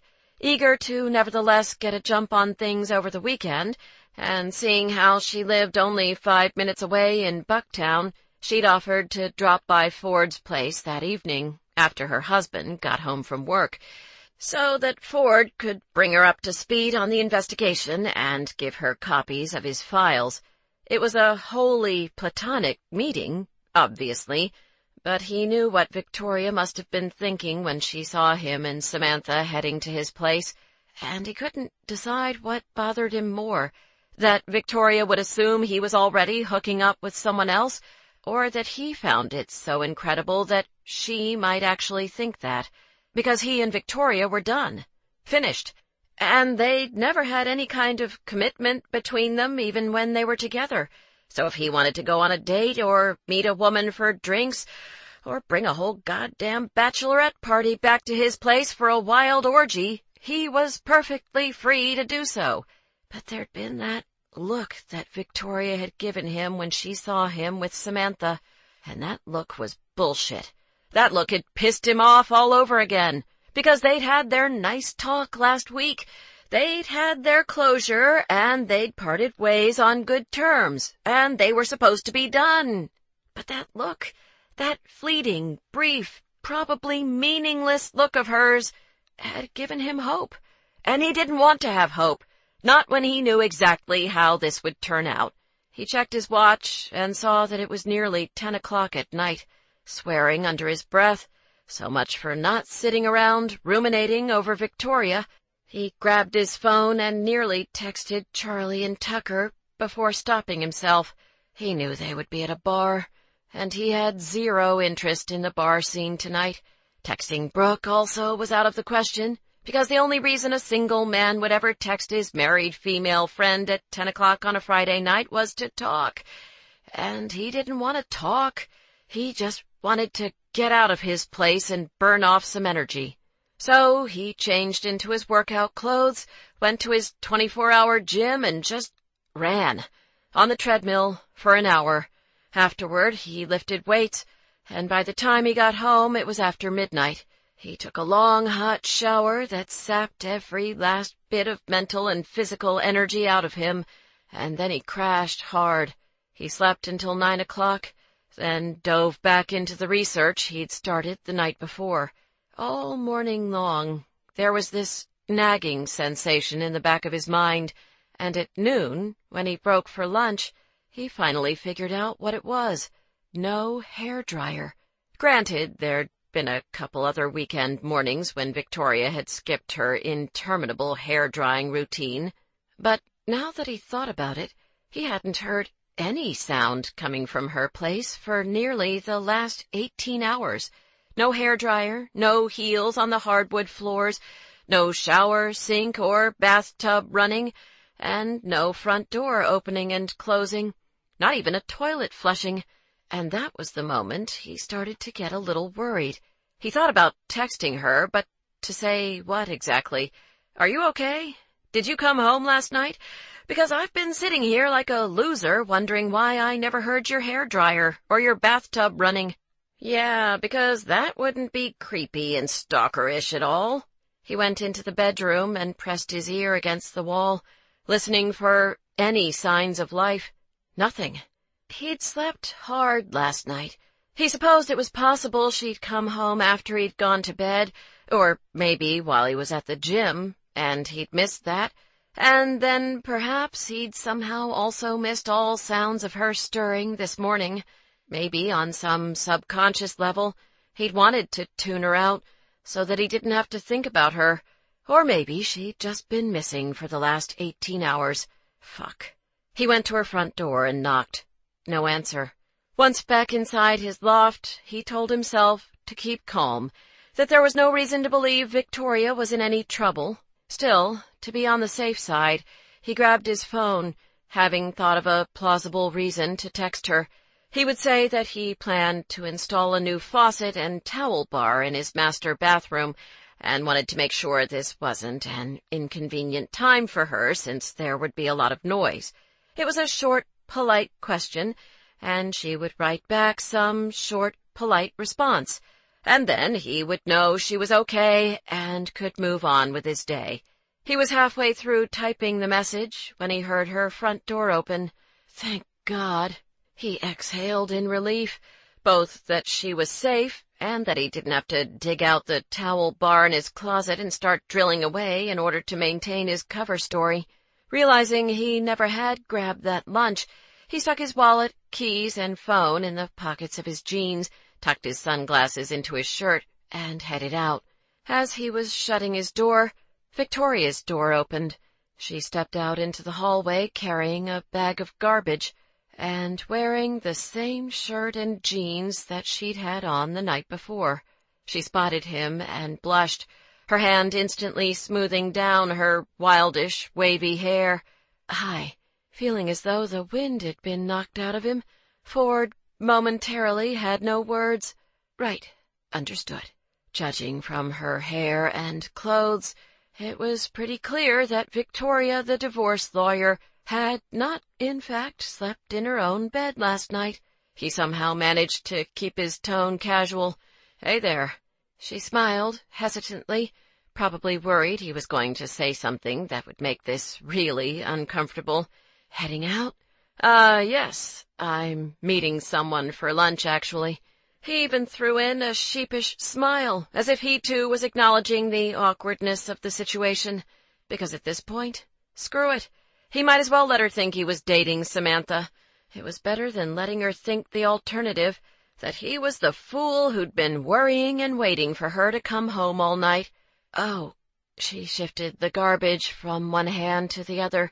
You know, I was... Sorry. He cut Victoria off, feigning an apologetic smile. He wouldn't make a scene, or say anything to make her feel awkward, but he couldn't stand there, talking like everything was normal. Not right now. But I'm actually running a little late, so... He pointed to his watch. Right, of course. She swallowed and waved him on with her free hand. Have a good lunch, then. Thanks. With a nod and goodbye, he headed down the hallway. Not bothering with the elevator, he pushed through the stairwell door and kept walking, down 4 flights of steps, and then out the building's front door and into the bright summer sunshine. He put his sunglasses on as he headed down the sidewalk, ignoring the ache in his chest. So much for that last shred of fucking hope. 31. The next morning, there was an unexpected knock on Ford's front door. When he answered, he found Brooke standing there, one hand on her hip and the other one holding a ticket. Ford frowned. "Didn't you get my text? I said I'll pass on the game." "Oh, I got your text." Without waiting for an invitation, she bulldozed her way into his place and walked straight into his kitchen. She grabbed his phone off the counter and used it to turn on a satellite radio station. Music suddenly filled his entire loft, piping through the built-in speakers. He raised an eyebrow. "Are we having a party?" She nodded in the direction of Victoria's place. Background noise. She set his phone down. "Free skybox tickets to today's Cubs-Sox game, and you'll pass? There isn't a man in Chicago who would turn that down." "With you and Cade, Vaughn and Sidney, and Huxley and Addison? No thanks. It's all couples." And while normally he would jump at the chance to watch the Crosstown Classic from one of Wrigley Field's luxury suites, today he wasn't in the mood to be the odd man out with a bunch of happily married or engaged twosomes. "Fine, I'll invite Charlie and Tucker too," she said. "They might as well be a couple," he said dryly. She looked at him for a moment and then pointed. "You told me men don't do this." "Do what?" She walked around the counter, speaking animatedly. 2 years ago, we were at Firelight having drinks. Kate and I had split up, and you said that men don't mope around after a breakup. You said that men avoid issues, get drunk, and pick up a new girl to forget the old one, but that you don't brood. Ford held out his hands in disbelief. "How do you remember that?" "And I'm not brooding." She folded her arms across her chest and looked at him. "I know you're my friend," he said, "but please, for once, can you just act like you have a penis? Because I don't want to talk about this." She shrugged. "Fine. We'll just sit here and listen to music." She reached for his phone again. "Have you heard Taylor Swift's new song?" "No." "Well, you're going to. On endless repeat until you start talking." Kill him now. "Fine. It's over with Victoria. What else do you want me to say?" Despite his frustration, he was careful to keep his voice low. "She ended things 2 weeks ago, and yesterday she came home in the afternoon wearing the same clothes she'd had on the night before. Life moves on, I guess." He threw up his hands. "There. Is that enough of a heart-to-heart? The same clothes?" Brooke looked surprised. "So you think—" He cut her off. "Actually, I'd rather not think about that at all." "But you two were getting along great the last time I saw you. What am I missing here?" Ford sighed. Sensing that there was no way of getting around having this talk, he took a seat on one of the bar stools and pulled out the other one for Brooke. After she sat down, he filled her in on everything, except for the stuff Victoria had told him about her mother's suicide and her trust and abandonment issues. That seemed too personal for him to share with anyone else. "So Victoria saw you with another woman, and then as far as you know, she didn't come back to her place until the following afternoon." Brooke looked at him. "Did you ever think that maybe she didn't want to think about you being with someone else, so maybe she went to stay at a friend's or something?"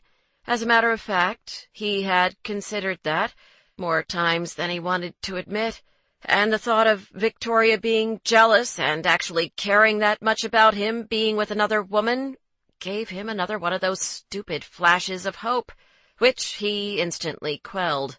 "Maybe," he shrugged. "Anything's possible." Brooke grinned, as if that settled that. "I think you need to find out if it's more than a possibility." "No."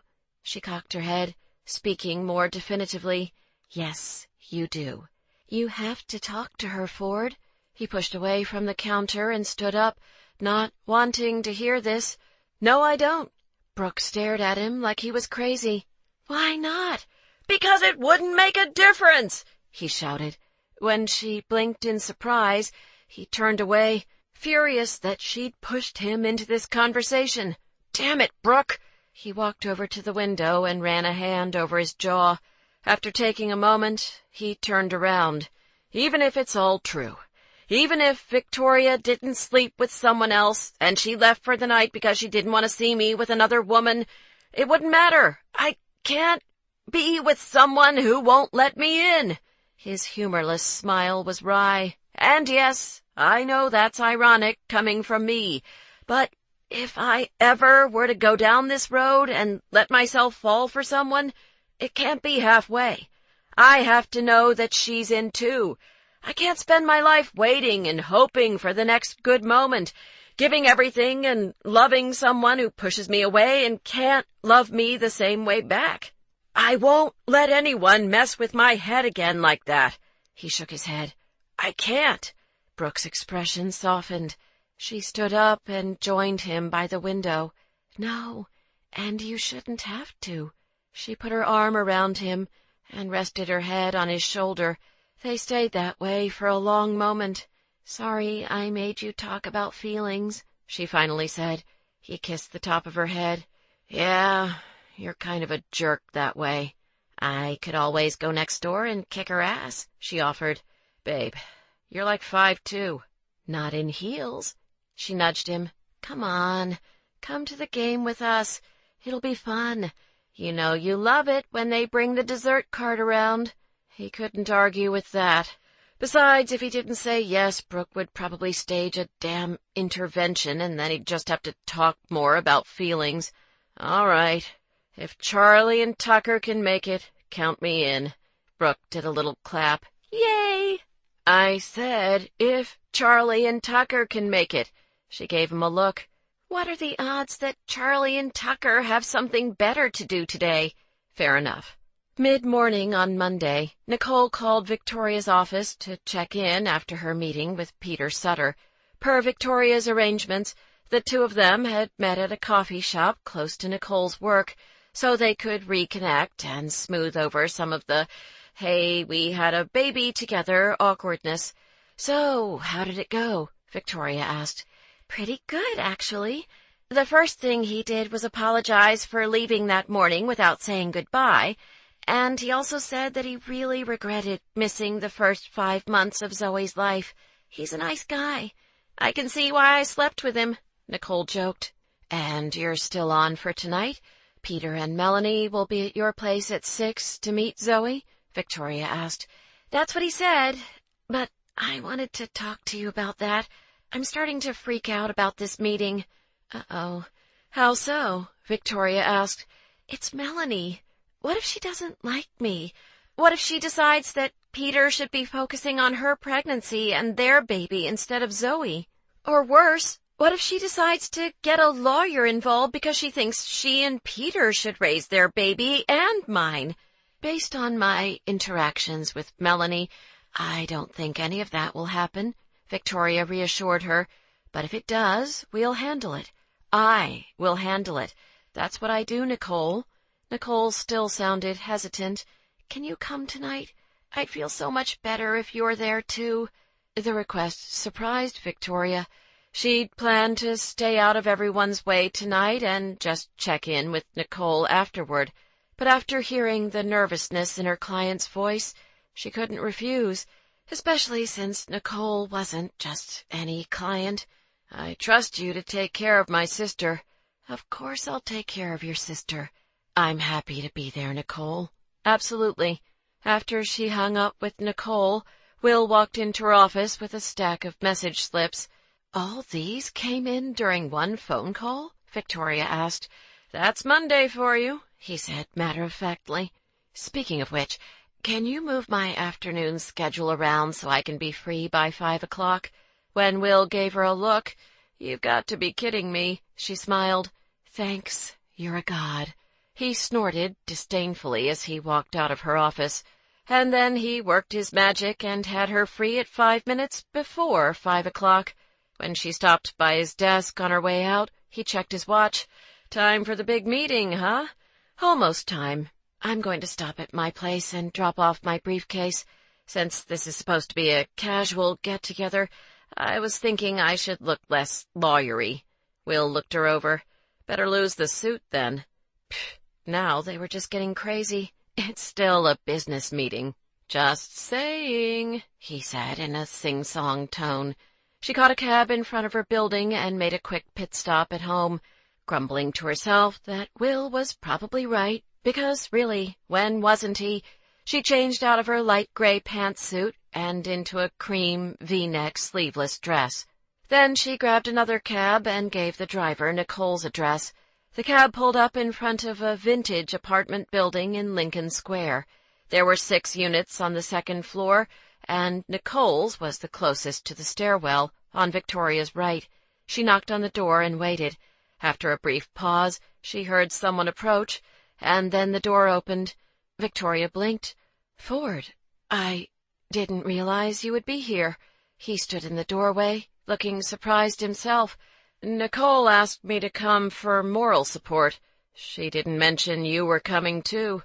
For a split second, he seemed to hesitate, and then he stepped back from the door. "Come on in."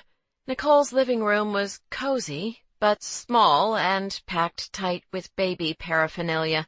Not sure whether she should sit or stand, Victoria hovered by Zoe's swing and watched as Ford shut the front door. He gestured in the direction of the bedrooms.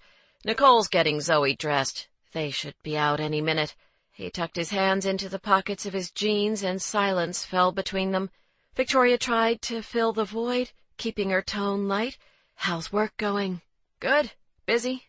You?" "The same. Good. Busy." Another silence. Victoria met his gaze, her chest pulling tight as she fought back the words hovering on the tip of her tongue. "Oh, God, did you sleep with that woman? Or worse, do you have feelings for her?" Since this was hardly the place to have that conversation, she simply smiled. He gestured to her outfit. "You're awfully dressed up tonight." Despite his easygoing tone, his jaw twitched. "Big plans after this?" Just then, Nicole walked into the room carrying Zoe, who looked adorable in a pink sundress with a white lace collar. "Yay! Team Nicole is all here!" She smiled at Victoria. "Thanks for coming." "You didn't mention that you'd asked Victoria to be here, too," Ford said offhandedly. "I didn't?" Nicole cocked her head. "Huh. With you two being next-door neighbors and spending so much time together lately, I guess I figured you would talk among yourselves." She looked between them. "No?" Victoria and Ford shifted uncomfortably, neither of them wanting to take a stab at answering that one. "All right. I want you two to be honest with me about something." Nicole turned first to Ford, then Victoria, giving each of them a long look. "No bullshit." She paused. "Does this dress make Zoe look like a pilgrim?" Victoria exhaled, having been braced for something else. "I don't think I've ever seen a pilgrim wearing pink." "But it's too fancy, right? Like we're trying too hard?" Nicole asked. Seeing the anxious look on Nicole's face, Victoria pushed aside her own feelings and did what she did best, focused on someone else's problem. "She looks perfect, Nicole." Walking over, she tickled Zoe's tummy. "Because she is perfect, and Peter and Melanie are going to love her." Sitting on her mother's lap, Zoe just stared up at Victoria with those big brown eyes. "Not even a smile for me, kid? Tough crowd," Victoria teased. Zoe held out her arms. Nicole awed and handed Zoe over. As Victoria smiled and bounced Zoe on her hip, Ford walked out of the room and headed into the kitchen. "Huh, I wonder what's gotten into him," Nicole said. Victoria glanced at Nicole, suddenly noticing that the younger woman's gaze seemed rather knowing. Luckily, she was saved from having to answer by a knock on the front door. "Okay, showtime." Nicole took a deep breath and then exhaled. She opened the door with a smile, introducing herself to Melanie and inviting her and Peter in. The couple looked very nervous, but also excited as they stepped inside the apartment. Peter's eyes softened the moment he saw Victoria holding Zoe. "There she is." Swallowing, he walked over and touched Zoe's hand. "Hey there, Zoe. It's really nice to meet you." In response, Zoe squirmed and reached for Nicole. Victoria handed her over, and everyone chuckled when Zoe ducked her head against her mother's shoulder and peeked at Peter with one eye. "She gets a little shy around strangers," Nicole blushed, quick to amend that. "Not that you're a stranger. Well, I suppose I am a stranger," Peter said gently, still smiling at Zoe. "But we're going to change that." Not wanting to be in the way, Victoria moved off to the side as Nicole, Peter, and Melanie took seats around the coffee table and began to talk among themselves. She watched for a moment, and then, thinking that everyone seemed to be getting along just fine without her, she headed toward the kitchen. Looking out the window over the sink, Ford turned around when she walked in. "Sounds like it's going well in there." "Aren't you going to say hello to Peter and Melanie?" she asked. "Sure, on my way out." The room felt a little crowded. He leaned against the sink, gripping it with his hands. "So, you did it, Miss Slade. You brought your first family together." She remembered that moment in the car when he'd been teasing her. "That is an unexpectedly beautiful way to describe what we're doing here, Victoria." "We did it," she corrected him. "Right." He smiled, but it didn't quite reach his eyes. Then he looked away, and the only sound in the room was the chatter of Nicole and the Sutters talking in the background. And it was in that moment, standing across from Ford on the opposite side of the kitchen, that Victoria realized something. She hated this distance between them. She had done this. She'd pushed Ford away, and now she very well may have lost him for good. Or maybe she'd never had him in the first place. Maybe what they'd had was always just a casual fling for him, and he'd already moved on. Maybe she would only make things even more awkward if she told him how she felt. And maybe, quite possibly, she was going to end up crushed at the end of this. But there was only one way to find out. Why on earth would I ever allow someone to be able to hurt me that way again? Because you find someone who's worth facing your deepest fears for. Indeed, she had. 32. The dress was killing him. Not only did Victoria look incredible in it, the cream color showing off her silky golden skin, but it looked like the kind of dress a woman would wear on a date. And he didn't want to think about Victoria going on dates, because that got him wondering, again, where she'd been on Friday night, or more important, who she'd been with. His jaw tightened every time he thought about another man touching her. But what bothered him even more, if she had in fact been with another guy, was the fact that she'd spent the night, because not once, during the entire time Ford had been sleeping with her, had she done that with him. Sure, she'd stayed late, but after they'd had sex every which way and were both so spent they could barely move, inevitably she'd gotten dressed and had made some excuse about sleeping better in her own bed. And he hadn't pushed back, because on some level it made sense. Her bed was only 10 feet away after all, and also because, at the time, he'd figured that her not sticking around until morning would make everything less complicated in the long run. Yet here they were, nevertheless, with her wearing a dress that some other guy might be unzipping later tonight, and Ford gripping the sink so tight at the mere thought he was lucky he didn't dent the stainless steel. Still, he kept his tone light. "So, you did it, Miss Slade. You brought your first family together." "We did it," she said. "Right." They had made a good team, and the proof of that was in the next room over. But that was done, and now apparently the only thing that he and Victoria did together was make small talk, and while he could fake his way through a short conversation as they passed each other in the hallway or at the mailboxes, he had a feeling that if he stayed in this kitchen with her for much longer, he would say something he'd regret. Their eyes met across the room. "Did you moan his name the way you used to moan mine?" "Yep, something like that."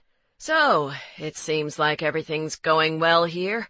He pushed off from the sink, careful to keep his expression neutral. "Since you guys don't need me, I think I'll head out. Victoria pulled back in surprise. You're leaving? He shrugged this off. You've got this covered, Slade. I'm not sure why Nicole even asked me to be here in the first place. She took a step toward him. But I was thinking we could share a cab home together. Good for her.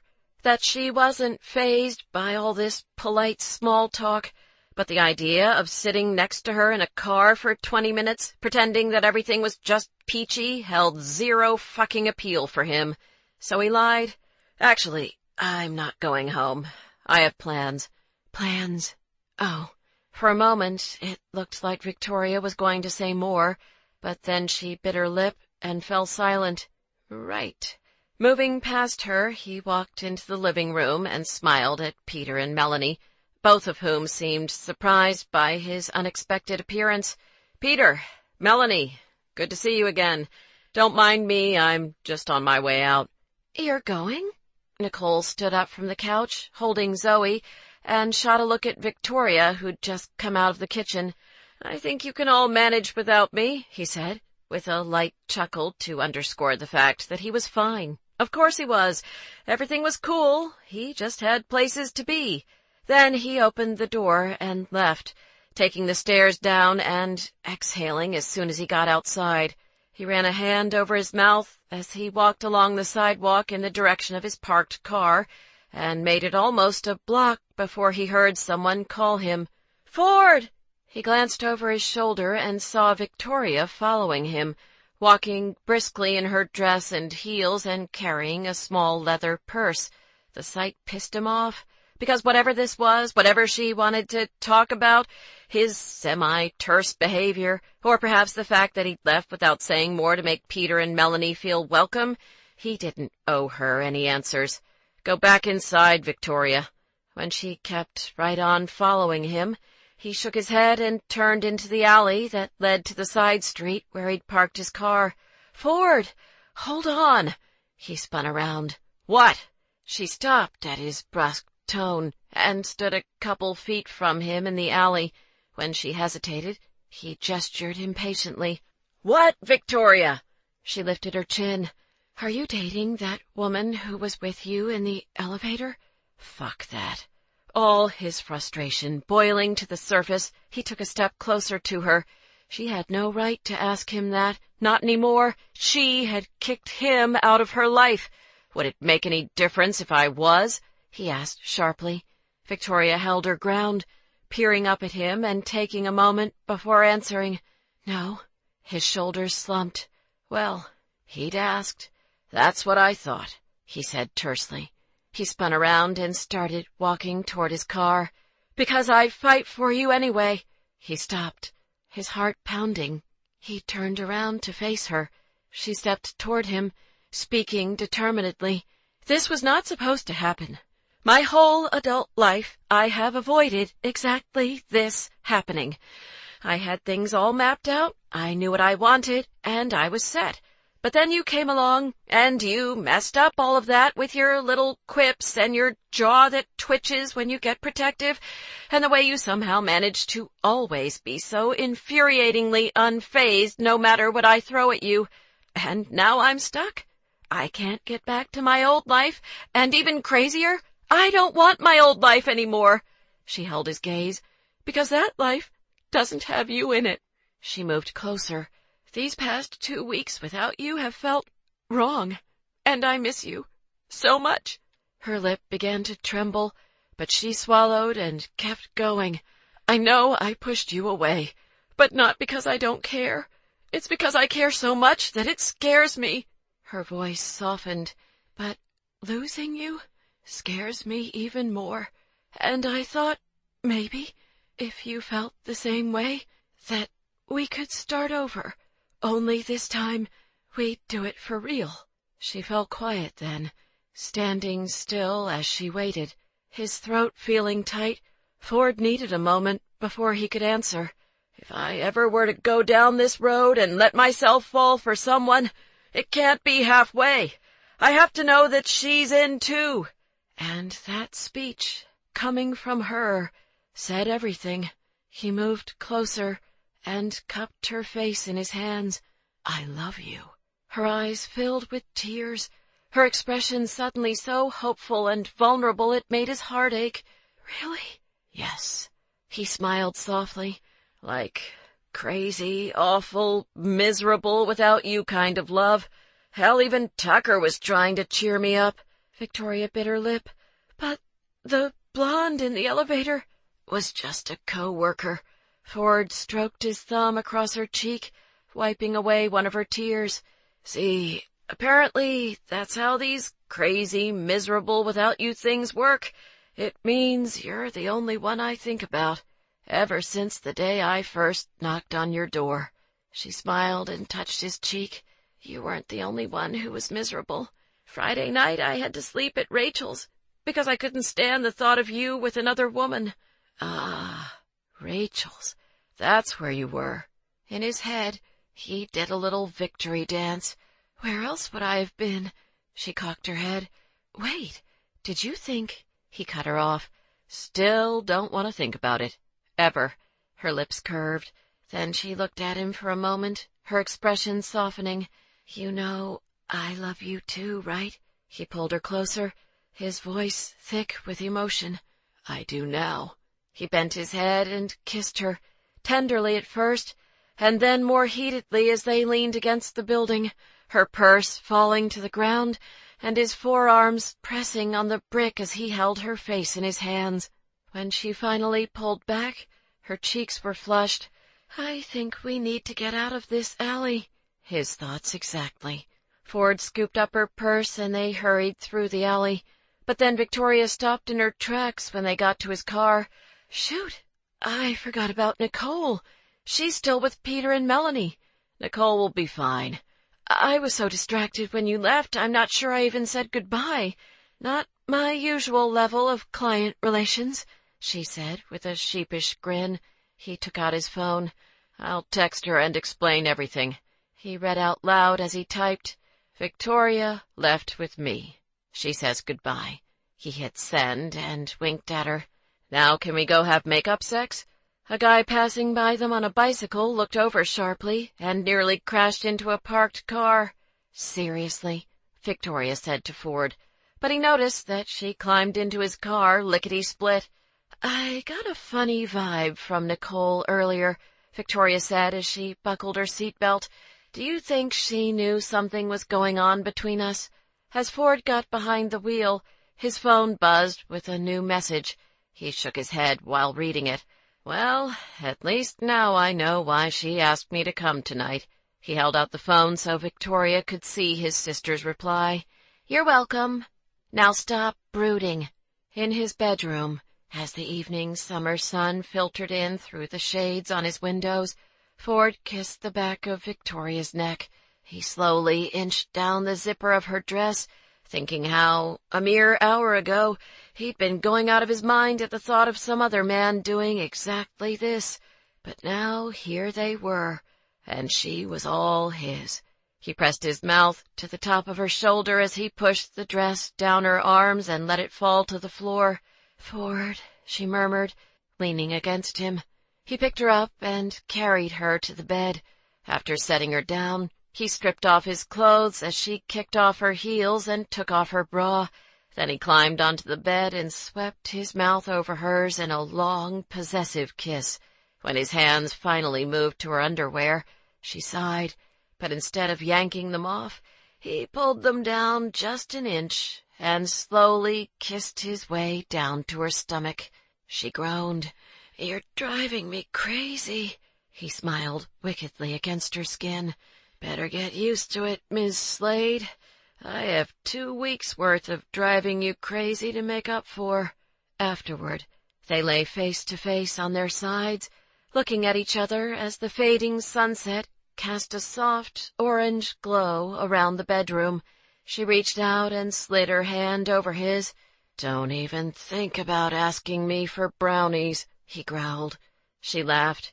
"I was just going to say that I'm really glad those assholes broke into my townhouse, because that led me to you." He slid a hand down her back and pulled her close once again. "You slay me, Victoria. You know that, right?" She sunk her fingers into his hair and smiled. I do now. Later that night, Ford woke up to the sound of his front door creaking shut. He sat up and saw that the other side of the bed was empty. Frowning, he quickly threw on his jeans and went out into the living room. No Victoria.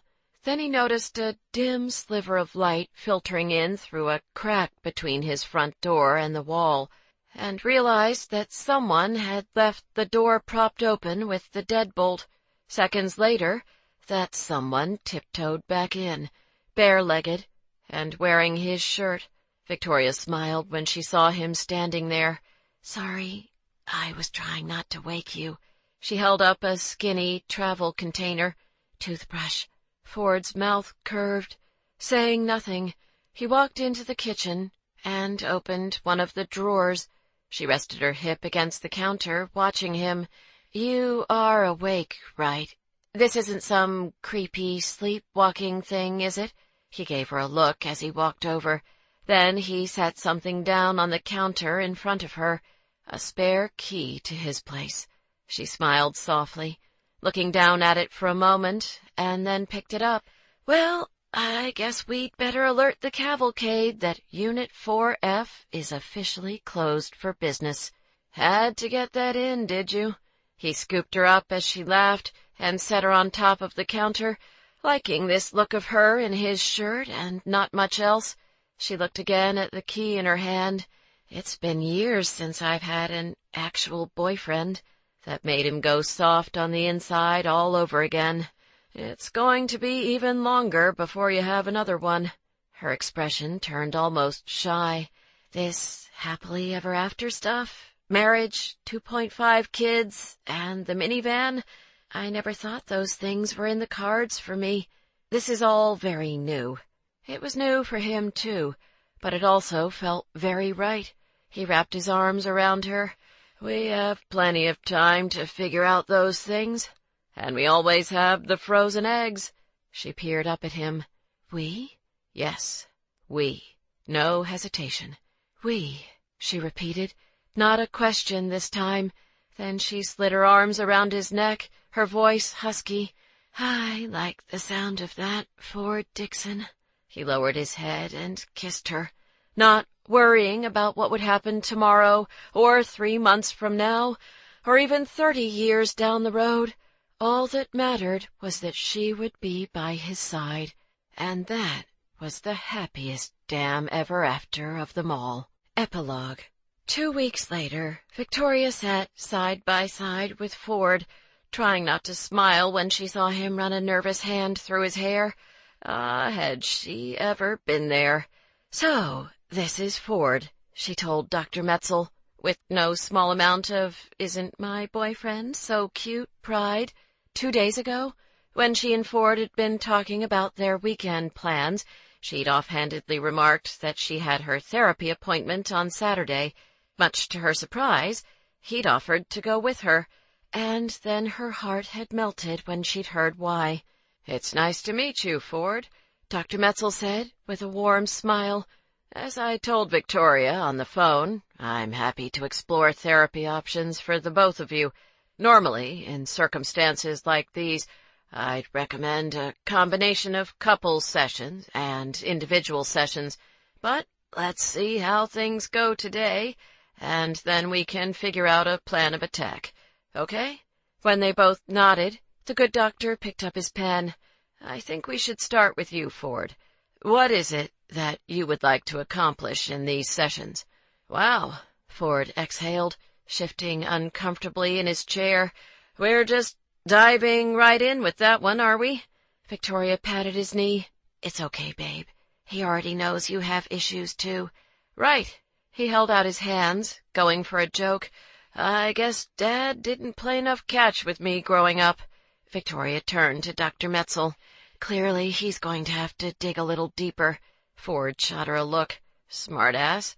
But when they shared a smile, he eased back in his chair, seeming more relaxed. Dr. Metzel pointed between them with his pen. "I see how this works." He began scribbling in his notepad. Ford glanced sideways at Victoria, speaking under his breath. "Does he always write everything down?" "You get used to it after a while," she whispered back. Dr. Metzel looked up and folded his hands on his lap. So, Ford, you were about to say what you would like to accomplish in these therapy sessions. Well, I think we can all agree that Victoria and I aren't the best at letting down our guards. A few weeks ago, after her panic attack, both of us held back instead of opening up, and we nearly lost each other because of that. He looked at her, his blue eyes holding hers meaningfully.